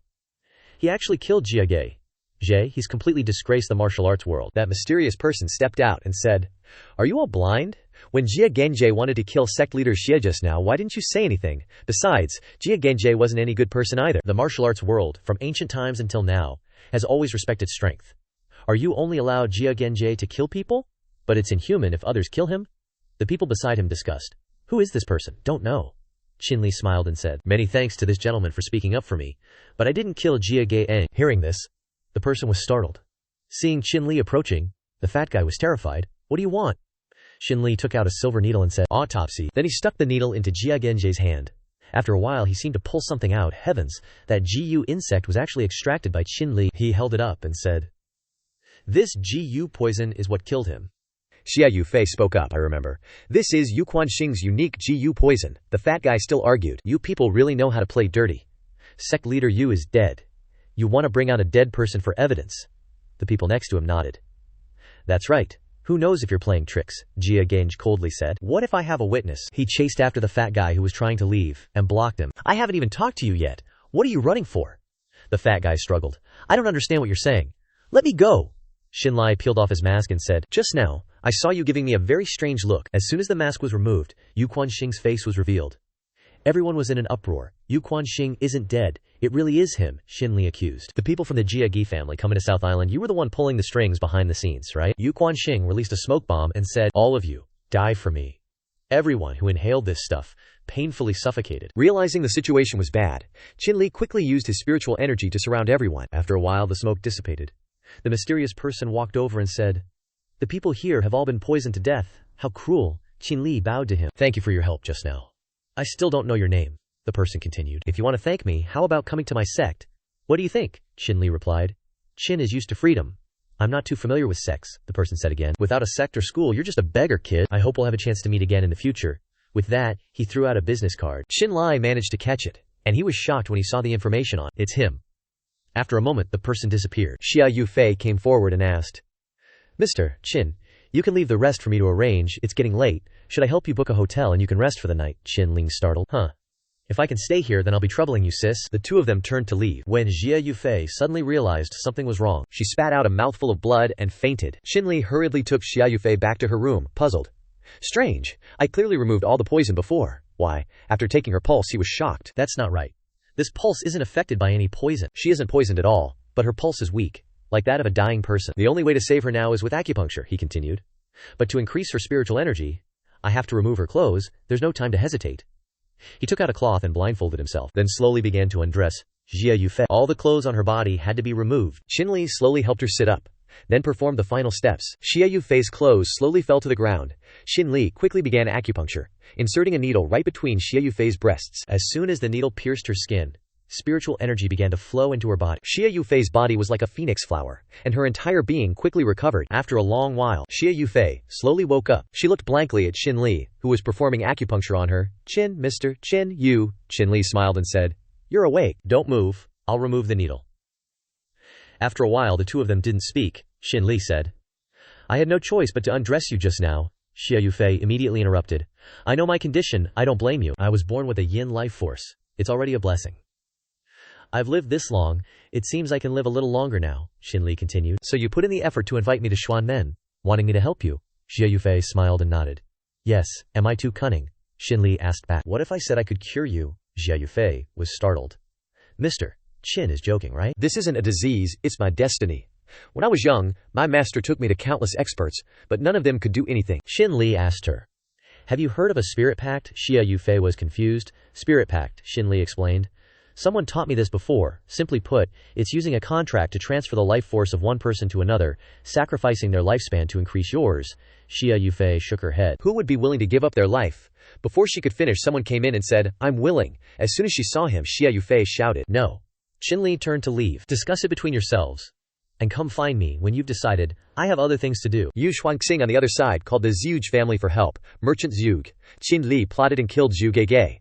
I barely escaped, you must avenge Gai. Zhu Geishang angrily slammed the table. Seeking death, he dares to kill someone from my Zhuge family. I will make him pay with his life. Someone, go to Nan Island, Yu Xuanxing said. Merchant Zhuge. Killing Qinli doesn't require going to Nan Island. In a few days he'll return to Shangjing. We might as well set up an inescapable net in Shangjing. Even if he has wings, it will be difficult for him to fly. Zhuge Shang gritted his teeth and nodded. Okay, you make the arrangements? In his heart, Yu Xuanxing was gleeful. Qinli, I want to make Shangjing your grave. At Qinli's hotel, he spoke to everyone. The matters in Nan Island are settled. We'll return to Shangjing to help Nuan resolve the Wei family's issue. Nuan was surprised. Return to Shangjing to resolve it, Jiang Jun then said. Big brother, Wei Jia is in the western regions. Are you mistaken? Shinli replied. No mistake. The two looked at each other confused. Just then, there was a sudden knock on the door. Jiang Jun went to answer it, asking, Who is it? It's the middle of the night. A voice from outside said, Brother Jiang, it's me, Cao Lei. As soon as the door opened, Cao Lei greeted him urgently. Brother Jiang, is Elder Qin here? Jiang Jun replied, Yes. Then the door burst open, and a group of people rushed in with gifts. Elder Qin, Jiang Jun's eyes widened in surprise. What's going on? Even Shinli was equally frightened. The group of people fanatically shouted, Elder Qin, I'm willing to offer you the largest spirit stone of South Island. My entire Renaissance industry will belong to you. I am the Tang Lord of the Yan An branch. The voices were chaotic, Cao Lei explained. These people are from the South Island sects. You've captivated them, so they want to follow you. Jiang Jun whispered into Qinli's ear. Elder, why don't you take this opportunity to establish your own power? Shinli was surprised. My own power, Shinli pondered. Although establishing a power now is a good opportunity, the time isn't ripe yet. He can't let things get more complicated, he said to everyone. I'm not usually on South Island, so I can't take care of everyone. If you want to follow me, you can join Xuan Men first, under the leadership of Head Xi. The crowd hesitated for a moment, then discussed. Lord Wang, what do you think? Xin Hitong is finished. Xuan Men is profound and has some influence. If Elder Qin guides us, then I'm willing to join. I'm willing too. We all agree. Seeing this, Shinli continued. If that's the case, then please come by tomorrow. It's getting late, so I won't see you out. The group quickly put the gifts in his hands and said, This is a token of our sincerity. You must accept it. Xinli looked at the items piled up before him and thought, It seems my parents haven't been to South Island yet. I'll have to inquire elsewhere. Cao Lei stepped forward and said, It seems these things aren't up to Elder Qin's standards, Xinli replied. Brother Cao, don't say that. By the way, do you know any alchemists among the forces of the South Island sects? Cao Lei replied. Alchemists? South Island doesn't have any alchemists. If you're interested in alchemists, you can go to Chuanshu to see how old Xia displayed his alchemy skills back then. Always running around like this. At the South Island airport, Qinli felt like a light bulb between the lovey-dovey couple, Jiang Jun, and Nuan. After walking for a while, someone blocked their way. Mr. Qin has made a name for himself doing good deeds, and now he wants to leave South Island. Mr. Shin, are you always like this with other people too? Shinli replied awkwardly. You're making fun of me, Miss Xia. I'm just traveling to South Island on my own. It's better for you to manage South Island, Xia Yufei replied. I appreciate your good intentions, Mr. Qin, but since you want to leave, I have nothing to give you. Just as Qinli didn't know what to do, Xia Yufei handed him a box and said, This is a secret medicine of Xuan Men. It's very helpful for alchemy. Please accept it. Take care. Qinli smiled. Thank you, Miss Xia. You too. Take care. Then, he dragged his luggage and left. Xia Yufei sadly watched his departing figure. Her steward behind her thought with heartache. Head, rest assured. You'll meet again soon. The plane arrived in Shangjing just like that. At Shangjing Airport, Xinli stood outside urging, Young Master Jiang, Nuan, are you guys done yet? Just then, someone called out to him, Xinli, I finally waited for you. Seeing that it was Shu Shi, he was surprised. Sister Shu, why are you here? Shu Shi got out of the car and said, I'm here to pick you up. Get in the car quickly. I have important news to tell you. He turned around and instructed Jiang Jun. I have something to do. You two go back first, Jiang Jun replied. Okay. As she drove, Shu Shi said, There's something in the back. Open it and take a look. Xinli picked it up and said, What's so mysterious that you came all the way here, Sister Shu? Then he started to open it, Shu Shi explained. The technical department has recovered the scene. Before your parents disappeared, old Xia asked me to personally deliver this news to you. Xinli stared intently at the image before him. A terrible explosion occurred. The scene of the battle was extremely fierce. The guards shouted, Quick! Protect the researchers and get them out of here! Xinling's parents also ran after the group. At this moment, an attacker chased after them. He held a knife and threatened, Go to hell. Shinli's father managed to help his mother just in time, a fatal stab. After that, he injected poison into the opponent, who was quickly horrified, and fell to the ground in just a moment. The two quickly helped each other up and left. His father said, It's okay, just a superficial wound, let's go. Just as they were about to move on, masked men blocked their way. Hand over the goods and I'll spare you, Shinli's father resolutely said. Dream on. The image ended there. Zhu Shi spoke up. At that time the battle was too fierce, and the cameras were all damaged. The technical department said this is the only video that could be recovered. These people belong to an extremist organization. They are not restrained. Jialao's intention is that you can only rely on yourself after this. Shinli remembered the symbol on the attacker's clothes. He thought to himself, Qingtang family? I've investigated all the families. This person's symbol feels a little familiar. Suddenly, he was startled. Could they be related? I must get to this person. Thinking so, he took out that business card. At this moment, Zhu Xi said again, that's right, the families have already arrived in Shangjing, and they want to hold a grand meeting in 3 days, saying they want to cultivate martial arts with the Yanxia martial artists. Shinli smiled. I didn't expect Yu Xuanjing to put in so much effort. Xu Shiwu said again. All right, sister-in-law asked me to give you the key to the new room. Shinli looked up, his eyes gazing into the distance. Yeah, thank you, Xu Shi said. I'll take you home first, or sister-in-law will worry again. Shinli then asked. All right, how has Zhu Xiao been lately? Shiwu replied.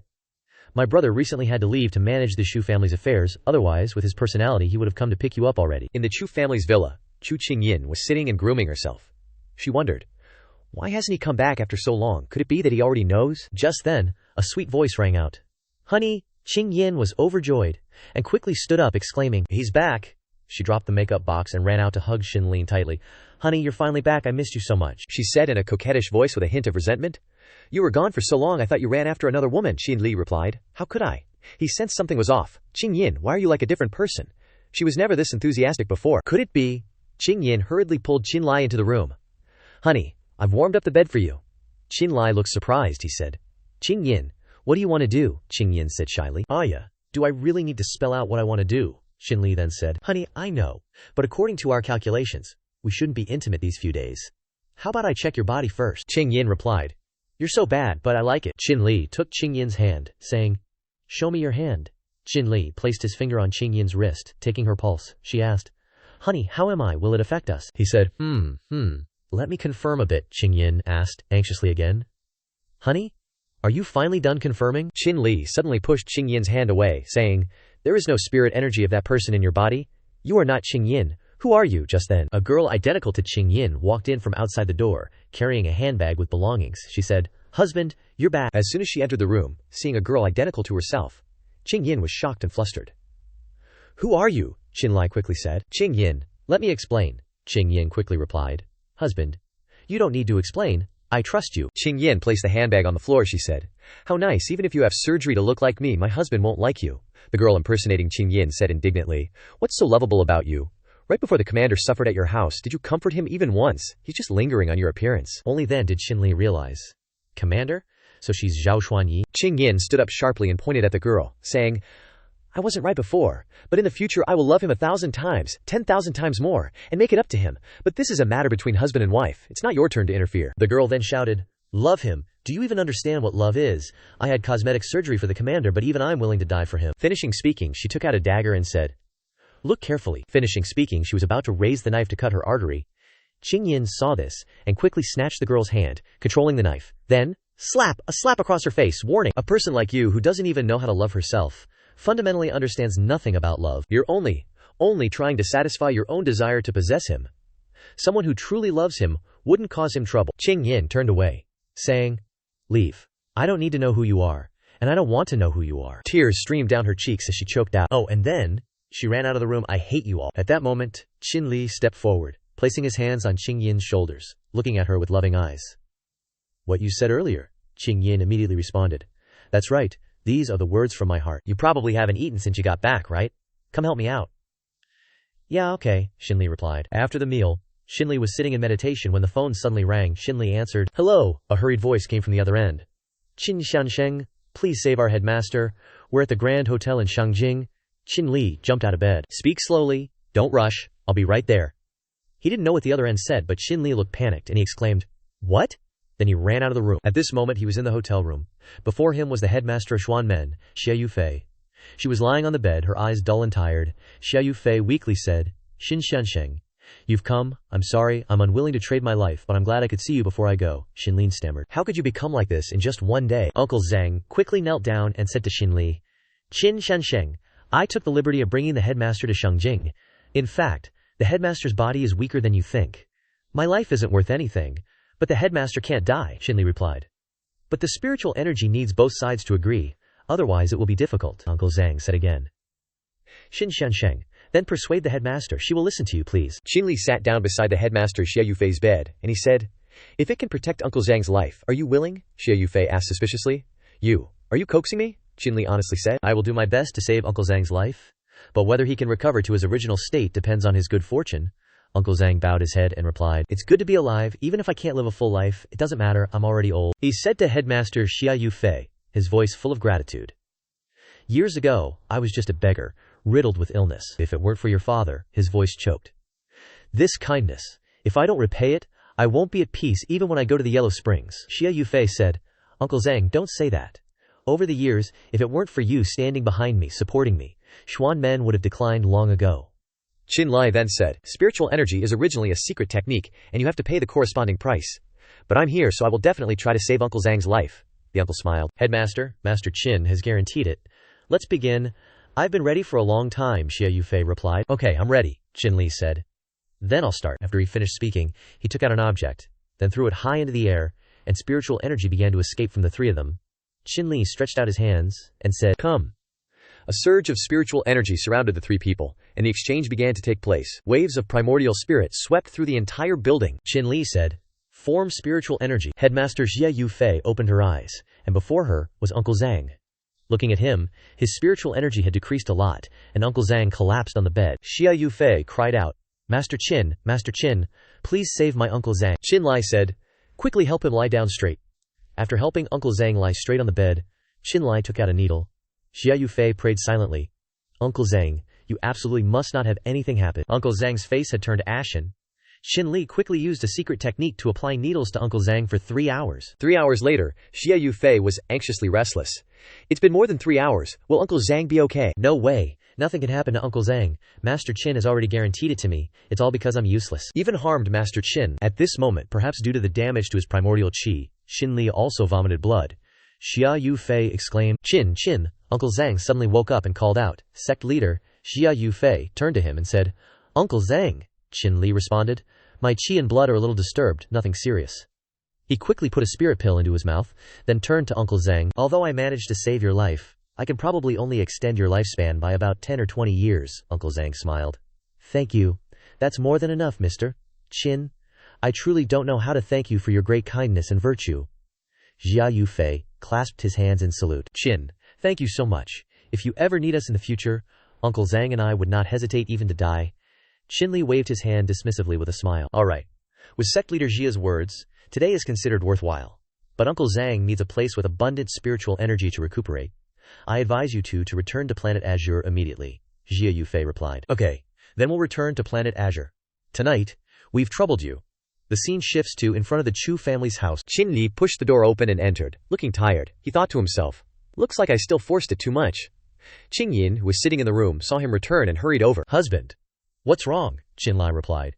It's nothing, just helping a friend with treatment. I just exhausted some spiritual energy. I'm just a little tired, Qingyin sighed. When will you ever learn to cherish yourself more? She stood up and walked towards her husband. Hubby, what can I do to help you? Qinli asked. Help me. At this moment, Qingyin suddenly paused, her eyes lit up, and she suddenly said, Honey, your body is weak today. It's the best time for dual cultivation to replenish it, but if you dare to think of another woman during dual cultivation, I will definitely make you explode and die. Hearing Qingyin's words, Qinli suddenly realized it was her, the woman in Qingyin's body. She controlled Qingyin's consciousness. At this moment, Qingyin returned to her previous state. She yawned and asked again, Hubby, what are you thinking about? You still haven't answered me. I'm so sleepy, Qinli quickly replied. Oh, it's nothing. Do you really want to help me? Qingyin nodded. Yes. After saying that, Qinli pulled Qingyin into the room, and then only unclear sounds could be heard. The scene shifts to another place. Clapping sounds echoed, applauding the performance in front of them. In the room, the woman in Qingyin's body was dual cultivating with Shinli. He exclaimed. Success! Shinli felt his body replenish a lot. If the people from the Zihuge family have come to Shangjing, then it's just the right time to test my perception ability. Qinli pressed his palms together. Spiritual energy burst out powerfully, and his primordial spirit wave spread from the Chu family all the way to Shangjing. The passers-by looked up at the sky in wonder. Whoa! What is this? Inside a hotel in Shangjing, voices rang out. Slap, slap, slap, slap. Ah, honey, you're so strong, I can't take it anymore. He. Luckily, Old Master Zhuge sent us out to deliver the invitation to Shinli. As Old Master Zhuge said, it's just a martial artist from the mundane world, yet he went to the trouble of scheming. Suddenly he asked, Hey, what is this? The two men stopped in the middle of their business. They sensed a strange spiritual energy invading, the man said. The oppressive feeling is too strong, the boy exclaimed worriedly. Could it be that some expert is spying on us with spiritual energy? What's wrong? Didn't we just... The man stammered. The man said again, no, this spiritual energy is not right. Suddenly, loud rumbling sounds rang out outside. Who is it? The man jumped up and opened the door. Shinli appeared outside, he said. It's not very nice to ruin my invitation like this, is it? The two men were stunned and exclaimed, You are Shinli. Quick as lightning, Shinli released 2 streams of spiritual energy like 2 bullets that hit the chests of the 2 men, then walked over to the table to take the invitation. The man only managed to exclaim, Fast! Too fast! Then he fell to the ground in a pool of blood. Shinli turned back and said, Setting a trap for me? I want to see how you're setting a trap for me. Just then, a voice rang out from behind. The Z-Huge family's martial arts tournament has arranged an extremely high defensive barrier. You must have their specially made invitation to enter. Your invitation is no longer usable. Xin Wei Lang walked in. Shinli turned around. He thought to himself, Is this person a friend or foe? It seems like my whereabouts are completely in his hands. Xin Wei Lang then took out an invitation, and he said, If you want to go and throw your life away, I can give you my invitation. Xinli took the invitation in his hand and replied, My life is tough, thank you, Xin Wei Lang said again. The hidden families are not as simple as you think. Once you are issued a kill order by a family within, other families will follow suit and hunt you down as well. Xinli put the card into his chest pocket, thinking to himself, The reclusive clans, just how many more people are involved behind all this? Suddenly, his phone rang. Shinli answered it. The person on the other end said, Bro, I'm getting ready to head to the G family martial arts gathering. Where are you? Shinli replied. I'm taking care of something outside. We'll meet up at the martial arts gathering later. At the venue of the martial arts gathering, whispers arose. The Gi family is part of the reclusive clans and has considerable power. To specially invite small clans like us to this martial arts gathering, they really are good people. That's right, other forces wouldn't do something like this. I wonder how many small clans will benefit from this gathering. It's truly a gift from heaven, a man with a heart-shaped earring said. It's a mixed bag, alright? Even these nameless small clans are here. Zhang Jun turned to Qin Li and said, Bro, the scale of this gathering far surpasses the last one held by the Wei family, Qin Li replied.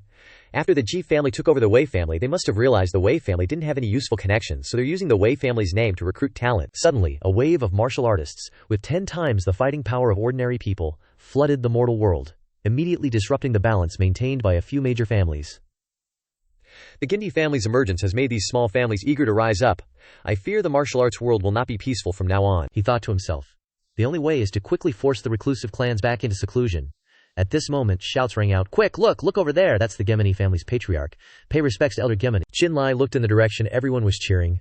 A man appeared on the platform, with a long scar running from the corner of his eye down almost his entire face. It was Elder Guess.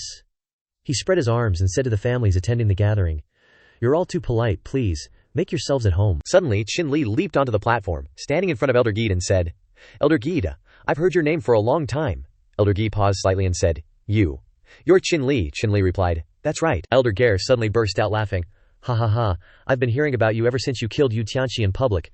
News about you has never stopped. Meeting you today, it's true, heroes come from young men. Xinli crossed his arms and said calmly, Elder Gare sees the Wei family, and can invite so many people to participate in this gathering. Your methods are extraordinary. Compared to, heroes come from young men, I think. The older the ginger, the spicier, is more fitting. Elder Gare laughed again and said, Ha ha ha, you're quite clever, kid. Want to consider joining our Gare family? As long as you're willing to join, the past grudges of you killing our clan's people can be forgiven, and we'll grant you the Gare surname. How about it? Xinli immediately replied, Sorry, I'm not interested in being someone else's dog. But on the contrary, there is one thing I want to verify. Then, he held up his phone in front of Elder Gela and said, Take a look. Do you recognize this person? Elder Guess exclaimed. What? How do you have a photo of me from over a decade ago? Looks like my guess was right. Shinlin's expression changed. His eyes sharpened. Elder Gear then said, I didn't expect you to get this kind of photo. Seems like you do have some skills. Shinli continued swiping on the phone screen, scrolling to another photo and asking, Then take a look at this one. Do you remember these two? This time, Elder Gensha of the Gensha family was stunned. He blurted out, This is, Xinli interrupted. These are my parents. To tell you the truth, I'm here today to kill you. Hearing Qinli's words, the crowd below covered their mouths and snickered. Trimask. This kid is too arrogant, daring to go against the Ji family. He's just walking to his death. I strongly suggest Elder Givus personally cripple this guy. He's so ignorant. That's right. Elder Givus is kind-hearted. If this guy kneels down and begs for forgiveness now, it might still be in time. At this point, Elder Guest said, You're the child of those two people, so I really can't spare you. But out of respect for everyone, I'll give you two choices. First, sever your own meridians, kneel down and beg for forgiveness, and get out of the martial arts world from now on. Second, Let me take action, and give you a painless death." With that, he burst into gleeful laughter. Shinli said softly, "You want to kill me? I'm afraid you don't have the ability." Elder Getcha took out a golden card and said, "I know you're very strong, so what? Do you know why I chose this place today?" With that, he threw the card forward. The card flew out, emitting a network of spiritual energy threads, connecting with the cards of everyone in the gathering hall. Some people holding the card in their hands were still emitting that golden spiritual energy. They exclaimed, What is this?" Elder Gila waved his hand and said in a complacent tone, "Everyone present today are people of great status, and I, with just a flick of my finger, can take their lives. If something happens to me, then everyone present will be buried with me." "You are no exception." With that, Elder Giel snapped his fingers. Crack! An explosion resounded inside the hall, and some people had already died. The crowd was in chaos, exclaiming, "Someone's dead, really, what is this thing?" "Hey! Why did you throw it at me, Run?" Elder Gi then said. "I advise you all, if you don't want to die suddenly, don't move rashly. If you want to live, you can beg Mr. Shinli next to me. As long as he dies, I absolutely won't make things difficult for you, with Elder G family's plan." He had successfully diverted the crowd's anger towards Shinli. They began to hurl insults. "What the hell do you think you're doing? Your death could save us all, so hurry up and die." "That's right, being a hero is your good fortune, just die already. You, Chin, hurry up and die. Just die for us." The angry shouts echoed throughout the hall. Jiang Jun worried. "This is bad, I need to find a way to call for reinforcements." The Jie family elder raised 3 fingers, saying, "I'll give you all 3 seconds. He started counting. 3. The crowd roared again. "Kneel down now, you're counting too fast. Just die." Elder Jiagir's voice still rang out. 2, 1, die, Shinli then said. "Who lives and who dies, that's not certain yet." He reached out both hands, and a burst of spiritual energy was unleashed, causing all the golden cards to fly back into his hands. Elder Jiagian exclaimed in shock. "Heavens, I miscalculated," Shinli asked. "Old Jiaji, have you seen enough?" As soon as the words left his mouth, a stream of spiritual energy shot straight into Jiaji's chest, piercing through his heart like a bullet. Catching him completely off guard, Shinli said, "From now on, you're nothing but a cripple." From beginning to end, old Jiagi collapsed to the ground, scrambling to get back up. He pleaded, "Don't kill me. I have information I can tell you, something you definitely want to know," Shinli exclaimed. "Oh, really?" Just then, Zhu Xinyu ran over from the crowd. She hurriedly said, "Brother Qin, I received a call from young Master Jiang, saying there was trouble here. Are you all right?" Qinli turned to answer. "I'm fine, but I still need you to help me find a place. I want to talk to Elder Jiagis in private." Inside the heavily guarded room, Shinlin's voice echoed, "Speak. Besides the Jiagi family, who else is with you?" And Xingtang. Elder Jiagi was tightly tied to an iron chair, and he trembled as he spoke. "The Huang family. The Huang family of the hidden families ordered us to participate in the attack that year. If you want to blame someone, blame them. I don't know much about the Huang family, and Qingtang, I really have nothing more to tell you." Qinlia then took out a needle, saying, "You don't know anything. You think I'll believe you? I'll give you 3 seconds, Elder Jiagano cried out. Don't use the needle. I know information about the explosion, but you have to promise to let me live," Qinlin shouted. "Speak," Elder Jiagi hurriedly said. "A few days ago, I heard people from the Huang family say that Qingtang recently captured a deformed old man, who is said to be very close to you." Qinli suddenly froze, he thought. "A deformed old man? What? Could it be my 8th uncle? Tell me, where is he now?" Elder Jiagez said, "I only know that they took him to an island, the specific location." "I don't know," Shinli shouted. "You want to die?" Seeming to have reached his limit, Qinli punched the wall hard. "You wanted to stay here? Then you can just stay here forever?" With that, Shinli turned and left. Elder Jiagare hurriedly said, "Wait, let me out, damn it, you said? You didn't keep your word," Shinli replied. "I only agreed to let you live. I didn't agree to let you go," Jiagare shouted. "Shinli, you bastard!" Shinli walked away, thinking to himself, "Uncle, you must wait for me." At this time, Shu Xinyu was pacing back and forth anxiously outside. She wondered, what to do? Suddenly the door opened. Shu Xiyu said, "Brother Qin, you're finally out," Qinlia asked. "What's wrong, Xiyu?" She replied. "Young Master Shu has been captured by people from the hidden families. They specifically named you to come before they will release him," she continued. "They've been calling you non-stop. I was afraid of disturbing you, so I didn't come in to find you," Xinli then said. "Let me see. Don't worry." Xinli looked up at the phone. 13 missed calls from Xu Yinran. Qinli unlocked the phone and called Xu Yinran back. With a ring, a girl in a matching red outfit answered the phone, saying, "Dad, the busy man is finally free." Qinli quickly asked, "What do you want?" The girl said with a mocking tone, "I heard you messed with this huge family. So impressive I wanted to meet you, but I was afraid you wouldn't want to see me, so I had to resort to petty tricks." Her finger touched Xu Yinran, who exclaimed, "Disgusting." As soon as Yinran finished speaking, he received a slap across the face, and the girl said, "Adults are talking. Kids shouldn't interrupt. Otherwise it would be a pity if I scratched your handsome little face." Shinlin's voice rang out from the phone again, saying, "Okay, what do you want to release, my friend?" The girl replied, Tomorrow morning, Lushan Cafe in Shangjing. If you come, I will release your friend, Shinli replied. Okay, I hope you mean what you say. The next morning, Shinli and Xu Xiyu arrived in front of Lushan Cafe in Shangjing. The red-haired girl was already waiting there. Chitsk, you're really loyal to your friends. Shinli immediately said, Can you release the person now? The red-haired girl waved the dagger in her hand and calmly replied, What's the rush? Then, she waved her finger, and Xu Yinran was brought out. Xu Xiyu hurriedly asked, Little uncle, are you okay? Xu Yinran exclaimed. Sister, brother Qin, the red-haired girl said again. I've released the person. Come inside and have a cup of coffee with me. Qinli turned to the two Xu sisters and said, Let me talk to her. You two go back first, Yinran replied. Okay, big brother, be careful. The cafe door opened, and the girl said to the owner, Boss, please ask everyone to leave. I want to reserve the whole place. The owner hesitated. The coffee drinkers seemed displeased, and they spoke up. Who are you? We're enjoying our coffee. You can't just kick us out, can you? That's right. You don't need to show off like this even if you're hiring a gigolo. No need to say more. The red-haired girl placed a check on the table in front of the owner and said, 10 million. Hurry up and kick them all out. Don't make me say it again. The cafe owner's eyes widened in surprise, and then he hurriedly grabbed the 10 million yuan check, nodded, and hissed. Yes, he thought. This is my profit for several years. I'm rich. He then went to the customers in the cafe and said, I'm really sorry. Please go back first. Today's coffee is on me. Business will be normal tomorrow. Really sorry. The crowd grumbled. It's just a few stinky bucks. What's so great about it? Oh well, for the sake of the coffee treat, let's go to another cafe. The cafe owner turned back, smiling and rubbing his hands, and said to Qinli and the red-haired girl, You two take your time talking. I won't bother you any further. The red-haired girl sat down on the sofa and said, That's right. Let me formally introduce myself. My name is Mo Yao, Xinli said with an emotionless face. Say what you need to say quickly. I don't care who you are. Mo Yao said again, I'm here out of respect for you. A talented and handsome young man. I'll give you two choices. First, follow me, and I'll protect you. Second, you've wiped out the Zihuj family, and are on the blacklist of the hidden families. At that time, you will die without a burial ground. Xinli then replied. You made such a big fuss just to tell me this. I'm sorry, you'll have to be disappointed. I won't join any forces, Mo Yao continued. I'll give you another chance. Choose again. Do you know what will happen to your family and friends if you die? Xinli smiled and said, Ms. Mo is a member of the hidden forces, right? The hidden forces can't surpass the hidden families to become the overlord of the hidden world, which proves that the forces are not seamless, without loopholes. Moreover, I, Xinli, have never been afraid of anyone's threats. Mo Yao then asked. So, Xin wants to have a big fight with me here. But too bad, I'm not someone you can easily crush. As she spoke, the girl released her spiritual energy as a warning to the other party. Xinli thought to himself, This strength has far surpassed the peak grandmaster. Mo Yao said again. If you agree to me, I guarantee that anyone below the hidden world will absolutely not dare to say anything bad about you. Xinling thought again.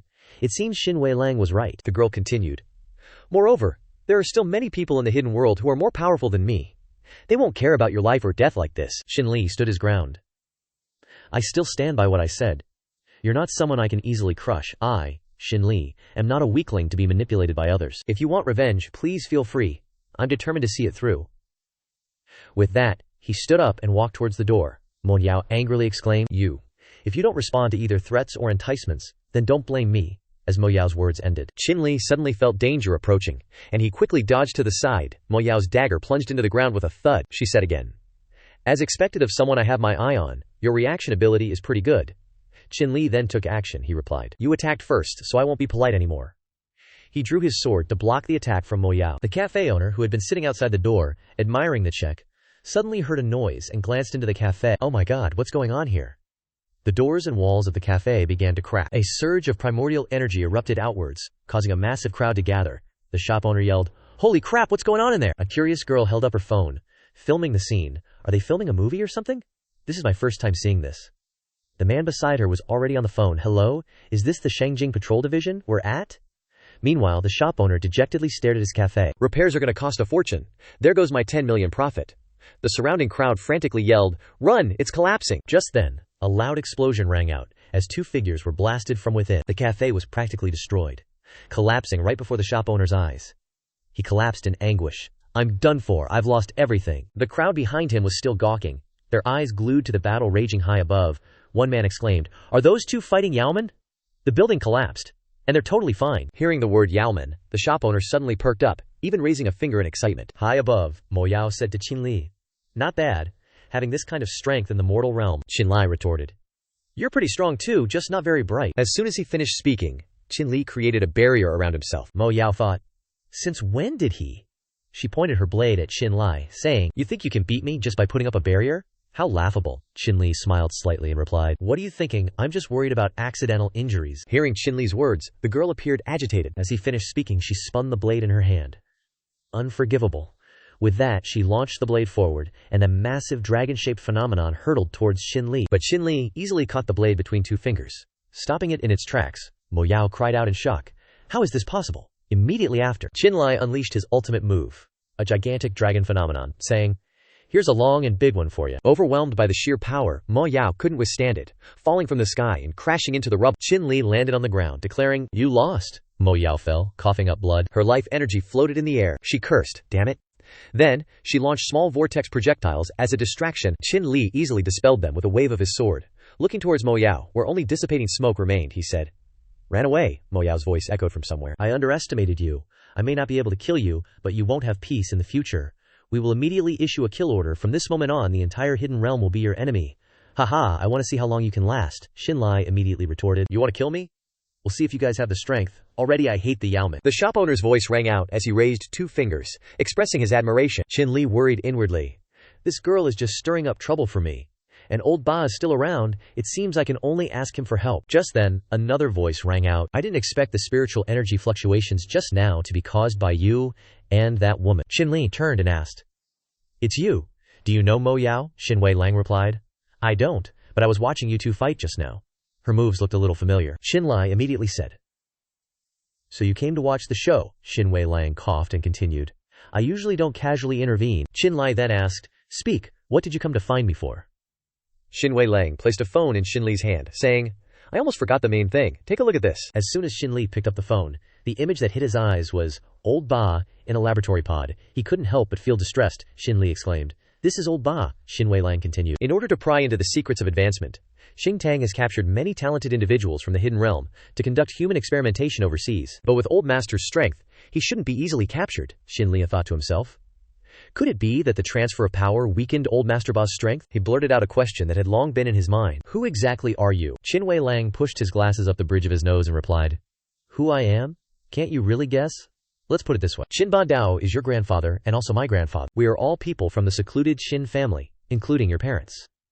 Upon hearing this, Shinli was deeply moved and rushed forward to ask, "Wei Lang, do you know where my parents are?" Wei Lang replied, "I don't know, but if you want to find your parents, you can try asking Old Master Qin." Shinli exclaimed. "Old Master Ba," Wei Lang continued. "Years ago, Old Master Qin left the Qin family without permission and was abandoned by the family head. It's not convenient for me to step in and save him, so I can only rely on you. I'll send you the specific location." At this moment, Shin Wei Lang's phone made a notification sound, indicating an incoming message. Shin Wei Lang said, "The secluded family has issued an order to hunt you down. You don't have much time left." Shinli replied, "I will definitely save Old Master Ba." The scene shifts to a small alley. Inside a house, a voice rings out, "Elder Huang, this was given to me by family head Zhuge." Yu Xuanxing, the leader of the Sanhe gang, was kneeling on the ground, trembling, as he spoke to Elder Huang. "He instructed me that if anything happened to him, I should come here to find you." The Huang family elder from the secluded family sneered. "The Huang family? I am from a higher level family than the Zhuge family. Why would he still see the Huang family as cleanup crew for him?" Yu Xuanxing hurriedly said, I wouldn't dare. It's just that Xinli is too overbearing. Not only did he inflict heavy losses on the Zhuge family, but he also captured family head Zhuge. This is a slap in the face to the hidden families." Elder Huang smiled and said that Qinli is a descendant of the secluded Qin family. Although my Huang family is a sworn enemy of the Qin family, we are currently in a period of truce. I won't jeopardize the overall situation for the sake of a Zhuge family. Since you've come here, I'll give you some benefits. This is the Qinli wanted order, issued by the secluded family. It might be useful to you." With that, Elder Huang tossed the Qinli wanted order towards Xuanxing with great force. Sending him flying out of the room, Elder Huang said, "No need to see you out." His subordinates reported at this time that Mo Yao caused a commotion during the day, trying to persuade Xinli to join her, but when she failed, they had a fight. It's said that she was injured. Elder Huang said, "She's always been at odds with our Huang family. Take this opportunity to kill her." "Understood," the subordinate replied. After being thrown out of the Huang family's house, Yu Xuanxing muttered to himself as he walked, "These secluded families are always putting on airs. What's so great about them?" He held the wanted order in his hand, feeling secretly pleased. "It seems my trip wasn't in vain.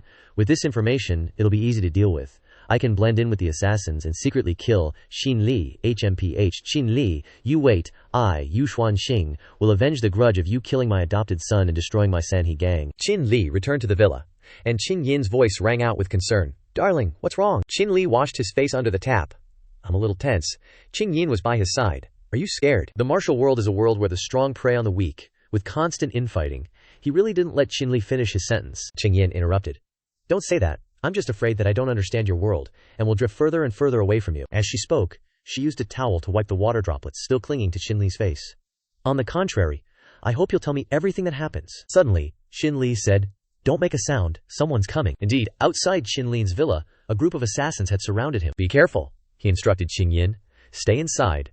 No matter what sounds you hear, absolutely, don't come out. Qing Yin looked worried. Darling, you must be careful. Okay, don't worry. With that, Shinli conjured a barrier circle to protect Qing Yin. Yu Xuanxing pointed at the villa, saying to the assassins, Quick, it's right there. Just then, Shinli burst out from the villa, saying, Shinli is here. If you want my life, follow me. Yu Xuanxing hurriedly shouted, Chase him. But 2 assassins stayed behind, pressing their knives to his face, saying, They've all gone after Shinli. What if he dies in their hands? Are you trying to trick us? If you dare deceive us, we'll mince you into noodles. Yu Xuanxing said with a smug look. Just trust me. Taking down someone who single-handedly wiped out the Zihuch family isn't that easy. He glanced at the villa, continuing.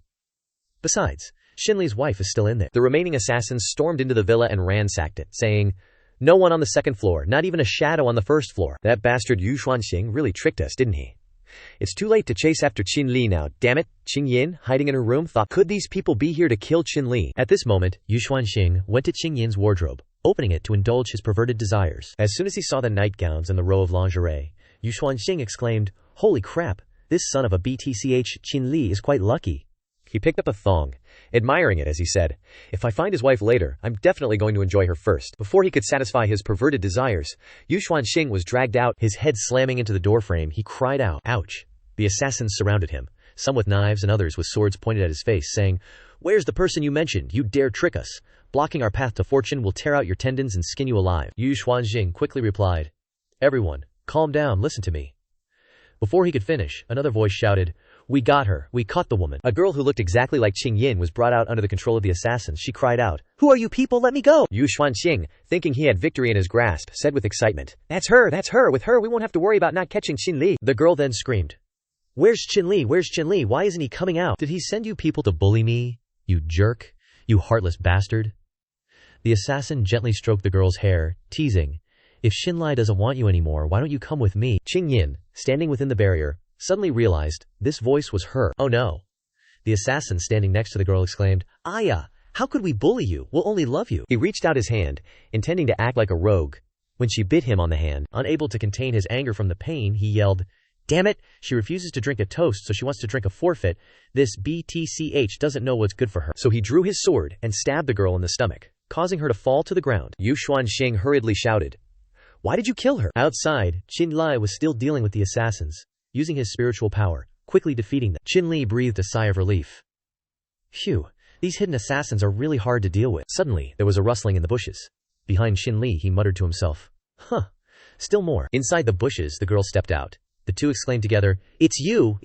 Mo Giao, covered in wounds, walked with a limp, sighing, It seems that heaven wants to destroy me, and I just happened to run into you. Just do it. Qinli took out another bottle of spiritual medicine and threw it towards Mo Yao, saying, I'm not interested in severely injured people, drink it. Mo Yao caught it, exclaiming, This is a marrow cleansing pill. I clearly want to kill you, and you still save me, Qinli coldly replied. It's up to you whether you want to drink it or not. He thought to himself, If I'm also a member of the hidden family, maybe she knows something about the hidden family. Meanwhile, Mo Yao finished the marrow cleansing pill that Qinli gave her.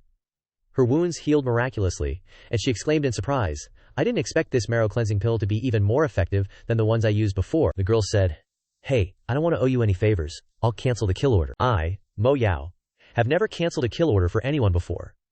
You're the first, Qinli said in an indifferent tone.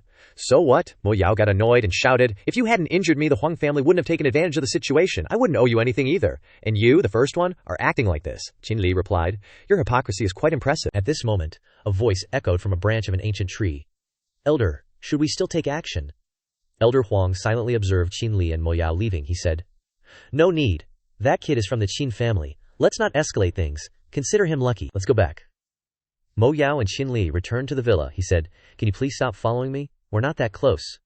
Mo Yao looked suspicious and asked, "Why does your house smell so bloody?" Shinli quickly thought, "Bloody smell? Could something have happened to Qing Yin?" He rushed into the house and saw a group of assassins surrounding the girl who had just been brutally injured. They were shouting, "Haha, such white skin, come on, let's change your clothes," Shinli roared. "Have you guys laughed enough?" The assassins and Yu Xuanxing were startled and shouted, "Shinli!" Before Shinli's eyes was a girl who looked exactly like Qing Yin lying in a pool of blood. Completely naked, he flew into a rage like a beast and charged straight at Yu Xuanxing, grabbing his neck and snarling, "How do you want to die?" Yu Xuanxing struggled to say while his throat was being strangled, "Qin, Master Qin, I was wrong." Shinli said, "Realizing your mistake now, it's too late." With that, he snapped his arm, and Yu Xuanxing fell to the ground, motionless. The assassins thought, "I didn't expect this AI to survive and come back. It seems like everyone who chased him is dead." The one who attacked the girl, who looked exactly like Qing Yin, said to Shinli, "Kid, Yu Xuanxing killed your wife. It has nothing to do with us. Besides, you're injured right now. You might not win against so many of us." Suddenly, a voice interrupted. "What if I help him?" Mo Yao twirled a dagger in her hand and appeared from the doorway. An assassin shouted, "Mo Yao, you traitor to your family." Mo Yao immediately said, "Tonight, all of you must die." Qing Yin, still safe inside the barrier, anxiously thought, "It's been so long, I wonder how he's doing. I said I'd stand by his side, but I'm hiding here alone." Just then, Qing Yin heard the sounds of fighting. Boom, boom, smack, ah! She worriedly pushed open the door and ran out. "Hubby, please don't let anything happen to you." Mo Yao looked at Shinli's appearance and asked, "Hey, are you okay?" Shinli replied, "Don't worry, I won't give you a chance to attack." Looking down at the woman lying in a pool of blood on the floor, Shinli thought, "I didn't expect Zhao Xuanyi to end up like this." Suddenly, Mo Yao shouted, "Who's hiding over there?" She immediately threw the dagger, and a scream was heard. "Hubby!" Shinli quickly turned around. Not good. Mo Yao's dagger flew towards where Qing Yin was standing, but was blocked by the barrier Shinli had created earlier, causing it to hang in the air. Shinli was so shocked that he was stunned. He stood there blankly. After everything was over, Qing Yin and Shinli sat on the sofa. She worriedly asked, "What exactly happened? Why were so many people at our house?" Shinli replied, "Enemies." Qing Yin exclaimed. "Enemies?" Shinli said. "The disappearance of your parents years ago was also caused by these people," Qing Yin asked again. "Then what about that Mo woman from earlier?" Shinli immediately said, "She's a friend of mine, we just met. It's a long story, I'll tell you slowly later. But right now, there's still an urgent matter I need to take care of." Shinli thought deeply. "I need to find a perfect way to rescue Uncle Ba." The next day, a voice shouted, "Objection, no way!" Xu Yinran pointed at Mo Yao and said, "Big brother, no matter how difficult it is, Yinran is willing to follow you, but I can't do it if this woman comes along." Mo Yao pointed back at Yinran and said, "I don't want to go with you either, you good for nothing." The two of them made faces at each other, causing Shinli, who was in the middle, to feel a headache. He suddenly thought of an idea and ran over to whisper something to Yinran. He exclaimed, "Da Ji, are you serious?" Shinli replied, "Have you ever known me to lie to you?" At that moment, Yinran glanced at Mo Yao and said, "Fine, for the sake of you being so pitiful, I'll let go of what happened last time." At this moment, Shinli spoke. "This time, besides the three of us, there's one more person coming to help rescue them," Mo Yao hurriedly asked. "Ah," Shinli replied, "Xia Yufei from Xuanmen Island South." "It's almost time. I'm sure Elder Xia's side is about to finish things up." Mo Yao sighed and said, "Number 2, pain in the butt." Right at this moment, Shinli's phone rang. Xia Yufei said on the other end of the line, "Brother Qin, I've investigated the combat forces that Qing Tong has deployed on that island, and the best way to get on the island." That island has a pseudo-god realm expert, 5 grandmasters, and a dozen or so half-step grandmasters. "The best way to get onto the island is through a yacht," Shinli hurriedly asked. "What yacht?" Hearing Xia Yufei's words, Yinran looked bewildered. "Wow, such a strong fighting force," Mo Yao said. "Strong? More like weak. Other than that pseudo-god realm guy, I can crush the rest with one hand." At this moment, Xia Yufei said again, "Every weekend, there are 2 or 3 yachts that host balls near that island. The closest they get to the island is only a few hundred meters. From the yacht, we can quietly sneak onto the island," Shinli replied. "Just do as you said. Come to Shangjing in 2 days, and we'll set off together." "Okay, got it." The call ended. Mo Yao said to Shinli, "Hey, although I agreed to go on this adventure with you, my injuries haven't fully healed yet, you know." She then pointed at Yinran and said, "What's more, we're bringing this pain in the butt along." He retorted angrily. "Say that again," Mo Yao blurted out teasingly. "Ayaya, the little brother is getting angry? Am I supposed to be scared?" Afraid that these two would start fighting, Shinli quickly grabbed their hands and said, "Don't worry, I've already thought of a way." He took out a spirit pill. Mo Yao immediately said, This is a heavenly origin pill," Yinran asked. "What is that?" Mo Yao replied. "In this world there are only 3 heavenly origin pills, made from a collection of rare medicinal ingredients. After taking it, not only can your cultivation soar, but it can even revive the dead." Mo Yao then asked, "A treasure that every reclusive family and powerful force has been searching for years without finding. Where did you get it from?" Shinli replied. "Elder Xia Xuanmen gave it to me. In his heart he thought, I didn't expect her to give me something so important. Mo Yao looked surprised. She exclaimed. Tisk, tisk, tisk. Willing to give you something so precious. Seems like she has deep feelings for you, Yinran chimed in. Tisk, tisk. I think someone's just jealous. Mo Yao immediately turned to scold. Hey you. At this moment, Shinli asked seriously. Do you want to increase your strength even more? Do you want to heal your injuries even more? Both of them raised their hands and answered in unison. Yes. Then please wait for me outside. I need to refine pills first. Mo Yao was surprised. You know how to refine pills. You're taking out this pill. What do you want to do? Yinran watched Mo Yao, thinking to himself, Dai Ji has gained another fangirl. To Mo Yao's question, Shinli replied, You'll both know soon enough. Because in his heart he thought, the purity of this pill is very high. Scraping off a little powder should be able to refine many ordinary marrow-cleansing pills. Moreover, with Master Chu Zi's current strength, marrow-cleansing pills are definitely enough for him. While waiting for Shinli to refine pills, Mo Yao and Shu Yinran were outside the living room eating, drinking, and talking. Mo Yao asked, Hey, it's been so long. Is your Dai Ji really going to be able to do it? Yinran replied. What's the rush? The door opened. Shinli said, Done? Mo Yao turned around and asked, Where are the pills you refined? Shinli brought out a tray containing a lot of pills, saying, Here they are. Both Mo Yao and Yinran were dumbfounded, she exclaimed. Marrow-cleansing pills. So many, and such high purity. She imagined Shinli working in the kakas, proving her thoughts.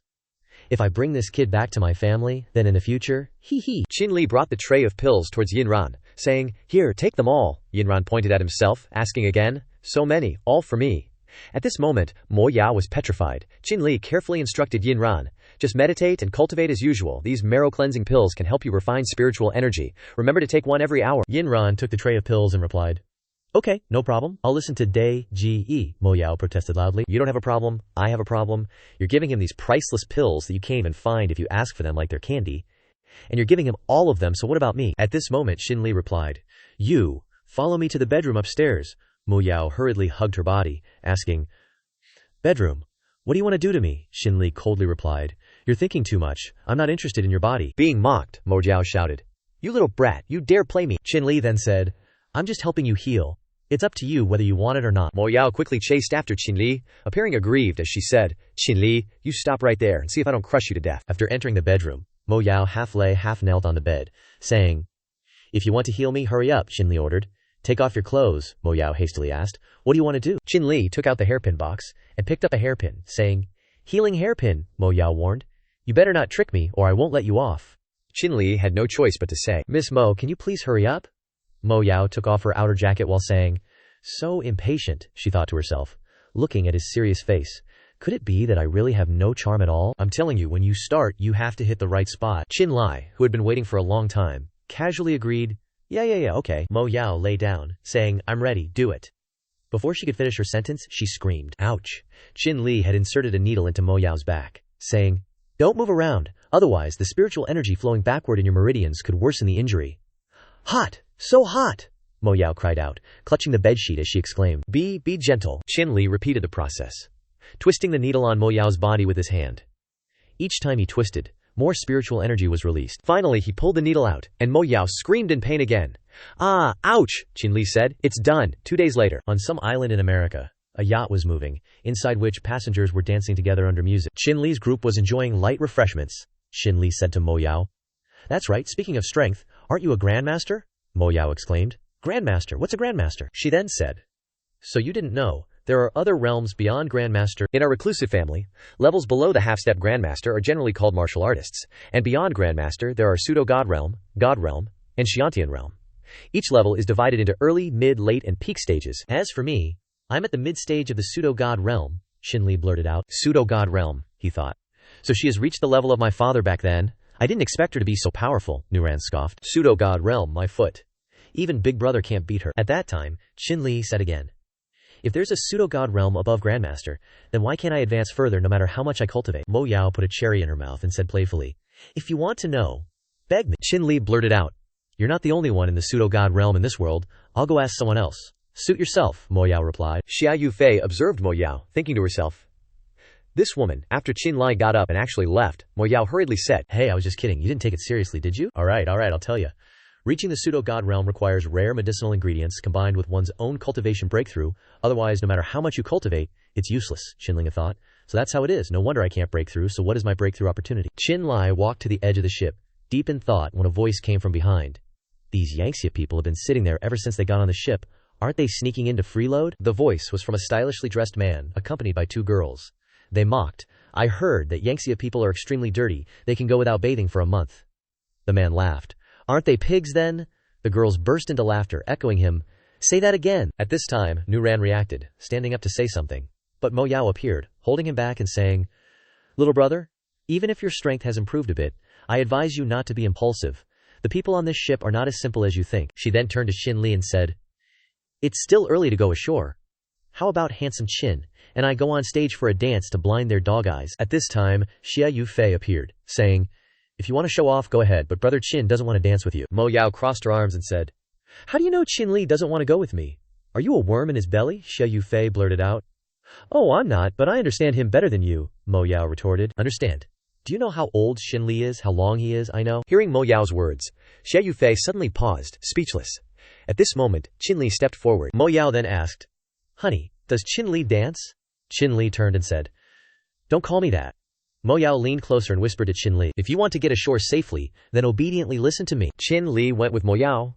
Xia Yufei watched them, silent. She said, Brother Qin, I'm a little drunk. The boat isn't comfortable. I'll go inside to rest. Qinli hurriedly let go of Mo Yao's hand and said, Sect leader Xia, Mo Yao teased. Aya, your beautiful sect leader is heartbroken. Why don't you hurry up and comfort her? Qinli turned back and shouted, Shut your mouth. Qinli chased after Xia Yufei. Mo Yao looked smug, HMPH, trying to act like she's from the Snow Lotus Heavenly Mountain. Suddenly, Mo Yao glanced behind her and saw Jianran looking at her. She threatened. What are you looking at, brat? Look again, and I'll gouge your eyes out, Jianran mumbled. A beauty brings disaster. Xia Yufei walked towards the ship's railing. Tears streamed down her cheeks. She must have felt very wronged. Qinli walked over and offered her a handkerchief, saying, Sect leader Xia, are you all right? Xia Yufei quickly wiped away her tears and replied, I'm fine. Xinli comforted her. Mo Yao's words were excessive. Don't take them to heart, Xia Yufei asked. Brother Qin, you and Miss Mo, Xinli quickly said. Don't listen to her nonsense. I brought her along only because she can help me, Xia Yufei said. I know. Now her heart probably felt lighter. Her platinum blonde hair fluttered in the sea breeze under the dim night, resembling a celestial fairy, momentarily leaving Qinli speechless. He then said, Let's go check out the ballroom. There's still time, and young Master Shu and Mo Yao probably can't stand the boredom either. Okay, Xia Yufei replied. Inside the banquet hall, dancing was still in full swing. Xia Yufei exclaimed, How magnificent! Just then, a hand suddenly rested on Qinli's shoulder, and a masked man said, On this auspicious day, I see you have a flair for romance. This great immortal can resolve it. Qinli smiled slightly and pretended to attack, causing Jianran to quickly remove his mask and blurt out, Brother Qin, it's me! Qinli patted Jianran's shoulder and said, I knew it was you, Jianran smiled. I gathered some intel. The organizer of this cruise ball is a woman. Everyone calls her the Countess. She's also an extremely wealthy and beautiful widow, Qinli then asked. So, you want to latch onto her? Jianran quickly clarified. Tsk. What are you saying, Brother Qin? I'm just surprised. At that moment, in front of Qinli and Jianran, the man who mocked them earlier walked by. He said to the girl beside him, How did they get in here? Today is the Countess's birthday, and her family is a super powerful one in Ying country, with a lot of influence in the US too. It's said that in recent years, they've also invested in many scientific research projects.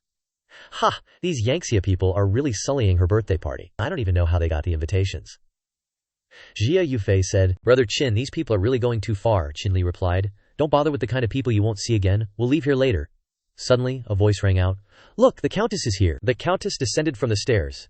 An extremely beautiful and dazzling girl. Flanked by 2 bodyguards, she raised her glass and said to the guests on the cruise ship, Hi, welcome everyone to my party. Exclamations arose from the guests.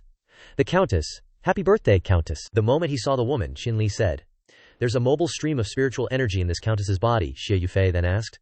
Could she be a martial artist? Jianran replied. I heard people say earlier that she's not a cultivator, Qinli affirmed. She's not a martial artist. She's just been poisoned by Gu, like Daji Gay. She's currently in a dormant period, but once it flares up, she'll definitely die within an hour, Xia Yufei exclaimed. Ah, gee. At this time, a waiter came over with a tray of wine glasses and said, Ladies and gentlemen, today is the Countess's birthday. Please enjoy a drink. Qinli raised a glass to his nose and sniffed, then asked, Is everyone drinking this wine today? The waiter said. Yes, sir. This was specially prepared by the Countess, Qinli then said. There's a catalyst for Gu poison in this wine. If the Countess drinks it, she'll definitely die. Just as he finished speaking, a crash rang out from the hall. The countess vomited blood and collapsed to the floor. The bodyguard shouted, "Medical team! Where's the medical team?" The waiter exclaimed in surprise. What? What happened? The crowd urged each other. Get out of the way, the doctor is here. The doctor and 2 nurses rushed over. He ordered, quickly, carry the countess to the lounge. The party became noisy and chaotic. What happened to the countess? Why did she suddenly vomit blood? Jianran turned to Shinli, puzzled. "Big brother, how did you know the countess was poisoned by Gu?" Shinli replied. "If I hadn't encountered a martial artist poisoned by Gu last time, I probably wouldn't have been able to tell." At this moment, Xia Yufei thought to herself, Is that so? Is it really like that? Why do I still have an indescribable feeling? Hurried footsteps approached, and the doctor on the upper level shouted, Is there a doctor here with a PhD level directive? The countess is willing to pay $1 billion for treatment, plus a generous reward. The guests exclaimed, "Wow, how generous. That's right. If you can cure her, you might even win the countess's favor." Yinran immediately raised his hand and said, Big brother. At this moment, a blond man also raised his hand. He said, I'm the vice president of the American Medical Association. One of the guests blurted out, I can't believe we've met the renowned chairman Joseph. "This is rare," the doctor hurriedly said. Please come in." Seeing Xin Lian's group coming to treat the countess, the group of guests who were sneering earlier continued to mock. "Even a trivial Jia country doctor dares to act presumptuously in our territory. Are you guys desperate to cling to the countess?" Yinran couldn't take it anymore and shouted, Damn it! But Xinli quickly stopped him. Calm down, we're on the boat for convenience, no need to fight. Besides, he's an American doctor. Maybe he knows about Gu poison too. At this moment, the blond man, who claimed to be the vice president of the American Medical Association, glanced at Shinli, Thinking to himself, I feel like I've seen this person somewhere before. After Joseph examined the countess, the doctor anxiously asked, How is my wife? Joseph said. The patient's condition is not optimistic. The toxins are running rampant in her body, like living things, the private doctor then asked. What did you do? Joseph replied. I just did a normal examination. The countess coughed up blood again. The private doctor cried out in a panic. What to do? What to do? Joseph thought to himself. Could that young man have a solution? But he doesn't look like a doctor either. After thinking for a moment, he suddenly realized. So it's him. He's the young man who saved old Jang in Shangjing, Xia country. Joseph immediately turned to the countess's private doctor and said, Quickly invite those people from Xia country. Among them there was someone named Shinli. Maybe he can save your wife. The doctor hurriedly said, Okay, I'll go right away. At this time Mo Yao appeared behind Shinli. She said, I just overheard those people talking about you again. Don't tell me you really want to save her, Shinli replied simply. Guess? At this moment, hurried footsteps sounded. Shinli said, They're here. The doctor appeared flustered and said, May I ask, who is Mr. Qinlai? Please save our lady, Qinlai said. Let's go. The yacht was getting closer to the island. In the countess's room, Shinli said, She's fine now. The doctor was surprised. It's over already, he replied. Yes, she'll recover with plenty of rest. At this moment, the countess slowly opened her eyes. She struggled to sit up. What happened to me? The doctor happily said. Countess, you're all right. That's great. The countess turned to Shinli and asked, Did you save me? He replied. That's right. You were poisoned by Gu, but I've dealt with it. However, you need to be careful. Someone probably wants to harm you. Shinli handed a note to the doctor. This is the card number. Send the treatment fee to this card. My friend is waiting. I won't bother you any longer. Yes, the doctor replied. At this time, the countess said, Please wait a moment. You saved me, which means I owe you a debt. This is my personal business card. If you encounter anything, please contact me. I have quite a few connections in America. I can definitely help you. With that, she offered a business card. Shinli took it and replied, Okay, I'll take the business card then, the countess ordered. All of you, leave as well. Yes, countess, the group replied in unison. After the medical team and security guards left the room, the countess turned off the lights. She put her hand on her chest, muttering to herself, I finally got his spiritual energy. The scene then shifted to the deck of the ship, where Shinli and the other 3 were looking towards the island. Shinli said, Now is the closest distance to the island. Now is the time to set off. With that, the group flew off the yacht, heading towards the island. Yinran seemed hesitant. He asked Shinli, Big brother, Shinli turned back and said, You're a half-step grandmaster. You have the ability to fly in the air, gather your spiritual energy under your feet, concentrate. Yinran was still worried. Really? Let me try. With that, Yinran concentrated. Spiritual energy wrapped around his feet. Indeed, spiritual energy helped him float in the air. Yinran exclaimed joyfully, I'm flying. Suddenly, he felt a void. Yinran was falling towards the sea. He cried out. Just then, Shinli flew over to support Yinran. He said, It's your first time. You're not proficient yet. There will be plenty of opportunities to practice later. Hold on tight to me. I'll take you flying. Yinran nodded vigorously. Okay. As soon as he finished speaking, the 2 of them soared into the sky together. From her room, the countess called someone. She said, They've set off. Then, she turned and gave an order. Bring them in here. Yes, madam. The door burst open, and the guards brought in the man and two women who had previously sneered at Shinli and his friends. The countess said, "Deal with all the people on their family's side, you know how to handle it, right?" One of the guards spoke up. "Rest assured, madam." The countess said again, "It's still early. Wait until the GU poison has completely invaded his body before sending him to that person. Understood? Oh right, go prepare the helicopter." The guard asked. "Madam, aren't we in no hurry to send him there?" she replied. "Tell me, when a person faces danger, and I step in to save him, will he trust and be grateful to me?" The scene then shifted to an island in the distant United States. The four of Chinli's group were sitting outside a building. He spoke. "Let me sense it. The gate guards are all only level 9 martial artists. Inside there are a dozen half-step grandmasters, 2 grandmasters. But we'll try to act discreetly, young master. You and I will go in to save the old man, sect leader Jia. You and Mo Yao will keep watch outside. Unless absolutely necessary, don't expose your tracks." Everyone agreed. "Okay." After infiltrating the building, Xinling and Yin Ran knocked out 2 building staff members in the restroom and took their clothes to put on. Yin Ran said, "Big brother, what do you think they're researching?" "It stinks so much," Xinli replied. "Conducting research without scruples to rapidly increase strength. Otherwise, they wouldn't have captured the old man either," he said again. "Hurry and change clothes. There are cameras everywhere here, and it's been specially treated inside. I can't sense the old man's aura now. I can only search room by room." Okay, Yinran replied. He asked worriedly, "We won't be exposed, will we?" Hurry, someone's coming," Xinling urged. After Qinli and Yinran had just finished cleaning up the scene, the door burst open, and a man walked in. He said, "Didn't you guys go to deliver the goods?" Yinran replied, "Yeah, we did. I didn't expect you to go to the bathroom yourself." He seemed puzzled, suddenly scrutinizing Qinli and Yinran, forcing Qinli to speak up. "Sorry for bothering you all this time, but now we still have to go collect data on the Qin family's omnipotent one," the strange man said. "You guys really aren't giving up hope? That old waste has already been thrown into the abandoned prison, just waiting to be thrown into the sea as fishbait," Xinli said, spiritual energy erupting and shooting through the strange man. He collapsed, pointing at Xinli and asking, You guys aren't." Without waiting for him to finish, Xinli interrupted. "If you want to live, obediently listen to me and lead me to find that Qin family's omnipotent one." Outside, Xia Yufei said, "The gate guards have been down for so long, and there's still no reaction inside. It's really unusual," Mo Yao then asked. "Could it be that we were discovered a long time ago?" Just then, the 2 girls suddenly felt a burst of spiritual energy erupting from the building. "What's going on?" Xia Yufei exclaimed. "This is Brother Qin's spiritual energy." Mo Yao was surprised. She exclaimed, "Damn it, what is this idiot doing? Bursting out with spiritual energy at this time, is he afraid the enemy won't be able to locate him?" Xia Yufei worried again. Could something have happened? After finding Old 8, he had already been nailed to the wall by them. "The scene was extremely miserable," Xinli exclaimed. "These bastards." Unable to restrain his emotions, his spiritual energy erupted powerfully. Yin Ran had to come over to calm him down. "Qin, calm down." Qin Li intended to reach out and check Old 8's body, but not calm enough, he retracted his hand. Understanding this, Yin Ran stepped forward to check his body through the 8 meridians. He exclaimed, "Big brother, he's still alive, just waiting for that." Qinli quickly took Old 8 down, carried him on his back, and left. Finished. Just as they stepped out the door, they were blocked by the building's people. They said, "Didn't expect someone to risk coming to save this dying old man.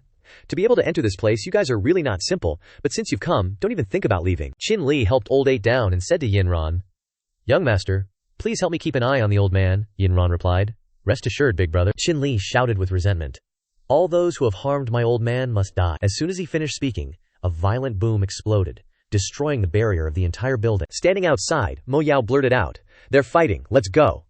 Xia Yufei immediately stopped her. "Wait." Qin Li and Yin Ran appeared behind the building's barrier, carrying Uncle Bei on their backs. They were rushing out. Xia Yufei exclaimed, "They're out." Mo Yao's expression changed as she said, "That's not right, a powerful energy is approaching us." She hurriedly shouted, "Xinli, get out of the way." Qin Li suddenly turned back. An enormous wave of primordial spirit was rushing toward them. Qin Li quickly grabbed Yinran's hand and said, "Get out of the way." A deafening explosion rang out, boom boom boom, more intense than an earthquake. It felt like standing before a tsunami, causing a high-level gust of wind. The sky seemed to shake, and the ground under their feet cracked open. After the wave of spiritual energy passed, Mo Yao opened her eyes. A voice spoke from above. "Didn't expect this fat little thief to have some skills." A red-haired man in white clothes from head to toe, wearing a mask, hovered in the air and said, "But prey entering my territory can't escape." Xinli quickly stood up and ordered, "Young master, you and sect leader Xia take Uncle Ba and go first." Yinran replied, "Yes, big brother. But what about you?" Xinli said. "Don't worry, I'll catch up with you later." Mo Yao stood behind. Qinli turned back and nodded. Mo Yao understood and nodded as well. Then, the 2 of them rushed forward, flying towards the man who was probably a family elder. They said in unison, "Go to hell." Both of them drew their swords and daggers and charged forward. The man then raised his arms to block Qinli and Mo Yao's swords and daggers, unable to penetrate the spiritual energy he emitted. He even said mockingly, "Child's play?" At this moment, Shinli asked, "Is that so?" The man's face suddenly changed. A sword pierced through his chest. Shinli quickly withdrew his sword and said to Mo Yao, "Let's go!" Shinli's group of 4 had crossed the sea and left the island. Yinran said, "Great. The mission is perfectly completed," Shinli said worriedly. "Uncle Ba is seriously injured. I'm not sure if I can cure him." Yinran immediately encouraged him. "Big brother, don't underestimate yourself. I believe you can definitely do it." Shinli sighed. "I hope so." He recalled what Xinwei Lang had said. "If you want to find your parents, you can try asking Grandpa Qin," he thought to himself. "What secrets does Uncle Ba hide? Why won't he ever tell me? Ouch, it hurts, my head hurts so much." Yin Ran suddenly screamed. He grabbed his head and dropped Old Man Ba. Yin Ran's face suddenly turned pale gray. Shinli hurried over. "Help me," Mo Yao then asked. "What's wrong with him?" Qinlai examined Yin Ran's eyes and said, "He's been poisoned by Gu. Moreover, it seems like the same Gu poison in Uncle Ba." While Xia Yufei was helping Old Man Bei up, Shinli thought, "All 4 of us have been in contact with him. Why is it only young master who has been poisoned?" Before he could think further, Yin Ran suddenly coughed and vomited blood. Mo Yao looked worried. She said, "It looks like he can't hold on for much longer. There's not a soul in this godforsaken place. What should we do now?" Shinli looked up at the helicopter flying over and said, "Look, isn't it here?" The helicopter roared past the cliffs and landed on the beach. The Countess appeared. She pulled open the door and said, "Brother Qin, hurry up and get in here." After helping Yin Ran into the helicopter, Qinli then took out a spiritual medicine pill and gave it to him. He inserted a needle between Yin Ran's eyebrows and said, "Fortunately, I brought the medicine pill that sect leader Xia gave me, otherwise." The Countess hurriedly ran over and asked, "What happened? Why is he so badly injured?" Mo Yao then drew a dagger and held it to the Countess's neck and said, "I haven't even asked you yet. Why did you happen to be there? Don't tell me it was a coincidence." The Countess replied, "I just heard the sound of bombs, and I noticed that you had all gone down to the boat, so I was afraid something might happen to you. So I hurried over to see." Mo Yao retracted the dagger. She said, "You better not play any tricks." After Qinli gave Yin Ran first aid, he thought, his internal organs have been damaged by the Gu poison. The immortal essence pill can't save his life. He only has 1 month. If I can't find a medicine to save him within this month, then... Qinlian's train of thought was interrupted by the Countess's words. "Brother Qin, if you need anything, I'm willing to use all of my assets to help you." Shinli stood up and replied, "Madam has already done us a great service. We shouldn't trouble you any further," the Earl said again. "Brother Qin is too polite. At most, consider us even." "Where do you need to go?" Shinli said. "Then please, madam, take us to the nearest airport." After taking Shinli's group to the nearest airport and watching the plane take off, the bald bodyguard spoke up. "Madam, we have taken them. According to his plan, what should we do next?" The Countess stepped towards the helicopter and said, "Return to the island, hand over the mission, yes." The bodyguard replied. Back in the laboratory on the island in America, a man's voice rang out. "With your strength, you shouldn't have been injured by that kid. Why did you?" The elder, putting on a white robe, said, "Letting him go has great value." At this moment, the room suddenly shook. The elder asked, "What's going on?" A man frantically opened the door and announced, "It's terrible. The experimental subjects in the basement are rioting," the elder exclaimed. "A bunch of good-for-nothings. Quickly follow me down to take a look," the man said. "We don't know what's going on either. We clearly checked the experimental subjects thoroughly last night." But what was he saying? "My strength is not enough. I won't go down there and cause more trouble for Big Brother." In the basement, the experimental subjects were rioting, smashing the culture pods and escaping, the man said. "They are all almighty Grandmaster Pseudo-God realm, plus our experiments. Their strength is truly terrifying. Our side is either dead or injured. It's a complete mess down there," the elder said. "I didn't expect you to be so considerate of me. It's truly surprising." As soon as he finished speaking, the glass and door outside were shattered, and loud rumbling sounds were heard. The elder turned around. An experimental subject shot up from the crack in the ground. The man quickly pointed at him and said, "Just checked. This big-headed guy already has the strength of the early god realm." The elder thought to himself, "No wonder he could break through my barrier." The big-headed guy rushed over and knocked away the man beside him. The elder angrily exclaimed, "So disobedient, there's no point in keeping—" He simply stomped on the experimental subject in the early god realm a few times, crushing him to death. The elder exclaimed, "Oh, what a pity. Waste is shameful, damn it, so troublesome." Throughout the experimental building, loud cries could be heard. "Stop, no, spare me." The elder appeared in the basement and exclaimed, "Noisy." Then, he unleashed his spiritual power like terrifying tidal waves, knocking down all the experimental subjects and guards. After dealing with them, the elder walked to the broken glass door, footsteps approached, and a voice rang out. "Oh, is this a bad time?" the elder immediately asked. "Did you bring the thing?" The person who appeared was the Countess. She held an object in her hand and said, "Of course, I poisoned myself to get this." She threw it to the elder. He opened the lid, put it to his nose and smelled it, then said, "Shinli's spiritual power is indeed extraordinary. No wonder he is the descendant of that Qin couple." "And what about the new experiment?" the Countess said. "It's already been sent to the laboratory." "Very good," the elder replied, then turned to the Countess and said, "You've worked hard, Nibontang. This is your reward." As he spoke, he took out a pill and gave it to the person he had just called Nibotang. "Thank you, Tang leader," the elder said again. That's right, stay on the island, and help me with my work during this time. However, your disguise is making my stomach churn. Nebo Tang then said, This is simple. With that, he removed the blonde wig and the disguise, revealing his true appearance. Nebo Tang, he asked, are you satisfied now? The elder replied, Yes, much easier on the eyes. That's right, you must report all of Xinlian's actions to me. Understood, Nebo Tang replied. Understood. At this moment, in the small room that was unexpectedly placed on the treatment bed, Mo Yao walked in and said, Father, the Jiuchong Jade do you want is in Chuanshu. Shinli repeated, Chuanshu, Mo Yao replied. That's right, and I heard there's an auction there recently, you can go and check it out, Shinli responded. Okay, Mo Yao continued.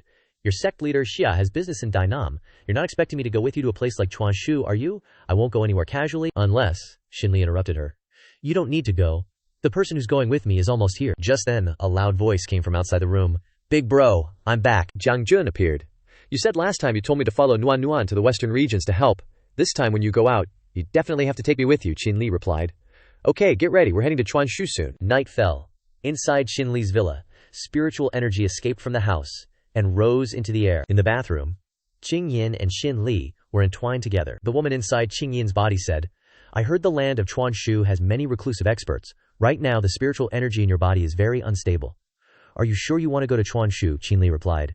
The lives of those around me are in grave danger. I can't worry about so much right now. But the only person I'm worried about is Qingyin. As soon as he finished speaking, the woman touched Qinlin's forehead with her finger and said, For my host's sake, I'll teach you some moves to save your life. Spiritual energy passed through the girl's hand and entered Qinli's consciousness. She said again, Once you learn this cultivation method, the number of people in the world who can keep up with your speed can be counted on one hand. From deep within Qinli's eyes appeared the knowledge and techniques that the woman imparted. She continued to teach him the cultivation method when suddenly the girl said, Hurry up. I can't hold on much longer. Qinli's consciousness quickly left. He said mastered the Yulong steps. The girl in Qingyin's body collapsed, saying, Lucky you, kid. You must quickly improve your cultivation and master heavenly grade techniques. Otherwise, in a few years, both my host and I will disappear. You don't need to worry about my host's safety. Now that my seal has been loosened, protecting a mortal is just a trivial matter. After the woman's voice disappeared, Qingyin blurted out, Honey, you seem. Qinli blushed with embarrassment, not daring to look at Qingyin. She laughed it off, saying, It's okay. Shall we continue? Yeah, Qinli replied.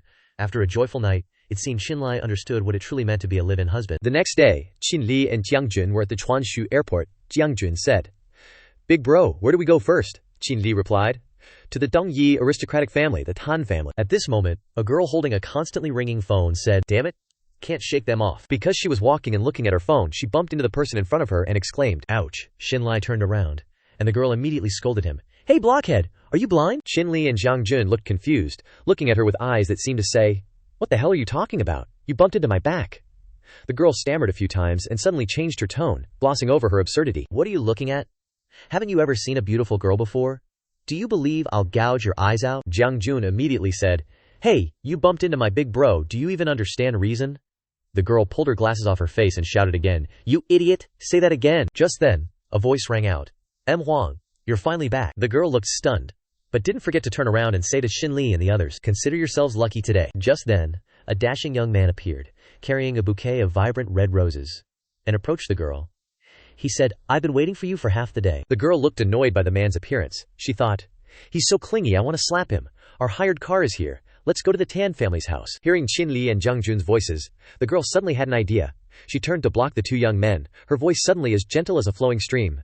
Dear brothers, I was just kidding. You're not really mad at Tanruo Huang, are you? Jiangjun looked at Qinli with a puzzled expression. What is she up to now? Qinli, being clever, realized, and said, She wants us to be shields, what else? After hearing her introduce herself as a member of the Tan family, Qinli thought, I didn't expect to meet someone from the Tan family here. It saves us the trouble. Tanruo Huang quickly took Qinli's arm and said, Let's go. She whispered in his ear, If you want to enter the Tan family's door, you have to listen to me. And by the way, help me get rid of this clingy guy.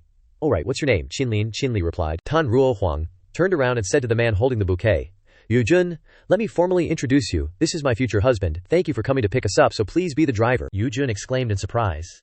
Him? Trying to catch up, he said, Ruo Huang? What's so good about this bumpkin? Just by looking at him, you can tell he crawled out of the mountains. Tanruo Huang retorted, Yujun, this is Qinlin, my boyfriend. I hope you'll be respectful from now on. Yujun said indignantly, Qinlin, does he dare come to the Tan family with me? My marriage with Ruo Huang has been approved by our families. What is he? Ruo Huang turned back and pointed at him, saying, Who do you think you are? Just because you have a good family background, we have to suck up to you. Finishing her sentence, she smiled and said to Qinli, Let's put on a show together, honey. How about we take this guy home so he knows how much stronger you are than him? Xinlai played along.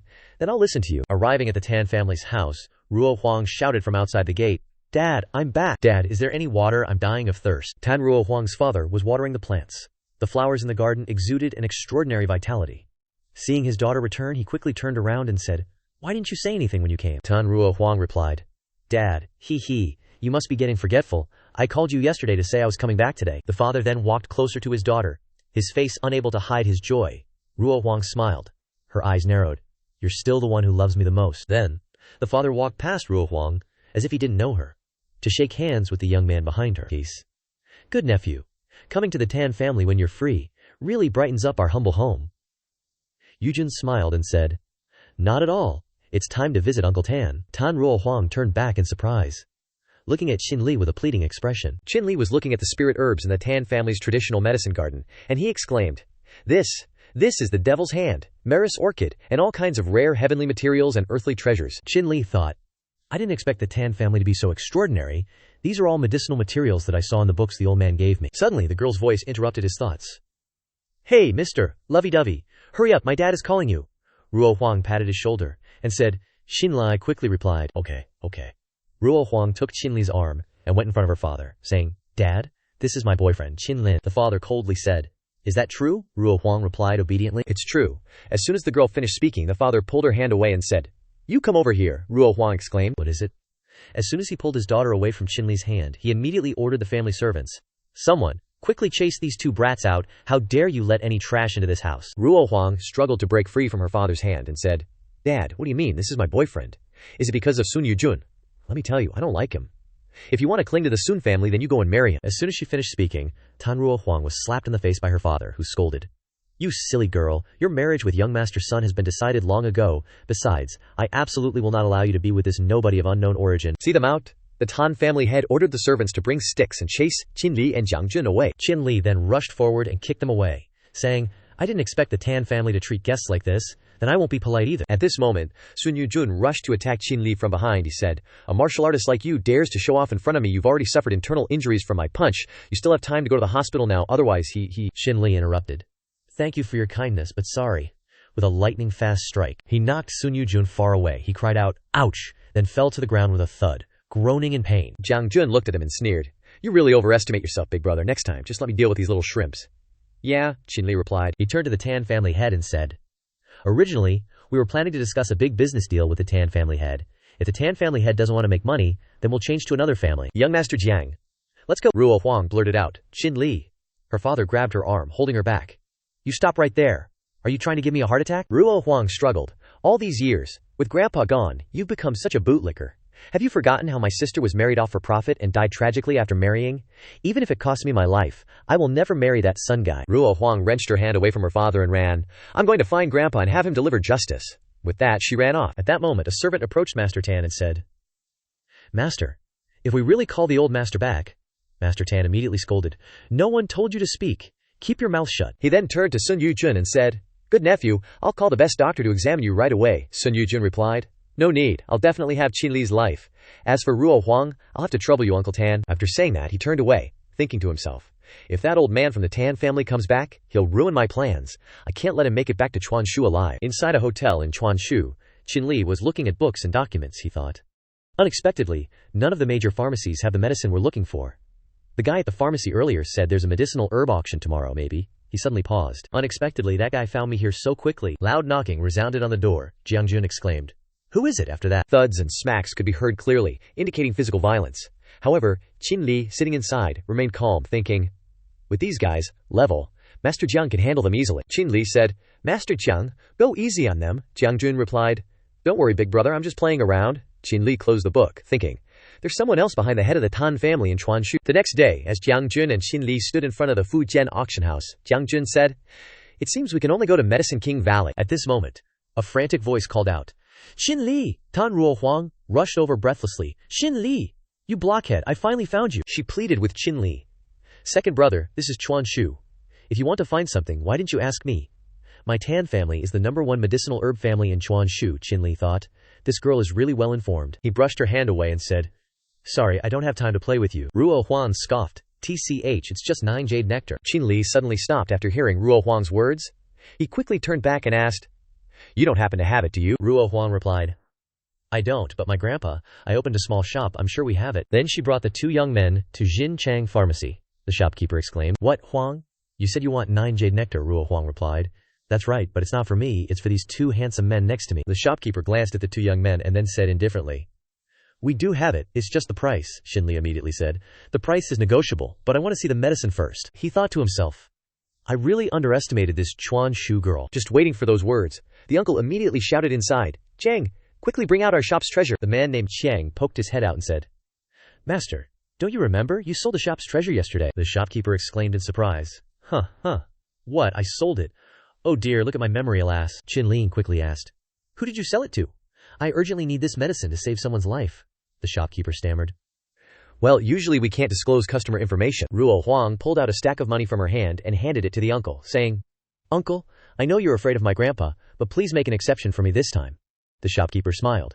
Taking the stack of money in his hand, Ruo Huang quickly replied, "Since Huang has spoken, I definitely have to give it to you." He said, "I didn't say it was someone from the Medicine King Valley who bought it." Okay, Ruo Huang signaled, "Okay, understanding." Leaving Xinchang traditional medicine shop, Shinli quickly asked, "Do you know how to get to Medicine King Valley?" Ruo Huang replied, "You blockhead, Medicine King Valley isn't a place, it's a sect." Jiang Jun exclaimed. "A sect," Ruo Huang explained. "To refine medicine and create poison, they've taken over several mountains to plant herbs, so it's called Medicine King Valley. But usually they only trade with martial artists. I don't know where it is either." Jiang Jun suggested, "Big brother, how about I go ask that Sun guy? If that doesn't work." He made a gesture to eliminate him. Shinli replied, "With his strength, he probably wouldn't know either." At that moment, Ruo Huang suddenly exclaimed, "Oops, my grandpa's about to get off the plane. He knows a lot of people, and surely knows Medicine King Valley. How about you come with me?" Shinli quickly agreed. "Okay, let's go then." The scene shifts to Chuanshu Airport, where Tan Ruo Huang's grandfather, Tan Zhongguo, appears. "Huang, I told you not to come, but you still came. When will you ever fix your stubbornness?" Just then, a car suddenly sped towards them, its horn blaring loudly. Beep! The car rushed forward. Ruo Huang screamed, "Grandpa, watch out!" In an instant, the car crashed with a loud thud. Ruo Huang ran towards the crash site, calling out incessantly, "Grandpa, Grandpa!" Qinlai immediately waved her back. "Hey, your grandpa's over here." Grandpa Tan Zhongguo stood unharmed next to Qinli and Jiang Jun. Ruo Huang turned around, her eyes still wide with shock. Grandpa Tan Zhongguo turned to grasp Qinli's hand, saying, "Young man, thank you so much. If it weren't for you, this old bone would be on his way to the Western Paradise," Qinli replied. "It's good that you're all right." Ruo Huang hurriedly ran over, exclaiming, "Grandpa, are you okay? You scared me to death." The girl raised her hands to rub her eyes, which had already turned red. Grandpa patted his granddaughter's head.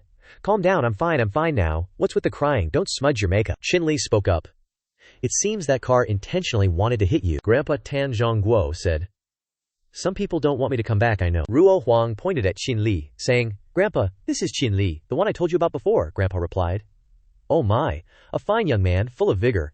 Our little Huang has good taste," Ruo Huang quickly corrected. "Grandpa, what are you saying? He's just a friend I recently met." Grandpa chuckled. "Oh my, our Huang is actually shy." He pulled Qinli's hand and said, "Huang has already told me about your matter. Come with me to the Tan family." Qinli quickly waved his hand. "That wouldn't be good, sir." Jiang Jun smiled meaningfully and said, "I can't help you with this one, big brother." Qinli glanced at Jiang Jun, saying, "Seriously, are you trying to stir up trouble?" Fearing that Qinli wouldn't agree, Grandpa Tan Zhongguo immediately fell to the ground, saying, "If you don't go, I'll lie here and roll around." Qinli was speechless, he thought. They really are from the same family. Back at the Tan family home, the family head saw his daughter return with 2 young men. He immediately grabbed a shoe and chased after them. "You scoundrel, you dare come to my house!" Ruo Huang cried out, "Dad!"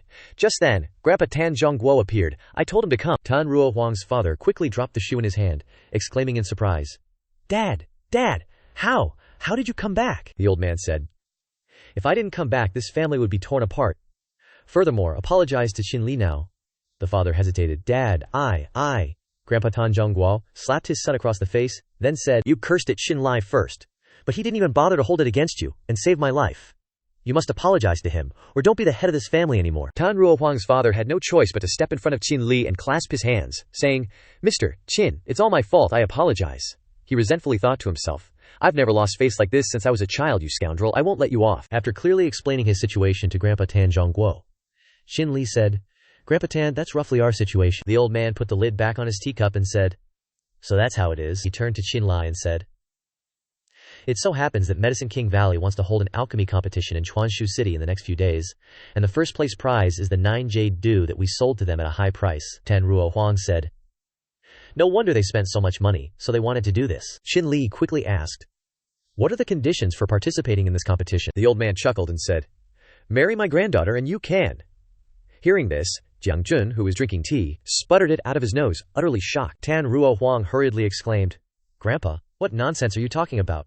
Grandpa just stroked his beard and chuckled. At night, inside a hotel, Shinli was cultivating. He thought to himself, I must get the 9 jade dew. Suddenly, the phone rang. Shinli grabbed the phone. I didn't expect this little girl to come here too. On the screen was Xingdan.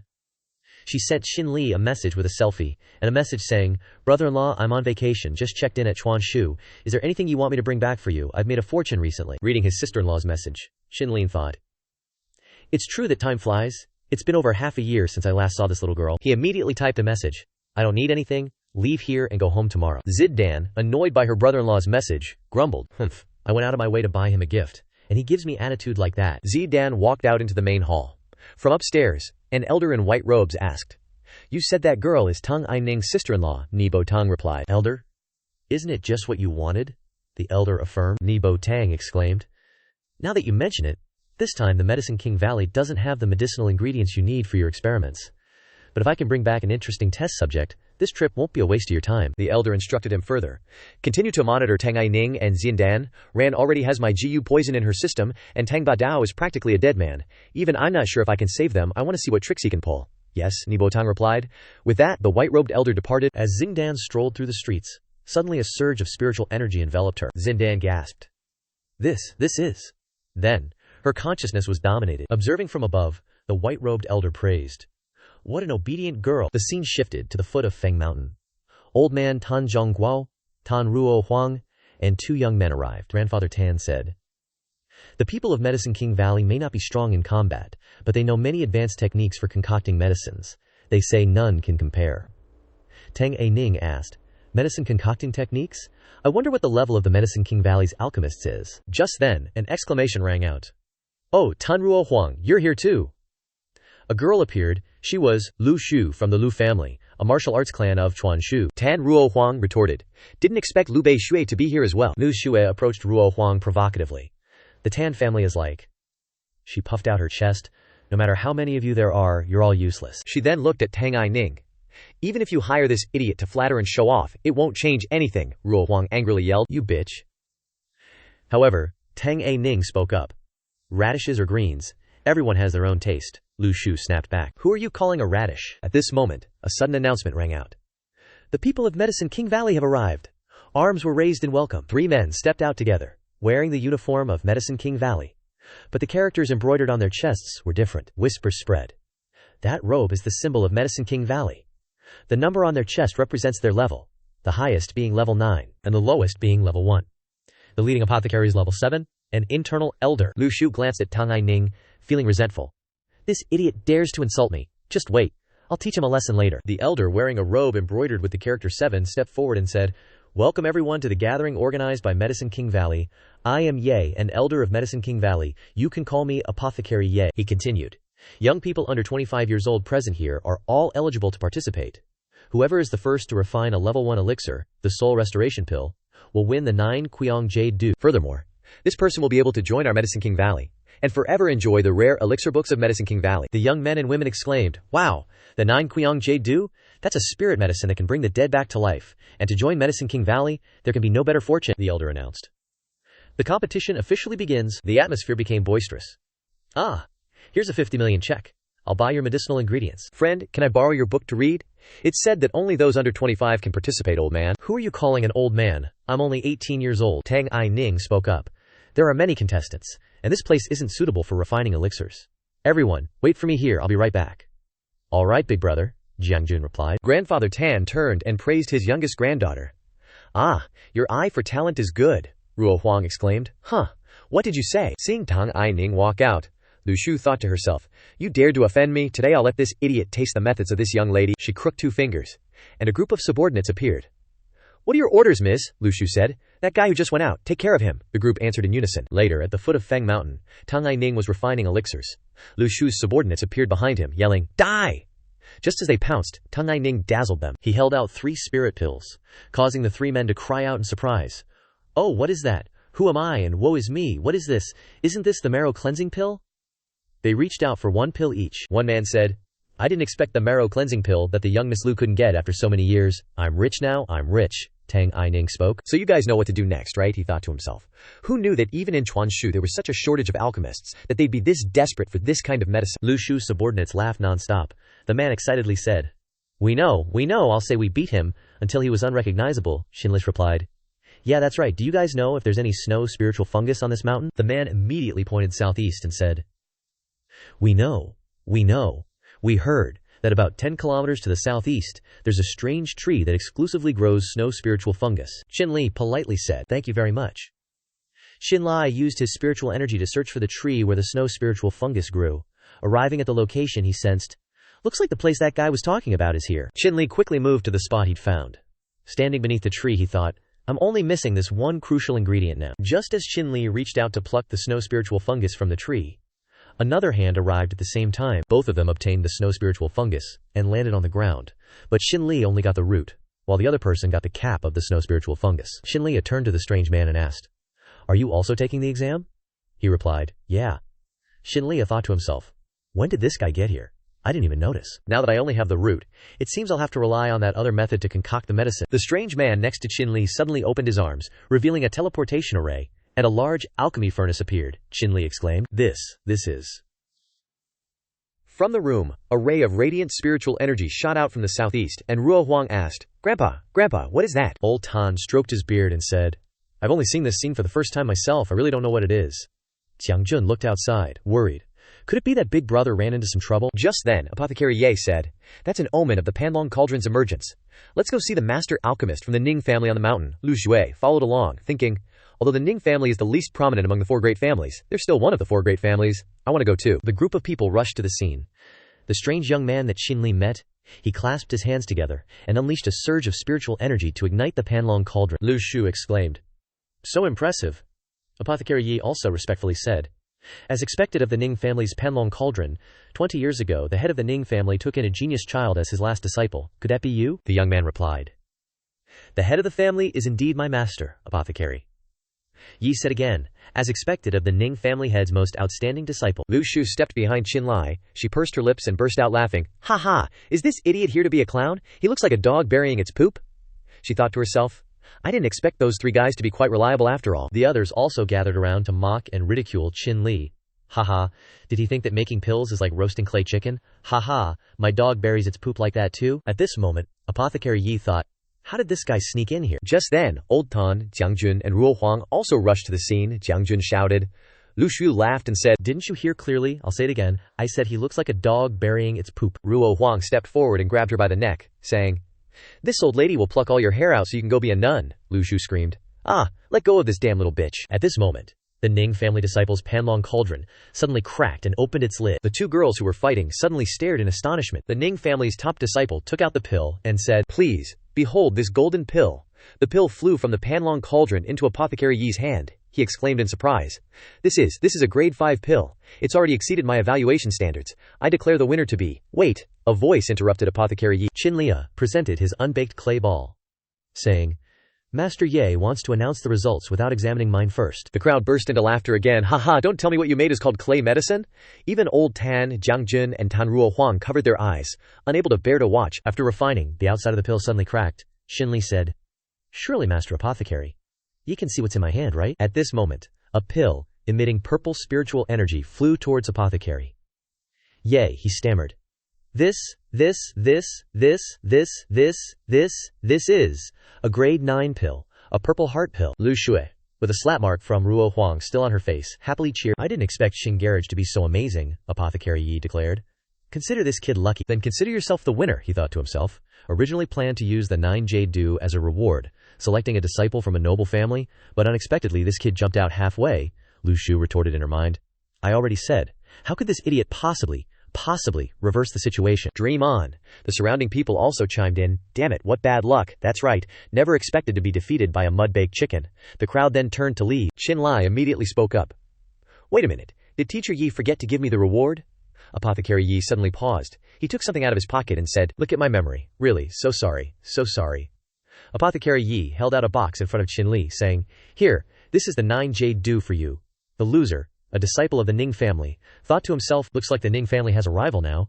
Shinli quickly opened the box to take a look, and he exclaimed happily, "That's right, this is it." Shinli turned around and said to Jiang Jun, "Young Master Jiang, let's go, it's time to go back to Shangjing." Jiang Jun replied, "Yes, big brother, wait." Grandpa Tan stepped out, he said. "Please hold on." Shinli then asked, "May I ask if Grandpa Tan has any further instructions?" Grandpa Tan said, "It's not a big deal. I just wanted to ask you two about someone." "Some time ago I heard in Shangjing about a lip yin skin cream that specifically promotes new growth. I wonder if you two have ever heard of the Chu Corporation that produces this anti-aging cream." Shinli immediately took out the jar of cream and held it up in front of Grandpa Tan, saying, "Is Grandpa Tan talking about this anti-aging cream?" He nodded in response. Yes, it's this skin cream. I didn't expect you to win this medicine cream." Shinli whispered in his ear, "I won't hide it from you, Grandpa. I made this cream." Grandpa Tan looked surprised. "What?" Then he nodded. No wonder. Looks like I lost a future grandson-in-law again." When Shinli returned to the villa, Qingyin showed her concern for him. She said, "I didn't expect so many things to happen to you in Chuanshu." Shinli replied, "That's right. Luckily I found the medicine in time. The trip wasn't in vain." With a hint of sadness in his eyes, Shinli said, "It's just that Uncle Ba's injuries were too severe. I don't know about him." Before he could finish his sentence, Qingyin leaned into his shoulder and comforted him. "I believe good people are rewarded, don't worry." "Yeah," Shinli replied. He suddenly asked Qingyin, "By the way, have you felt any discomfort in your body lately?" Qingyin replied, "No discomfort. But like last time, after cultivating in the bathtub with you, it feels like I have an inexhaustible source of power in my body." Shinli thought to himself, "So that's how it is. It seems the girl in Qingyin's body isn't lying." He then whispered in Qingyin's ear, "If cultivation is effective for you, then how about we try again?" Qingyin shyly replied, "Okay." Shinli reached out and turned off the bedside lamp. Qingyin whispered, "Be gentle. My sister is next door. Don't worry, she's probably been asleep for ages by now." The light went out, and what was meant to happen, happened. But the moaning sounds went on until 3 a.m. Zindan still couldn't sleep, she exclaimed. "This is so annoying. It's been over 5 hours. When will it end? Can't they be considerate of others?" She hugged her pillow, trying to cover her ears, and muttered to herself, "If I had met him before my sister, would he be indifferent to me?" Zindan's eyes suddenly lit up. She said, "I don't want to be Chu Zidan thinking this way." She suddenly sat up in bed, plotting, "I want to be Qinlin's woman." With that said, Zindan got out of bed and stood in front of the window. A surge of spiritual energy entered her body, controlling Zindan from consciousness to action. In the middle of the night, the white-robed elder stood in the street, exclaiming, "It's finally here." Zidan's body walked mindlessly. She came before the sect leader, saying, "I want to become stronger. I want to be Qinlin's woman." The sect leader placed his hand on the girl's head, saying, "Good girl, very good. You are the most perfect test subject. Since I started my research, I will give you the best resources to fulfill your wishes." One morning 8 days later, Shinli and Qingyin were sitting eating breakfast. Qingyin said irritably, "That damn Zidan, she just left without saying anything." Qinli picked up food for his wife while saying, "That's just how she is, don't you understand her yet?" He thought to himself, "Right now the most difficult thing is Uncle Ba's condition. Although the GU poison in his body has been cleared, his body has been completely destroyed by the poison." While he was thinking, something crashed into the glass door in front of the house with a loud bang. Spiritual energy flooded into the room. Qinli implicitly recognized this spiritual energy as Xin Wei Lang's. He was sitting on the lawn. Qinli appeared behind him, saying, "This brother can't stand seeing other people being affectionate, huh?" Qingyin also followed behind. Wei Lang smiled and said, "Sorry, I'm used to it." Wei Lang continued. The old man's spiritual energy was completely drained, leaving him a living corpse. "I risked secretly reading the Qin family's ancient medical books, and learned of a medicine that could save him," Qinli hurriedly asked. "What medicine? Where is it?" Xin Wei Lang said. "The western regions, Bai Huo Lian, White Fire Lotus." The scene shifted to somewhere, with jeeps following each other through the desert. Xinlai's car stopped. Xinlai got out of the car and thought, ahead is the Ula Mountain Desert of the western regions. To continue forward, I can only walk. Herbalist Ye was talking to a local, saying, "It's best if you don't go these few days. A tornado is coming." Herbalist Ye replied, "Don't worry, we're not ordinary people." As soon as he finished speaking, he suddenly looked to the side. "Qinli, I didn't expect to meet you here," he thought. "Heaven is really helping me." Herbalist Ye said again, "For you, Qinlin, to come here, it must be for no ordinary thing." Qinli straightforwardly replied, "An honest man does not speak cryptically. I'm here for the Bai Huo Lian." Herbalist Ye then said, "What a coincidence, so are we." Beside the Bai Huo Lian, there's a 1,000-year-old spirit beast guarding it. It won't be easy to get, Qinli then asked. Master Ye is so calm and composed. "Do you have a plan?" Herbalist Ye replied. "Indeed, we can cooperate. After it's done, each side gets half of the Bai Huo Lian." Also, one condition is that you, Shinli, refine a purple heart pill for me. Shinli shook hands with herbalist Ye and said, "Okay, agreed." Then, both continued to get in the car and left. The local man sighed. Those two are just stubbornly going to their deaths. Herbalist Ye's and Shinli's group stopped before a ravine. Shinli spoke up. Are you sure the Bai Huo Likian is down here? Herbalist Ye said. Certainly, we sent people before, but no one survived. That's why we organized the alchemy competition in Chuanshu, wanting to recruit talent. Who would have thought? Qin continued. That someone would be unwilling to join the Medicine Kingdom, Herbalist Ye replied. Indeed, but we still met here. It must be fate, Mr. Qin. Suddenly, Qin phone vibrated. A message came from Mo Yao. This kid is always showing off. Your actions in Chuanshu have attracted the attention of the hidden family. They're probably targeting you. Watch your dog face, Qin texted back. Okay, thanks, Herbalist Ye took out a special bag of medicine and said, if we encounter the spirit beast, we'll use the special powder to control it. You take the opportunity to get the Bai Huo Lian, Qin replied. Okay, let's go down. The group quickly moved down the ravine. Someone from the Medicine King Valley exclaimed, I didn't expect there to be such a vast space down here. After seeing the lotus in the middle of the lake, Herbalist Ye exclaimed, That's the Bai Huo Lian. The people from the Medicine King Valley hurriedly stepped forward. Qin shouted, Wait. After Herbalist Ye's action, the space suddenly shook and trembled. What's going on? At this moment, a spirit beast appeared, its aura erupting like a flame. The spirit beast roared, unleashing spiritual energy, fiercely burning everything around and forcing the group to retreat. Herbalist Ye said, I'm afraid this spirit beast's level has reached the pseudo-god realm. The herbalist next to him also exclaimed in confusion, Pseudo-god realm. Ho, how can we fight it, Master Ye? Let's run. The spirit beast pounced, its primordial spirit wave sweeping over. Knocking the group away, Qin shouted. Get out of the way, Herbalist Ye said. Useless trash. Qin took out the Qingbao sword, ready to fight. Herbalist Ye also threw the special bag of medicine at the beast, shouting, Damn beast, go to sleep. The special bag of medicine burst open, and the beast inhaled it. Immediately closing its eyes, Herbalist Ye exclaimed, It worked. At this moment, Qin rushed forward, swinging his sword down on the spirit beast. But unexpectedly, it suddenly woke up, and then attacked Qin. Knocking him away, Herbalist Ye panicked. Mr. Qin. Just then, the spirit beast also lunged in front of Herbalist Ye, knocking him to the ground. Qin said, It wasn't affected by the medicinal powder at all, it was pretending, Herbalist Ye exclaimed. It's too strong, the spirit beast roared furiously. It unleashed a terrifying wave of spirit energy, causing the sand beneath Qin and Herbalist Ye's feet to sink. The herbalist cried out, Damn it, this beast wants to bury us alive. The sand around them had already buried them up to their waists, Qin thought to himself. The sand is mixed with the white wolf's spirit energy. I can't struggle at all. Damn it, what should I do? He hurriedly asked Herbalist Yi, do you have any medicinal herbs to refine the purple heart pill on you? The herbalist took out some medicinal herbs and replied, I do. Qin hurriedly grabbed the herbs from Herbalist Ye's hand and stuffed them into his mouth, chewing them ravenously. The herbalist exclaimed with a surprised expression, You're that hardcore. After directly chewing the herbs, Qin seemed to use his body to refine the purple heart pill. He stood up abruptly in the quicksand, letting out a heaven-shattering roar. His spirit energy erupted, creating a wave of primordial spirit, generating a force that sent both Herbalist Ye and Qin flying upwards, escaping the quicksand. At this moment, an elder from the Huang family, a hidden clan, suddenly appeared. He had created a barrier for himself so that he would not be affected by the wave of primordial spirit just now. He muttered to himself, This is the first time in my life I've seen such a powerful aura. Could it be the Wolf King? Qin helped Herbalist Ye to his feet. He said, Kid Qin, you've reached the pseudo-god realm. Qin entire body emanated an extremely powerful aura. At this moment the spirit beast roared madly. Its spirit energy caused the surrounding desert sand to swirl into tornadoes. The tornadoes converged towards Qin and Herbalist Ye, he exclaimed. This is not good. Qin immediately said, You go up first. Okay, Herbalist Ye replied. Qin stayed behind alone, to deal with the outburst of spirit energy caused by the white wolf. He raised his sword high, determined, White fire lotus, I must get it. As soon as he finished speaking, Qin flew up and charged straight towards the spirit beast, stabbing it with a fatal blow. When Herbalist Ye climbed up to the ground, he suddenly saw a figure. He hurriedly looked up and asked, Who are you people? The Huang family elder and his subordinates grinned, he said. Herbal King, your reputation is indeed well deserved. To be able to safely retreat from the Wolf King, it seems you've obtained the White Fire Lotus. Herbalist Ye was injured at this time and he said, There's no such thing, but who knows, maybe the person down in the ravine is about to get it. Before the sudden appearance of the Huang family elder, he thought that this person dared to come here, proving that he was well prepared. If he let him go down, he thought so. The Huang family elder had already guessed it, he said. You want to trick me into going down? Then I'll have to eliminate you, the sparrow, first. With that, he waved his hand, unleashing his spirit energy to attack Herbalist Ye, he said.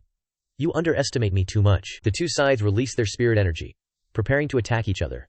Below the ravine, Qin faced the spirit beast. It stood in front of him, growling angrily. Herbalist Ye said to Shinli, he also wants to snatch the white fire lotus. Shinli looked at the spirit beast and said, looks like you still have to save some strength. The spirit beast roared. It clawed at the ground, and tornadoes appeared around it, heading towards Shinli. He exclaimed, one more time is the same. The tornadoes flew past Shinli and headed towards the Huang family elder, who panicked. This is not good. While he was using his spirit energy to create a barrier around himself, Herbalist Ye rushed over from behind and attacked with the tip of his sword, but the Huang family elder discovered it. He pushed him away and said, a trivial grandmaster dares to sneak attack a pseudo-god realm expert. At this moment Shinli suddenly appeared. He said, what if he's at the pseudo-god realm? Elder Huang roared. This is bad. Just as he was preparing to counterattack, Shinli's sword strike was lightning fast, cutting him in half. Elder Huang suddenly became a wooden puppet, collapsing to the ground. Looking at the puppet lying on the sand with bloodstains, Shinli thought, the blood is real, but the aura on the puppet isn't the same as before. Just then, Apothecary Yi shouted a warning. Shinli, be careful! He glanced at the spirit beast. Its primordial spirit wave had violently erupted. Shinli, unafraid, unleashed the might of the fire dragon god's phenomenon, saying, little wolf, you're no match for me now. Shinli's primordial spirit wave blasted the spirit beast away. In an instant, the primordial spirit wave dissipated, and everything around stabilized. Shinli walked over to pick the white fire lotus, saying, I didn't expect this wolf king to be a transformation of the white fire lotus. Apothecary Yi cheered in delight. We finally got it. As soon as he finished speaking, the ground beneath their feet suddenly shook violently. They both exclaimed, could there be another spirit beast? Shinli said, without the white fire lotus, this place is about to collapse. Let's go. At that moment, the entire canyon collapsed, with rumbling sounds echoing. Apothecary Ye and Shinli immediately soared into the air, everything ending in devastation. 3 days later, in Shangjing, Old Bao woke up. Shinli exclaimed, Old Bao, you're finally awake. Although he was awake, he was still weak. His voice trembled as he said, Shinli. Old Bao struggled to sit up. Good grandson, did you save me? Shinli quickly replied. Wasn't that the right thing to do? Old Bao asked again. What realm are you at now? Pseudo-god realm, Shinli said. Old Bao lowered his head and said, it seems like the time has come for you to know about your parents. Hesitating for a moment, Old Bao opened his heart. Back then, your parents were elites of the Qin family, with very high cultivation levels. Although I was an elder, my cultivation was lower. I could only serve as their attendant. In the story that Old Bao recalled, Qinlin's father turned back and said, Uncle, aren't you coming with us? Old Bao replied, although going inside could greatly improve my cultivation, I would only be a burden to you two. They painstakingly discovered the key to an ancient ruin protected by the secluded family, preparing to go there. They entered the ruins and found a method for refining pills. Shinlian's father said to his mother, look, it seems like this records a way to refine pills. Just then, they encountered a heavenly-level demonic beast, a giant fire ape, and were chased out of the ruins. On the way back, they were attacked by the Huang family, causing a family feud that resulted in heavy casualties. As a result, the family judged them, crippling more than half of their cultivation and banishing them from the Qin family. Later, they went to the mortal realm, joined an organization, and began refining pills. But the fact that they had entered the ruins was revealed, and many forces coveted what they had, so they joined hands to assassinate them. The Huang family, the Zhuge family, and Qingtang all participated. When I led the fourth elder to find them, they had already been buried, but they weren't completely dead. To save them, the fourth elder secretly brought them back to the Qin family and hid them in an ice coffin. You know the rest, Shinli exclaimed, saying urgently. So my parents are still alive, Old Bao said. That's right, child. Let's go back to the Qin family now and find a way to save your parents. Shinli quickly agreed. Shinli returned to the villa. Chu Qingyin was drying her hair with a towel, probably just finished showering. Chu Qingyin said, have you really thought it through? You want to go back to the Qin family immediately? Shinli replied, that's right. Even if it means being torn to pieces, I have to save my parents. Qingyin walked to Qinli's side and said tenderly, if you're so determined, then I'll go back to the Qin family with you. Qinli asked in surprise, are you serious? Qingyin said, of course I'm your wife. Shinli was grateful, he said. As Qingyin finished speaking, the two shared a passionate kiss. At this moment, the seal within Qingyin's body gradually loosened. She exclaimed, is this seal being removed layer by layer? The girl approached, reaching out to touch Shinli's face, saying, emotions long lost, Shinli asked. Is your seal completely removed now? The girl sighed in response. With your current strength, you think you can completely remove this deity's seal? HMPH. It can only give this deity a little freedom within the host's body. However, you've reached the pseudo-god realm, so let me help you activate the next stage of your cultivation. As she finished speaking, the girl unleashed a heavenly-grade cultivation technique. Fourth form, Shinli seemed to break through. He roared and escaped the desperate situation. At this moment, Qingyin suddenly said, husband, my body is so hot, so uncomfortable, Shinli thought to himself. It's working so fast, I didn't expect this technique to be so domineering. Qingyin pushed Shinli down, she gasped. Husband, quickly, give it to me. Then you guys know what happens next. Hi. Cut to Shinli and 8th elder walking outside. He said, "Let's go." A voice rang out. "Wait, you two aren't planning to leave me at home, are you?" Qingyin appeared. She stood on the balcony and called down. As she finished speaking, Qingyin rushed towards Shinli. She looked at him and said, "How can I be absent for something involving my in-laws?" 8th elder, after seeing Qingyin, suddenly thought to himself, "I feel like I've seen this girl's aura somewhere before," he replied. "Then let's go together," Shinli said. "You must stay close to me then," Qingyin smiled. "Thank you, 8th elder. Yes, I'll listen to you." 2 days later, on the road back to the Qin family, entering a place full of grass and spiritual herbs, Qingyin exclaimed, "I never knew Yanxia had a place like this," 8th elder then said. "This place is separated from the outside by a barrier. People outside can't see inside. Ahead is the Qin family." Just as they arrived in front of the ancient Qin family gates, the three of them suddenly stopped. A large python coiled around an ancient tree suddenly darted out, hissing. Shinli exclaimed, "Careful." 8th elder immediately struck it with a palm, scolding, "You beast! Can't even recognize your own family." The old python was sent flying back to the base of the tree, and it hurriedly fled. At this moment, shadows swooped down from the trees, and 4 men appeared. One person said, "Who goes there?" Daring to intrude on the Qin family's territory, 8th elder exclaimed, "Shin Ba Dao." The group of 4 men shouted, "Shin Ba Dao, family traitor! You dare come back! Capture him and bring him to the main hall." After being brought to the main hall, the man wearing white robes sitting on the chair, Qin Zhaotian, the head of the Qin family, spoke, asking, "Qinli, are you really the son of Qin Yale?" Before Qinli could speak, Qin Zhan, Qin Zhaotian's son, interjected.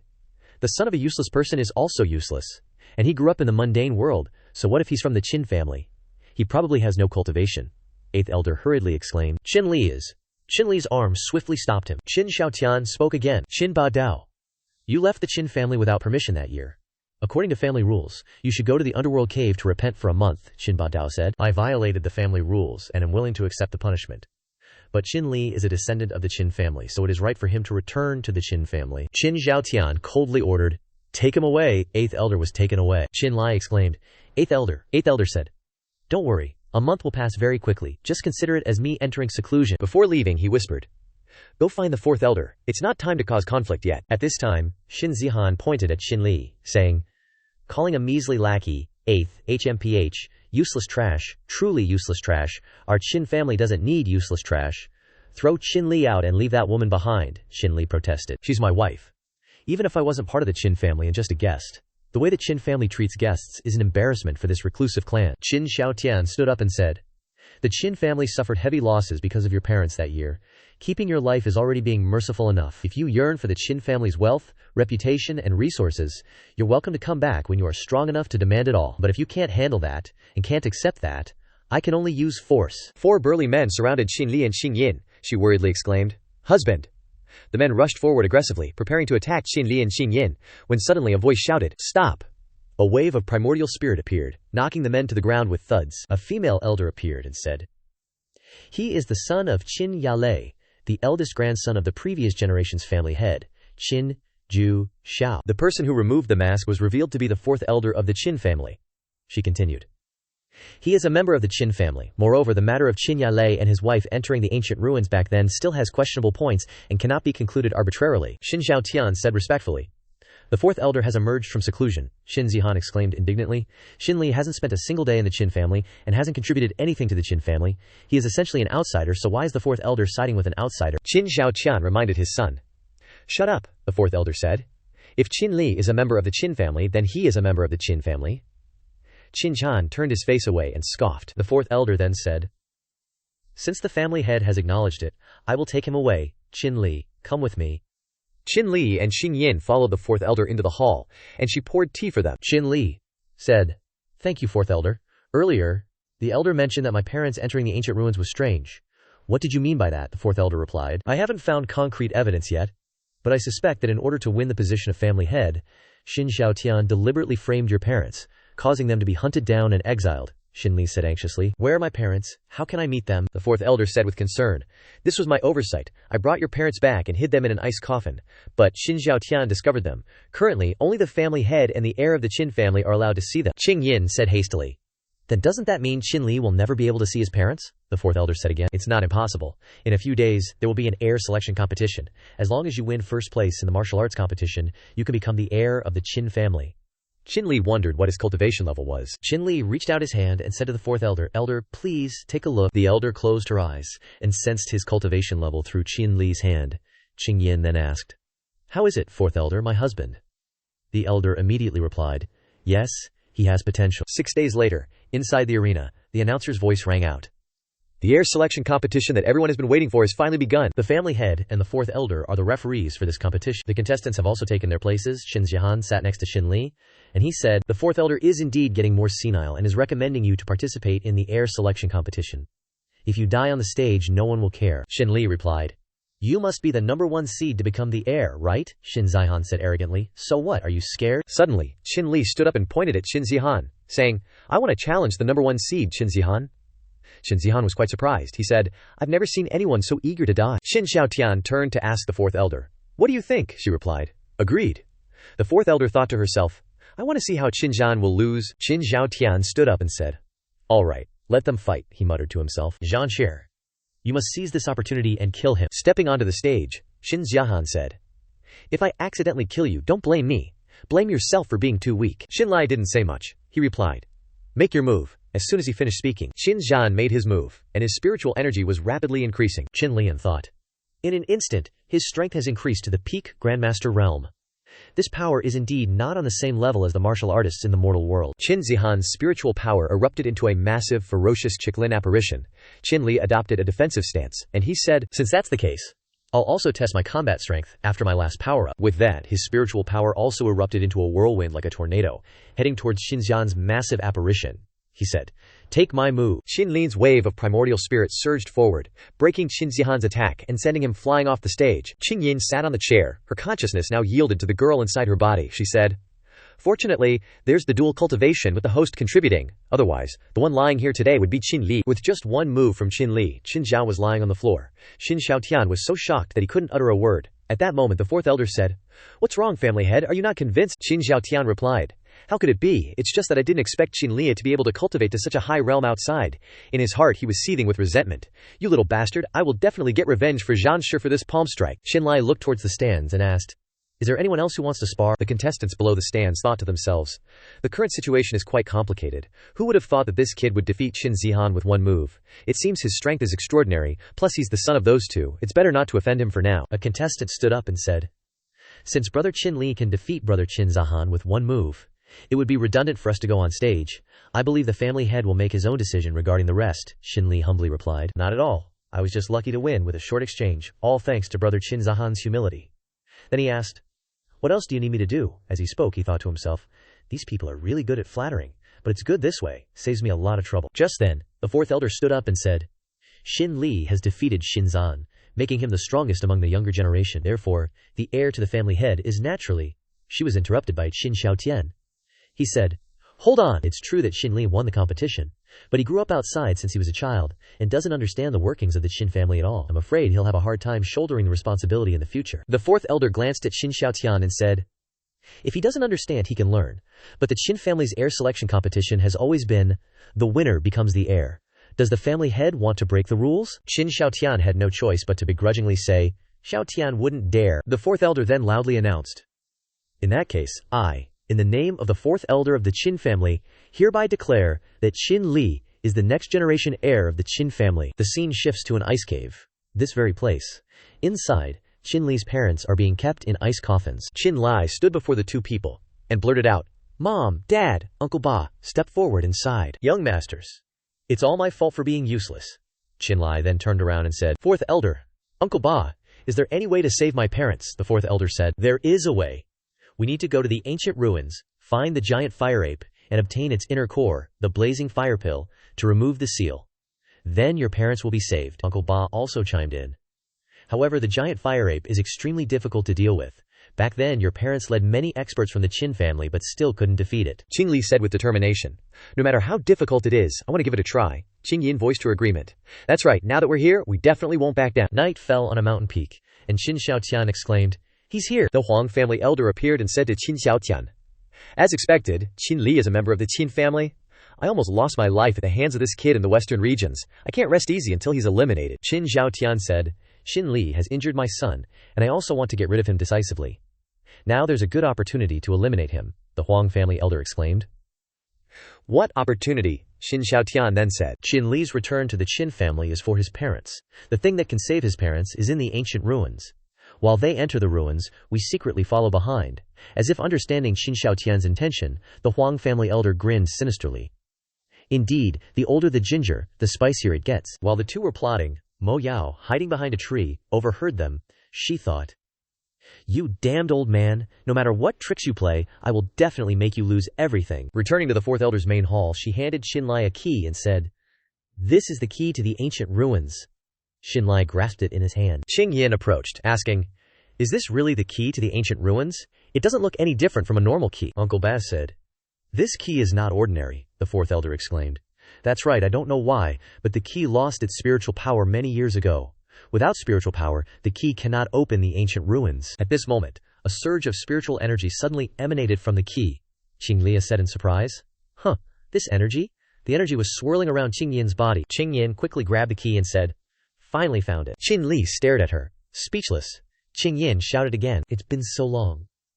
Then, she pressed the key to her forehead, absorbing the spiritual energy. Her eyes lit up, and her whole body emitted a massive wave of primordial spirit. Both the fourth elder and Uncle Ba exclaimed in astonishment.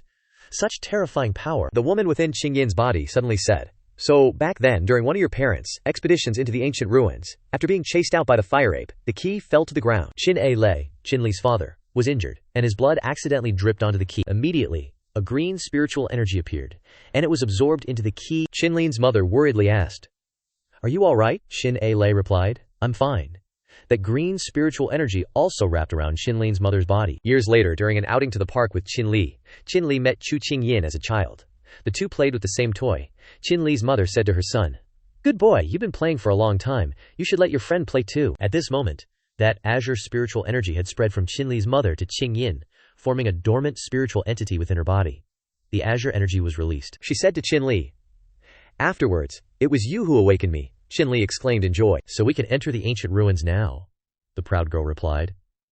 "Of course, I am the master of this place after all." Night fell. After returning to their room, Qing Yin asked Qin Li, "Is the girl sealed within my body the incarnation of the ancient ruins?" "That's right," Qin Li replied. "Moreover, we knew each other when we were very young." Qing Yin was surprised. She asked, "Really?" Qin Li said, "Really." Then, he pushed her down. A spermatic race of the demonic cultivation sect broke out. Qing Yin raised the gun, signaling the start. A sperm named Qin Li rushed forward, running vigorously, ready to charge through, crush, and physically impact the others to get ahead. Qin Li accelerated, breaking away. Qing Yin was waiting at the finish line, cheering, "Honey, keep going, honey, keep going. Oh yeah, Qin Li won." Qing Yin encouraged her husband. "You worked hard, honey." At that moment, the azure spiritual energy returned, and the sealed girl returned to Qing Yin's body. She grumbled, "All you know how to do is this. Hey kid, I'm about to leave. Considering our acquaintance, I'll give you a wacky gift." The girl took out a spiritual pearl and said, "This is my spiritual pearl, gathering the essence of heaven, earth, sun, and moon. Drink it." Qin Li accepted the spiritual pearl. He said, "Then I won't be polite." After swallowing the spiritual pearl, Xinlin felt his body about to explode. The spiritual power erupting from him was more terrifying than ever. Piercing through the earth to the Milky Way, sitting in the hall, 8th elder and 4th elder also sensed it. They exclaimed, "This is unexpectedly. This kid has broken through to the divine realm so quickly." Qin Xiaotian was beside his son. He said, "Father must avenge you." At this moment, Qin Li's primordial spirit waves also spread over. Qin Xiaotian unconsciously said, "This aura. Could it be that 4th elder has reached the divine realm?" Qin Zaihan blurted out, "What? That old hag is not on the same side as us?" "If she reaches the divine realm, wouldn't that be even more disadvantageous for us?" Qin Xiaotian calmed his son. "Don't worry, the head of the Huang family will also come to the ancient ruins. With him, what if this old woman reaches the divine realm?" Back with Qin Li, the girl inside Qing Yin said, "Aren't you going to withdraw your spiritual energy?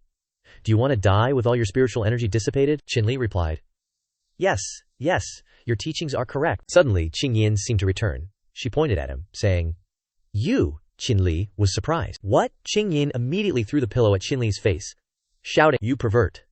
A few days later, 8th elder, 4th elder, Qing Yin, and Qin Li had arrived at the ancient ruins. "This is the ancient ruins," 8th elder said.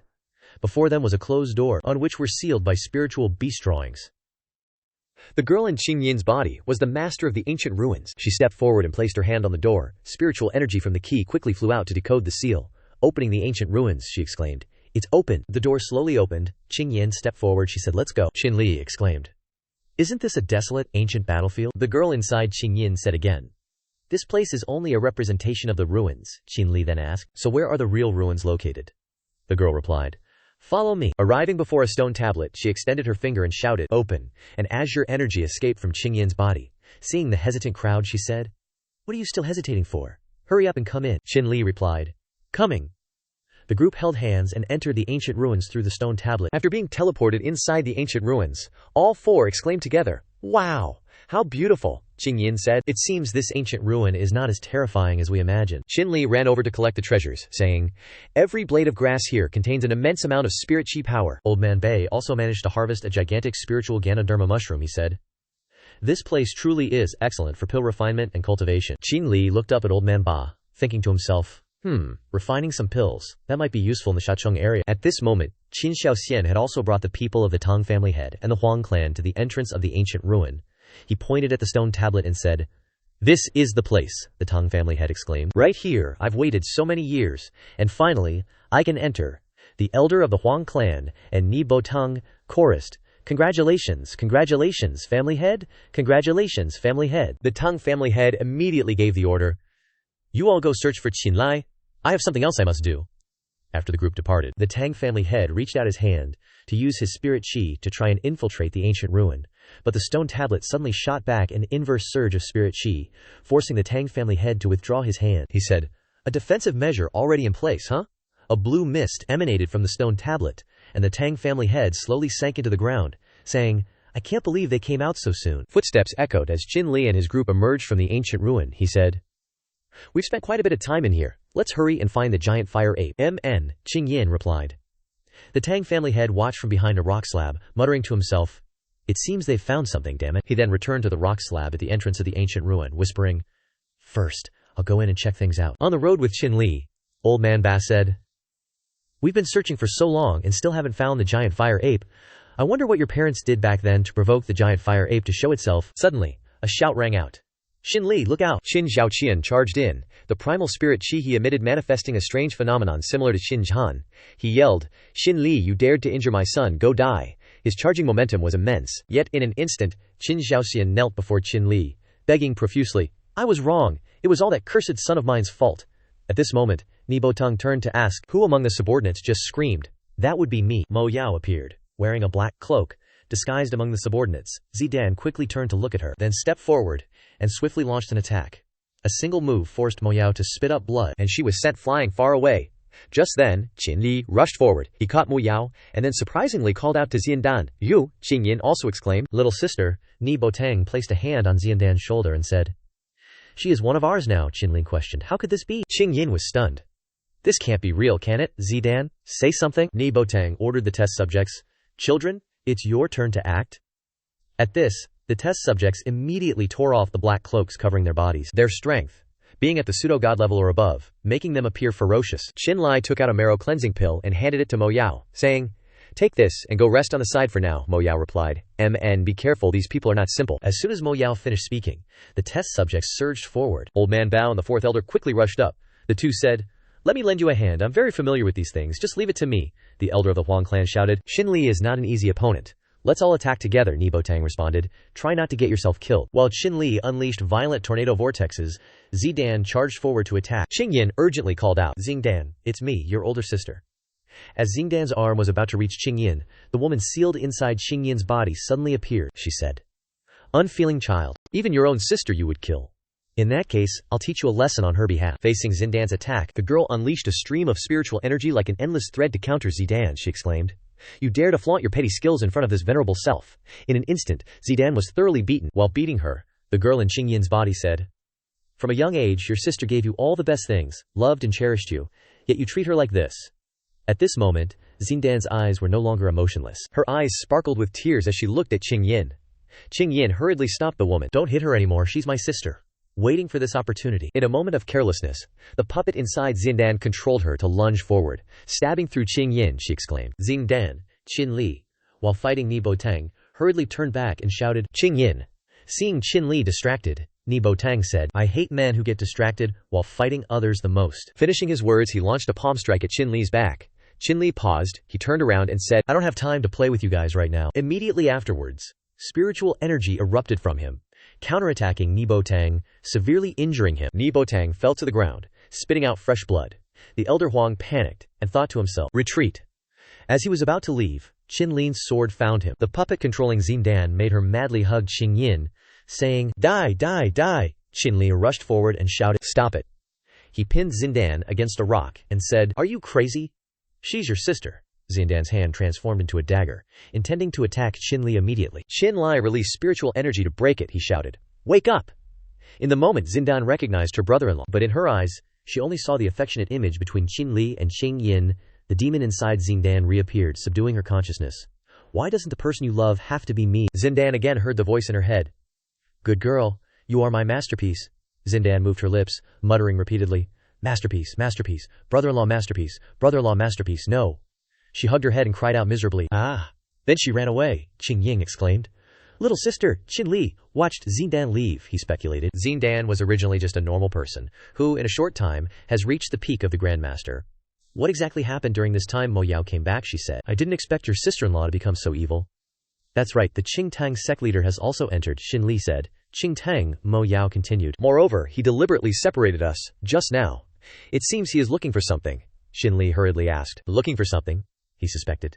"Could it also be because of the scarlet fire pill?" Uncle Bei immediately shouted. "Quick, let's go find it. We must not let these people find it first." Qingyin stood up, looking into the distance, wondering in her heart, why did Xindan become like this? Shinli came to her side. He reassured, "Don't worry, Xindan and these people came here, perhaps also aiming for the scarlet fire pill. As long as we go find the giant fire ape, we will definitely be able to find her." Qingtang stood observing, he thought to himself. Clearly they came out from the inside. Why didn't they have any reaction? Suddenly, he heard a cry from afar. No, I'm not me, I'm not Xindan." The girl hugged her head and said, I'm not, Qingtang said. "The consciousness is quite tenacious, but it's still a bit too young to break the seal." He touched 2 fingers to Chu Zidan's forehead, continuing to control her consciousness. He asked, "What happened?" Chu Zidan replied. "We encountered Shinli, but most people were killed by Shinli," Qingtang said. "Lead me to them." "Yes," Chu Zidan replied. Back with Shinli's group, Mo Yao spoke up. "We're about to turn the entire relic upside down and still no sign of the giant fire ape." Shinli looked at Qingyin, gesturing towards the girl within Qingyin's body. "You don't know where it is either," Qingyin replied. "I was always fast asleep within the key. I only recently awoke. How would I know?" Old Bao then said. "Is it possible the giant fire ape ran outside just like she did?" the girl replied. "Impossible. If it had run outside, it would have caused a commotion long ago." Suddenly she warned, "Wait, an extremely powerful person is coming." Shinli stretched out his hand. "Speak quickly, get out of the way." With that, he leaped high into the air, the others flying after him. A blast rang out where they had just been standing. Behind the flames and black smoke, the silhouettes of 2 people appeared, and a voice rang out. "Shinli, we meet again." Shinli exclaimed. "Qingtang, leader of the Qing gang," Qingyin also said. "Little sister, leader of the Qing gang." Reaching up to remove his mask, he said, "I'm not just the Qing gang leader but also the head of the Huang family. You killed my people. Are you ready to die?" A fierce beast apparition arose. Roaring in the sky, Qingtang, leader of the Qing gang, made his move, unleashing a palm strike towards Old Ba, sending him flying. He said, "Useless experimental subjects should be destroyed. Wouldn't you agree, Shinba?" 4th Elder Davio immediately rushed forward. "Don't get cocky." Qingtang turned to 4th Elder, blocking her with one hand. 4th Elder was no match for him either. She was knocked backward. Qingtang, leader of the Qing gang, provoked, "Where are all the past masters of your Qin family?" Faced with the strength that Qingtang, leader of the Qing gang, displayed, Mo Yao wondered inwardly. He's this powerful? Clearly, the last time, Qingtang, leader of the Qing gang, smirked. "Who said I used my full strength last time?" Qingtang, leader of the Qing gang, continued. "On the island last time. If I hadn't let you go, do you think you could have survived and escaped?" Mo Yao suddenly felt her body stiffen. She couldn't move. Qinli looked up at Qingtang, leader of the Qing gang, thinking to himself, "What exactly does this guy want? It definitely can't be just for the fiery blaze pill." He then said, "We still haven't settled our debt from last time." Old Ban and 4th Elder launched an attack from behind. Qingtang waved his hand dismissively, saying, "The Qin family's ancient martial arts have declined to the point where they can only rely on these 2 to hold them up." How laughable. Qingtang's hand clenched, creating a defensive barrier, easily shattering the attacks of the 2 Qin family elders. Qingyin went to Mo Yao's side and asked, "How are you?" She replied, "Don't worry, I'm not gonna die." Qinli came before Qingtang and said, "Just who are you?" Qingtang replied calmly, "Take a guess." After being knocked back with just a wave of Qingtang's hand, Old Bao said, "There's only one person in the world who I and 4th Elder can't defeat together. It's Hongming." Qinli and Qingyin exclaimed together, "Hongming." "Yes, that's right," Old Bai continued. "Hongming, the The left-hand man with the highest combat power in the secluded family, he's lived for 200 or 300 years. Next is the Qin family and the Huang family, followed by smaller families like the Jiage family. Qing Tang, leader of the Qing gang, said, "Congratulations, you guessed correctly. But you only guessed half right. I am Hong Ming. Moreover, I am the leader of the Qing gang, the head of the Huang family, controlling both the secluded world and the secular world," Shinli hurriedly said. "Then my parents from that year," Hong Ming admitted without hesitation. "I was the one who did it. I lured your parents into the ancient ruins, I orchestrated their pursuit and killing, and everything that happened to you was deliberately arranged by me." He approached Chu Zidan, placing his hand on her hair, and said, "Oh, that's right, this is my creation too. I have reformed her, and now she only listens to me." Shinli shouted, "Very well." Then, without hesitation, he charged straight towards Hong Ming. The moment Shinli's hand reached out, Hong Ming grabbed it. He held it effortlessly and said, "Tell me, how do you get into that stessel?" Shinli shook his other hand and said, "Go ask King Yama." Before Shinli could even touch Hong Ming, Zidan lunged forward. She desperately attacked Shinli with her sharp claws, injuring him and causing blood to spurt from his chest. Qing Yin panicked and rushed over. "Husband!" Shinli collapsed to the ground. Qing Yin trembled and cried out, "Husband!" Hong Ming looked at Shinli and said, "Is that all it takes to kill him? How boring." He grabbed Qing Yin's shoulders with both hands. She screamed, "Let me go, you bastard, let me go!" Hong Ming replied, "You brought this on yourself." With that, he struck Qing Yin's neck with a palm strike, knocking her unconscious. Then, Hong Ming hoisted her over his shoulder and said, "Let's go," Zidan responded. "Yes, master." A sudden voice rang out, "Leave the girl behind." Hong Ming turned around and said to the experimental subjects, "Have fun playing with them, kids." The experimental monsters roared in response. Mo Yao supported Xinlai, asking, "Do any of your elixirs have life-saving properties?" Shinli gasped for breath, saying intermittently, "Zidan's spiritual power is gnawing at my heart and blood vessels." The experimental subjects attacked again, and the group exclaimed, "Too many are coming." Shinli's body seemed to have lost all its strength.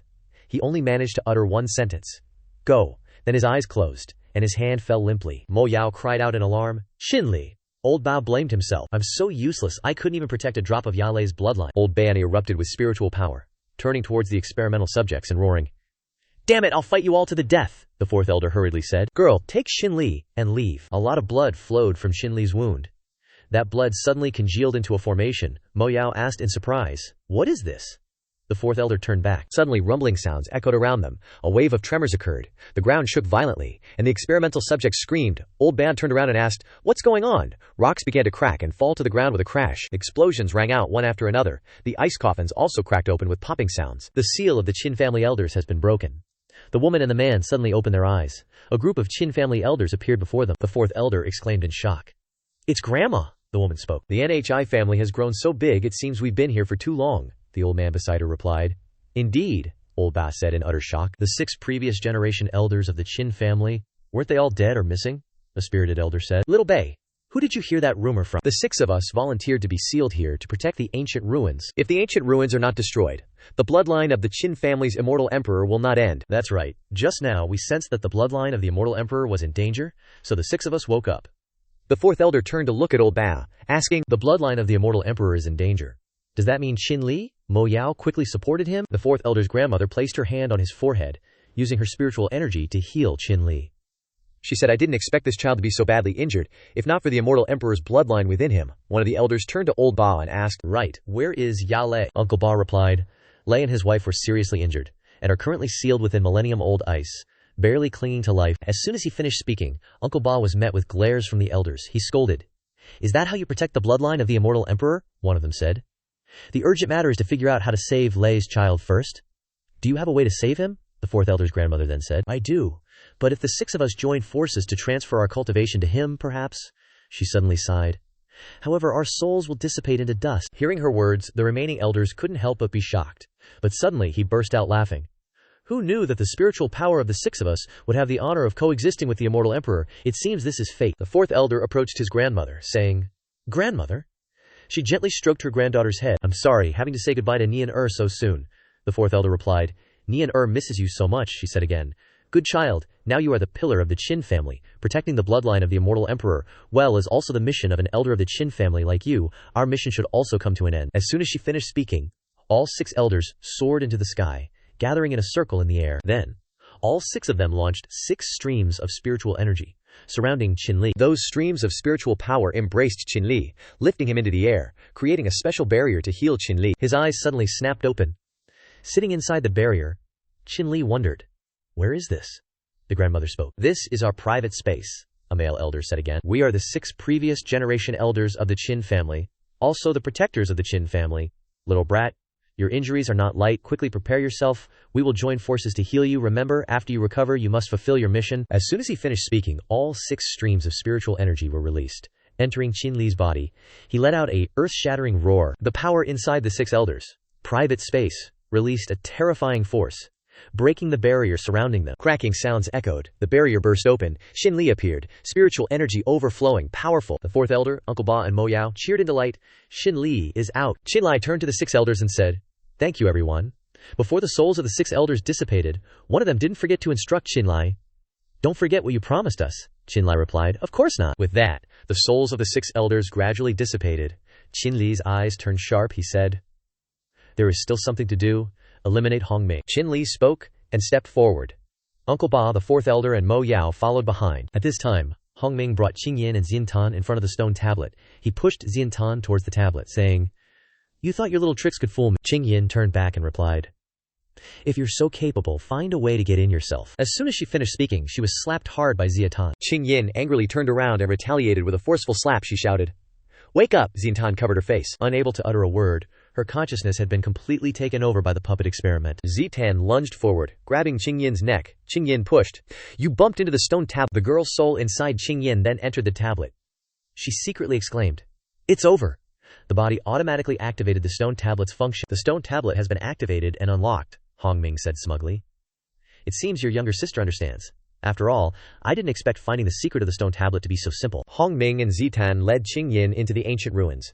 Standing in front of many precious spiritual herbs, he exclaimed, "This place is much better than I expected. Any medicinal herb here is worth more than 1,000 elixirs." The girl in Qingyan's body thought to herself, "We absolutely can't let him touch anything here. If he becomes stronger, we'll have even less chance of survival." She suddenly said, "How about we make a deal?" Hongming oed. "Oh, you're making a deal with me," Qingyan then replied. "It's all benefits and no harm for you. Are you interested in hearing it?" Hongming smirked. "Interesting, tell me." Qingyan began to say, "Among the medicinal herbs here, the strongest spiritual energy is the herbal king inside. If it wasn't for my husband rushing to save people, he would have taken that herbal king long ago. This location is very discreet. If you go in by yourself, I'm afraid before you find it, my husband will have already attacked." Hongming became wary. "What are your conditions?" Qingyan said. "Let me leave this place safely." Hongming quickly agreed.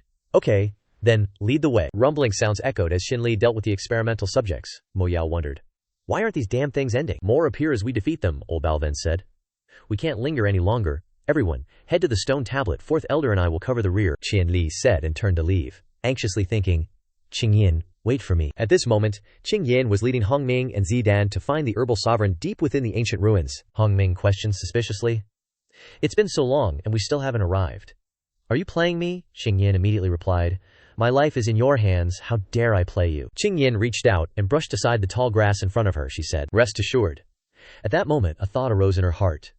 "I don't know if the remaining memories of the person in my body are real or not, but now I can only risk trying." Qingyan pointed forward and exclaimed, "We're here.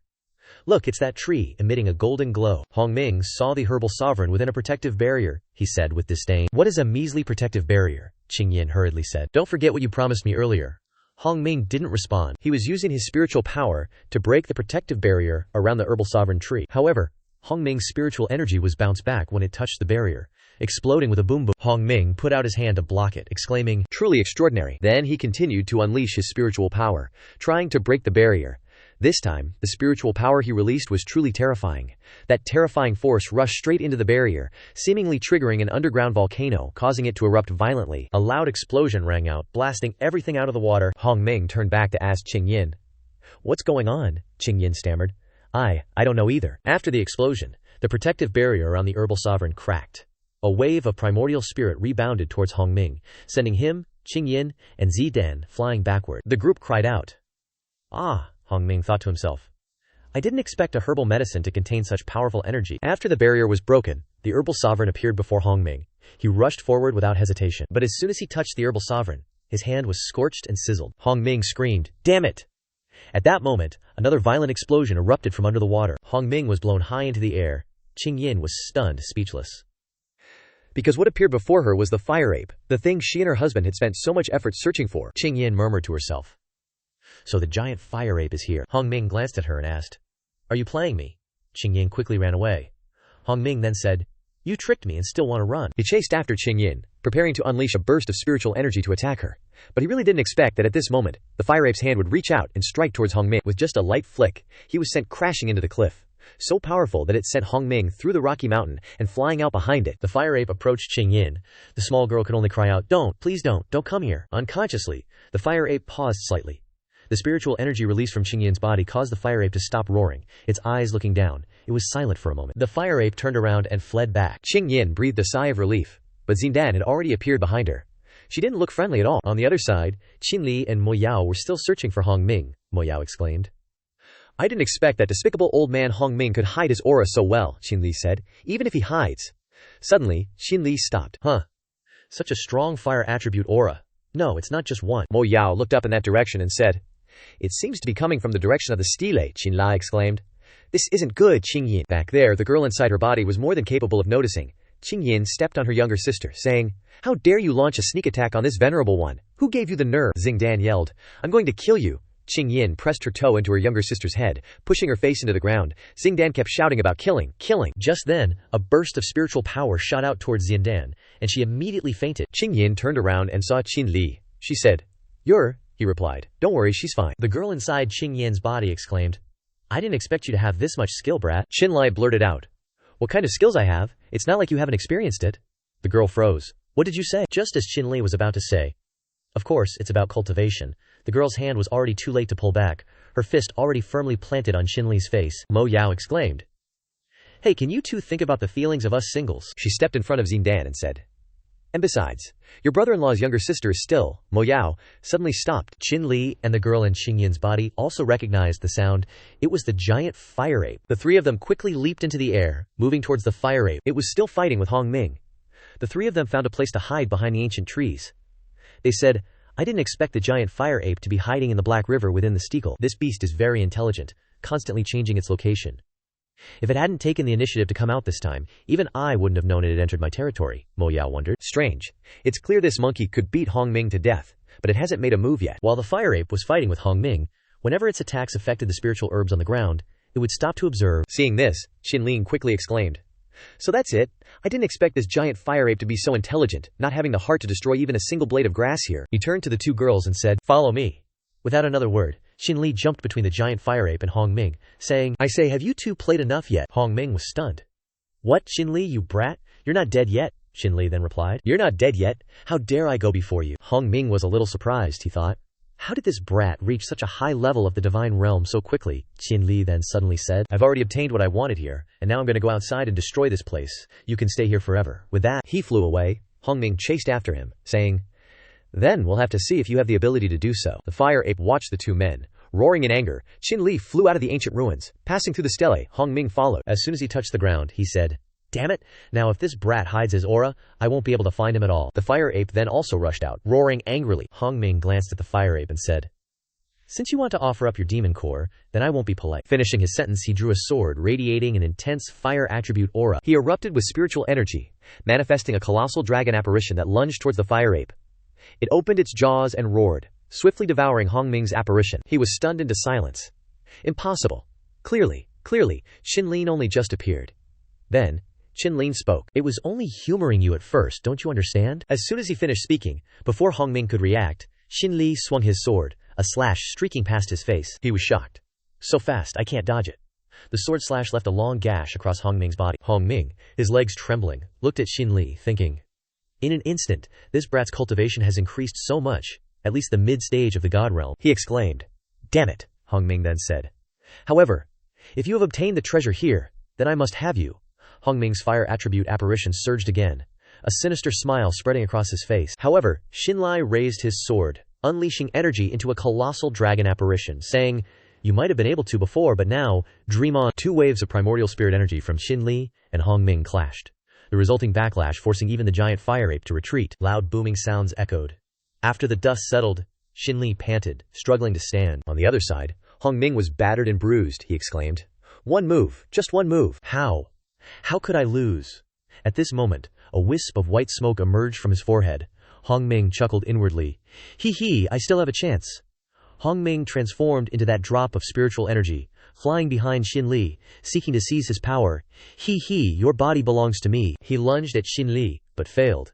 Shinli's aura was too strong, repelling Hongming. He angrily said, "You brat, to think you would—" At this moment the fire ape appeared, swinging its fist towards Shinli, who hastily raised the azure treasure sword to block. Hongming thought to himself, "Looks like I can only think of another way." Upon confronting the giant fire ape, Shinli said, "This guy is much stronger than Hongming. To win, I have to return to the stone tablet." He suddenly exclaimed, "I've got it!" Shinli reached out, absorbing the fire ape's spiritual energy to attract its attention. The fire ape cried out, "Ugh!"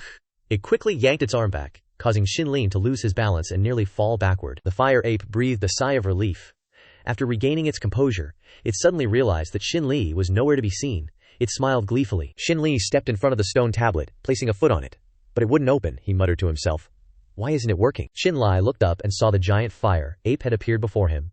He said, "Didn't expect it to see me? This is troublesome." The fire ape suddenly uttered a word. Scram! Shinli was shocked. It can talk. The fire ape suddenly burst into laughter. Shinli retorted, "Back then you beat my parents. Now me taking your blazing fire pill to save them should even things out." Finishing his sentence, Shinli rushed forward, erupting with spiritual energy, launching a stream of power manifesting a colossal dragon apparition towards the fire ape. But unexpectedly, it simply clapped its hands together, easily dissolving Shinli's attack. At that moment, a voice appeared, "Daring to act so presumptuously in my territory, return to your lair at once." As she spoke, she unleashed a strand of spiritual energy, binding the fire ape. It howled in agony, struggling to break free from the voice's grasp. She hastily shouted, "Hey, Shinli, are you going to attack or what? I can't hold on much longer." Distracted by observing, Shinli was slightly absent-minded. He said, Yeah, I just felt something was strange. But to save her, I can't care so much." Finishing his sentence, Shinli swung his sword down at the fire ape. A flash of light appeared. Shinli suddenly exclaimed, "Here, this is." Before Shinli's eyes right now is the scene inside the ancient ruins. He is standing before a dead man. Next to him is a small monkey clinging to him, squeaking, "Chit chit chit." Suddenly, a sword from nowhere pierces through it, the attacker says. This damn thing is already dead, and still leaves the monkey to guard the medicine forest. Shinli turns to see a group of strange men have arrived at this place. It seems they want to seize the treasures in the medicine forest, one of them says. Well, this time it's all clean. From now on, the medicine forest will belong to us. Shinli then realizes that this is the memory of the giant fire ape. The group of men cheer, "We're rich! We're rich!" The small monkey's eyes suddenly turn blood red. It roars with extreme anger. The small monkey disappears, replaced by the giant fire ape. It stands up and beats its chest, causing the invading men to scatter and run. Shinli exclaims, "So you want to protect the herbs here?" Shinli has understood the fire ape's heart. He puts his hand up to shield it and says, "Don't worry, we won't destroy this place." In the fire ape's eyes, the image of the man who owned the medicine forest flashes, and Shinli looks very similar. Suddenly, it is so touched that it sheds tears. Then, it willingly offers its soul, disintegrating, and leaving behind the scarlet fire pill flying towards Shinli. He exclaims, "It's the scarlet fire pill." Shinli catches the scarlet fire pill. Qingyin comes closer and asks, "Why did this guy willingly hand over his inner core?" Shinli replies, "I don't know either, but just now the ape gave me a very strange feeling of familiarity." At that moment, Mo Yao comes over and says, Hey, don't be kidding. The giant fire ape is a god-level demon beast. It's lived for at least 1,000 years. How old are you? I saw you using the head-patting trick to coax it. Maybe it's a female ape," Shinli says annoyedly. "Shut up," Qingyin suddenly exclaims. "That's right, how's my little sister?" Shinli replies, "I released her from the storage ring. I gave her a calming pill first." At this moment, Hongming's spiritual energy is still lurking somewhere. He crawls closer to Shinli and says, "No one can stop me from seizing Shinli's body." Finishing his words, he immediately jumps up and grabs Shinli's shirt. He is giving Zidan the calming pill. Mo Yao, standing next to him, sees something strange on Shinli's shirt. She says, "Hey, there's a worm on you." Mo Yao then grabs Hongming and pulls him out. Hongming yells, "Let me go, you wretch." Mo Yao doesn't know it's Hongming and sees a talking worm. She throws it away and yells, "A talking worm! Disgusting!" Following Mo Yao's momentum, Hongming flies towards Zidan. He shouts frantically, "Hey, don't, but it's too late now." Shinli asks Mo Yao, "What did you just throw away? Why did it disappear?" Mo Yao replies, "A worm that can even talk. How gross." Zidan's eyes suddenly open. She says happily, "Zingdan, you're finally awake." But Zidan's expression and demeanor look very different. Shinli says, "Something's not right. This isn't Zidan." Zidan's voice rings out, "This old man has lived for so long. This is the first time I've been a woman." He hugs his chest with both hands and says, "This body is quite good." Shinli quickly realizes. He says, "Hongming." Qingyin yells, "You bastard! Get out of my little sister's body." Zidan says again, "Leave. It wasn't easy for me to be resurrected. You want me to leave?" Dream on. Although not getting Shinli is a bit of a pity, but it seems this body is even more valuable, Mo Yao says disgustedly. You perverted old man really opened my eyes, actually possessing a daughter's body? How despicable. Shameless.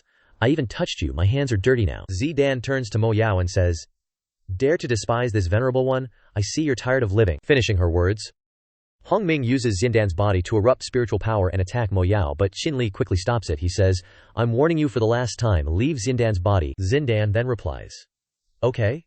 Then how about you give me your body? Shinli says decisively. Dream on. Then, he strikes out a palm, knocking Zidan backward, causing her to fall into the stone slab. Zigdan props her hands on the ground, struggling to get up, and asks, Brother-in-law, do you hate me that much? Shinli said, Zidan, hang in there, don't let Hongming control your will. Zidan sneered. That's right, I'm being possessed by Hongming, aren't you happy? That way you have an excuse to kill me. Qingyin hurried forward and said, That's not true, Zidan. Why would we ever want to hurt you? Zidan appeared enraged. She yelled, Don't talk nonsense, nonsense. Without a burden like me, you guys can be happy together. Since you want to be together forever, then I'll grant your wish. With that, she lunged at Shinli. Just as she was about to strike, Qingyin hurriedly said, Zidan, stop. Shinli reached out and grabbed Zidan's neck. A voice from within Zidan said, I advise you to think twice, otherwise I can't guarantee the safety of your sister-in-law. Shinli glanced at him. Who said I wanted to attack? Hongming inside Zindan's body thought to himself, could this brat have some hidden move up his sleeve? Just as he sensed something was wrong, Mo Yao attacked. She unleashed her spiritual power towards Zindan. Hongming turned to Mo Yao and exclaimed, You brat, you want to hurt me? Your strength is far from enough. He had a moment of carelessness. Shinli then said, Is that so? But she bought me enough time. At this moment, Shinli pulled out 2 needles and pierced them into Zigdan's temples. Hongming couldn't move, he roared. What do you want to do? Don't forget, if I die, your sister-in-law won't survive either, Shinli immediately said. Rest assured, I definitely won't harm my sister-in-law. It's just that for you, Shinling's eyes widened. I will use my spiritual power to invade the space where Zindan is being controlled. Hongming was shocked when he saw him, he exclaimed. Impossible. Impossible. Since when were you this strong? Shinli stretched out his hand and grabbed Hongming, not allowing him to struggle. Hongming hissed. Clearly, I am the strongest martial artist in the world, Shinli said. So what, if you're the strongest? You have no family, no friends, cold, cruel, treating other people's lives like toys. Other than power, you have nothing. What's the difference between you and a walking corpse? Hongming stubbornly said. Power is everything. With power, I can get everything. What does a kid who's only lived for 20-something years Shinli asked again. Then are you happy? Are you joyful? After obtaining power, are you satisfied? Hongming retorted. What's it to you? Shinli clenched his hand tighter. Even now, you still don't understand what's most important in life. So many years, you've truly lived in vain. Hongming let out a miserable scream. At the same time, Zindan was also freed. Shinli stepped forward to support her and said, I pursued power. 1 was to find my parents. 2 was to protect everyone well, but it ended up harming you to this extent. Shinlin placed 2 fingers on Zindan's forehead to help cleanse her. He said, Wake up. A moment later, Zidan slowly opened her eyes. She gradually woke up. Qingyin ran to her sister's side and exclaimed, Zindan, my sister! Zindan also said, Sister. The sisters embraced each other emotionally. It's so good you're back, Zindan said with an apologetic tone. It seems I've done a lot of things that I'm sorry for towards you and brother-in-law. She turned to Shinli. Brother-in-law, Shinli, due to using too much primordial energy, suffered damage. He looked pale and tired. Shinli dejectedly said. It's okay, because you were... Before he could finish speaking, he fell into the arms of the 2 girls, fainting. Qingyin took Shinli to soak in the medicinal lake, she said. He only exhausted too much spiritual power, he temporarily fainted, it's nothing serious. As long as he soaks in this medicinal lake for a while, he will probably recover quickly. Mo Yao and Zidan said in unison, Why didn't you say so sooner? Qingyin was stunned and confused and said, Sooner? What's wrong? After saying that, the 2 girls, Mo Yao and Zidan, rushed to the medicinal lake. Zindan said, Sisters, don't wait for you anymore, I'm going to soak first. With that, they both jumped into the lake. Qingyin blurted out. That little one, Zidan, standing in the medicine pond, said, Being in the pond makes my body feel like it has endless power. So magical, Mo Yao cheered. This trip isn't a loss, Qingyin thought to herself as she stepped into the pond. If no one inside me told me. At this moment, Zingdan suddenly spoke up. Sister, you're so amazing. Sometimes you become unlike yourself, Qingyin replied. Actually, there are 2 souls in my body. One is me, and the other is the owner of this ancient relic. Mo Yao finally realized, she said. No wonder you understand this place so well. The 3 girls were talking to each other when suddenly gurgling sounds echoed in the pond, and bubbles rose to the surface. Qingyin hurriedly said, This is bad, danger! She rushed towards Shinli and shouted, Husband! A loud roar echoed from under the water, and a giant dragon shot up from below. Mo Yao was stunned. "Oh my god, am I a jinx?" Xingdan quickly said. "Brother-in-law is still there." Qingyin looked towards where Qinli was soaking. The dragon dived down near him. She only managed to shout, "Husband!" In a blink of an eye, the dragon devoured Qinli and swallowed him whole. It turned to look at the three girls. The female elder inside Qingyin's body said, "Damn it, who dares to cause trouble in front of me? I'll rip out your demon core and strip your bones." Mo Yao thought to herself, "Why didn't you show up earlier to help, heavens?" The three girls dived down together, chasing after the water monster. Mo Yao exclaimed, "I didn't expect the underground current here to be so strong." The water monster turned its head and thought, "HMPH, foolish humans." As it swam away, it flicked its tail, creating a whirlpool that swept the three girls away. Later, after throwing Mo Yao and Xingdan onto the ground, Qingyin descended to the ground and exclaimed, "You all are useless, I still have to save you." At this moment, Xingdan and Mo Yao woke up, coughing a few times. The female elder inside Qingyin's body thought about the water monster, worriedly. Although this beast is about to transform into a dragon, and its cultivation is not inferior to the giant flame ape, Shinli should be fine for a while with his cultivation. The water monster swam back to its cave, lying in the warm depths of its gut. At this moment, Shinli suddenly woke up, and the first thing that hit his nose was the smell of the dragon's intestines. Shinli thought to himself, "What's that smell? It stinks. Where is this?" Where are Qingying and the others? Qinli stood up and created a barrier for himself. Then, he punched hard into the intestinal wall of the water monster, causing it to roar in pain. It never thought that what it had just swallowed would bring such stomach pains. Qinli just kept punching inside its belly. The dragon writhed in pain, roaring with miserable cries. After a while, Qinli realized, and he wondered, "Am I inside something's stomach?" The stomach pain caused the dragon to secrete a diarrhea-like digestive fluid that filled its intestines. Qinli covered his nose and exclaimed, "It stinks!" The mucus and digestive fluid in the dragon's intestines wrapped around Qinli, forcing him to use his palm to block it, causing its belly to gurgle. The dragon struggled, exhausted from the stomach pain. At this moment, Qingyin was trying to wake Mo Yao and Xingdan. She pinched Xingdan's cheeks and Mo Yao's nose, shouting, "Wake up, all of you!" As soon as they woke up, the first words they said were, "Qinli." The female elder inside Qingyin's body said, "This snake is of the water element, accumulating water spiritual herbs, but because it can't leave the water for too long to search on land, this kind of azure water herb is very attractive to it. Mo Yao, go find it." With that, she handed Mo Yao a sprig of azure herb. Mo Yao took it and replied, "Okay." She then gave Xingdan a sprig of fire element spirit herb, and said, "This is a fire element spirit herb, have your younger sister find this kind of spirit herb to counteract it." Xingdan exclaimed, thinking to herself, "As long as I can save brother-in-law, I'll do anything." The female elder then said, "If it weren't for this venerable one exhausting too much of her strength, and my immortal body being destroyed, how dare this little snake be presumptuous in front of this venerable one?" Fortunately, the host and this little guy have gradually adapted to my spiritual energy after dual cultivation. Inside the dragon's cave, gurgling sounds echoed.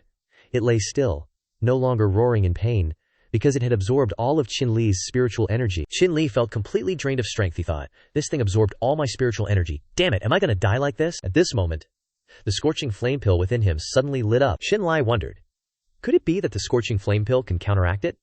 Never mind, let's give it a try. While the aquatic monster's stomach was churning, Qinli used the scorching flame pill to fly out of that stinky puddle. He said, "Eating people while they're sleeping is extremely impolite." Qinli drew his sword and unleashed his spiritual power, one pillar of support, slashing a blow on the dragon's body. The sword pierced through its body, Qinli flew up, and the dragon roared in pain. Then it turned to look at Shinli with all the strength it had. The dragon curled its tail and used the power of water to build momentum and fly up. The sound of water gurgled. Qinli stood still, observing, and said, "I know this move too." With that, he swung his sword, unleashed his spiritual power, and unleashed a dragon apparition with extremely powerful fire attributes. Qinli exclaimed, "Go!"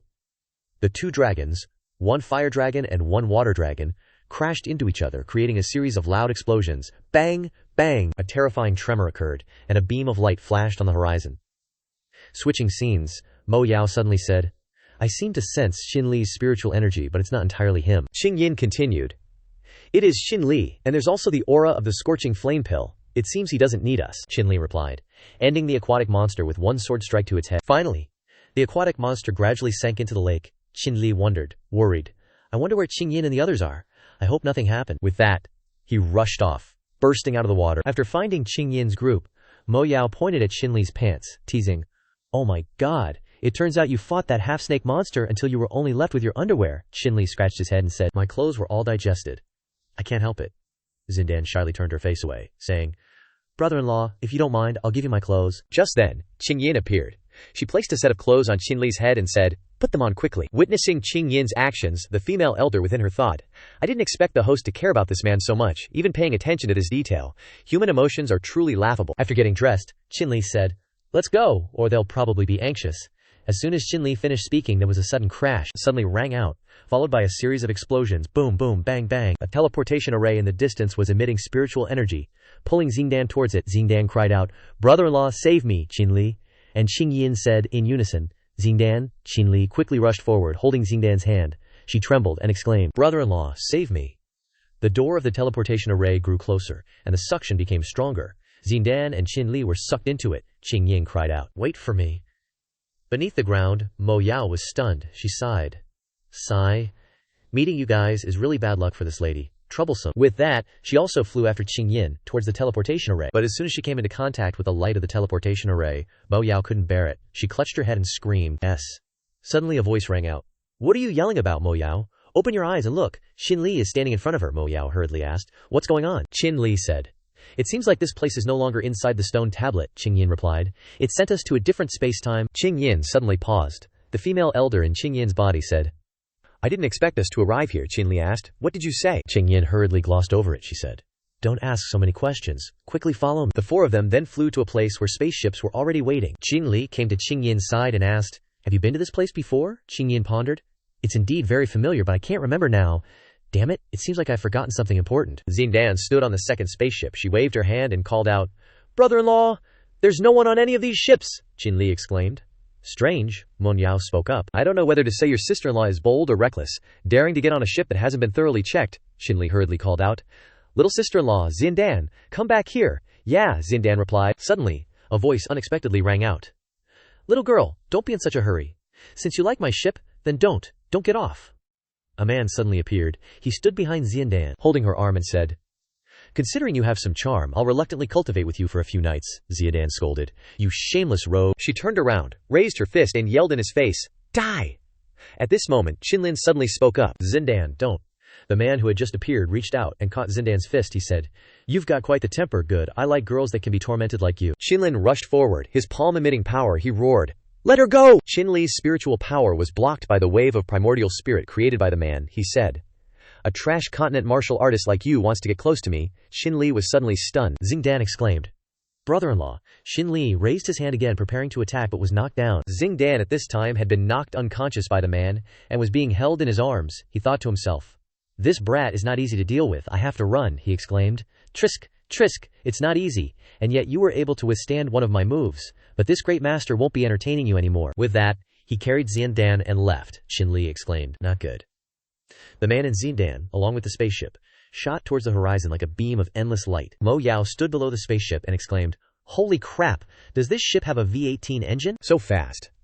At this moment, the elder in Qing Yin's body said to Qinli, "Get on the ship quickly." Mo Yao was suspicious. "Don't tell me you want to drive the ship and chase after them. This thing doesn't even have a steering wheel. How can you drive it?" The elder then conjured up the missing pieces on the steering wheel and pieced it together. "The steering wheel suddenly activated," she said. Simple. After the steering wheel of the ship was activated, the whole ship began to shake. It hovered in the air, slowly moving forward. Shinli exclaimed, "Could it be that you are a person from this space-time?" The girl replied, "I don't know either. Maybe so," she warned. "Hold on tight." As soon as she finished speaking, the ship shot off with terrifying speed. Mo Yao said, "The ship in front is flying too fast. Will we be able to catch up?" Qing Yin replied, "Maybe. These ships all come from the same place. They're all set to automatically return, so we might be able to turn back later. It's not completely hopeless."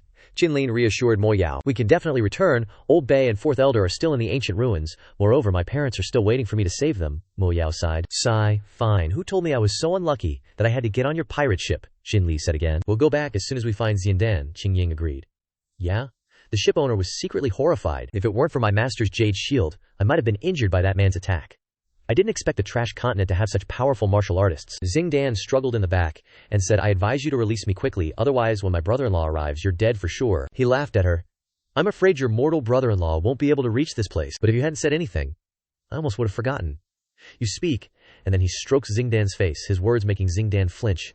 "A mortal, could he be a god?" Xingdan suddenly bites his hand. He screams in pain, then angrily swings his hand and punches her. "Ah, this venomous woman." Immediately after, a loud thud is heard, and Xingdan flies away, crashing hard onto the ground. This guy still hasn't given up his wicked actions. He approaches her again.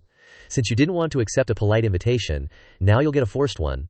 Don't blame me for not cherishing the fairer sect. Just as he's about to strike again, a noise startles him. Outside, Qingyin arrives by boat and shouts, "Hurry and seize the moment." Shinli and Moyan quickly approach the boat, and as soon as they jump in they see Zindan being tortured. Moyan exclaims in horror. Zindan. Shinli is furious. Zindan's body trembles as she struggles to get up, blood constantly flowing down her head. "Brother-in-law, I knew you'd come." Shinli throws a pill to Moyan and says, "Help me take care of Zindan." Moyan nods. "Rest assured." Shinli draws his sword and rushes towards the opponent. "Today I'll see just what kind of demon or monster you are." As soon as he strikes down, the opponent quickly takes out a jade shield. Under the fury of the attack, the jade shield gradually shows signs of cracking, and he's terrified. How can this be? In just a moment, his shield shatters completely. The sword slicing through his wide eyes, Qinlin pierces his body with the sword, and the guy trembles, desperately leaving behind a prophecy. "Avenge me." Then, his soul fragment shoots into the sky. Qingyin says worriedly, "This isn't good. We're about to be exposed." The opponent's signal quickly summons a continent, and the group is furious. "Who are you? How dare you kill someone from the Tianhe continent? Leave this to me," Qingyin says angrily. Crap. She uses all her spiritual power to tear open a space in the sky, revealing a large vortex. Qingyin urges, "Go quickly. I can't hold on for much longer." Everyone quickly leaves through it. The group arrives just as everyone vanishes, and the tear slowly closes, eventually appearing as if it never existed. Following that space, everyone is safe again. Mo Yan collapses to the ground, sighing. "This is not something humans should do. It's like running for 7 days and 7 nights without eating or drinking. My whole body is falling apart." Zirdan hugs her head in agreement. "Me too," Qinlai says worriedly. "Help her up, Qingyin, wake up." He transfers spiritual power to her. After a while, his consciousness also enters her body, and as soon as he enters, he calls out, "Come out! Show yourself!" Seeing no movement, he becomes even more anxious. "Hey, come out here and explain things to me." He feels lost. Although she's always been residing in Qingyin's body, she really hasn't done anything to harm them all this time. On the contrary, she's helped them in every possible way. After so long with no news, could something have really happened to her? Then, he calls out even louder, "Hey, if you don't come out, I won't help you cultivate anymore." Just then, a voice responds from a distance, "Stop yelling." Qinli immediately looks in the direction of the voice, and the woman is sitting wearily in front of the water. Her body is extremely uncomfortable. "You little brat, daring to threaten this venerable one, wait till I..." Before she finishes speaking, she coughs weakly. Qinlai teases, still putting on airs even in this state. But it doesn't seem like a big problem, he muses. Although she's in a spirit form, he doesn't know if that method will work to heal her injuries. Thinking this, he opened his spatial ring. The girl, confused, asked, "What do you want to do?" Qinling's face turns sinister. "Well, elder sister, you're already in this situation. What else can I do to you?" The girl retorted unhappily. "Who are you calling elder sister?" Qinli ignored her and began healing. "Don't talk."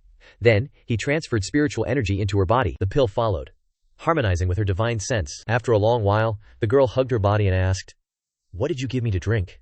Why do I feel like my body is burning now?" Shinli replied, "Of course it's a tonic. What else would it be? It's just that the effects are a bit strong." Ziktan outside was extremely anxious. Brother-in-law checked the furnace, and there was no reaction. Could something have really happened to sister? Mo Yan looked at his flushed face, worried. "I think something really might have happened." After a long while, everyone arrived at the Qin family ancient residence. The fourth elder said, "We're finally back." The fourth elder shouted, "Why is no one opening the gate? Where are the gatekeepers?" A voice responded from within. "You killed Qin Zhaotian, the previous family head, and you still dare to return. We have already reported to the current family head. He will be here soon." Qinli was surprised. Family head. The doors opened, and a group of people appeared, their attitude extremely arrogant. Qin Jihan loudly said, "Huang, elder. These people are the murderers who killed the previous family head of our Qin family. You must seek justice for us." The great elder of the Huang family replied, "Rest assured, the old feud between the Qin and Huang families caused by Qin Li's parents is a good time to settle it." Qin Li spoke up, distorting the truth, turning black into white. "How laughable. But it seems everyone has come to collect their debts from me, then come at me all at once." Qin Zihan said smugly, "Big words. The great elder of the Huang family is the #1 expert among the hidden families, except for Zuo Ren Hongming. You've offended him. Now it's too late to beg for mercy." The Huang elder twirled his skull staff and laughed gleefully. In an instant his soul lock appeared, like a Yama wanting to seize Qin Lin's soul. He smiled. Any clumsy move in front of absolute suppression is useless. A fire dragon rushed forward to attack the soul lock, and in the blink of an eye, its body was pierced, and the attack hit its owner. The great elder of the Huang family was sent flying. Qin Xian was terrified. "No way." In a flash, Qin Li rushed forward and grabbed the great elder of the Huang family's throat. "You're so useless. Instead of seeking justice for them, you might as well go down and join them," he pleaded in fear. "It was Qin Zan who promised me benefits, inviting me to kill you. I have spirit stones and pills from the Qin family as proof." Others, hearing this, were suspicious. "Is that true?" Xinjiang was afraid of being exposed? You damned old man, what nonsense are you talking about? Shinli smiled. The truth is clear. Do you choose to follow this family head Qin Zihan, or follow me? The second elder said coldly. Arrest Qin Zihan immediately. Our Qin family has always been a clean and upright family. Since when did it become this kind of person's turn to be the family head? Family members immediately put their swords to Qin Zihan's neck. You are not qualified to be our family head. The fourth elder turned to Qinli and said, Qin Xiaotian is dead. You are the family head. May we ask, family head, how should we deal with Xinjiang? Xinli continued. He will enter the ice prison forever, never to be released, at the ice cave in the mountains. Shinli used his firepower to burn the ice barrier, imprisoning his parents. After a while, the ice showed signs of melting, the seal quickly melted, and water slowly flowed to the ground. With ice chunks scattered around, Shinli's parents also fell, and he quickly supported them. Xinli quickly put a pill into his father's mouth. Qingyin also gave his mother a pill. Thanks to that, the two of them slowly woke up. 3 days later, at the Qin family's ancient residence, Qinli stood sorrowfully in front of a room. Qingyin. He looked at her lying in the room, worried. Who knew that the person inside Qingyin's body pretended to be healed last time just because she didn't want me to worry? At this moment, someone asked him, how is Qingyin now? Seeing that it was his parents, Shinli replied, I've searched all the medical books, tried every possible method, but Qingyin still hasn't shown any reaction, his mother exclaimed in shock. How could this be? Shinli said sadly. Right now she's no different from a vegetable, he thought to himself. If I want to save Qingyin, I'm afraid I still have to start with the person inside her body. Just then, his mother spoke. That's right, I heard Xintan say that in the ancient ruins, you encountered people dressed like those from ancient times. Shinli nodded. Yes. His mother continued. It seems that people from parallel timelines really do exist outside our world. No wonder her words confused her husband. No wonder what? She continued to answer. You don't know, but when I was pregnant with Linger, I often dreamed of a young man from the great empire, being assassinated by many people, and dying. That young man looked exactly like Linger now, so when I woke up, I even thought Linger was that person. Shinli mused. It seems I still have to make a trip to that timeline. Xingtan and Mo Yan happily ran over. Brother-in-law, I'm going to, me too. Then the two of them started arguing again. You're just a tool. Bringing you along would only be a burden. Who's the burden is not for certain yet. The three members of the Qin family were speechless as they watched them. After a moment he had no choice but to speak. Do you two think I'm going on a vacation? Besides, the level of danger in that timeline, Mo Yan confidently said. Do you think this young lady is the kind of person who likes peace and quiet? Xingtan said heroically. You sacrificed so much for me before, now it's my turn. At this moment someone from outside entered. Me too? Shinli was surprised. Sect leader Xia. In the end he sighed. Fine, it seems like no matter how much I say, it'll be useless. In that case, I'll help everyone improve their strength. In the next few days. He looked at the ring and thought, it seems the pills I refined in the ancient ruins last time finally have a use. Before leaving, Shinli and his mother worriedly instructed. You all must be careful. You must return safely. Shinli nodded. Yes. Once I return, I'll definitely stay and take care of you both. His father patted him on the shoulder and said, we parents must also make it up to you a lot. Shinli smiled. Yes, I'm entrusting Qingyin to you both, Mo Yan urged from behind. We have to go. The group followed the pigeon and departed. Shinli's parents stood there watching them leave and talking to each other. He's grown up.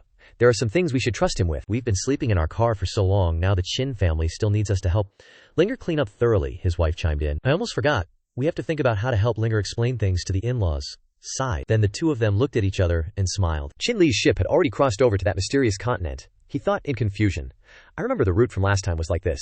I shouldn't be wrong, right? While they were traveling, another ship suddenly appeared above them. Xia Yufei exclaimed in surprise. When did this ship appear? A man and a woman were in charge of that ship? The young Master Lei looked at everyone with disdain. A ship from a lower realm dares to appear in the territory of the four great families. Tired of living already? He unleashed a burst of spiritual energy towards Shinli, and everyone's ship shook violently. Shinli quickly used spiritual pills to resist. Who said only he was allowed to live here? He thought to himself, this guy is much stronger than the previous one, but it's not appropriate to reveal my full strength yet. Too soon. Then Shinli strikes back.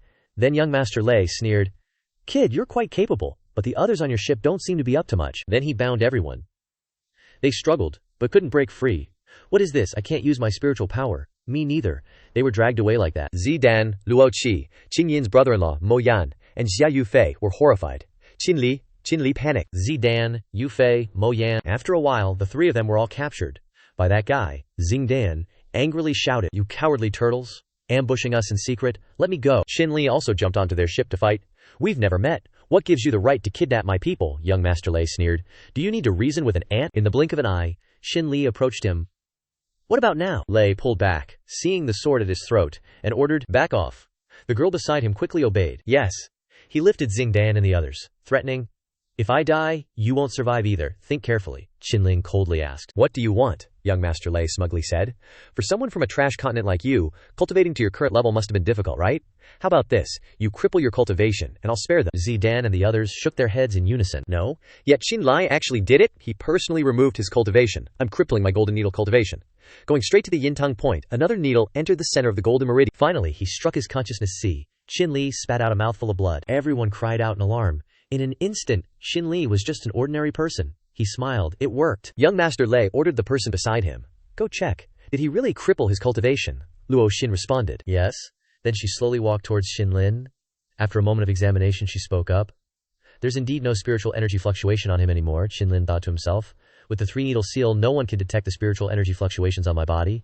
Then he asked the other party, hey, you have to keep your word. Xingdan and the others resented themselves for being useless, unable to help.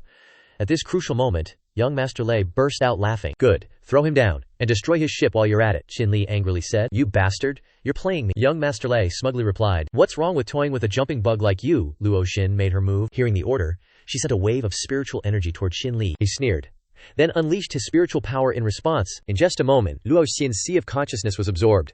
Young Master Lei was startled.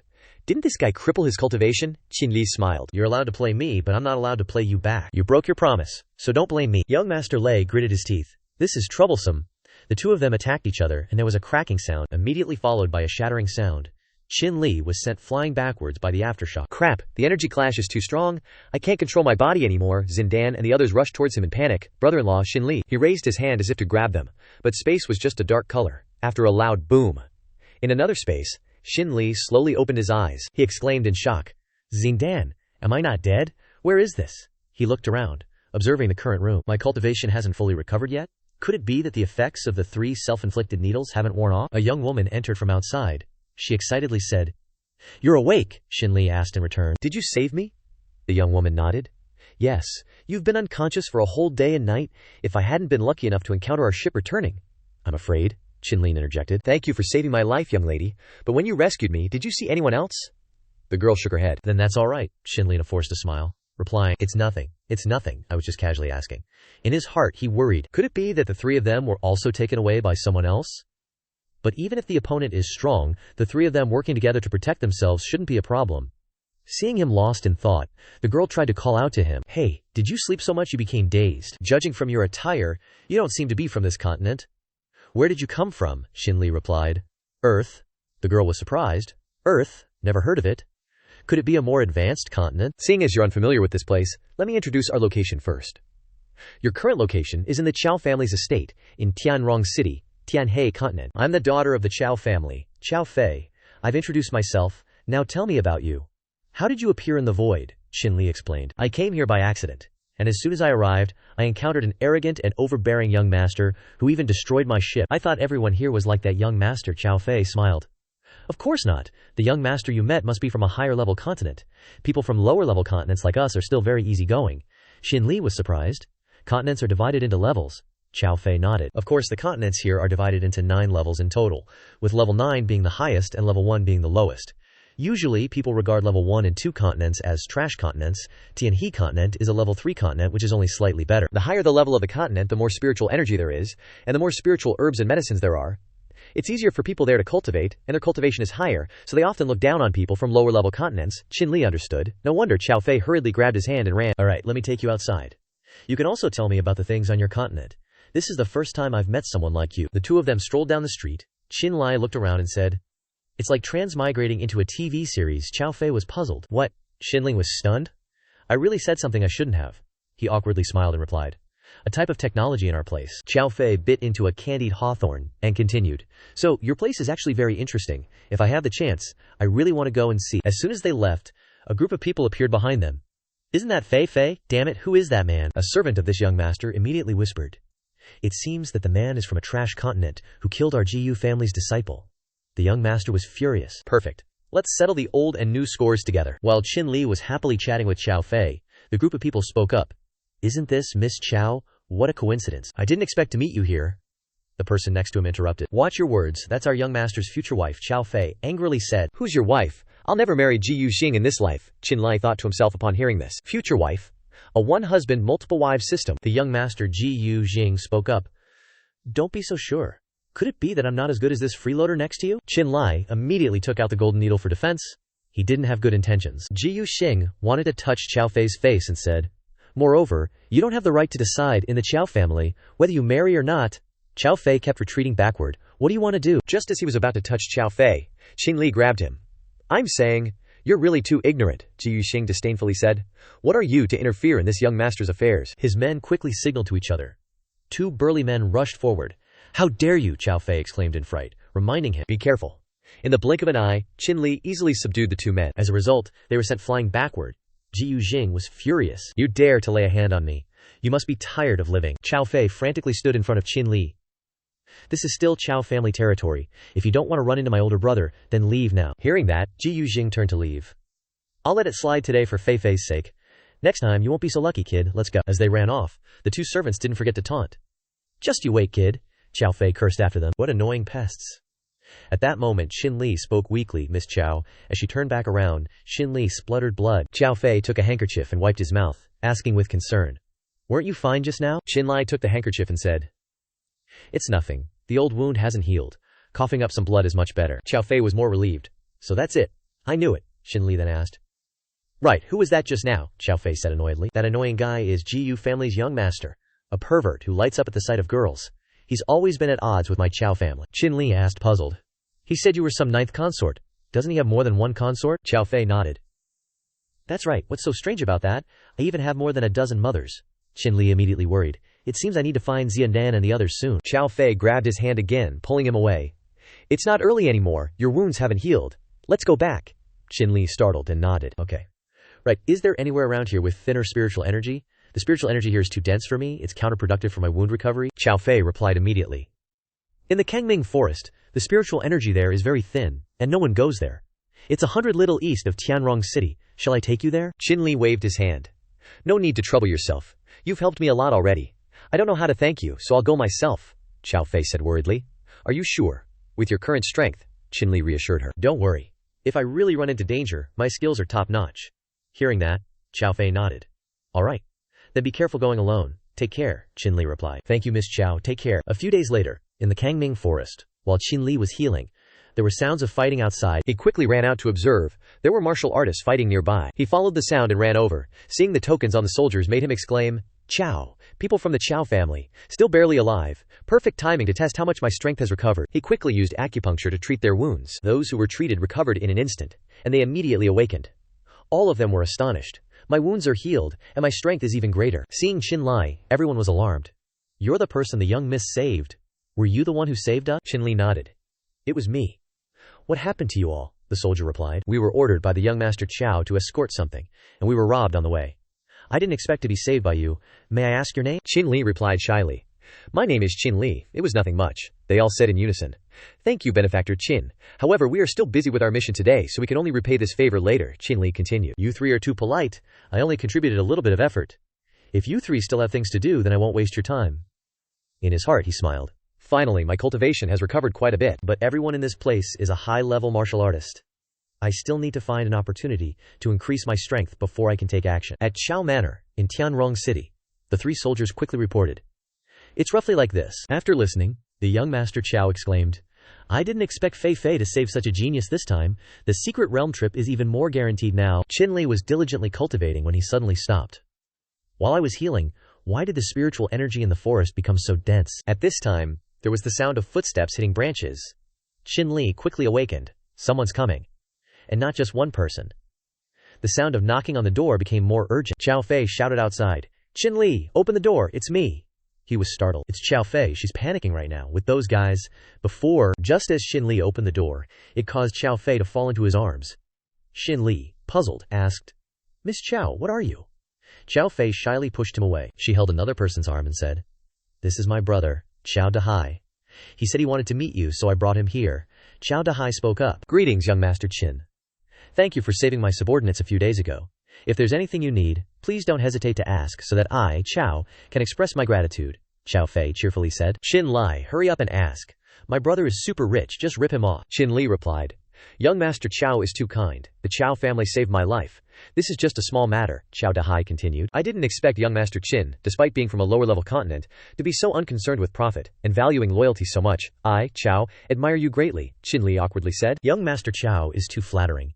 In his heart, he sighed. I still have a pile of gold ingots left over in my storage ring that I haven't found a use for, Chao Fei reproachfully said to Shinli. Are you stupid or what? Who would? Before she could finish, Chao Dahai interrupted. I heard young Master Qin was injured. How is your recovery going? Shinli replied. It's still recovering. But recently, the spiritual energy in this forest has suddenly become dense, forcing me to stop the healing process, Chao Dahai chuckled. Then it's perfect timing. There's an opportunity that could help young Master Qin recover. Are you interested? Shinli replied. I didn't expect young Master Chao to be so considerate of me. Just tell me directly, Chao Dahai continued. The spiritual energy in this forest suddenly became dense because the azure mystic realm nearby is about to activate. This mystic realm emits a lot of spiritual energy. And the previous low concentration of spiritual energy was because the surrounding spiritual energy was being sucked into the mystic realm. Within the mystic realm, there are all kinds of rare herbs, which may be helpful for your injuries, Shinli exclaimed. So young Master Chao's meaning is, the other party replied. The Chao family invites young Master Qin to come to the mystic realm with us in 3 days, Shinli said with concern. My injuries haven't healed, so I'm no different from an ordinary person. I'm afraid that after entering, I'll just become a burden. Chao Dahai smiled at him. Young Master Qin is too modest. To us your medical skills are a great help. That day, we didn't finish talking about the matter with Ji Yuxing, Shinli interrupted. Alright then, I'll have to follow young Master Chao's arrangements, at Tianrong City. Within the Jiyu family, after listening to Ji Yuxing's report, the other person spoke up. I didn't expect the Chao family to have such a figure. However, with the mystic realm about to activate, it's time to make a move against the Chao family. Hearing Ji Yu Dian's words, Ji Yuxing was startled and exclaimed, Father, aren't you afraid of the Chao family's patriarch? Ji Yu Dian said smugly. If it were before, I would still be a little wary. But now, Ji Yuxing understood and smiled. I didn't expect you to break through so quickly. In his heart, he thought triumphantly. Chao Fei, I'll see how you kneel down and beg me this time. And that trash mainland brat, let's see who can protect you. Ji Yu Dian then spoke up again. Jing Xier, go inform the third elder to lead a team of elites disguised as rogue cultivators to the mystic realm to await orders. Ji Yuxing smiled and asked, Father's meaning is, in the mystic realm, first use the numerical advantage to eliminate most of the Chao family's martial artists, and then internal and external forces combine. Saying this, both of them burst out laughing.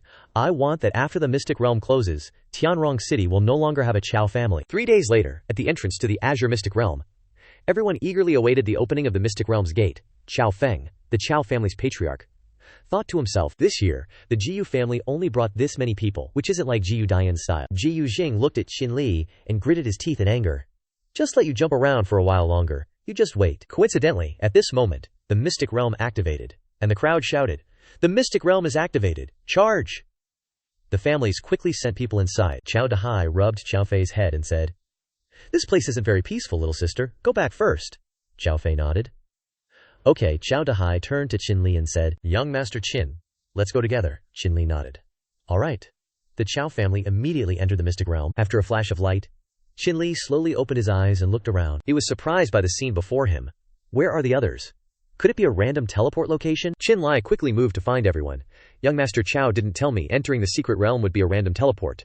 While walking, he was startled. Another 4th level spirit herb, although it's not as high grade as the ones in my storage ring.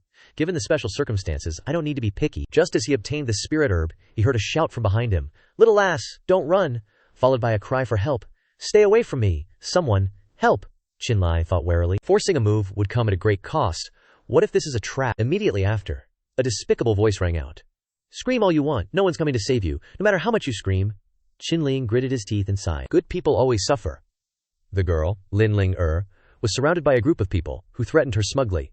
Little lass, hand over what you've got, then play with us brothers, and we'll let you go, how about it? Linling cried out loudly. No, please, save me. Just then, Shinli appeared, standing in front of her. Bullying a girl in broad daylight, aren't you ashamed? They shouted angrily. This little lass snatched our stuff, you little brat. I advise you not to meddle in other people's business. Linling said anxiously. Don't listen to their nonsense, I found it myself. Shinli said coldly. I'm taking her away today. Let's see who can stop me, the group said in a cold voice. Looks like you won't take a friendly drink, so you'll have to take a forced one. The 3 of them attacked Shinli simultaneously. A murderous intent flashed in his eyes. With just a wave of his hand, the 3 of them were blocked. What, Shinli's body disappeared? Then he reappeared unexpectedly, attacking all 3, sending each of them flying. Shinli stood there valiantly, issuing a challenge. The three ran away resentfully. You just wait. Shinli stood there watching their figures leave, and moments later blood trickled from the corner of his mouth. Good, just leave like that, can't reveal my injuries. Then his body fell backward and bumped into Linling, causing the 3 needles behind his back to coincidentally pierce deeper into Linling's chest. Shinli looked at his trembling body with even more pain, confusing. Linling, benefactor, are you alright? Shinling quickly ran away, clutching his back in pain. Linling, worried. Benefactor is injured, are you okay? Shinli pulled out the needles and replied, I'm fine. As if remembering something, Linling took out a ring and said, That's right, benefactor, take this, it should be very helpful for your injuries. Looking at the spirit herb, Shinli was startled. A 6th level spirit herb, no wonder those 3 were chasing you. He declined. This thing is too precious, I just happened to be passing by and helped you, you should keep it. Linling handed it to him and said, Benefactor, just take it, my cultivation is too low, I can't use such a high-level spirit herb. Shinli smiled and accepted it. Alright then, in a cave. While Linling sat beside him waiting, Shinli was busy healing his injuries. After a while, Linling spoke. Benefactor, is your injury better? Shinli nodded. Much better. In his heart he breathed a sigh of relief. Finally, I can use some of my strength without using the needles. Outside, there was a voice urging, People of the Chow family, where do you think you're going? After them. These words caught Shinli's attention. People of the Chow family. He suddenly grabbed Linling's hand, and in an instant, their figures disappeared. Outside, the Chow family soldiers were surrounded by the Jiyu family's people. Where do you think you can run?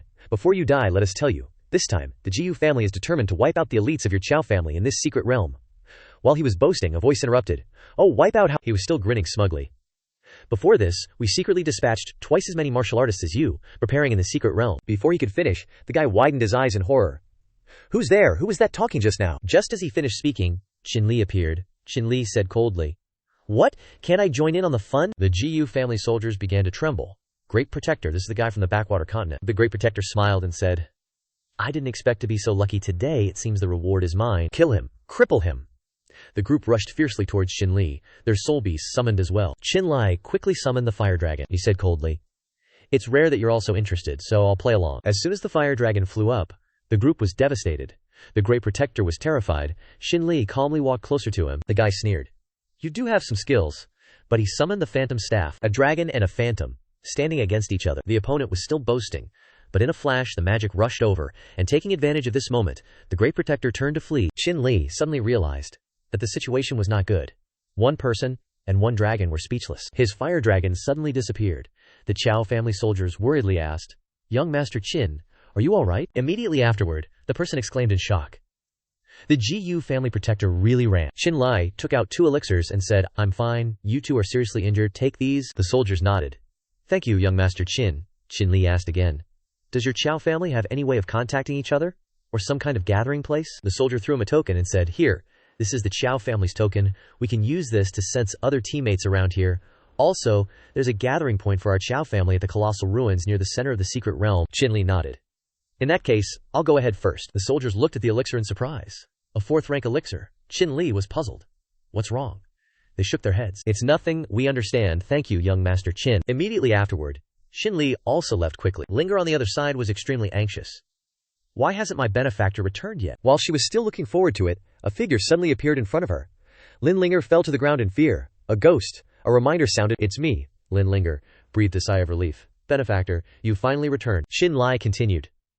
I'm afraid I can't take you with me anymore. I have important matters to attend to. Take this token. It's the Chow family's token.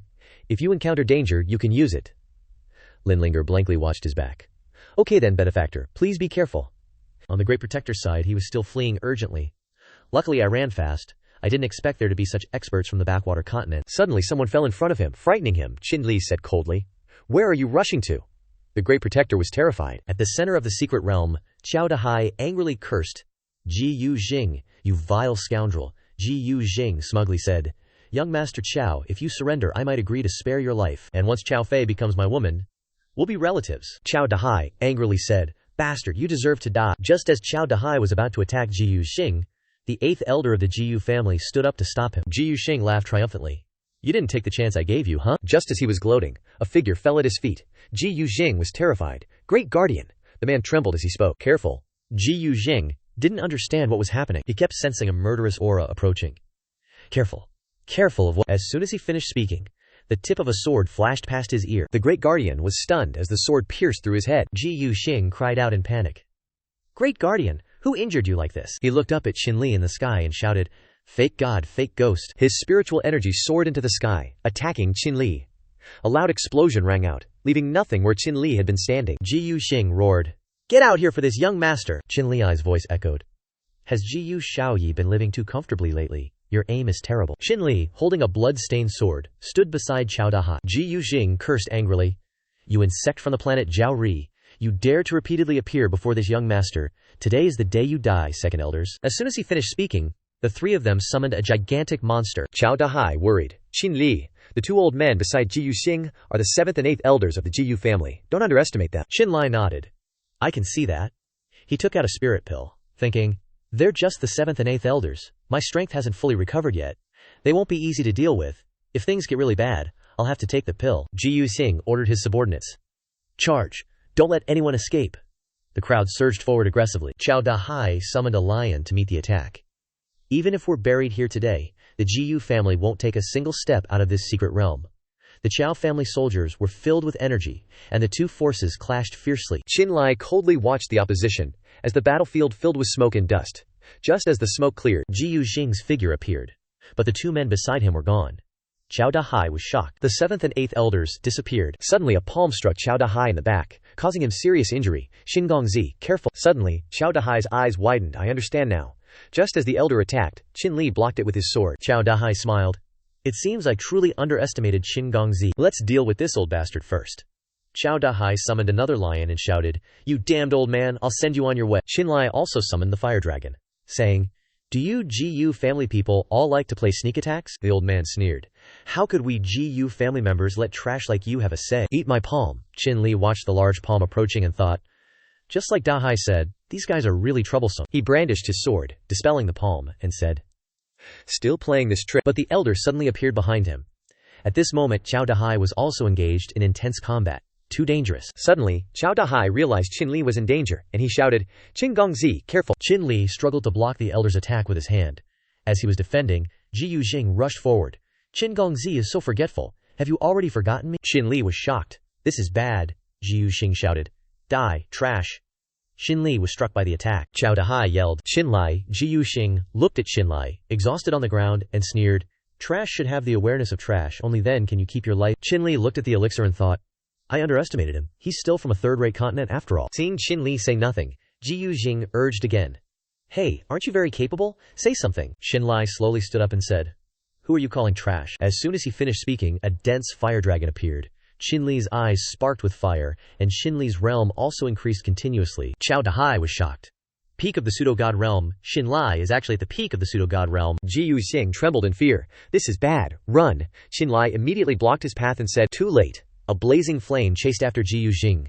At this moment, two elders stood up to protect him. Ji Yuxing's body trembled, unable to move.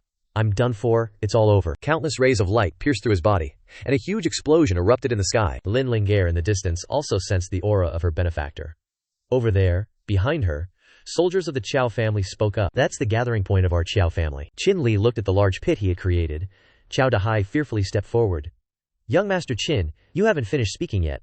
But Qin Li had already fallen to the ground, startling him. "Young Master Qin, quickly go and invite physician Wang Yi," Lin Lingvoir's panicked voice cried out. "Benefactor." She hurriedly landed. Qiao Dahai asked, "Who is this young lady?" A soldier replied. Reporting to young Master Qiao, "This young lady is named Lin Lingair. She met young Master Qin in the secret realm. Young Master Qin once saved Miss Lin's life." Linger eagerly wanted to heal Qin Li. "What happened to him? Why is he so badly injured?" Qiao Dahai replied. Young Master Qin probably strained himself to unleash his power, causing his injuries to relapse and making him faint. Lin Linger panicked in her heart. "I'm out of options, I have to do it." She used all her spiritual power to enter Qin Li's consciousness. Her voice rang out, "Benefactor, benefactor." That call echoed endlessly in his sea of consciousness. Benefactor. Although Qin Li was gradually losing consciousness, he could still sense it. "It seems to be the voice of the young lady I saved before." Lin Linger hurried forward. "Benefactor, please wake up." As soon as she entered, she encountered someone with the same appearance as Qin Li nearby. Lin Linger wanted to awaken this person, but as soon as she touched him, she was knocked away. Outside, Lin Linger's body was also affected and flew backward. The others were shocked. "What's going on?" Qiao Dahai was surprised and caught Lin Linger. "What's wrong? Why is there another problem?" Qin Li also woke up at this time. Young Master Qiao Dahai, looked at him with joy. "Young Master Qin, you're finally awake." Qin Li smiled. "I've troubled young Master Qiao. I suddenly heard someone calling me just now. Chow Dahai replied. Just now this Miss Lin tried to save you, but now it seems like Shinli was surprised. She also knows medicine. Lin Ninger slowly opened her eyes at this time, and as soon as she saw Shinli, she was frightened, and then turned to hug Chow Dahai's leg and screamed, "Don't come over here!" The others widened their eyes in confusion. What is this young lady doing? Shinli himself was also confused. Why is she like a completely different person? Chow Dahai chimed in. Trying to smooth things over, Miss Lin must have exerted herself too much earlier, leading to mental exhaustion. A little rest at my Chow residence should help her recover. Shinli smiled. Then I thank young Master Chow, Chow Dahai playfully scolded. You're too polite. But Master Qin is truly full of surprises. Who knew you were already a peak pseudo-god realm martial artist at such a young age? Shinli was bewildered. Peak pseudo-god realm. Chow Dahai was equally perplexed. Doesn't Master Qin know what realm you're in? Or is your strength even higher than that? The two of them went back and forth, one saying something ignorant after the other. Are you joking? I'm being serious? After a moment, Shinli explained. We don't have a pseudo-god realm where I'm from. Only pre-true god level martial artists, he thought to himself. Peak pseudo-god realm, huh? But I didn't feel like I reached my limit earlier. Chow Dahai then understood. No wonder. On vast continents like ours, the levels of power are very clearly defined. As far as I know, there are only a handful of people at the peak pseudo-god realm. Moreover, breaking through to the true god realm requires enduring all kinds of hardships and opportunities to have any chance of success. Master Qin's visit to the Chow family is truly an honor for us. Shinli smiled bashfully. Young Master Chow is too kind. At this moment, the secret realm shifted. Chow Dahai reminded him. The next barrier is activating. Let's go. The light enveloped Shinli, pulling him inside. At the same time, family head Xiao Feng had already returned to the Chow residence. 3 days later, Xiao Feng was practicing calligraphy in his room, when his brush suddenly snapped. This made him uneasy. Why has my mind been so restless lately? It feels like something is about to happen. Just then, a servant rushed in anxiously to report. Family head. This subordinate has noticed some anomalies. Xiao Feng ordered. Speak, the man continued. This subordinate has discovered that during the activation of the secret realm, the Jiyu family's manpower has been circulating extremely sparsely, almost as if they've shut their doors and aren't coming out. The secret realm will close in the next day or two, which is when the martial artists inside will return. But the Jiyu family has remained unchanged. This is certainly suspicious, Xiao Feng immediately commanded. Immediately summon all the elders and martial artists in the clan to proceed to the Jiyu residence. Jiyu Tian, I hope I'm just overthinking things. On the Jiyu family's side, Jiyu Tian said smugly. Based on the date, Jing Sher and the others should be leaving the secret realm soon. A great elder spoke up. Once Old 8 returns to the Qiao residence, there won't be a Qiao family anymore. With that, the group burst into laughter. Just then, a cold voice came from outside. What's so funny, Brother Jiyu? A servant rushed in anxiously. Family head. The Qiao family head insisted on barging in, and this subordinate couldn't stop him. Jiyu Tian smiled and said, Brother Qiao and I are good friends. Coming to the Jiyu residence is like coming home. Why stop him? Step aside. His words implied that the visitor did not have good intentions, and they should be prepared. The servant immediately understood and obeyed. Jiyu Tian continued. Brother Qiao rarely visits my humble abode. What suddenly brings you here today? Xiao Feng said. Brother Jiyu is joking. A few days ago I went hunting and caught a top-grade spiritual beast. I've deliberately come to share the spiritual meat with Brother Jiyu and the elders. Where are the 7th and 8th elders? This is a rare delicacy. Jiyu Tian forced a smile and made up an excuse. The 7th and 8th elders have important tasks, and are afraid they won't have the chance. Xiao Feng angrily warned. I wonder what important tasks the 2 elders have, that they've disappeared for so many days. Someone from the Jiyu family appeared angry. Xiao family head is meddling a bit too much, don't you think? Do we need to report everything we do to you? As soon as he finished speaking, Xiao Feng sent him flying into a wall. He said coldly, I'm talking to Jiyu Tian. Who do you think you are? Several elders from the Jiyu family warned. Xiao Feng, do you want to start a war with our Jiyu family? Jiyu Tian smiled. Brother Qiao is as hot-tempered as ever. But if you don't restrain yourself a little today, I'm afraid you won't see your son's corpse. At the same time, in the Azure secret realm, while Shinli was cultivating, Lin Linger always stood at a distance, watching. Just then, someone urged. Master Qin, Miss Lin doesn't have much time left. She has to go. Qinlai thought to himself. The spiritual herb that Miss Lin gave me is really good. My injuries have completely healed, and it seems like I'm vaguely on the verge of a breakthrough.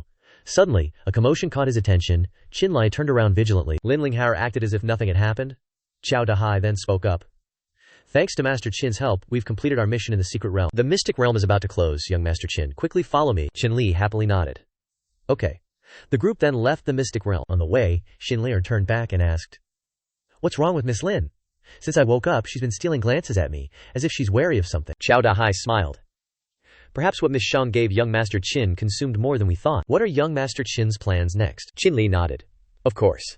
In his heart, he thought, Qing Yin, Xintan, Headmaster Xia, little you knew, I hope you're all doing well. Qiao Dahai turned to ask, what about Miss Lin? Does she have any plans? Seeing the two of them turn around, Linling inexplicably hid behind the soldiers. Shinli sighed.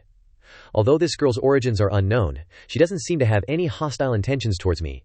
For now, it seems I can only let her follow me. Just arriving at the Qiao family, Qiao Dahai exclaimed excitedly, we're finally here, young Master Qin, please follow me. As soon as he opened the door, Qiao Dahai was startled.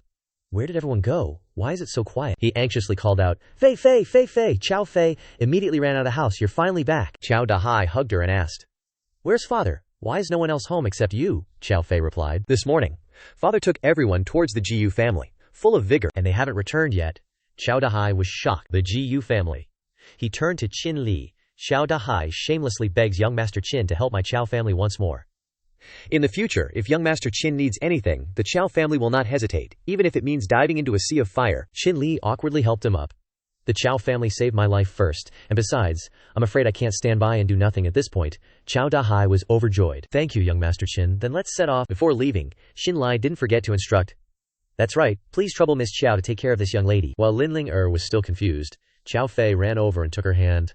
Little sister, so cute, big brother Qin, rest assured, leave her to me. On the Jiyu family's side, the Qiao family's soldiers were suffering terribly. After a while, Qinli and Qiao Dahai also arrived, and the scene before them astonished them. Someone was being blasted out from the inside. Qiao Dahai rushed to support Qiao Feng. Father, what happened? Qiao Feng struggled to remind him. Xiao Hai, be careful. At this moment, a light emanated from within, and the source of that light was Jiyu Tian's demonic energy. Qiao Dahai was horrified.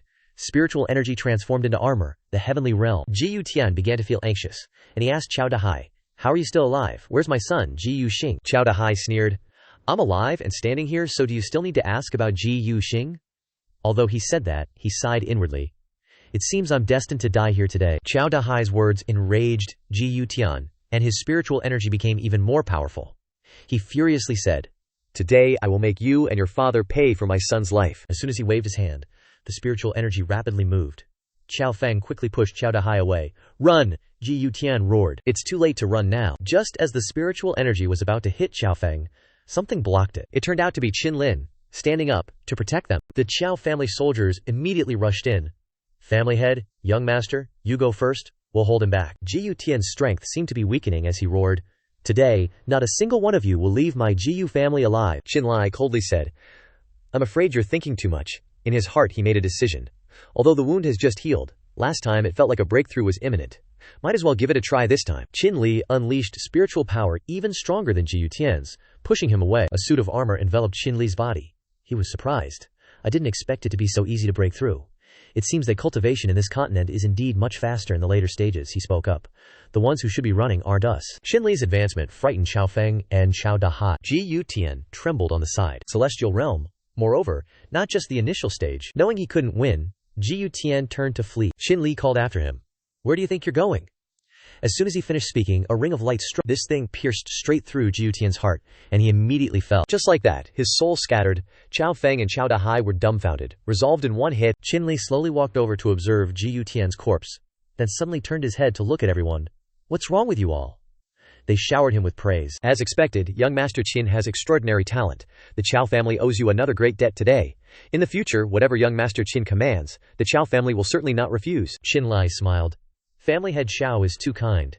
I just wanted to ask what realm I'm currently in. Qiao Feng sighed. This isn't a convenient place to talk, young Master Qin. Please return to the Qiao family with us, and we'll discuss it in detail. At Tianrong City, Qiao Manor, after everyone had gathered, Qiao Feng spoke. So young Master Qin wanted to ask about realms, I thought. Shinli nodded. That's right. What I'm familiar with is only the Grandmaster stage. Just now when I broke through, I heard young Master Qiao mention the Celestial Realm. Could it be that after Grandmaster, there are even higher divisions? Qiao Feng chuckled. I heard from Xiao Hai and Fei Fei that young Master Qin comes from a lower continent. It's only natural that you wouldn't know. Generally, warriors of the God Realm can use spiritual energy to create forms, forming spirit shadows, and temporarily increase their combat power, just like this old man. As he spoke, he demonstrated for Qin Li to observe, then continued, the stronger the God Realm stage, the longer the spirit shadow of the spiritual energy transformation can be maintained, and the higher the burst of combat power in a short period. To my shame, this old man has cultivated for decades to only reach the peak of the God Realm. Young Master Qin's talent makes me want to hide my face. Qin Li forced a smile. Family head is joking. In his heart, he sighed. Well then, it wasn't unfair that even my time-managing wife lost to that old man from the Jiyu family. The three of Jia Yufei are probably at the mid-stage of the God realm. If they don't fall to a higher continent, they should be able to protect themselves. Then he turned to ask, so what comes after the God realm? Qiao Feng replied, that's the celestial realm. That old man Jiyu Tian's initial stage spiritual energy armor was condensing spiritual energy into a set of armor on his arms. The higher the cultivation, the mid-stage will gradually condense parts of the body. The ultimate peak is the entire body condensed into a complete suit of armor. As for above the celestial realm, that's the sky-breaking realm. Those who cultivate the sky-breaking realm will have their own sense-awareness soul within the armor. The soul is absolute defense. Above the sky-breaking realm is the reincarnation realm. I've only met a few people in the reincarnation realm, so I don't know their specific abilities. I only know that during battle, reincarnation realm warriors can release absolute domains, which means that within the domain, they can decide the life and death of other cultivators. As for the life-death realm above reincarnation, I've only heard of it but never met anyone. It's said that above life-death there's the overlord realm, and this realm has the great divine power to transmit arrays between continents, which is the capital of this realm. Qinlai nodded. So that's how it is. In his heart, he thought. So, speaking like that, I'm probably now in the stage close to the advanced celestial realm. Why were those young masters from the 8th level continent only at the God realm before? Could it be that they were deliberately hiding their strength? At that moment, a young woman ran over and embraced Qiao Feng. Master, I'm hungry. Qiao Feng said embarrassedly. I'm so sorry, Xin Gongzi must be laughing at me. Shinli shook his head. Not at all, not at all. Patriarch Qiao is truly blessed, Qiao Feng reminded. Fei Fei, take Xin Gongzi to his room. Qiao Fei happily accepted the order. Yes, father, Qin Gongzi, please follow me, Shinli nodded. I'll trouble Miss Qiao then. The crowd just watched the two of them leave. Qiao Dahai hesitated and asked, Father, what is this about? Qiao Feng said triumphantly. I want Fei Fei and Shinli to. Qiao Fei cheerfully chatted while showing Shinli the way. Lin Linger remained in the room, observing them. Just as they arrived, Qiao Fei said, Qin Gongzi, this is your room please? Shinli nodded. Okay, thank you Miss Qiao. Qiao Fei added, how about going for a stroll around the city with me tomorrow? Qinli thought awkwardly. Even if I tell her I'm married, she probably wouldn't change her mind, right? Moreover, she has such a philandering father. Thinking this, he declined. Thank you for your kind offer, Miss Qiao, but I just had a breakthrough and need a few days to consolidate my cultivation. It's not convenient for me to go out. Qiao Fei looked at him sadly. Is that so? Then I won't bother Qin Gongzi any longer. As soon as he entered the room, Qinli immediately closed the door. This won't do. I have to find a way to keep my distance from her. Qiao Fei, who was outside, feigned anger. This young lady wouldn't even want to stroll around with you. 3 days later, Qiao Fei ran to Qinli's room and knocked on the door. Qin Gongzi, wake up. Qinli looked at her and said, Miss Qiao, good morning. What's the matter that you're calling me so urgently? Qiao Fei, holding clothes, said, quickly go change, I'm taking you to a place. Shinli hesitated. This is. Qiao Fei was already nervously waiting for him to put on the clothes. Seeing her face flushing red, Shinli spoke up. Miss Qiao. Qiao Fei startled and said, didn't you say you wanted to consolidate your cultivation? I know a place that can help you. After a while, the two of them arrived at a magnificent pavilion. Qin Li was surprised. The Tianyuan Auction House, Qiao Fei said. That's right, the Tianyuan Auction House is a grand continent trading company. The trading company auctions many medicinal herbs and treasures, and has branches in most cities in third-tier continents or higher. Moreover, their information is extremely accurate. Today, the Tianyuan Auction House is starting a new auction. Qin Li smiled. Is that so? How impressive? In his heart he secretly rejoiced. Perhaps I can inquire about news of Xindan and the others here, Qiao Fei said sadly. But this place is complicated. My father won't let me in. I probably can't help you anymore here. Just as she turned around, Qin Li had disappeared. Ah, where did he go? In the auction hall, everyone was lined up in a huge crowd. Qin Li looked on dejectedly. At this rate, how long will I have to wait in line? Or should I go look and see if I can buy any intelligence information? He walked around and observed the items. It's really hard to get used to wearing these kinds of clothes for the first time. This is. Suddenly, he was attracted by a type of spirit herb. This is the soul transformation herb, a must-have spirit medicine that enhances the spirit, and also has the effect of awakening some martial artists who have suffered chi deviation, or those who are dormant due to special factors or coma. Qin Li thought to himself. It seems I have to participate in the auction. I must obtain this soul transformation herb. Just as he looked over at the crowd, his eyes widened in surprise. Why does it feel like there are even more people in line? Now I wonder if I'll make it in time for the auction. At this moment, a voice suddenly called out, Greetings, Gongzi. Qinli paused and asked, Excuse me, are you calling me? The girl smiled. That's right. May I ask for Gongzi's esteemed name? Qinli replied. This humble one's surname is Shin. Is there something you need? The girl continued. For martial artists with strength like Xin Gongzi, our auction house has prepared private rooms. This must be your first time visiting, right, Gongzi? Qinli nodded. That's right, it's my first time. In his heart, he sighed. As expected of the transcontinental organization, even the receptionist can see through my strength, that girl said warmly. Then, young Master Qin, please follow me. Young Master Qin, please go up to the second floor, someone will receive you there. While going up, a noise from behind caught Shinli's attention. The girl was stopping someone. Young lady, please stop. Shinli was puzzled. Ling Er, what is she doing here? Shinli spoke. Hello, that young lady is my friend. He suddenly paused before finishing. Ling Er was also frightened by this. Shinli became increasingly tense, and his expression made Ling Er worried. Seeing that Shinli was looking at a different group of people, Ling Er breathed a sigh of relief. Turns out he wasn't looking at me. That group of people walked over aggressively. Shinli became vigilant. This aura is somewhat similar to the spatial fluctuations within my body, he muttered. The girl from the pavilion stepped forward to stop them. The honored guest upstairs is. Before she could finish, the group ruthlessly attacked them. Get out of the way. Shinli went to support Ling Er. Upon seeing him, Ling Er trembled. You. Don't touch me, Shinli said, exasperated. Ling Er, it seems you have some misunderstanding about me. Forget it. The group of people also went upstairs. At this moment, Ling Er suddenly grabbed the corner of his clothes. She whispered, Those people, I feel they're very dangerous. Shinli thought to himself. It seems the people in this auction are not simple. As soon as they entered, Ling Er told Shinli everything. He was shocked. What? You always thought I was a hidden grand devil? Ling Er nodded. That's right, Shinli played along. Actually, you're not wrong. I am the grand devil. Ling Er was terrified. Save me. Shinli became even more smug and advanced. Suddenly, a pill shot into his mouth. Shinli coughed non-stop. Ling Er said triumphantly. How was it? My acting and cooperation skills aren't bad, right? I've been observing you these past few days and have eliminated the suspicion that you're the grand devil. I was just teasing you earlier, Lim cursed inwardly. This little brat. At this moment, he seemed to realize something and spat out the pill. Shinling was surprised. This pill is yours, Ling replied with a smile. Besides Benefactor, you, and me, who else would be here? Shinli asked again. You know how to refine pills, Ling proudly admitted. Of course. If Benefactor wants, I have a whole bunch. Shinli continued. What are you doing bringing so many pills here? Ling explained. Is Benefactor new to auctions? The Tian Yuan auction house is different from other auction houses. Auction items are valuable, so we exchange pills during the auction. Shinli understood. So that's how it is, pills. That makes things easier. He realized something and asked, How do you know so much? Ling said with a smile. I'm a regular here. If it weren't for not having any treasures on hand, Shinli continued. Speaking of treasures, how did you find that rare grade 6 spirit herb in the secret realm last time? Ling replied shyly. That's because my senses are very sharp. I can observe the spiritual energy fluctuations that others can't sense. As for ordinary treasures in different spiritual energy locations. Speaking of this, she avoided the topic. Benefactor. Don't ask anymore. The auction is about to start. The two of them watched attentively again. Onto the stage, a beautiful girl walked up. Hello everyone, I am the MC of this auction, Qingya. Welcome everyone to today's Tianyuan auction. The rarity of the auction items this time is far greater than last time. I bet everyone can't wait any longer. Next, we officially start with our first item, which is a 4th grade elixir, the recipe for the spirit recovery pill. This elixir can be used to increase the recovery speed of spiritual energy and enhance combat speed during battles. If a divine realm martial artist consumes it, they can quickly accumulate spiritual energy and break through their cultivation.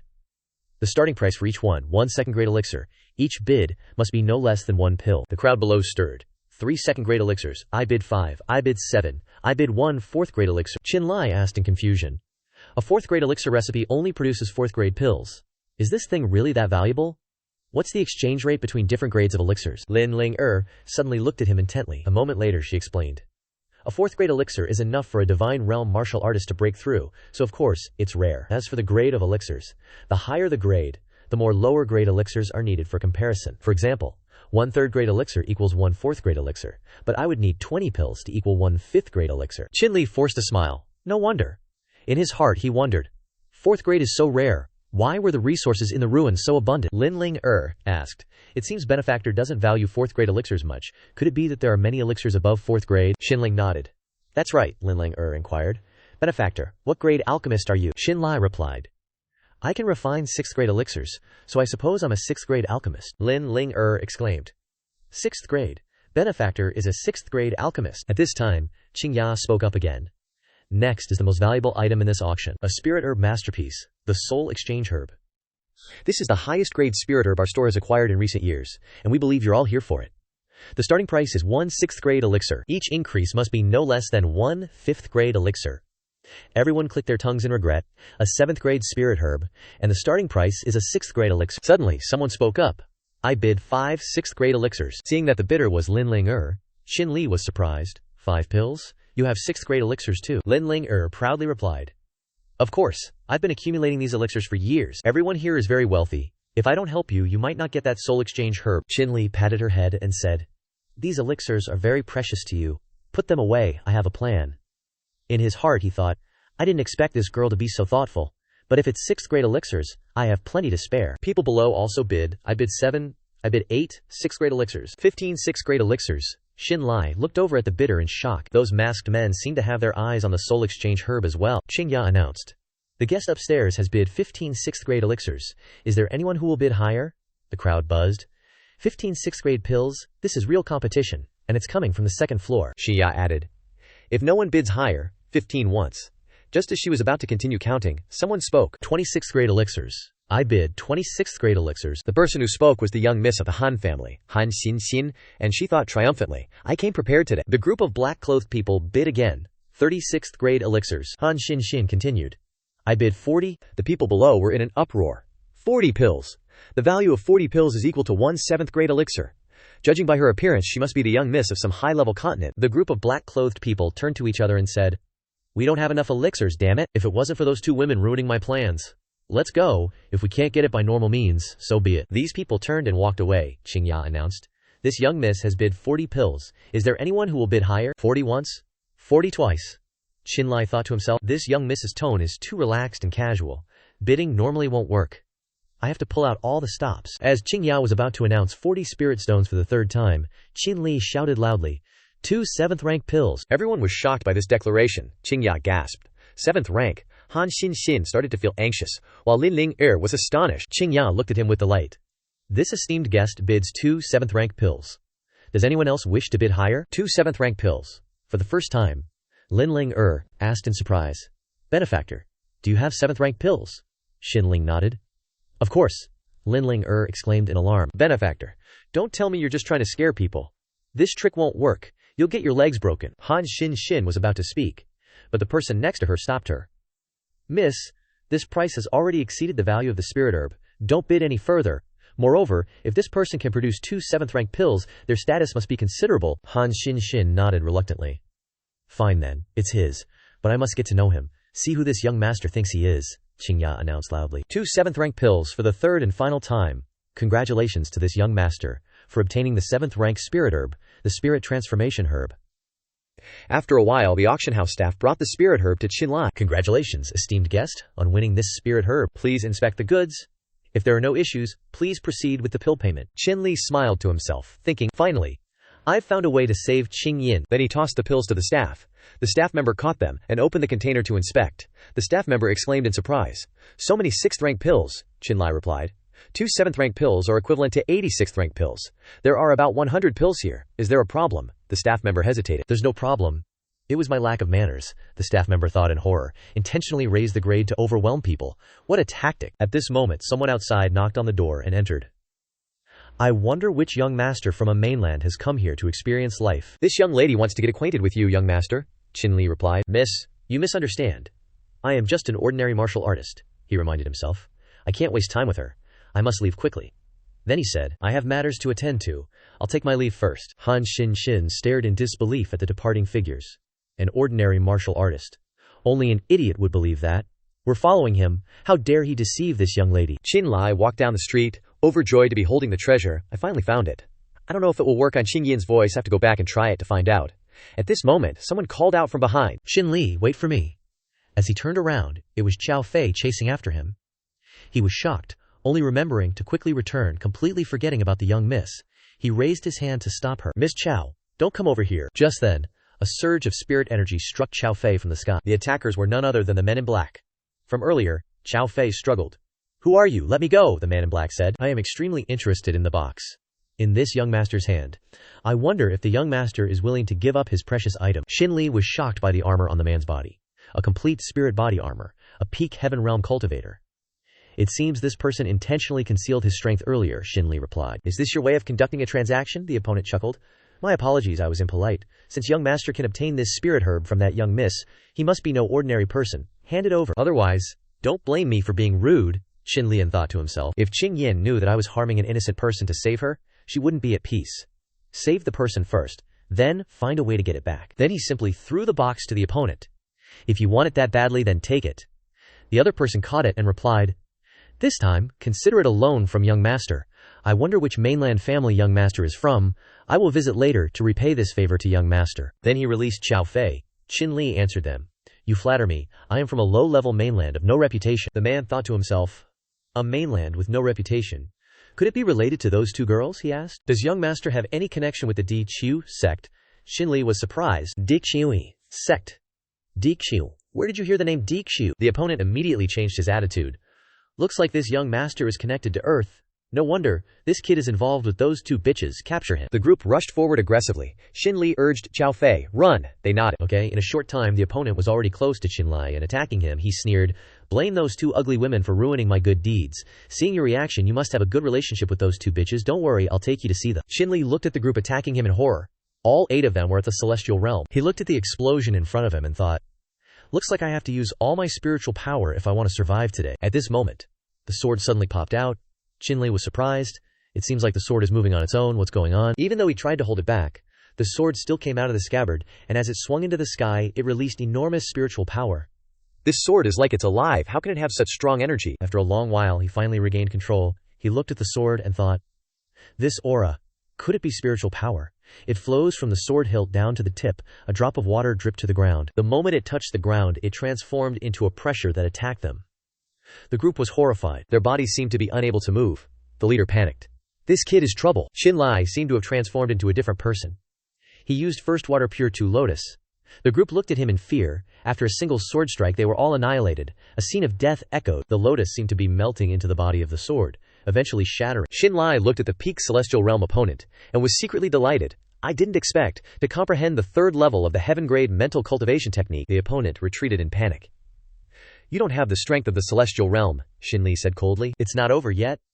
What are you getting excited about? As soon as he finished speaking, a lotus flower formed beneath his feet. He looked at the attack coming at him in fear. Damn it, what on earth is this thing? The moment the petals touched him, his body was burned. And finally his armor completely disappeared. Xiao Fei and Linling Guer, who had gone far away, also heard the sound and looked back. What happened? Shinli's body trembled. Crap, this move consumes too much spiritual energy. My body is about to give out. Linling Heir, unaware of the situation, ran over happily. Benefactor, you're so amazing. Shinling wanted to stop her, but it was too late. Linling Guer jumped on him and hugged Shinling's body as they fell, and the wig flew off. The crowd began to fall silent. Xiao Fei spoke up. Young Master Qin, are you alright? Shinli immediately picked up the wig and stood up. He put it back on his head and replied, I'm fine, he thought to himself. The wig is too loose. Looks like I need to use strong glue. But this person mentioned Earth sect. He must be referring to that bunch of bastards. It's a good thing I controlled my strength at the last moment and spared his life, Linlinger said happily. Benefactor, you're too strong, your strength is high, your alchemy is also amazing. I want to become your disciple. Shinli was surprised. Become my disciple, this is a first. He replied, I've never taught disciples before, aren't you afraid I'll waste your time? Linlinger exclaimed, Master, you're showing off? That move just now couldn't have been unleashed by a celestial realm martial artist, Qinling said modestly. Maybe it was luck, I just lashed out randomly. At this moment, Han Xin stepped forward and clapped. Very strong. Enough to threaten reincarnation realm martial artists. There's even a shadow of a domain, Shinli said cautiously. You flatter me. Could this young lady have been following me since the auction house? He thought to himself. This young miss? Could it be because of the spirit restoration herb? Han Xin smiled and said, Young master is suspicious. This young lady has no hostility. I was just curious, and followed, Young master, I didn't expect to encounter this group robbing you. Young master spared his life. You must want to get some information from him, right? Moreover, young master bid such a high price for the spirit transformation herb, it's probably not to increase your divine power but to save someone, right? Shinli asked. May I ask what the young lady wants to discuss? Han Xin replied. I wouldn't dare to instruct you, but I have some information here regarding the pill formula of the reincarnation pill. I wonder if the gentleman is interested. Shinli thought to himself. This amount of spirit herbs is too little. If Qingyin takes them carelessly, the effect might not be enough. If I have the pill formula, the success rate is much higher. However, this girl wouldn't help me for no reason. Thinking this, he replied, I'm new here, and don't want to trouble others. The person beside Han Xin immediately unleashed their spiritual energy and threatened, Our young lady has no malicious intent, please don't misunderstand, sir. Shinli was shocked. A celestial transformation realm expert. I didn't expect the person beside this girl to be such a powerful master. What's her background? Han Xin patted his shoulder and said, What do you think, sir? Shinli continued. Since you're deliberately giving me information, you must have conditions. Please tell me. Han Xin smiled decisively. My matter isn't urgent. Why don't we find a place to resolve your immediate troubles first? While Shinli was healing, the old woman beside Han Xinxin entered and said, Young Master Qin, please follow this old servant. Miss Han has an invitation. Shinli was surprised. So fast. In such a short time, she was able to subdue a peak celestial realm warrior. Then, the old woman led Shinli to a room. Han Xinxin said, Young Master Qin, feel free to ask anything you want. Shinli nodded. Sorry for the trouble, Miss Han. Then, he turned to the masked man and asked, What's the name of the Earth sect person you met? The opponent stammered nervously, A. Before he could say anything, Han Xinxin coughed. Seeing this, the man fearfully confessed. It was a conflict between two of my subordinates. One of them was killed by those two girls near Flying Dragon City, Azure Continent. The other subordinate ran back to report to me, and then we searched around but couldn't find them. He quickly added, The two girls claim to be from the Earth sect. We don't know their names. Shinli thought to himself, Flying Dragon City, Azure Continent. Isn't that Miss Han's territory? No wonder this person is so afraid of her, he continued. So, what kind of force are you? Why did you clash with them? The man trembled, unable to answer. At this moment, a powerful pressure descended from the sky. Shinli unleashed his divine power and became alert. A beam of light struck the masked man directly and pulled him away. Shinli and the others retreated as a result. He exclaimed in surprise. The power behind this person. This method isn't something an ordinary warrior realm expert could do, Han Xinxin exclaimed, tearing space apart. The force behind him is a Lord Realm warrior. The opponent coldly laughed. Earth sect. Interesting, Han Xinxin said. It seems young Master Qin must come to Flying Dragon City with us. Shinli nodded. Please lead the way, Miss Han. Linling clung to his arm and whispered, Master, are we going with them? Are we going to say goodbye to the Chow family? Shinling teased her. Of course we're going. But you like the Chow family so much. How about you don't follow me and stay with them, Linling? Fearfully clung to his arm. No, I'll go on the spirit boat, Linling asked confusedly. Master, Miss Chow clearly has feelings for you. Why don't you accept her? Shinling replied. Do you think I'm like her father? Linling said again. When we left the Chow family, I secretly took a look. Miss Chow looked at you sadly. You're such a pig, Shinli sighed. I hope Miss Chow finds someone who truly loves her, Linling's face turned gloomy. Master, are you suspected of being gay? Shinlin tapped her head. What nonsense are you talking about, Linling? Asked again. Master doesn't like mature women, so what about a lowly like me? Shinli reminded her. Don't talk nonsense. Your senior martial aunt just arrived on this continent. Linling jumped up excitedly. Master admitted that I'm a disciple. While she was jumping, Han Xinxin's voice came from outside. Be careful, you might hit the wall. As soon as she finished speaking, the ship shook, and Linling fell face first onto the ground. Linling sobbed, rubbing her nose. That hurts. Why is it shaking so much? Shinli replied. We probably just passed through a barrier. Look. Linling stared blankly out the window. She exclaimed. So beautiful, Shinli continued. I didn't expect there to be such a magical place outside planet Azure. At this time, a dragon's roar caused the ship to shake violently. Shinli inside also found it hard to stand steady. Immediately after, a group of people came to block the ship. Please stop, Han Xinxin angrily shouted. Are you blind? How dare you block my young lady's ship? The two guards immediately bowed and apologized. Miss Han, we have eyes, but couldn't see, Han Xinxin disdainfully said. So you know what's good for you? Shinli stepped out at this moment. Han Xinxin, seeing him, said, I'm so sorry we startled young Master Qin. Hearing this, Shinli asked, So Miss Han wants me to go to your family's secret realm to find that 7 stars cauldron? Han Xinxin nodded. That's right, actually. This cauldron is an alchemy furnace from the Han family's ancestors. But after entering the secret realm, one needs to pass a trial. Only by completing the entire trial will one have the chance to obtain the 7 stars cauldron, and the spiritual transformation pill formula is also inside. Shinli thought to himself, this is just waiting for me to take the bait. I'm afraid this trial isn't simple. Moreover, based on the performance of those two guards outside the mainland just now, if it were just a trial, would the Han family even need to seek help from others? As if understanding his thoughts, Han Xinxin spoke again.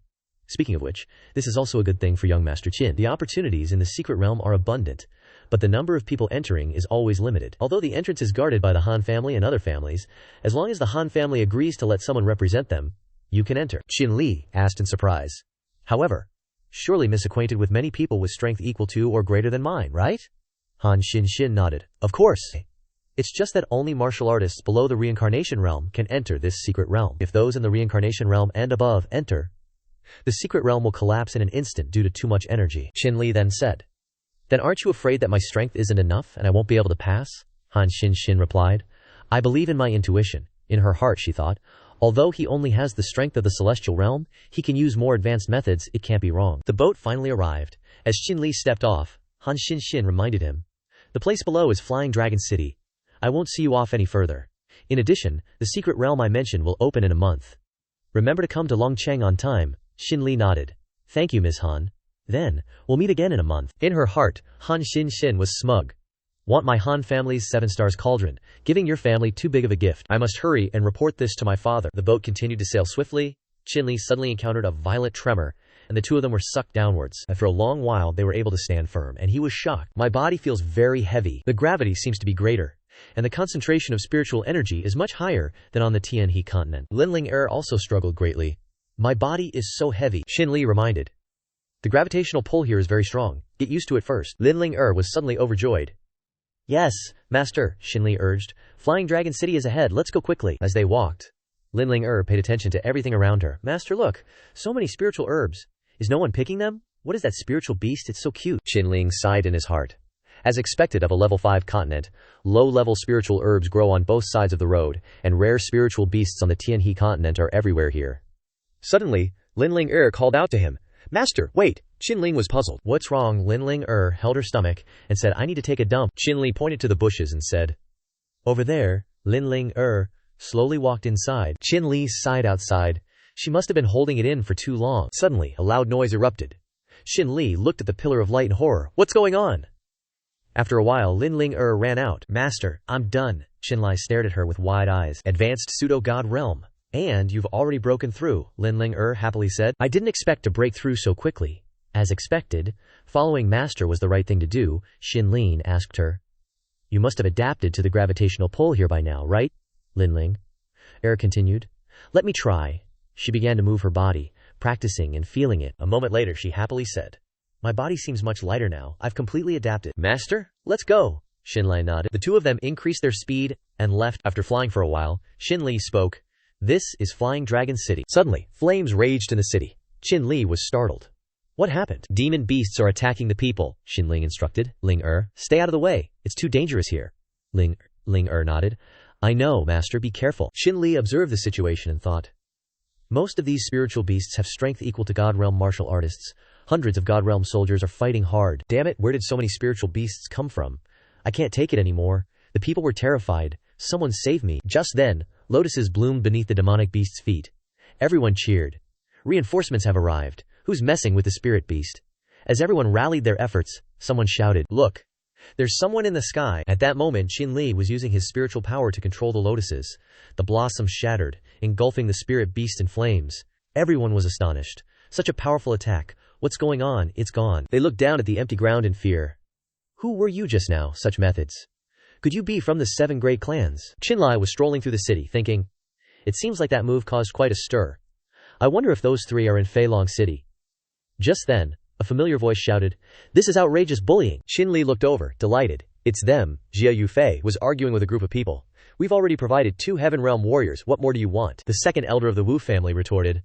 Doesn't your Earth sect still have disciples? What are they hiding for? Don't they know there's a spirit beast rampage outside? Mo Yao rushed to retort. Our disciples are only at the pseudo-god realm at best. Sending them to fight god realm spirit beasts is just throwing their lives away, the second elder countered. Our remaining forces have already dispatched all their warriors. Only your Earth sect has only sent you and sect leader Jia. It's a bit embarrassing. Mo Yao angrily tried to rush forward, but Jia Yufei stopped her. The second elder continued. Our warriors are fighting hundreds of god realm spirit beasts. The strength is too unbalanced. We need to increase our cultivation. I heard sect leader Xia has many high-grade pills, Mo Yao angrily retorted. This old woman saw through your scheme long ago, so you're after the pills in my hand, he still arrogantly said. I'm doing this for the safety of our Feilong City. Are you forcing us to take action? While he was gloating, a voice came from the sky, is threatening 2 women to act as shields for the safety of Feilong City. The second elder was frightened. Who is it? Shinli slowly walked forward. The people of Yufei were delighted. Shinli, the second elder said. This is a matter between me and the Earth sect. Outsiders shouldn't meddle, Shinli coldly said. You're causing trouble at the Earth sect, and daring to say I'm an outsider. Xia Yufei stepped forward to introduce. This is Shinli, the sect leader of the Earth sect that I've told you all about, the man exclaimed. Sect leader? If you're the sect leader of the Earth sect, then tell me, what should we do about the beasts? Shinli asked. What beasts? The man scorned in his heart. Just a few people and they dare to start a sect. How ridiculous. Shinli asked again. Where are the beasts? I didn't see any when I came. The second elder sneered. It seems like you want to deceive us. Just then, someone rushed over anxiously. Second elder! Second elder! The spirit beasts outside the city. His voice was cut off by his haste. The second elder turned back and asked, The spirit beasts. Could it be that they couldn't be stopped and the city was breached? The man shook his head. No, it's not that. The spirit beasts were stopped by a mysterious warrior. The second elder was shocked. What did you say? Stopped by a single warrior? Are you sure you're not mistaken? The man nodded. 100% certain. This person destroyed hundreds of spirit beasts with a single move. The second elder was overjoyed. Such methods must be from the 7 great clans. Where is this person now? Tell me. Where? The man glanced at Shinli, then looked back at the second elder hesitantly. He's standing in front of you. It's him. The second elder was terrified. Are you sure? The man nodded. That's right, I'm certain. With that, the second elder quickly changed his attitude. He turned to fawn over him. I didn't expect sect leader Qin to have already solved the beast problem. So humble. Shinli said. We only sent one warrior. Shouldn't you hand over the pills? The second elder forced a smile. If sect leader Qin personally took action, then there's no need. I'll take my leave. After a round of questioning, Shinli turned to everyone and said, What did you say? Zidan isn't with you two? More Yao rattled off. Let this old lady tell you. That day when I fell into the void, your father fainted and fell into a void rift. When I woke up, only sect leader Xia and I were there. We didn't see your sister-in-law anywhere. We guessed your wife was probably on this continent too, so we started searching everywhere. When we got near Feilong City, we happened to run into a masked warrior capturing women. This old lady glared and took action to save them. Afterwards, Sister Xia felt sorry for those poor warriors, so she came up with the idea of establishing a sect to take them in and spread influence, to help you and your sister-in-law have a goal to search for, Qinlin probed. Was the masked man one of those people at the auction? Yu Fei continued. Finally, I found out Zidan's whereabouts in the mountain range near Feilong City. Furthermore, we had previously sent people to the mountain range to scout out Zidan's whereabouts. Today is the day for the sect disciples to return with news, but the disciples still haven't returned yet. Qinli was shocked. In the mountain range. Just then, someone rushed in anxiously. Sect leader Qin. This person was the Wu family head, he continued. This is terrible, sect leader Qin. Something happened to your sect.